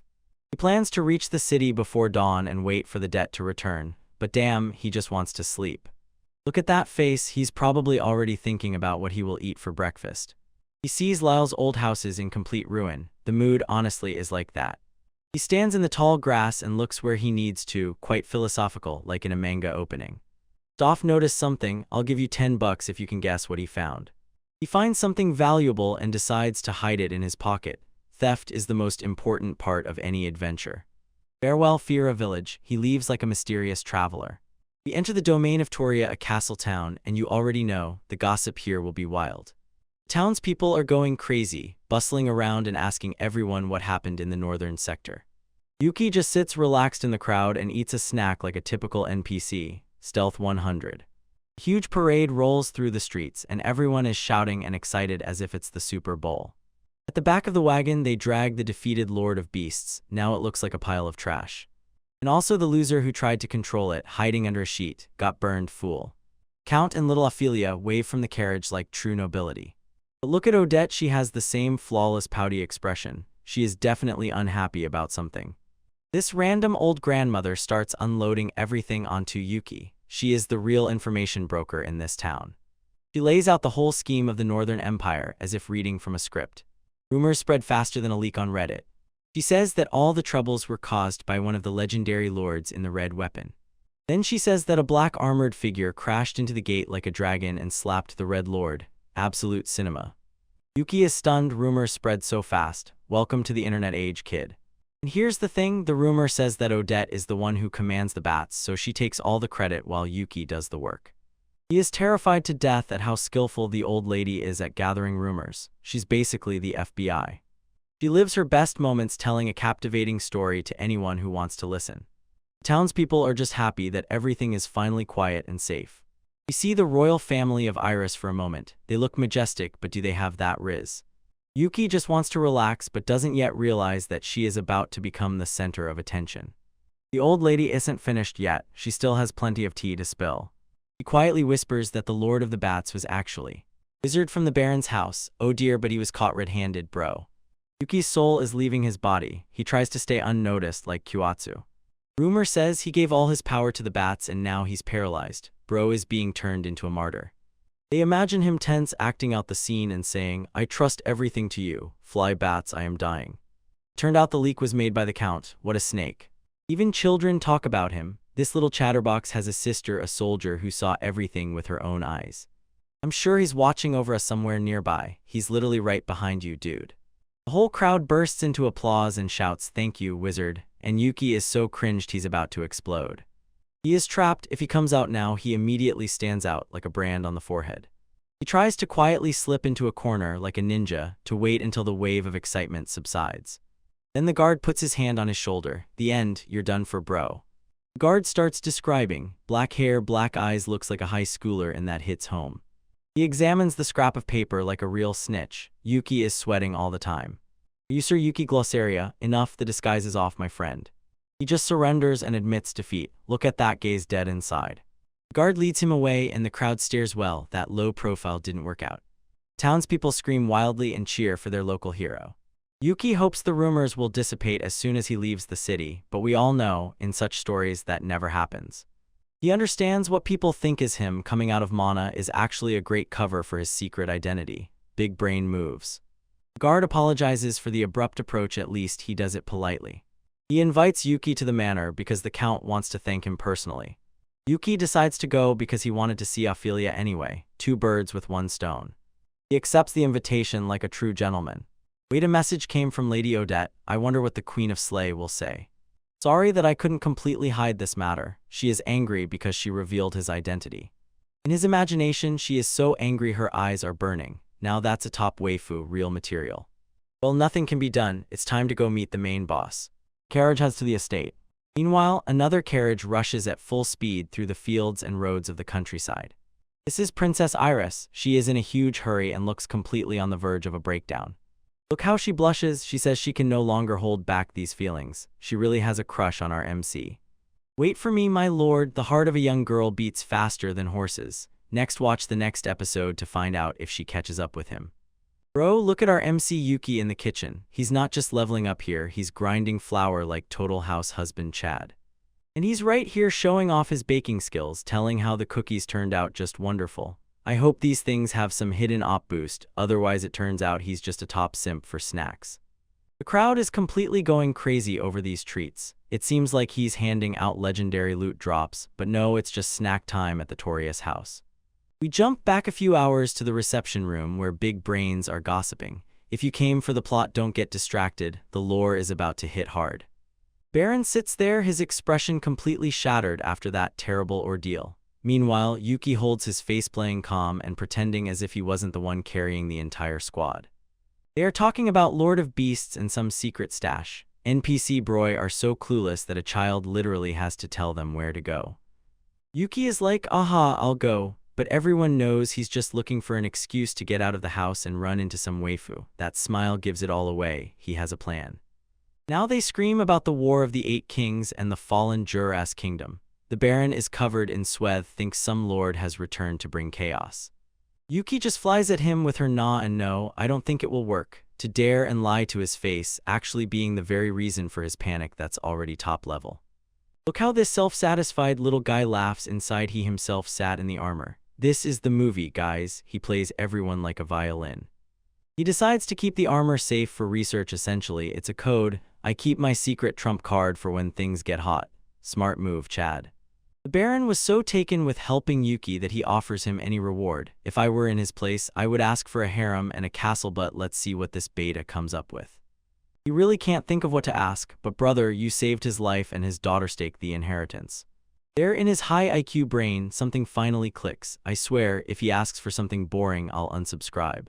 He is begging for ingredients for cookies. Bro is really spending his legendary influence on some powdered sugar and flour. I can't stand this.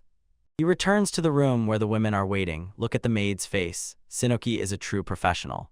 Little Princess Ophelia gives him that look of puppy eyes. Even the dog Garm tries to bite a bit of that MC Riz. Cliff the Bat also picks up the praise. He talks about how incredibly tasty the fruits are. Everyone is now just stuck on Yuki. Yuki simply absorbs everything that is happening. He is sure he is the main hero and all the others are just NPCs in his world. He gives Garm a cucumber crystal so that he can get pumped with power. Now the dog is officially more pumped than most soldiers in this kingdom. He tells Cliff to stay behind and take charge of the bat army, how to command a real swarm of bats when you are a pet. These are serious management skills. Ophelia begins to talk about her family's homeland and suddenly she is overwhelmed with sentiment. Here comes serious lore flags, guys. She wants to compose a song about his achievements. Bro, he literally gets a personal bard. That's how you know you're already at the peak. Yuki looks like he wants to disappear. Being a legendary hero is one thing, but the fact that some little girl is singing about him, that, it turns out, is the limit.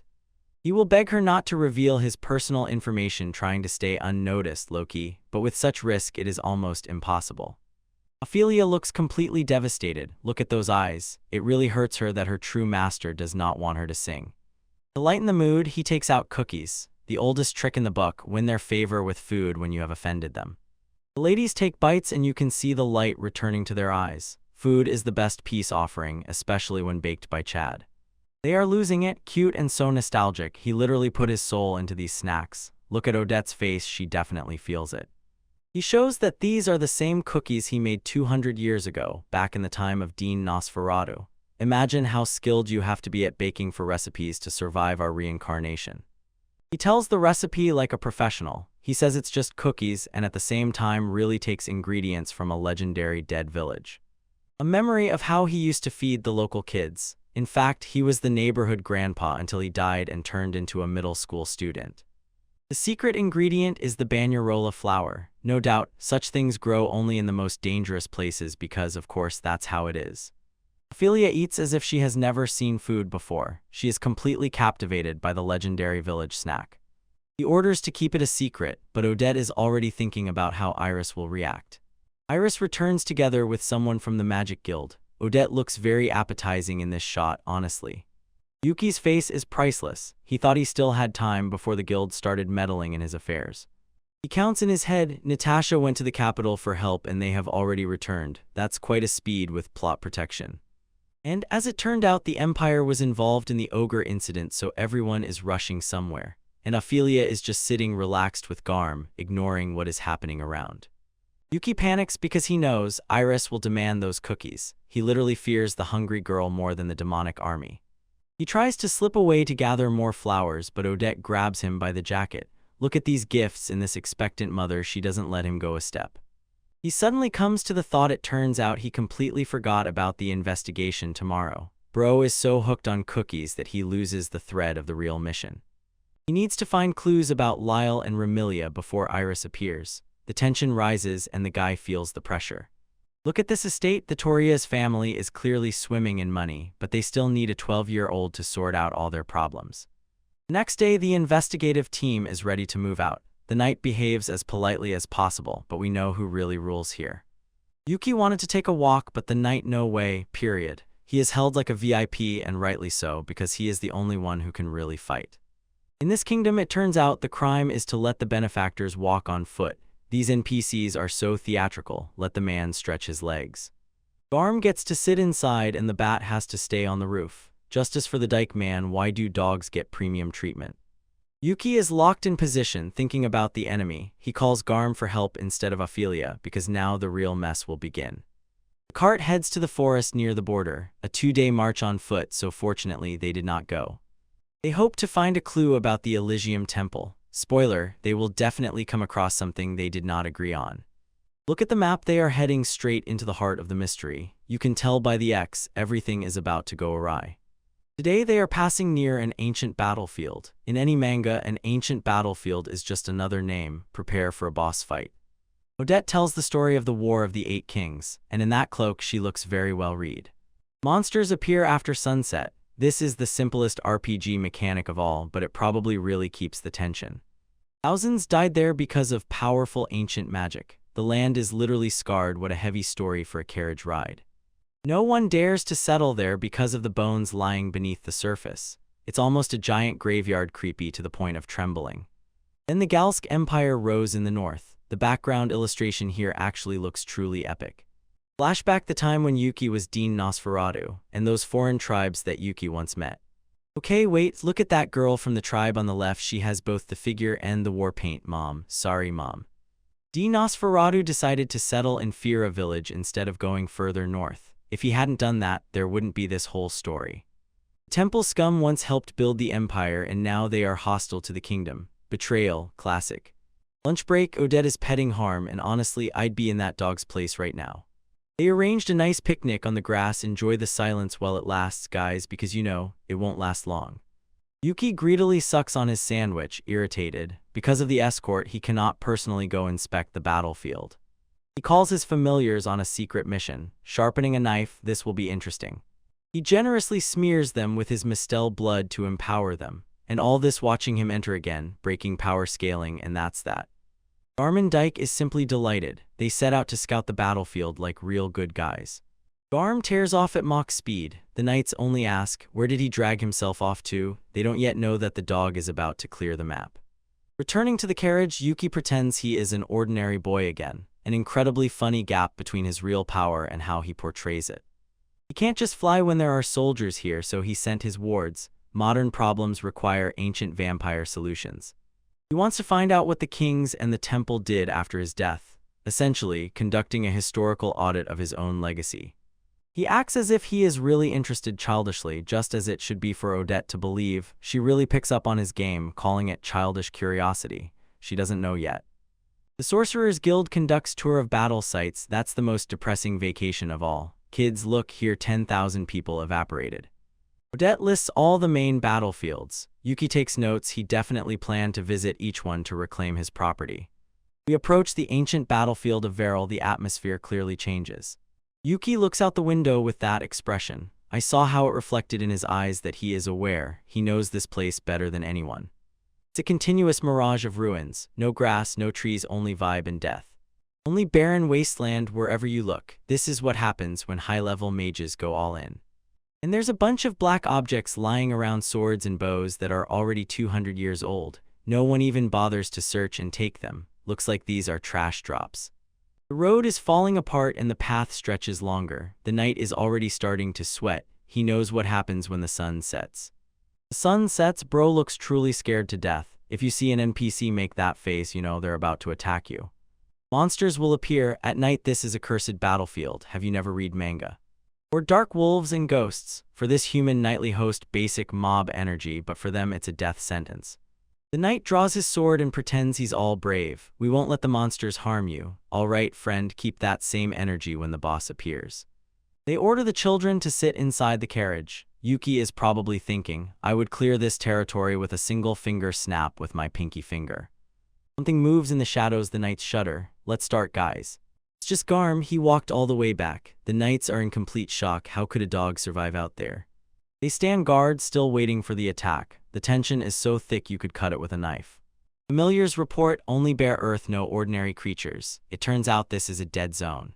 But wait, the magic was different. Garm tries to explain it, and even Odette is confused.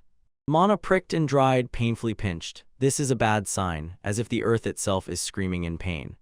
Odette has no idea why this is still a burnt mess. Only Yuki seems to know, but he keeps his mouth shut. He wonders if the Empire knows something. Meanwhile, he just relaxes, petting Garm, a true gigid. The carriage stops again and the knight approaches the door pale. I need to report. They found monsters all torn apart and crushed, as if something completely erased them. They were completely destroyed. The knights panic. They think a new predator has appeared at large. Look at Garm's face. He is so self-satisfied, his eyes are joyful, as if he conducted a solo raid and didn't even sweat. Best boy.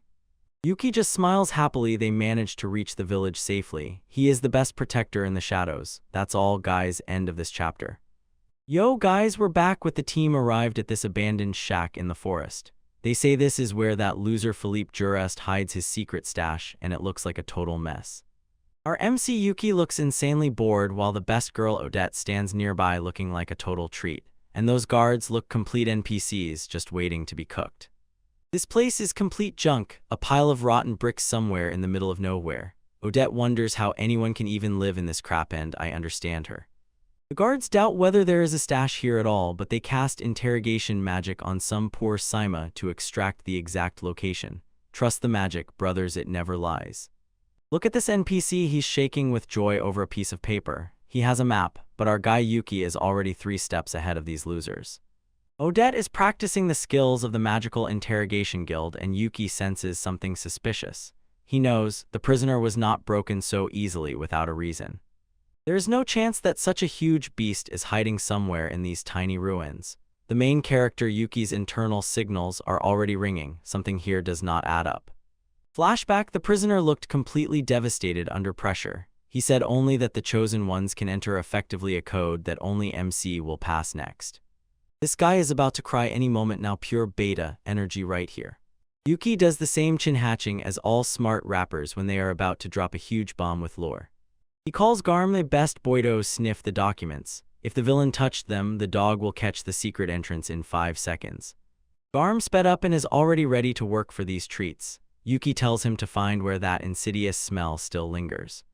While Odette is busy behaving sweetly and confusedly, the dog finds a suspicious spot in the ruins. She thinks it is a hidden room, but our guy is about to correct her. No, this is not just a room, it is a whole hidden passage. Yuki now has that confident grin, as if saying, I am the main character. He explains that it was once the royal villa of the Jurast family. Odette just stands still and lets him calmly prepare, twisting everything with explanations.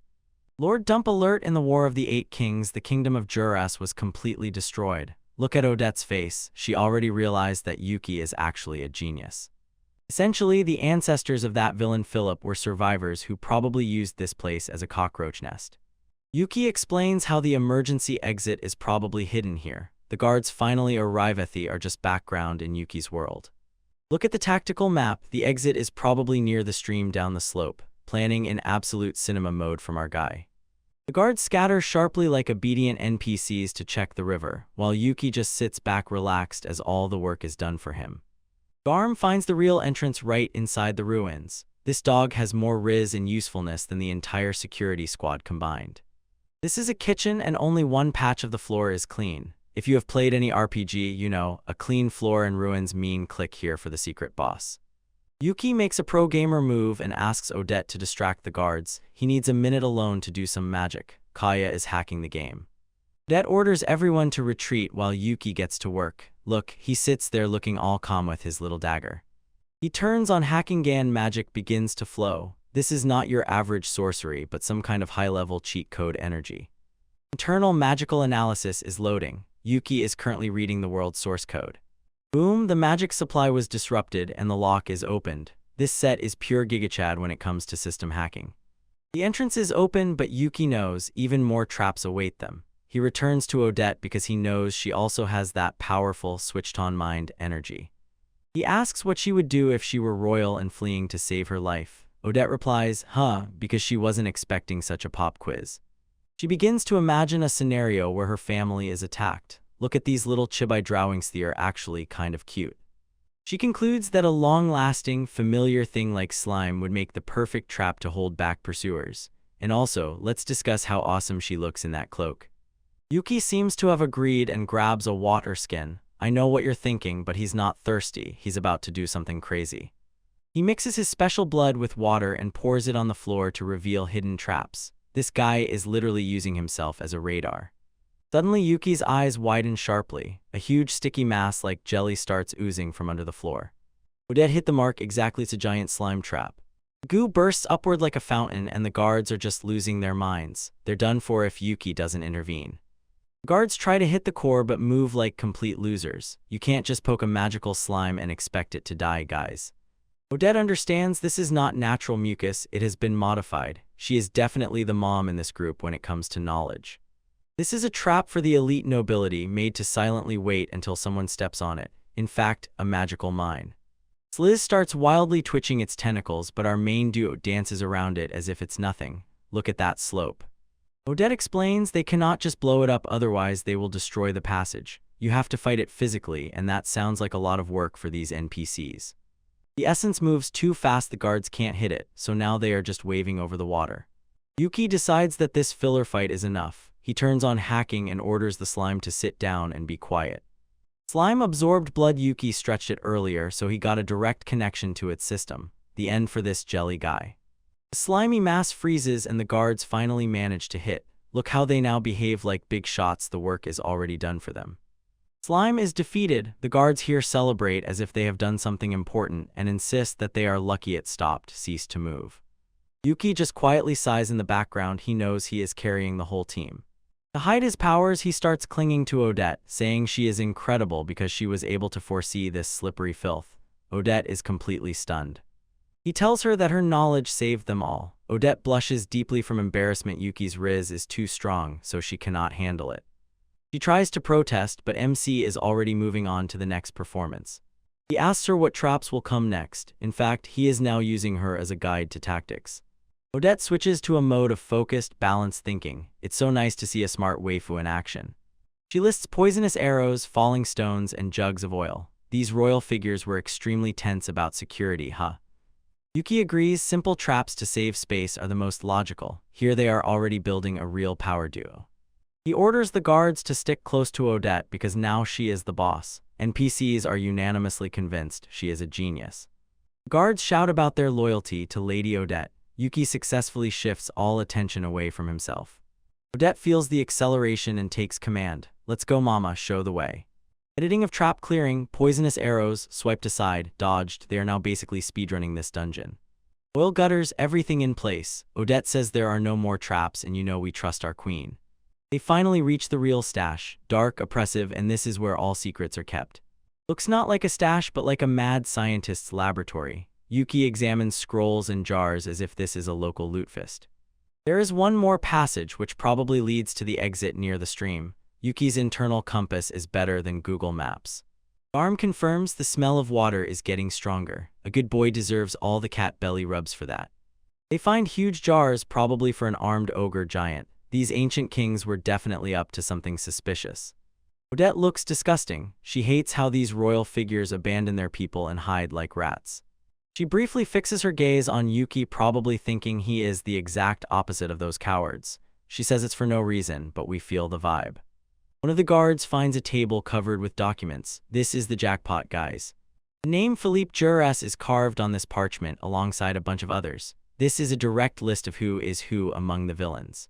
Yuki's eyes widen sharply. He realizes the scale of what they have found. This is a list of lords, Lord of Phantoms, Beasts, Paladins, Berserker. Now that's an endgame level threat. The document says the seal on the ancient item is about to be lifted. Odette looks worried, and honestly, she has every reason to be. This is the end of the note, brief, concise, and terrifying for anyone not from opmc. The letter was addressed specifically to Felipe. Whoever wrote it is a true big villain behind the scenes. Out of 8 lords, 5 have already been found. In this world, the power balance is about to be shattered by a nuclear strike. They understand that they have 2, no, now 3. Yuki collects these things like Pokémon. And the Lord of Paladins and the Lord of Berserkers are in foreign hands. This sets the stage for a huge clash of Chad versus Chad. Flashback to Dorothea, that crazy mother who used Lord of Phantoms. If the strongest seal starts to break, things are about to get hot. Fully restored Lord can strike at any moment. Yuki is serious this time, so we are in for a real show. Yuki wonders which tier his own Lord belongs to. He suddenly realizes the guys he defeated were just training at the tutorial level. Odette says she will help with the investigation while Yi thinks about the Berserker squad. The best girl supports as always. Yuki is not afraid, he is just irritated. This guy is so OP that the threat meant to destroy the world is just a huge headache for him. If the Empire reaches these things, it's the end for the NPCs. Look at those creepy silhouettes in the background. Yuki literally presses his palm to his forehead. He wanted peace and quiet, but now he has to save the world again. He decides to contact Iris later and pass the information to the Magic Guild. Odette winks. She knows she is the MVP of this mission. Yuki decides to explore the Elysian dungeon alone. Solo leveling mode activated. He cannot allow anyone to discover his true identity, otherwise the entire kingdom will go mad. He is the absolute shadow hero. He needs to obtain even older magic to balance the Empire. The dungeon darkens and descends deeper and deeper, just the way we like it. Look at this frame from the legendary Lyle. Yuki wants to find the sealing methods he used. A total Chad move. The plan is clear. Garmin keeps watch while Yuki explores. Got it, best guy. Suddenly, Odette runs back with a new clue. She found the most important piece of paper in the whole lab. This is a detailed plan, and the signatures prove all the villains work together. The intrigue thickens, guys. Dorothea and Felipe were allies. The entire conspiracy was planned from the start. Their goal is to infiltrate the giant dungeon of the royal capital, Elysian. These guys were preparing a full-scale invasion. Felipe was supposed to ride the Lord of Beasts and just tear everything down. Look how he laughs boldly, a self-satisfied loser. The capital was supposed to be covered in smoke and chaos, but this plan, it turns out, was already well thought out. While the beast was rushing into attack, Dorothea was going to use necromancy to take everyone under control. This is a Dami-mommy move, if I know anything about this. The kingdom would surely have fallen. They were seconds away from total disaster. Odette trembles at the very thought of it, but she keeps herself together because she knows Yuki has already ruined the whole plan. She says he is truly incredible. The flattery is genuine, but honestly, he earned it. She is a bit irritated, not as strong as he is. But don't worry, Odette, you are still the same waifu in our hearts. Yo, fam, we're back with the lore. These villains, Dorothea and Philly, plan to turn the capital into a complete circus because they decided they could just take over Elysian as if it were an empty lot. Our guy Yuki and the love-struck Odette are looking for evidence, but these guys were smart and left no paper trail in the Empire. Yuki has that big brain, trying to connect all the dots and reach the Goyle Empire while looking as composed and focused as possible. The only thing they found were notes from some group chat about how to sneak into the DMs of the Elysium Temple, which is basically useless, but Yuki says that's the vibe. Look at those NPCs working overtime to clean up this whole mess. Hopefully, they at least get paid minimum wage for it. The squad here is almost done, and our MC has long been bored with side quests. Yuki asks to pause for a second. It seems the main character's story is already there while the background characters drag and sort the luggage. He wants to visit the ancient Varel battlefield while the sun is still shining. They say now he's like a history maniac. Look at that face, he's definitely plotting something sneaky because of what happened 200 years ago. Sharp editing, and already by afternoon, the landscape looks like a continuous, merciless wasteland. Bro literally flies in the air with his dog Garm as if playing in creative mode. Zero peace. Odette is a real gift for allowing him to take a familiar one with him, and Garm looks as if he is going full throttle for the first time and enjoying every moment. Land like a boss in the middle of no man's land. The place is pure data, like my bank account after a Steam sale. Not a single tree, not a single blade of grass, and no spirit. Yuki begins to recall his past life as Dean Nosferatu, and wonders if he would have gotten involved in the Eight Kings War. Look at this silhouette, guys. The previous life was definitely GigaChat, like in that game with the cape. He feels remnants of ancient magic in the air and probably thinks about whether he can get some legendary artifacts. Dude, his past looks like he's about to explode and cover everyone if he gets a little more hyped. That hand emerging from the dust and reaching out, pure cinema right now. Stop, that big scary immortal here appeared as a medic and treated the wounded. Softy. Come on, that's an old story and you can't check the receipts anyway. He is worried that the peasants will get caught in the crossfire very, very kindly for a guy who was once a demon king or something like that. Don't worry, Garm, your master is just going through a midlife crisis, or rather, a multi-life crisis. No monsters, no animals, only vibes and a faint scent of old magic lingering in the air. He decides to dig a little deeper, the plot demands it. It's time for the dog to go to work while Yuki prepares to show how she disperses magic. He activates the spell. Cool tattoos sparkle on his palm. When the hand starts to glow, it means things are getting really serious. Power of the earth, bro, he's literally bending the earth here, straight top tier. Floor burns under these magical spikes. Look at that strike, he doesn't even try and has already caused more damage to property than the villains. He coughed hoarsely through the dust cloud, as if he didn't expect his own power to become so unstable. The earth barely responds, the spikes only barely scratch the surface because the soil is harder than math on an exam. Yuki notices his magic is weaker than usual, and his special blood dissipates too quickly, looks like a debuff. Sitting right in the mud and replaying the plan of his life anew.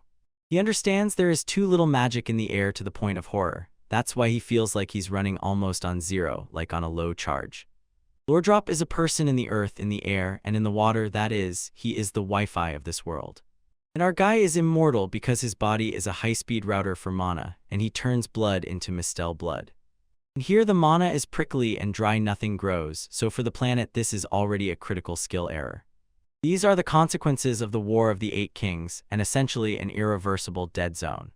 Yuki gets fired up. He wants to know exactly which forbidden magic caused such a level of destruction. He stubbornly decided to learn everything about ancient magic and finish it, because he has the same motivation as the main hero. Garm pulls back. He felt something, and Yuki finally breaks free from his boring moment. Someone is approaching, and Garm becomes alert, like on needles. It's a carriage with soldiers, and they look like they wildly need to make it in time. Yuki's face says it all. Can I have 5 minutes of peace?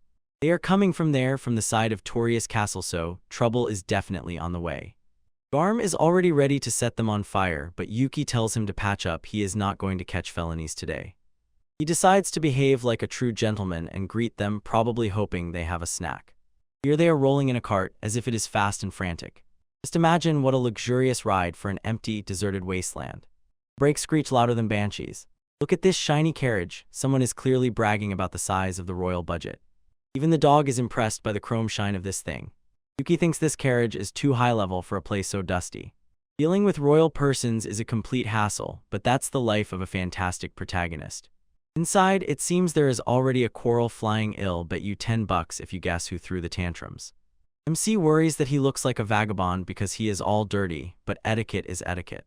Inside, a girl is crying, and they say her presence is almost oppressive. Usually this is a code. The waifu is about to arrive.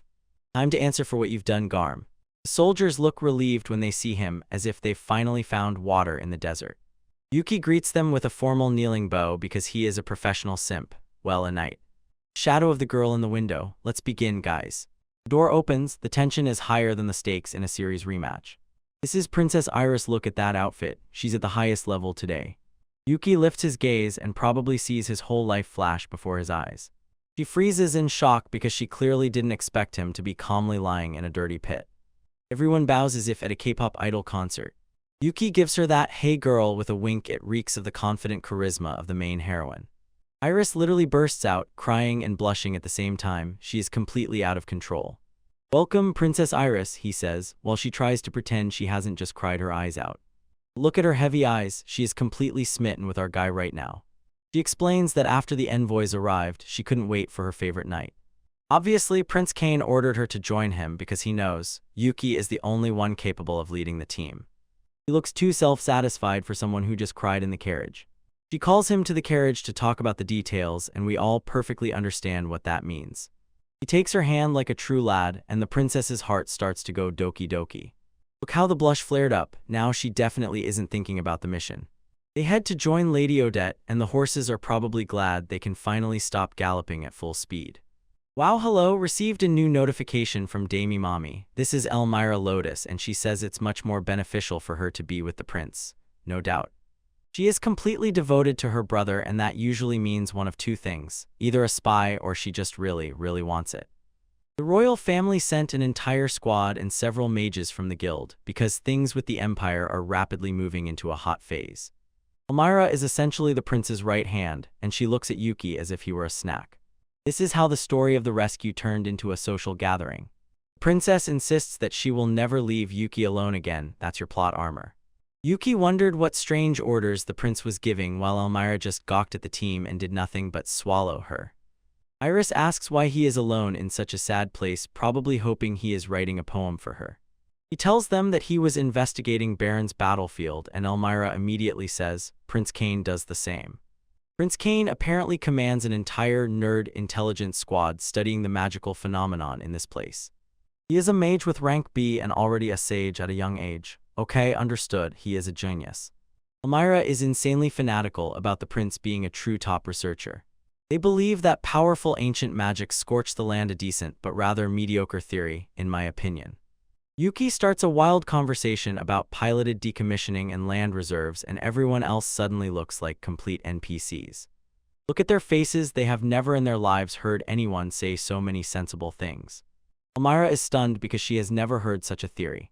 Yuki realizes he overdid it with the too smart tone and tries to blame it all on intuition. Classic, I'm not the main character behavior. Elmira is so impressed she wants to recruit him into the research team. Look at what assets she has here on this panel. God bless. And our guy Yuki is loyal. He says he is the princess's knight and serves no one else. And this is a direct blow to Iris's heart. She can officially be written off. She is ready. And Yuki thinks that contacting the big mages is a trap that could expose his secret identity. Iris blushes so hard she might explode, and Elmira definitely catches the mood. Meanwhile, in Count Torius's domains, everything unexpectedly looks quite civilized. Natasha just returned from a mission and greets her family as if she just escaped a death trap. He is happy about this. The villains did not delete his daughter. She gives all the credit to Yuki and Odette because, let's be honest, they did all the hard work. The guys from the Magic Guild are already here, and one of them looks like he has a permanent bone in his pants. He quietly acts rudely, says they came only because of orders. This is weak behavior. He wants to see Lord of Beasts first before sending him to the capital, probably to conduct dirty experiments. Stay tuned, guys, the plot thickens. So, as a matter of fact, you are all true men of culture. Your guy returned with another review, and today we dive into a top fantasy drama where the Magical Guild thinks they can just steal our MC's loot. Look. Some giant dude, a machine, the Lord of Beasts, stands there like a boss. The Magical Guild has already moved in their second squad unit of the Lord even before the dust settled. They act as if this place belongs to them. That redhead brat Bruno is already babbling nonstop about how this technology will lead to real technological breakthroughs for the guild. What audacity. They literally plan to send this to the capital as a reward for Yuki and Odette, but the guild says, no, we take it for ourselves. Bruno basically orders everyone to shut up because the Zemel faction is taking the prize. There will be no objections. Here you can already see a clash of interests, and honestly the tension is thicker even than the plot armor. Flashback a few hours ago, we see Yuki and the pleasant Iris are sitting relaxed in a carriage. I know what you're thinking, carriage scenes always hit. Yuki has a proposal to guard the storage, so he behaves as cautiously as possible, a true tactical genius. But Iris won't stand for it. She wants to take everything upon herself because she is a queen who gets things done. They start talking about the Eight Kings War and confirm their intentions, but let's be honest, we're just waiting for the next waifu to appear. And just as we mentioned the devil, the gaze fell on the carriage. It's Elmira and the holy treasures. Look at the culture in this woman. Mommy, sorry, mommy. Iris starts her usual chatter of a smart girl again about how to catch the culprits and how to avoid troubles from her past life. Elmira just sits and looks as bombastic and confident as possible, because now they have as many as 2 lords. They begin to talk about the mysterious Black Lord, and I think, when will the guild finally understand? Our MC is exactly the one hiding behind the mask. Come on, Iris has an epiphany. She probably realized her husband is stronger than he looks. Elmira believes that this perfect gentleman is exactly what Prince Cain wants for his collection. She asks about Yuki's insight, and she herself looks as if she will enchant him madly right now. She even says that the prince wants to keep it for his own use, and the way she says it, it shakes me. Yuki's face is literally all of us right now, just confused by the comment about personal use. They start flattering Prince Cain, saying that only he, a man of noble blood and magical talent, is worthy to own the Lord. Elmira is determined to explore the deepest spaces of Elysium to find the strongest lord for her prince. So Yuki and Iris decide to just stay silent about this whole story, because why invite even more trouble? Finally, they reach this quiet village like a pristine NPC zone from the start. But as soon as Princess Iris slips out of that carriage, the peasants go crazy. This is a direct "Your Highness" moment. Iris plays perfectly. She tells the men to stay calm and doesn't leave Yuki's side as if glued. She starts giving orders about official reports and placements, as if she is the mistress here, and in fact she is. Yuki and Odette just follow along while the princess paves the way. They reach their room, and for a moment everything looks like it will finally become cozy. Iris finally lets out a deep sigh and drops the royal image.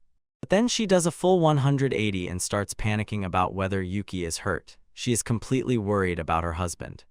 Man, she literally throws an elf at him, crying that he fought the ogre horde and the Lord of Beasts. This is the peak of devotion, guys. A moment of a short flashback, pure cinema, the fight against the Lord of Beasts you won't forget. Yuki gently strokes her head and smiles, promising to tell her everything that happened. They sit down to talk, and Yuki tells how he defeated the Jet Black Lord at the ruins of Fira village. A bit more lore about the family of Count Torios in Descendants, but look at Iris's face, she is so proud of her husband. Det notes that Yuki's achievements would usually immediately boost his noble rank by about 4 levels. But Yuki knows too well the risk of his identity being exposed is too great, especially when the Magical Guild is so greedy. He can't just give his inheritance to some random researchers, and honestly I respect this work to exhaustion. He asks Iris to prepare a hidden hangar for Lord, and she is bustling around him all the time. She is like, my Lord's problems are my problems too. That's the kind of energy we all need in life. She literally twists her status as a princess and influence on the guild just to help her husband. Odette and Iris start arguing about who should fight alongside Yuki, and honestly, it's just cute. Iris understands that catching up to Yuki is a real challenge, but she trusts Odette to handle the fight. They hold hands and make a deal. Watching this is pure cinema. Iris is so happy that she even offers her assets to the debtor as a thank you, a piece of property. Wait, her fortune or other assets? I'm confused, but I'm curious. And Yuki just stands there thinking about what these two are trying to turn him into. Suddenly, Elmira's mother turned around and looks a bit exhausted and nervous. She begins to talk about factional quarrels within the magical guild, and it sounds like a constant headache. You constantly cause clashes between the Kane squad and the Zemel squad. They are always at each other's throats. Yuki and Odette are like, no matter what, the magical guild is a complete mess, and I can't disagree with that. The Zemel faction is some kind of A-rank mage, and they are definitely the villains of this arc. And Iris drops a bomb. Officially she is from the Kane faction, but in reality she belongs to the Yuki faction. Odette is already like a bet. Count me in the Yashchuk faction too. Bro, now he has a whole harem faction. Yuki still can't get rid of the thought, what does the Zemel faction really want? Dog starts barking because someone is approaching the room. It's Elmira again, and she looks as if she just saw a ghost. Next, she has a report from the Torius family, and from the way she holds her breath, it's clear, this is bad news. Bruno from the Zemel faction officially declared his ownership of the Lord of Beasts, such snake-like behavior. Yuki and Iris are completely stunned, they just stole it from him like that. Elmira explains, according to the guild rules, property belongs to the one who acquired it, and that's the whole cap. She is literally in tears because she knows, this fully belongs to Yuki and Odette. Since the identity of the Black Lord is hidden, the Zemel faction simply crashes into the matter like vultures. Elmira kneels and begs Princess Iris to make those greedy thieves realize their guilt. Cut to the armory of Torio's castle. The tension in the confrontation rises to the limit. Guild soldiers have already surrounded the Beast Lord. The local lord tries to stop them, saying that the guild has no right to inspect his armory without permission. He defends Yuki's efforts, but these guild NPCs do not heed logic. Bruno orders him to shut up, insisting that their verdict is based on advanced magical knowledge. She essentially says that the Zemel faction is the largest, so they get priority. It's just might makes right, only with additional steps. He orders the soldiers to clear the way because time is of the essence. She is literally going to massively reproduce the lines of the lords to conquer the empire. This girl is completely out of her mind. Ophelia sees all this and she is truly anxious. And her sister is also in panic. She thinks it is all her fault because she asked for help. Then she turns around and a change is visible in her eyes. Yes, she gives everyone a sweet but scary smile and says there is nothing to fear. He realized the legends they sing are actually true. He promises to sing later a song about the one who created a new legend. First, she has to punish the thieves trying to steal from her lord. He glances at her back cliff and says, time to act. She is truly angry, and you know what they say about the quiet ones. She tells her sister to go find their father, and she herself creates a breakthrough with Cliff. She goes straight into the very center of the confrontation looking like a real boss. Guild soldiers, who is this little girl? And now they will have to find out everything the hard way. She begins to sing, and for a moment it seems as if this is just carefree manga. Everyone just stands still and looks confused, not understanding why a song is playing somewhere in the middle of their raid. The song is actually a spell, and the atmosphere is already starting to shift. Bruno gets worked up, demanding to know what song she is singing. The song says that those who steal guardian treasures cannot be forgiven. Ophelia crashes right into Bruno's face and tells him that he has no right to touch the treasure. She orders them to step back immediately and looks simply incredibly terrible. Bruno loses his composure and calls her an uneducated little girl. Then bam, Bruno is completely knocked down by an invisible force. Absolute cinema. Ophelia just stands still with a cold gaze while Bruno flies through the air. The bat gets drunk and dives wildly, finishing him off, biting Bruno right in the face. Bruno shouts at the top of his lungs, calls for his father, while the maid and the bat are killing her with a rag. Ophelia orders the guards to immediately seize the thieves from the Magic Guild. She tells Bruno that the truly cheeky one is her. She stands there with a baseball bat, looks like the final boss, which she really is. Don't underestimate the people of a true lord. This is a gigachad moment if I've ever seen one. Some very attention-hungry lady begs our emissary to help her with the problem of her ZML faction. Look at the despair. She knows she needs a real Chad to handle everything. Princess Iris here plans a speedrun to Torius Castle. Forget about horses, she wants to get there in record time thanks to that cheat code magic. Just a brief view of the mountains before the real chaos begins. Switching to the castle, a few NPC guards are trying to restrain this mage with green hair. She behaves like the main heroine, but she's about to get seriously roasted. The girl is literally bleeding from her nose just from the pressure, and she keeps babbling about ancient artifacts as if she really has control over one. She looks at the Lord of Beasts as if it's her ticket to leveling up. She thinks she'll just jump inside and control this giant metal chunk like a true gigachad. Then a voice from the window orders her to sit down and be obedient. That's our guy Yuki, and the princess is just resting on the ledge as if nothing is happening. Yuki starts dropping knowledge, basically telling this average mage that she doesn't have the mana pool for such a run.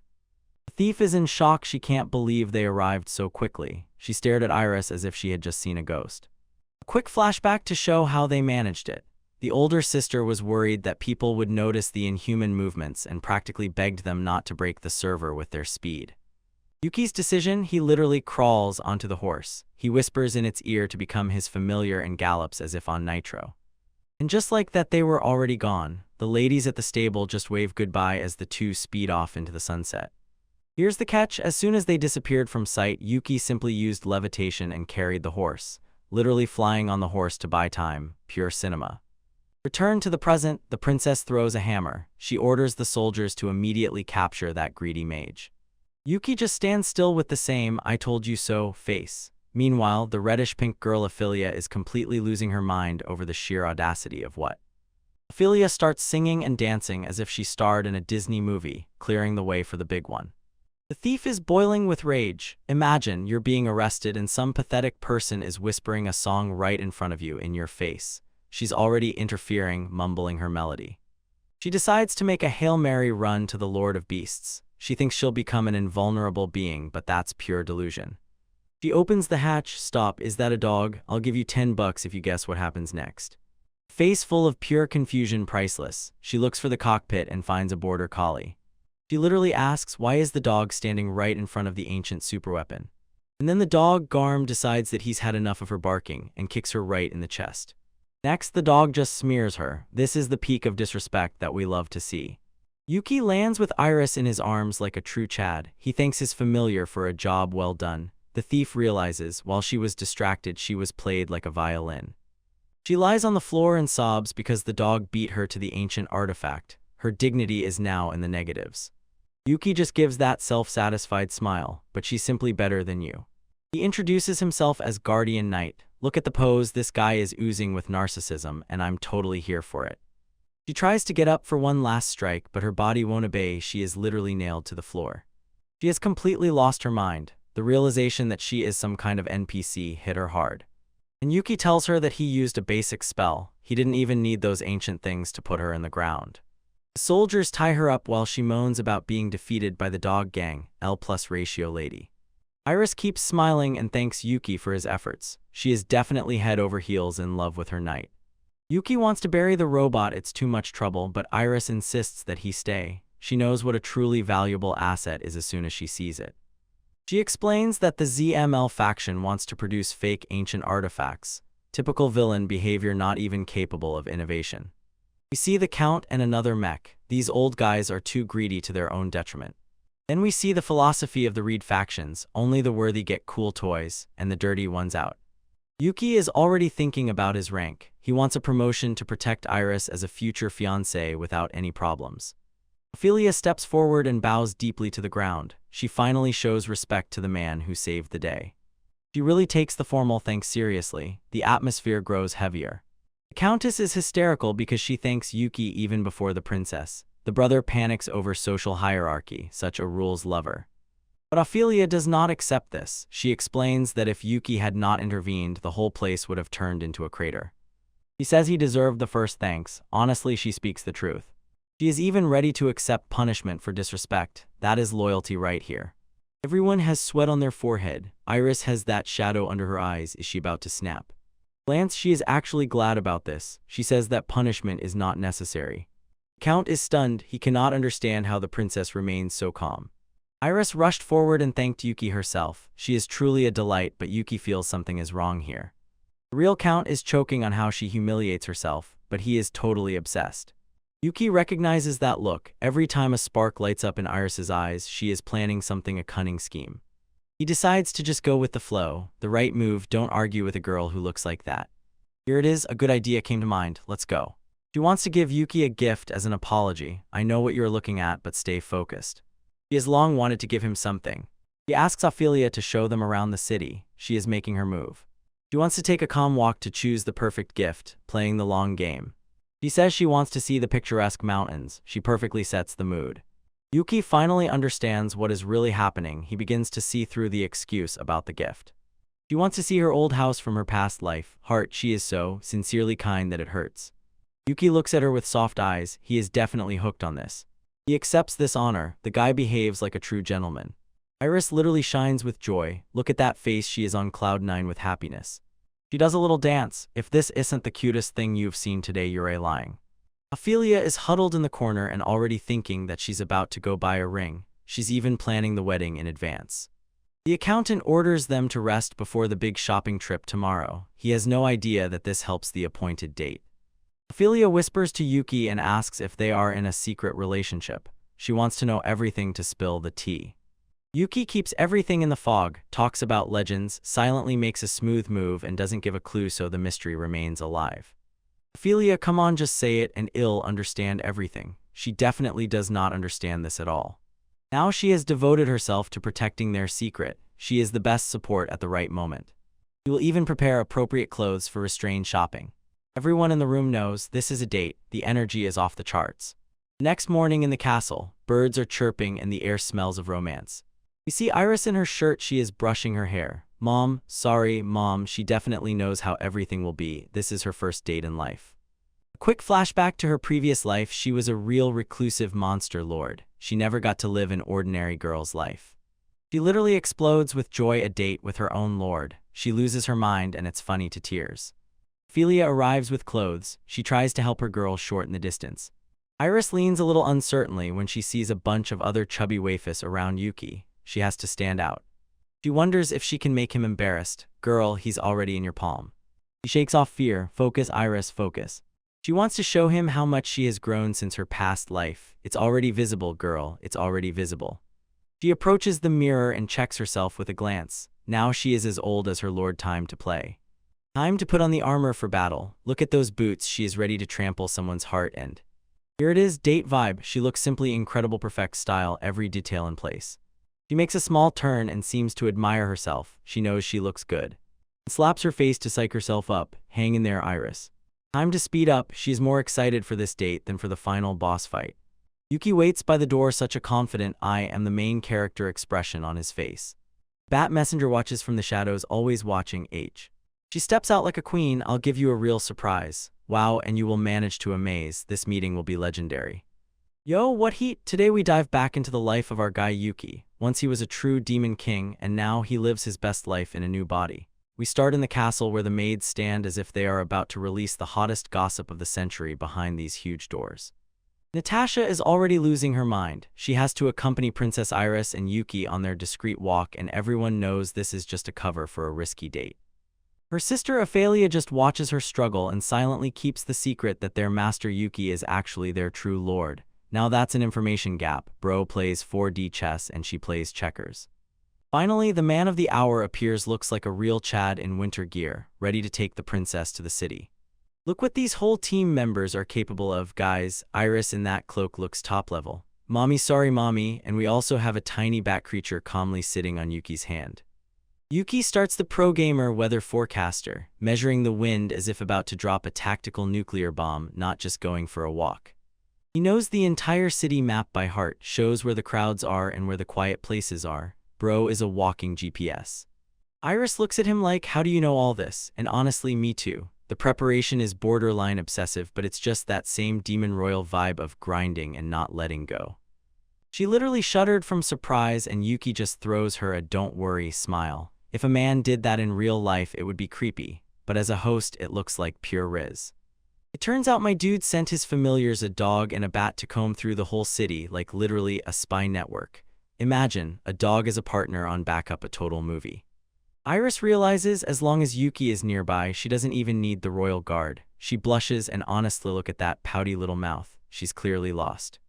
Yuki pulls out the child escort formation. He taught this to the familiars, and the brother treats the princess like a VIP asset in the Call of Duty mission. And then the moment you have all been waiting for, he extends his hand like a true gentleman. He says, "Hold my hand," and in this is the energy of GigaChat. I will give you $10 if you find a phrase smoother than this. Iris completely short-circuited. Stop, not the right word. Look how her blush burns. They walk through the market, holding hands, and even NPCs call them a cute couple.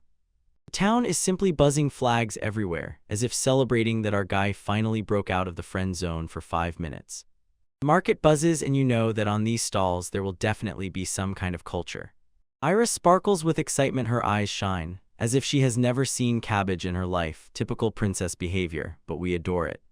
She asks Yuki what he wants, probably expecting something romantic, but my boyfriend thinks with his stomach. He says probably dry products. Bro, are you serious? You're on a date with a real goddess and you want beef jerky. Prepared, he's definitely dead. He starts obsessively fangirling over seafood because the area is very close to the sea.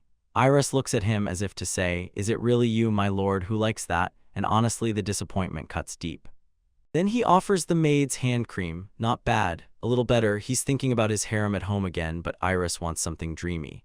Yuki can't figure out what dreaminess is. He suggests Katura flowers, but they don't grow in the capital. Bro failed the vibe check. Then he completely changes, starts talking about how hoses and sickles evolved in this era. Bro, you just made an auto and you were talking about agricultural tools on a date. Huge audacity. Iris tries so hard to be supportive, but it's clear she's tearing up inside. Giving a girl agricultural tools is a one-way ticket to the shadow realm of just friends. Finally, she loses patience and just starts babbling nonstop. What about a ring? She's literally proposing to herself. Yuki acts as if he just thought the same thing. Not a bad save, bro, but we all saw you brown-nosing those 2 seconds ago. The maids chime in. The market only has cheap things for commoners. They're basically labeling Yuki a poor guy, but he doesn't care. They are heading to the jewelry store and Yuki behaves like a true gentleman. He lets the princess take whatever she wants, not even worrying about the price. Look at all these sparkles, they are enough to make the heart of any waifu tremble. Iris in the sky, she examines all the cute accessories like a child in a candy store. Yuki notices something that catches the eye, a lapis stone pendant. Simple, yet it carries the same mood. I'm not here by accident, I am a legendary item. Flashback, he remembers giving Remilia something similar as a wedding gift. The bro is just reusing gifts from his past life. This is already the legendary level of stinginess. He understands that this thing is of low purity, but at a price that fits his current budget, a real man from the people. He calls the shopkeeper closer, ready to lay out a pile of coins for this pendant, but then Iris suddenly flies in and demands TWO of them from him. She won't let him escape so easily. Yuki doesn't understand why she tries to pay, since it's his gift, but she is simply happy to have matching gear. A piece of the past resurfaces again. Remilia was clearly the damey mommy type. Look at those assets, no wonder Yuki remembers the pendant. Returning to the present, Yu plants a kiss on the throat and takes off the necklace from his chest to put it on her. That's it, guys, real cinema. He puts the necklace on her and the tension is so thick you could cut it with a sword. Looks perfect on her. Iris now is like a complete 10-10. Yuki says it suits her, and in the background the maids start to get jealous. They want their turn. Get in line, ladies. The whole squad continues at their own pace like an elite party in an RPG. They reach the southern square, the place in the city that is the calmest.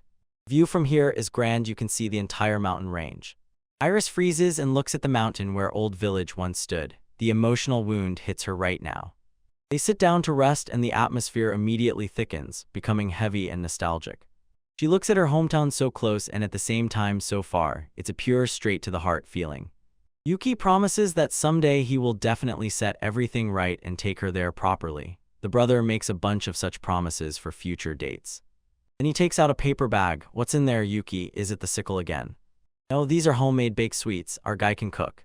He made them from Lila flowers from the garden at her old house. And then bro returned to the ruins just to gather ingredients for a snack. That's endurance at the GigaChad level. He even admits that he took them from the garden of her former self, Alice Carmine.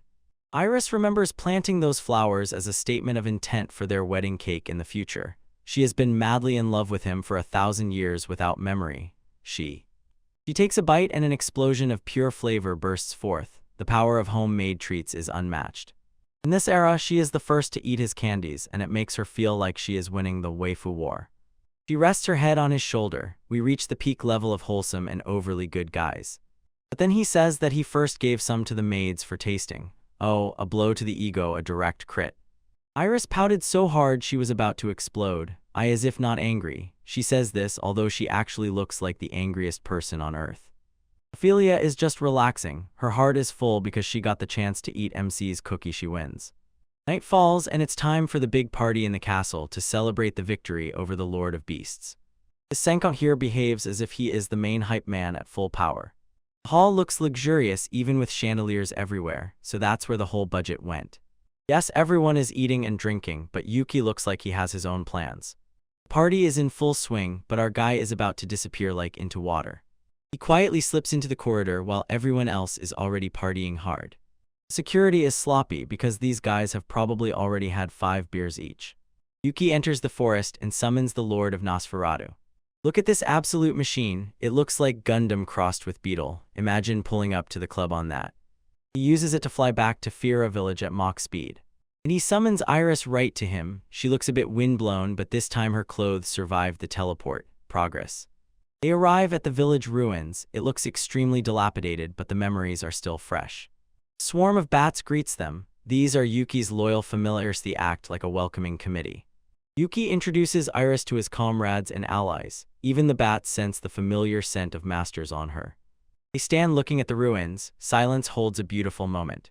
They find an old tree in the village square. This place is legendary. Iris remembers it was right here that her father proposed to her mother. We are shown a flashback of her dad, Lyle, who proposed at least 50 times before she finally said yes. Pure persistence, a true Chad who never faced defeat. Iris looked at her pendant and decided to follow this example. She sets her target. Yuki just stands still, probably thinking about even more dried fish. Iris steps forward, approaching. The height difference makes it look like a scene from a shoujo manga. "Make me your fiancé," she says. She really pushed through to the end. Finally, she blurted out the very word, fiancé. Yuki just smiles and says, "Yeah, I know. Bro, that's the loneliest hand gesture response you can imagine." He tells her he has no intention of leaving her behind. Essentially, he already accepts the contract. And then he says, "My dear family," her own family, even worse than his friend. Iris is still happy, but girl, you need to work on that family label. Yuki says she is too unpredictable to leave her alone. He basically states outright, he is her nanny for life. She vows to become a true lady so that he will finally see her as a woman. The work is never ending.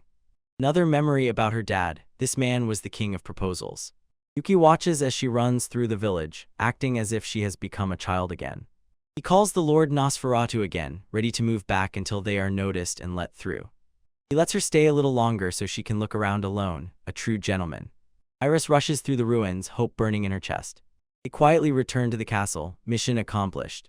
She thanks him for the amazing day, a perfect ending to a perfect date. But wait, Yuki notices something. Her hands are muddy. He is confused. She was just looking around, right? So what is she trying to find? Next day, Yuki flies back to the village to investigate. He finds a stone tablet buried in the ground. It says here, "My lord and Alice Carmine were engaged." She literally carved the engagement in stone. She really is her father's daughter. The down bad level is passed down from generation to generation. Yuki just laughs and waves it off. He will leave it there, let the bats guard it. He is satisfied with the trip. He saw the village and made sure that his princess is madly crazy about him. It's time to return to the capital and see what other trouble fate will throw at us. Be polite, guys. Yo, what's up, my cultured kings and absolute deans? Your fighter with another hit. Our MC is finally rising in the world after dragging his team through a real combat zone. We're flying back to the capital, and you already know the atmosphere is flawless because next to him are 2 top wavers. First, we need to say goodbye to the local talents. Look at Natasha and Ophelia, they wave goodbye sincerely. Leaving these assets behind is a crime, but the work doesn't stop for a man of culture. Seriously, look at the pure waifu energy. I would give you $10 if you could look them in the eyes for more than 5 seconds without looking away, but we all know, you are already completely head over heels. Odette is trying to look as professional and serious as possible in these high boots, but we know, she is just happy to be in the exclusive MC club. She was officially recruited into the Yuki faction, and honestly, who would blame her? The girls are already celebrating as if they just won the lottery because they will get the right to keep hanging out with our guy. It's almost a harem in the making, and I'm here for pure cinema. Returning to the capital, our master of ceremonies tries to pull this trick from the book, pretending to feel bad to skip work. He is really trying to dodge the king, pretending his stomach is twisting pure peak beta energy, honestly. But Marta, the local mommy, is not going to tolerate this. Look at those two ponytails and that look. I'm not angry, I'm more disappointed. Mommy. She catches him in 4K instantly because she knows this man is a complete fraud when it comes to illness. Bro immediately realizes he's lost and just gives up the performance because you can't lie to a woman who is so knowledgeable. To smooth things over, he takes out some hand cream bought as a souvenir. This man has the same random risk. He takes gifts for the staff just to stay in their good graces. Our guy is still grumbling that he needs to go to the palace to see the king. He would be better off just taking the loot and sitting at home like a true gamer, but life doesn't work that way when you're the main character. Martha has to make him understand that NPCs start getting jealous if you don't brag about your achievements. If he doesn't go, people will start clinging to him and hating him, deciding that he's running some shady business behind the scenes. He finally realizes the king just needs to use him for PR to show the kingdom there is at least some talent here. It's all a big political game and our guy is a key player. Then he delivers the smoothest line of the century and asks Martha to come to the palace with him, and what really inviting the maid to the royal reception like a complete Chad. He tells her because she is the one protecting the place he returns to. I am telling you, this man's riz is off the charts. The maid blushes even more than a tomato. Martha is completely shocked by the blatant audacity of his charms. She already got her reward just from hearing that, but she will still be by his side. Time to head to the big house. The royal palace looks way too luxurious today. They are announcing the arrival of the son of Baron Glossaria and the daughter of the Duchess. Look at the guys from Walk-In. Those high heels on Odette are doing quite a job right now for the sake of culture. We enter the throne room in style. Odette looks like an outright noble tasty piece, and our host is just trying to pretend he belongs here. The tension is off the charts, but the style is off the charts too. The noisy P-Box NPCs are already whispering that these two are 13 years old and they are already doing more than most adults. The salt in this room is real, and I am enjoying how visible it is. Here he is, the king himself, sitting on his huge throne and watching closely as a new talent blooms in his kingdom. It's time for the official glaze session to begin. The size of this room is madness. Imagine having to cover such a distance just to be told you're doing well. My lazy version would have simply asked for a Zoom call. Look who is standing next to the royal Princess Iris. She looks simply like a goddess today. Next to her is Prince Cain, and for the first time he really looks like a decent guy.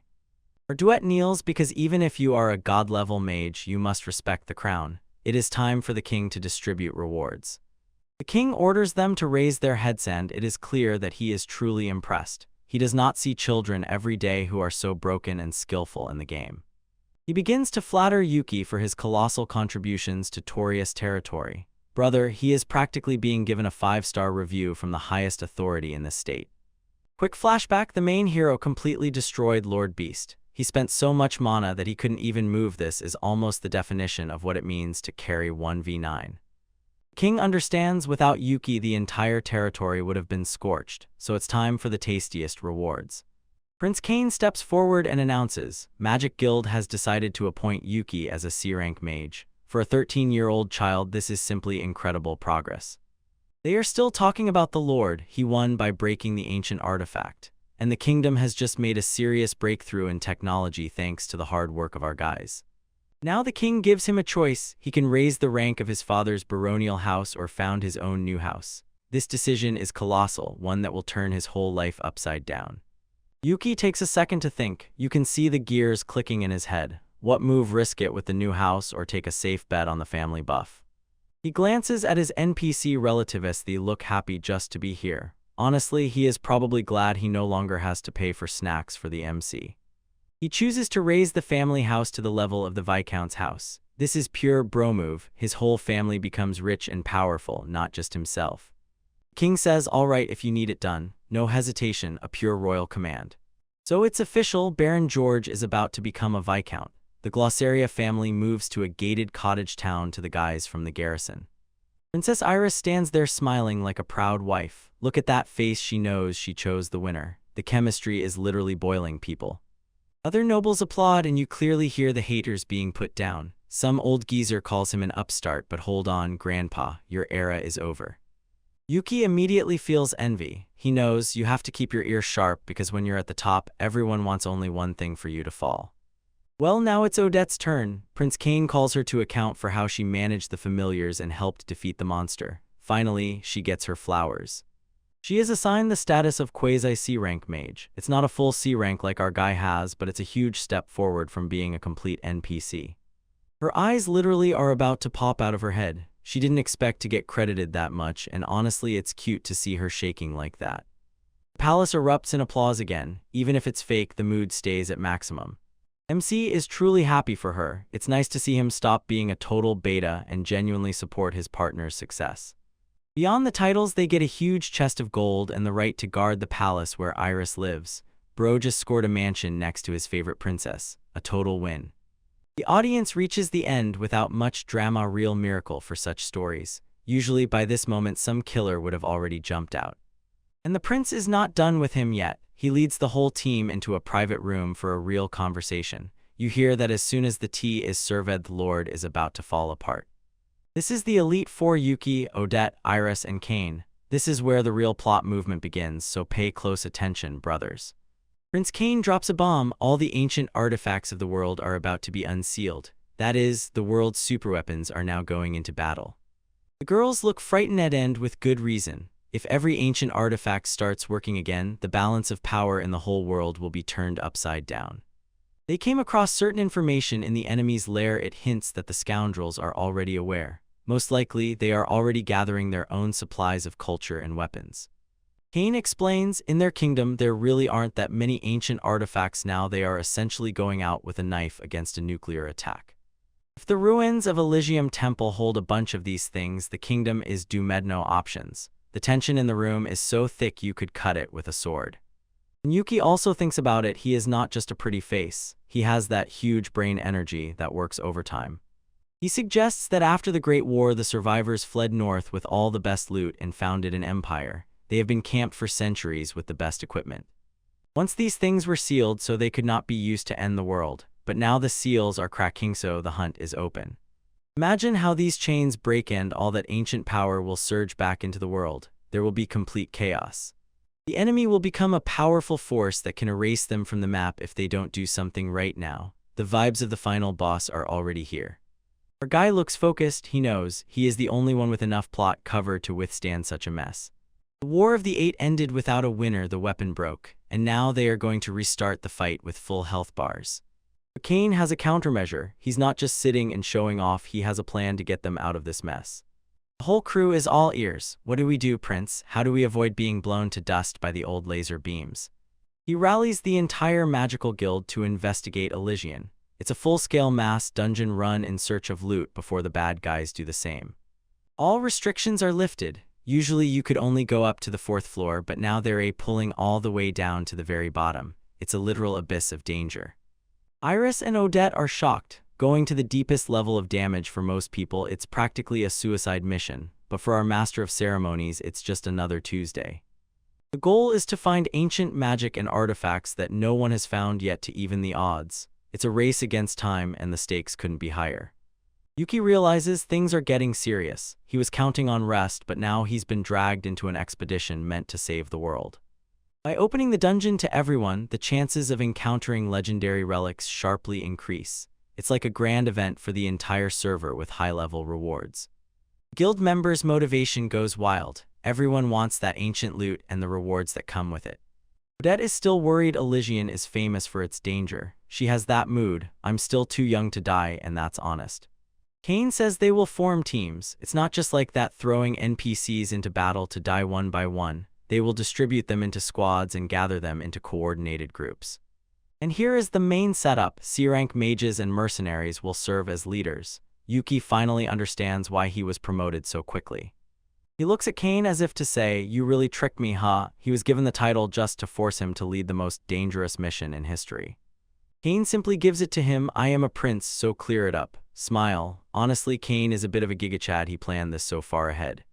He officially asks Yuki to lead the research team. This is the moment when the main character accepts his fate. A long, dramatic pause. The tension in the room is palpable with every breath as everyone waits for his answer. He just looks at the prince's hand. Will he take it now or tell him, get lost, don't interfere? He throws a brief smile. You already know, he's all in for adventures, especially when rare magic is involved. He signs, agreed, our guy officially leads the suicide squad, let's go. Kane is actually surprised that he agreed so quickly. He thought he would have to throw in more gold or maybe offer another waffle to close the deal. The girls are not surprised at all. They know Yuki is crazy about antiques and boosters. He is essentially a treasure miser in the body of a noble. Kane reminds him that this will be a dangerous journey. He gives him one last chance to retreat, but our guy does not know what the word quit means. He says it's normal because the request really interests him. Now he looks so cute and innocent, but he has a hidden intention. He wants to find out what the ancient civilization really sought because he is a man of science and culture. He thinks that they tried to enhance humanity, and if lucky, he might stumble upon the secret of immortality. Now that's a conversation. He looks at the lords as proof. They built giant mechs and super soldiers to cross human boundaries. They drove the monsters into a frenzy. They flew through the air. Once these guys played a completely different game. He thinks it was a bunch of people who simply really did not want to die. Honestly, me too. Immortality is the main goal of any decent man. This is only his personal theory. For now, he keeps his cards close to his chest. Because if he finds that magic of immortality, he will be able to make Iris and Marta live forever. He is literally trying to gather an eternal harem that never ages. This is pure cinema. This is a chance to find more items and further level up his title. He is playing the long game and the rewards look very tasty. He also wants to find relics that will make his life easier. A magical Roomba or auto cooker will most likely be at the top of his list. But Kane is still a bit wary of how quickly he agreed. But a deal is a deal. The mission is underway and the next chapter will be crazy.